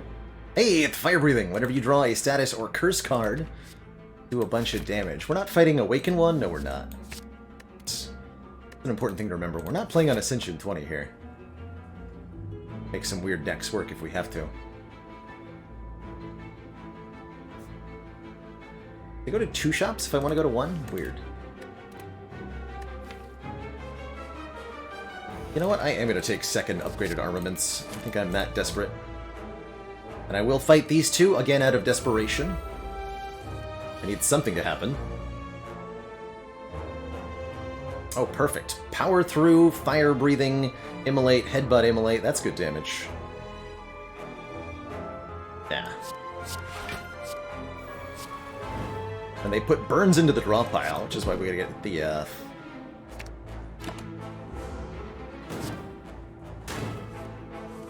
fire breathing in play quickly here.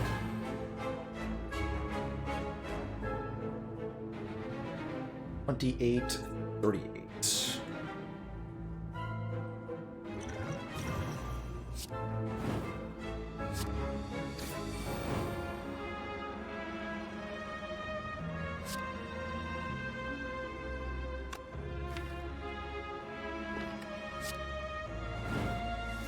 Just want to draw one more there.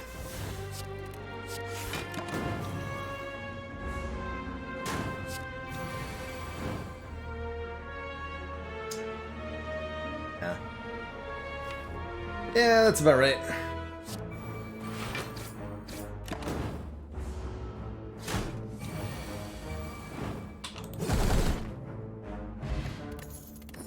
Magic Flower heals me more during combat. Here's our second win, which we desperately needed. Please give me a full heal. I guess I'm avoiding this elite. Let's go here, here, here, here. Rest twice. Yeah, rest twice. Oh! Or, hear me out. What if I healed to full suddenly? What if I were to suddenly heal to full? Would you say that would be good? We can give up Juggernaut for 10 max HP. Definitely not bad. Could also lose the Barricade, but I think I need the Barricade. Or the Immolate. We're good. We got Body Slam, right? Back up to 105. Flames burst, nearly knocking you off your feet as the fire doubles in strength. That's right, we hated the Juggernaut anyway. It was stinky. Mind Bloom? Yeah, Mind Bloom would be good. Go now this way. This way. The Maw.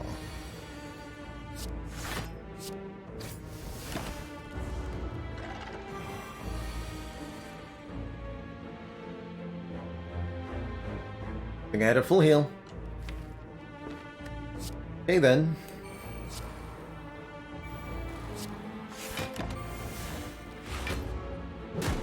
Well, it doesn't have to do that to us, but decided it wanted to.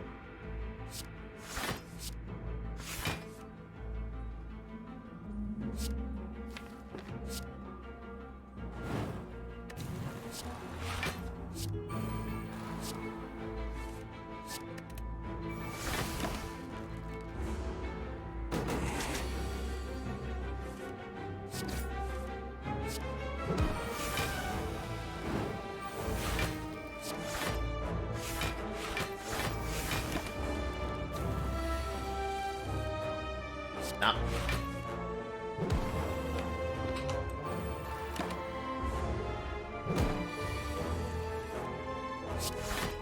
It's here! The second wind. Second wind to end all second winds. There we go. Now we're talking.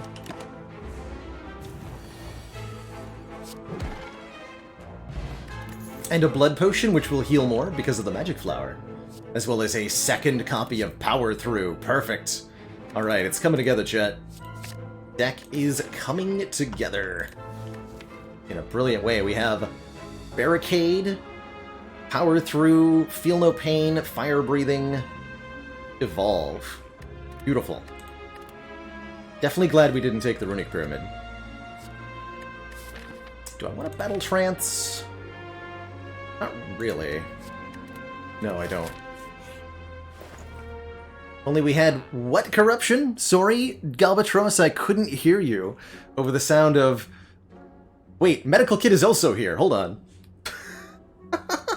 And so is Dead Branch.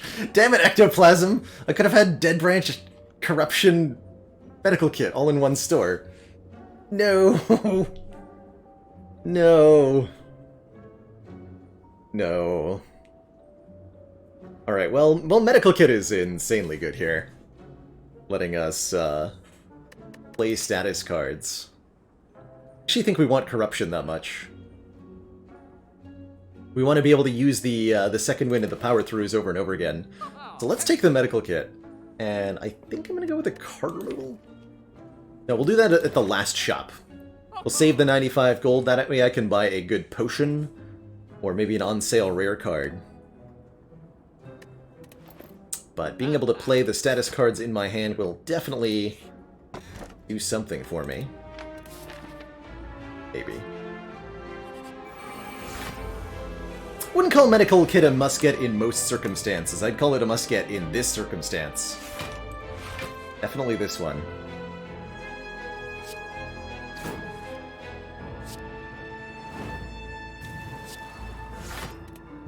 But no, not in most. Should have killed the exploder. What am I doing?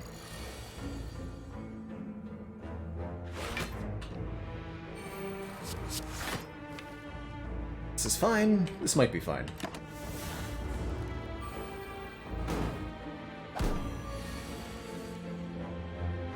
No, this is not fine.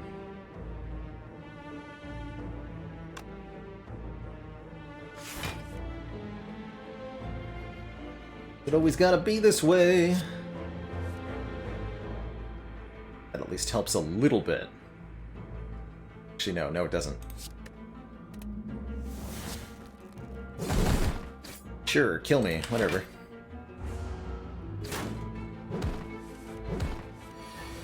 Ow.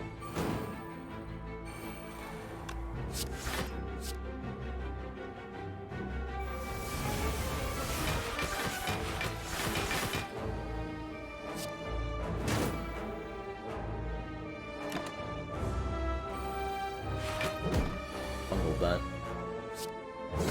All good though.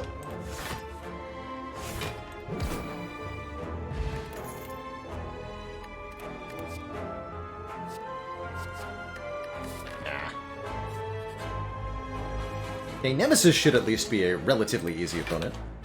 Of course, he's doing 11 damage to us on turn 1, so... How easy can he beat, right?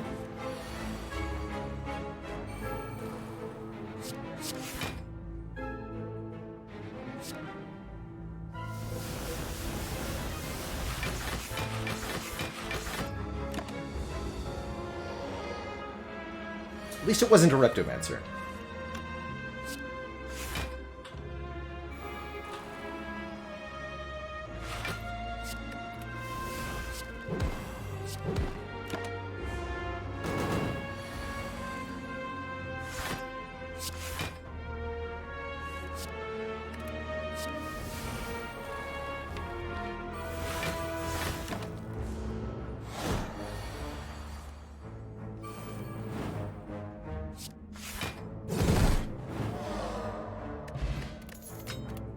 Every 10th attack is doubled. Another feel no pain? Yes! Yes! Yes! It's all coming together now. Please stop attacking me! Though. You jerks.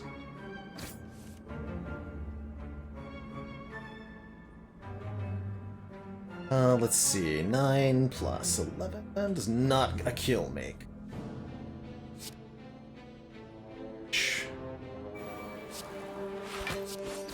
Gotta get through the time meter. That's all I have to do. Well, it's not all I have to do, but...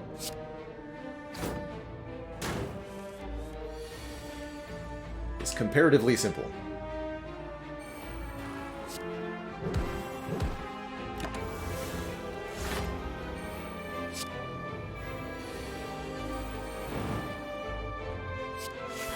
Guys are aggro today.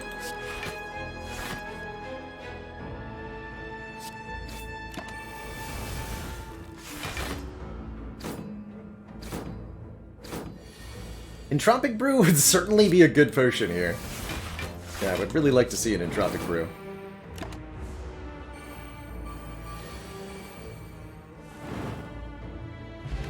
How about a Heart of Iron? That's pretty good. 6 block per turn.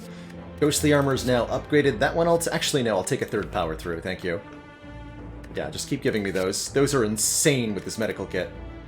Screw Ghostly Armor. Not even close to being as good.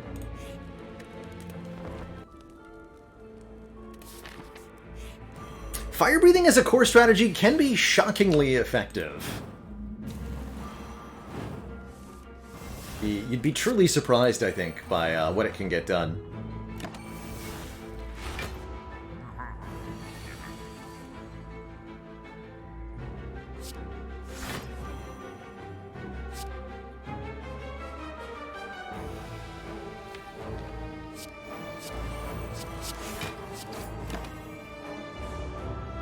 It does need a couple copies if you want the fire breathing to be the damage source, though.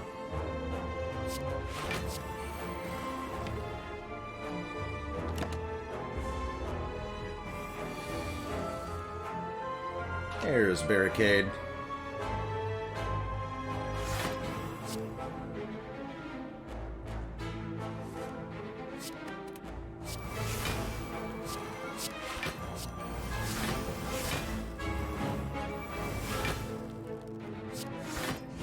Order.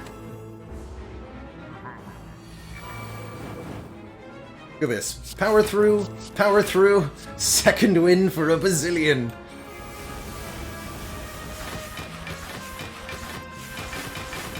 I belunked.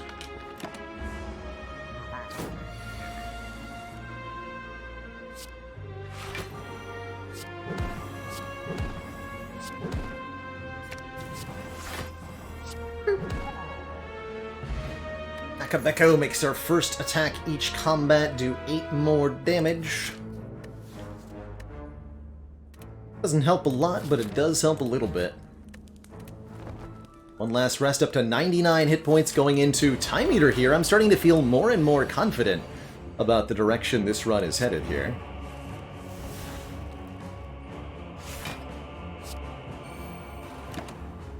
We'll heal to full at the end of this fight as long as we can defeat the Time Eater, and that's pretty easy to do. Smiley face.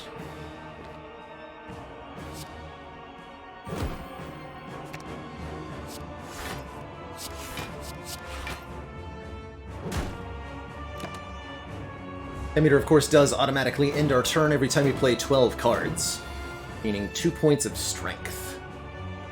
Something we do seek to avoid here.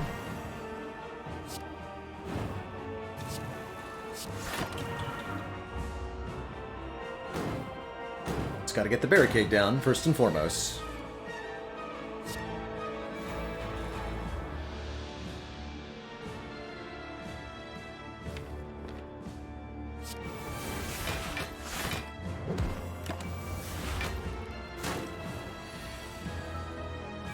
Right, so why is it gotta be on the bottom, though?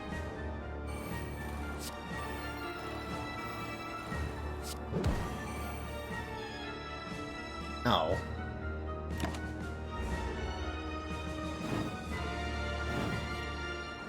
Fortunately, we have a lot of health to tank with, so hooray? Let's go with hooray.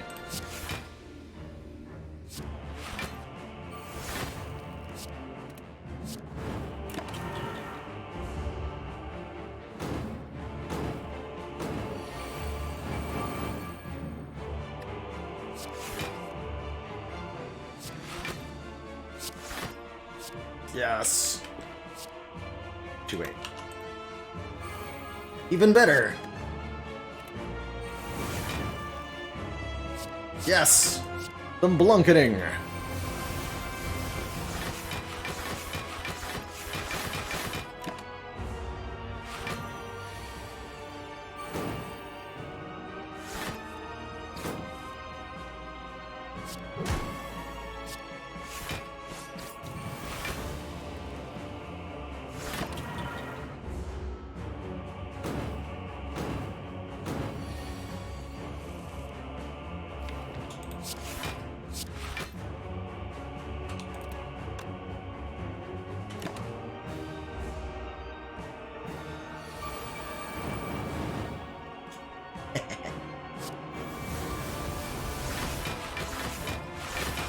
Oh wait, I should charge... We have Akabeko Pin Nib. I really need to charge that, actually.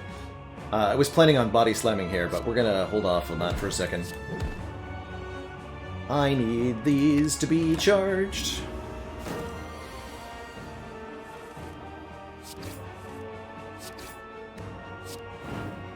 Alright, now we kill with body slam.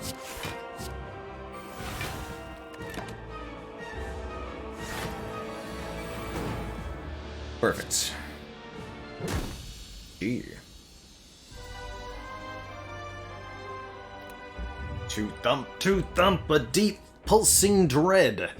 He felt throughout the room. Is this the heart of the spire, the source of this? Have I been here before? Alright, this deck is working. I think we have pretty good odds from here. We've got a lot of hit points. And because of the Runic Cube, we're going to be able to draw a lot of cards against Hearts to get the powers in play nice and quick. And oh my lordy. Is that a Dark Embrace I see? Whenever a card is exhausted, draw one card. You mean to tell me that Power Through is going to block for 20, create 2 wounds that then each block for 8 and draw a card? That's crazy pants. And we can afford a potion, too.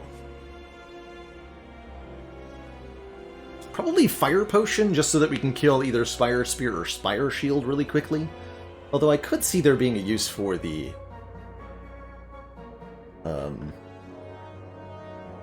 for the Fear Potion. But definitely Dark Embrace plus a potion here. Take the extra price fire pot. It's premium. Premium fire potion. Alright, hopefully we draw Carnage? Or, no, Immolate turn 1.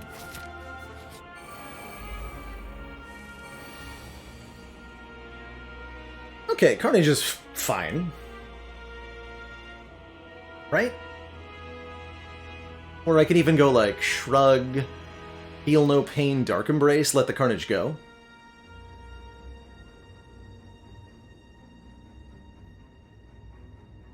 I definitely like getting both Dark Embrace and Feel No Pain in play here.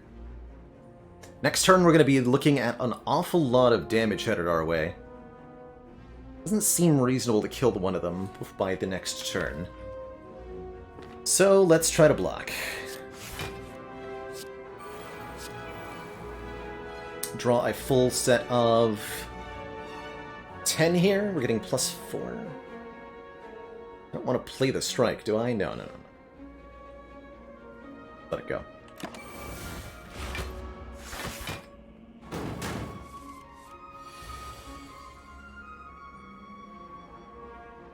Excellent. Arma, Barricade, Power Through, Power Through. Havoc. Oh, and the Power Throughs also draw cards? Even better.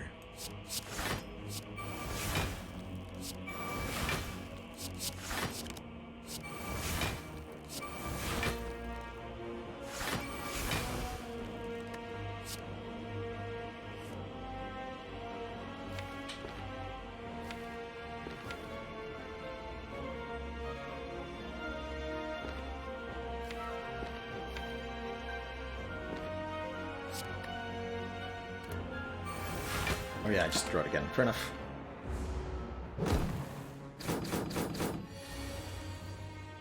Here's Immolate. 70 damage to both.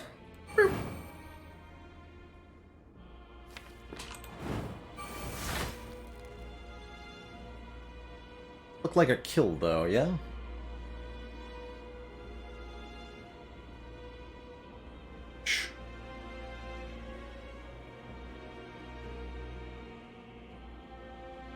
So close. Really needed the body slam last turn, huh? Because uppercut plus body slam plus fire pot doesn't kill, right? Weak and vuln, that'd be 12 plus 18 plus 20 is 50, not 55. We are tragically short by just a little bit. Dang. Big dang.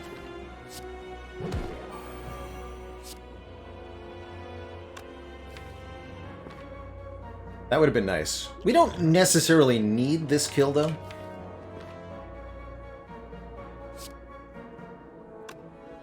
Save the 5 HP now. Try to.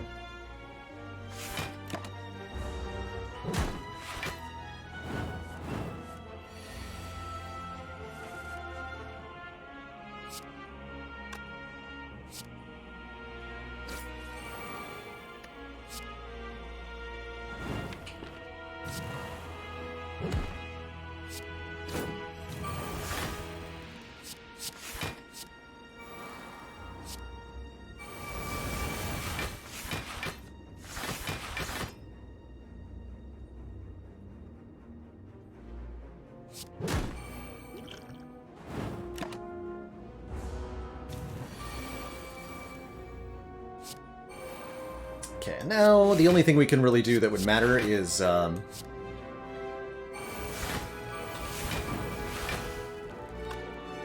make sure that Pen Nib is on 9 going into Heart.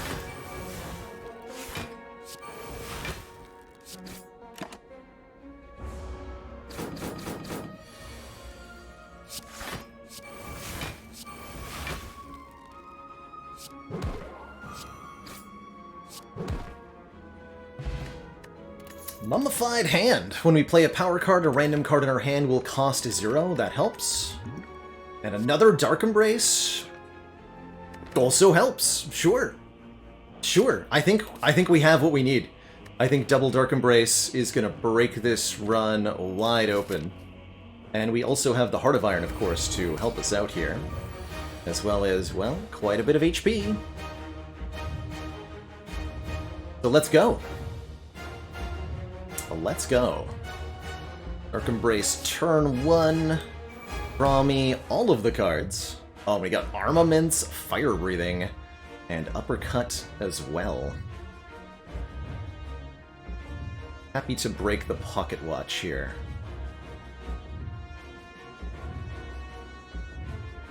I'm not happy about the lack of Feel No Pain, of course. 32 health from that Blood Potion. Good stuff. Alright, let's see if anything makes Uppercut free. No dice. I want to draw? I'll just have those in the discard pile.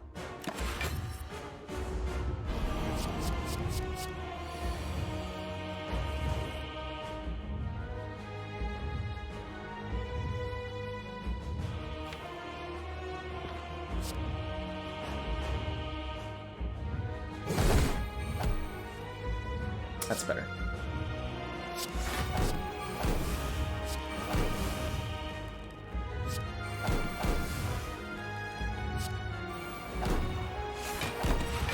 Ouch! Well, that's the health we had to tank with. Glad we had it. Even more ouch. Actually. Feels like I should have played that uppercut. We're not dead yet, though. We have Armaments, Barricade to survive here. I'm gonna try to draw a little bit more here. 2 more cards. Perfect.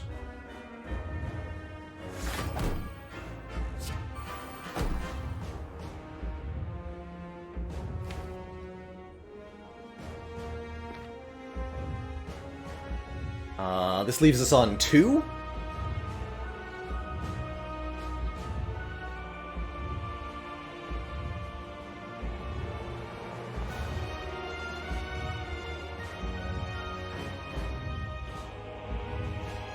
That should be good, though, right? Didn't really have any block, it's got plenty. We just, don't have it in play yet. Hold on. We're good, we're good.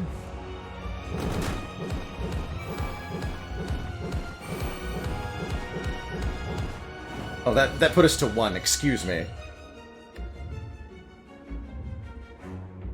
Ow!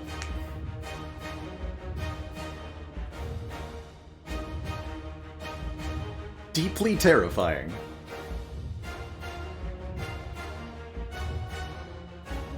Alright, I know from experience that Beat of Death happens before Feel No Pain.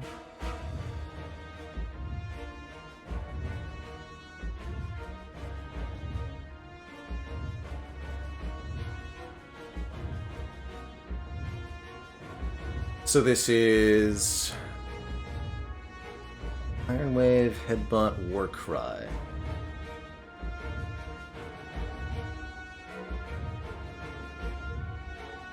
Have to lead with Iron Wave.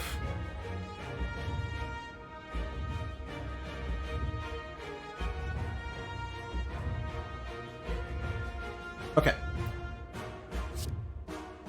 Or True Grit, but True Grit will randomly exhaust a card, and what I want to do here is Headbutt Armaments, so that I can upgrade both of these Feel No Pains.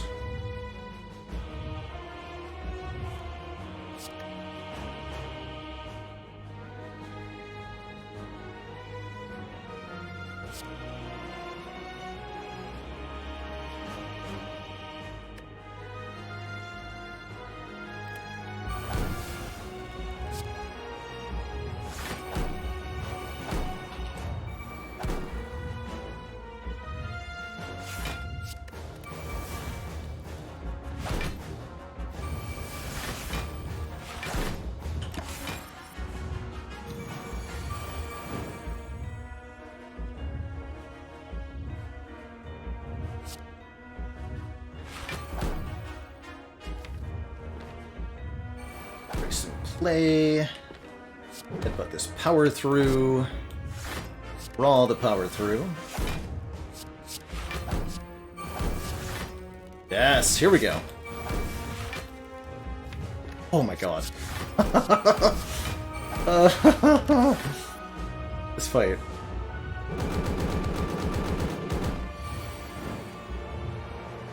Wide game.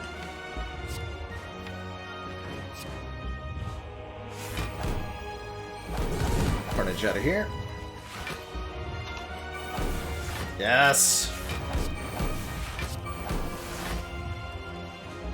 Yes. Yes. Yes.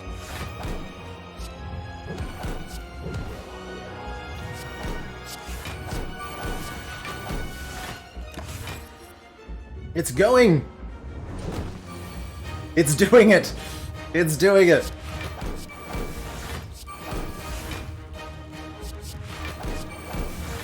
It's happening, chat.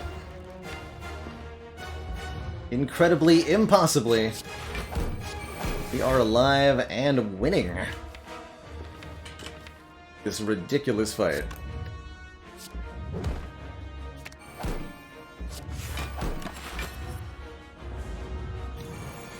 They said it couldn't be done.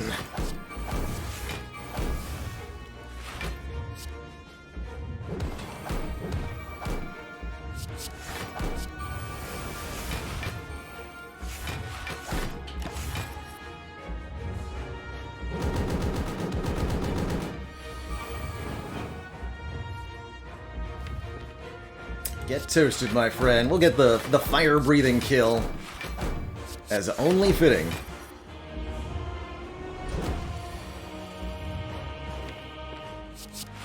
As is only fitting. GG. GG. Everybody. 1 hit point. More than enough. I'll take it. The ladder lives another day.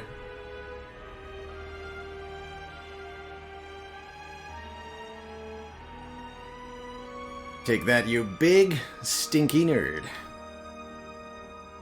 Mr. Hart. GG. GG. Faith is rewarded. Thank you so much, by the way, for the 1,000 bits. Austin Fuego. To round out that run, some very generous support. GG, Tom. GG Ubla, Silvardo, Malarkey, Galbatross, Rad Strategy, Anaconda, Crit Error. Excellently, if you're still around, thanks so much for the $100 again to start out that run and sponsoring this particular ladder run of Slay the Spire. I hope you really enjoyed that nail-biter of a finish. Hold on, they say. I will do. See you later, silly squirrel, solid goo. Don't worry, I'm not going nowhere just yet. Allegonian, GG, and good night, Tom. For those 100... Or just for those one hit point emotes, excuse me. Shaylin's got no nails left whatsoever. I was really expecting us to get the Feel No Pains in play a little bit earlier against Heart, so that we would maybe not die on turn 3, but we managed to pull it together. EG, everybody, and so shall I. Genghis John, thank you so much for the full year GG. Gonna miss a completely average, ordinary run. I mean, take a look at this. Tell me, is this ordinary and average? I mean, it kind of is, right? The Heart is a brutal opponent.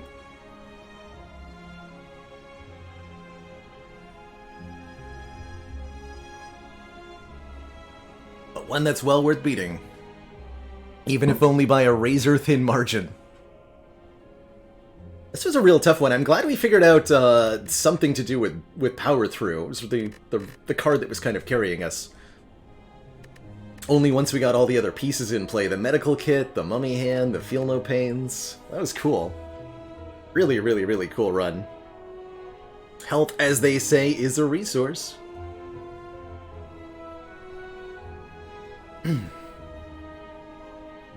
EG, everybody. Nah, Stevie Wonders, that is going to be the last one for me here. Just want to like hang out for a couple more minutes before we depart.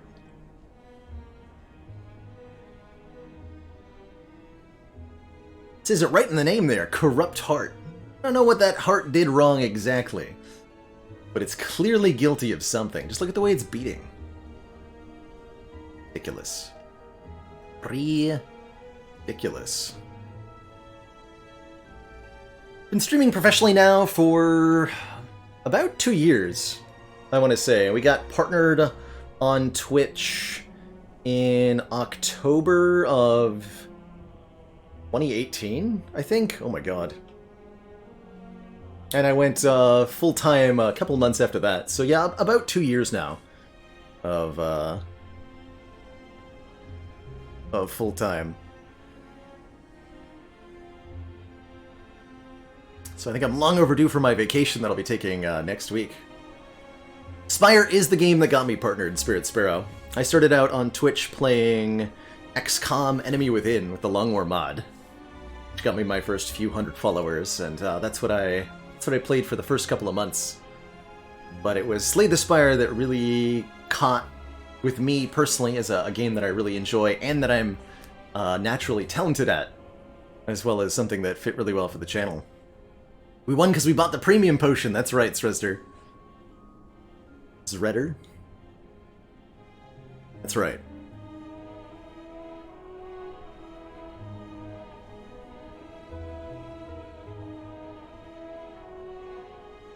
That Juggernaut! That Juggernaut! Not quite the card we wanted, but thanks to the Fire Spirits, it worked out. We certainly would not have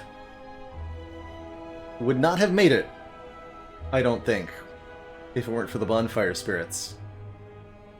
Spirit Guardian would have killed me, probably. Yeah. Thank goodness for those Bonfire Spirits. Yes, I am absolutely, Shaylin, looking forward to some time away. Truthfully, looking forward to the ability to just set down my, my PC, my smartphone, all my social media, and just kind of set it aside for a week without any expectations or demands or any of that. Especially with the lockdowns that occurred this year. It's been harder and harder to strike a balance when it comes to, you know, digital screens and such. They put a strain on your eyes and on your body. Something going wrong there excellently. Not sure what's up. Sorry to hear that, though.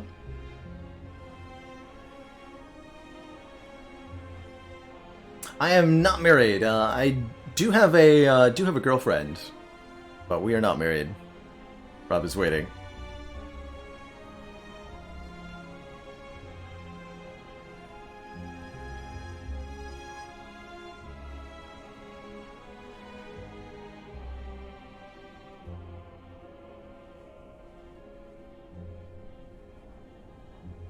Any games I'm looking to play later this year? Yeah, Crippled Sponge, a few.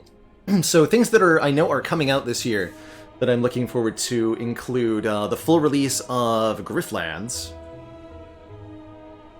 I'm looking forward to Subnautica Below Zero when that comes out. Hollow Knight Silksong, that's not coming out this year, is it? That's another one that's on the list. Let's see if they have a release date for that.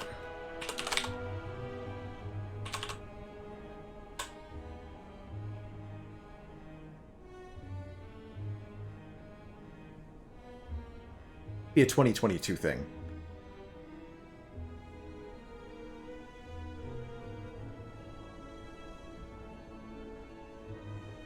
Remember, we will be watching.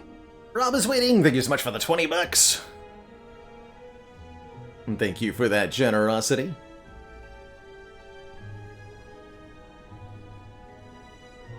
Evil Genius 2.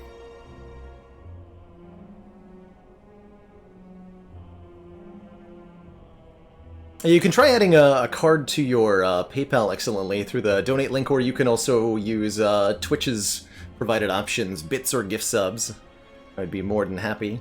And if neither of those work, then another time when you're able to get the tech together, no worries. I won't hold you at gunpoint and demand any money. You've been very, very generous tonight.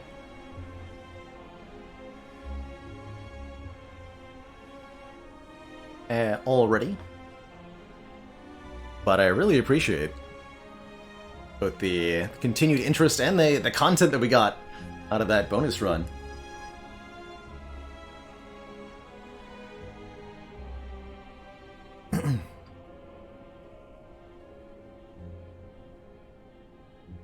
Stuff. Old Dead Branch.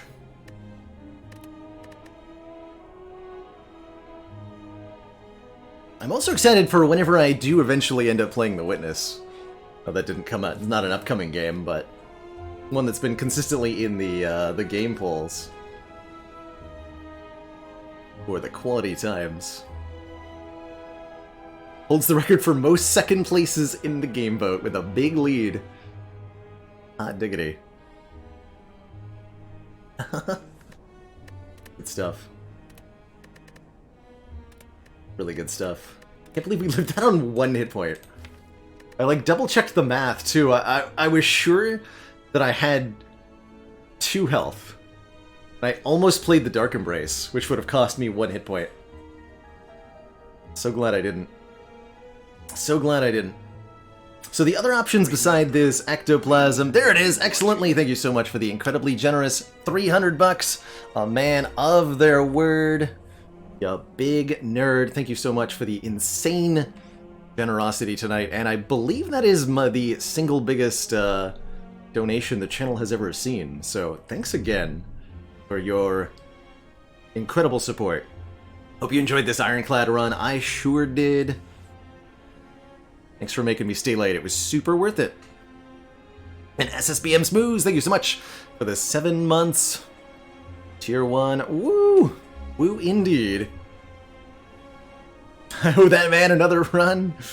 Not today, I don't. But thank you. No, we'll be back at it soon again. We are going to be live tomorrow, not later than noon Eastern Standard Time. If you want to be notified when we're live, don't forget to join the exclamation point Discord. And don't forget to tune in on Wednesday for a first look at Subnautica Below Zero.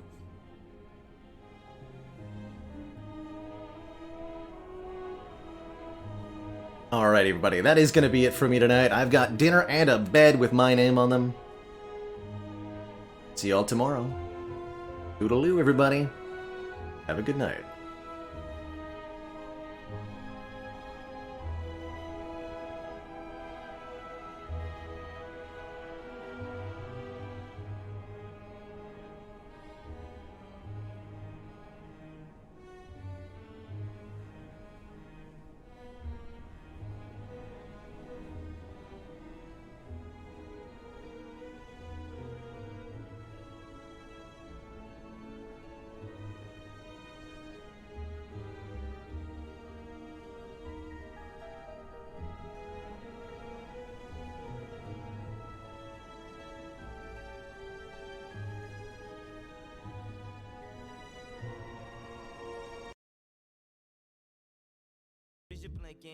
Exhausting the deck down and then just having power through second wind all the time. Nice raid, Baylor.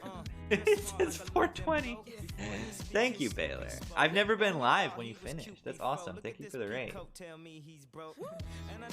I got the Terrence raid. I got the Baylor raid. Kinda crazy. Baylor's awesome.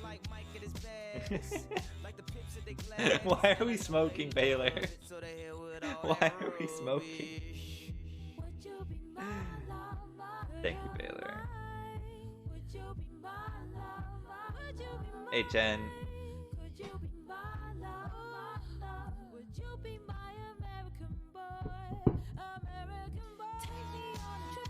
$420 viewer rate is like freakingly nice. I love it. The nicest. Yeah, Draco, it is. It is. Thank you for the follow. Thank you.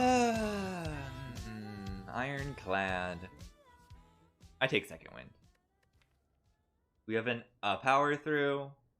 That's like good enough for me. I think. I need these strikes out though. Power through does not remove strikes, even though it says status cards, all non-attack cards. Do strikes count as attack cards?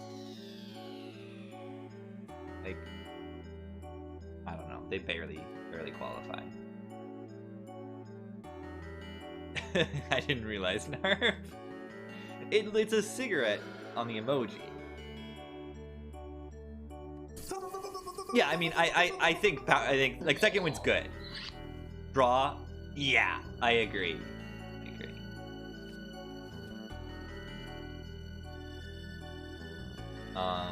Upgrading. Rest is not unreasonable. We do have the Lizard Tail now. You know, I'd like to get value out of that at some point. We could get value out of that in Act 4. Or we could just rest because none of our upgrades are that outstanding.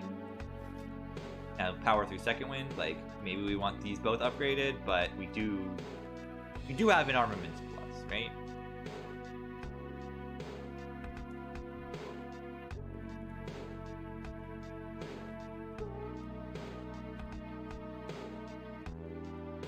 Thanks for the cat jams, Chen. We're gonna just amass the most amazing raid to give to Blur when I finish tonight.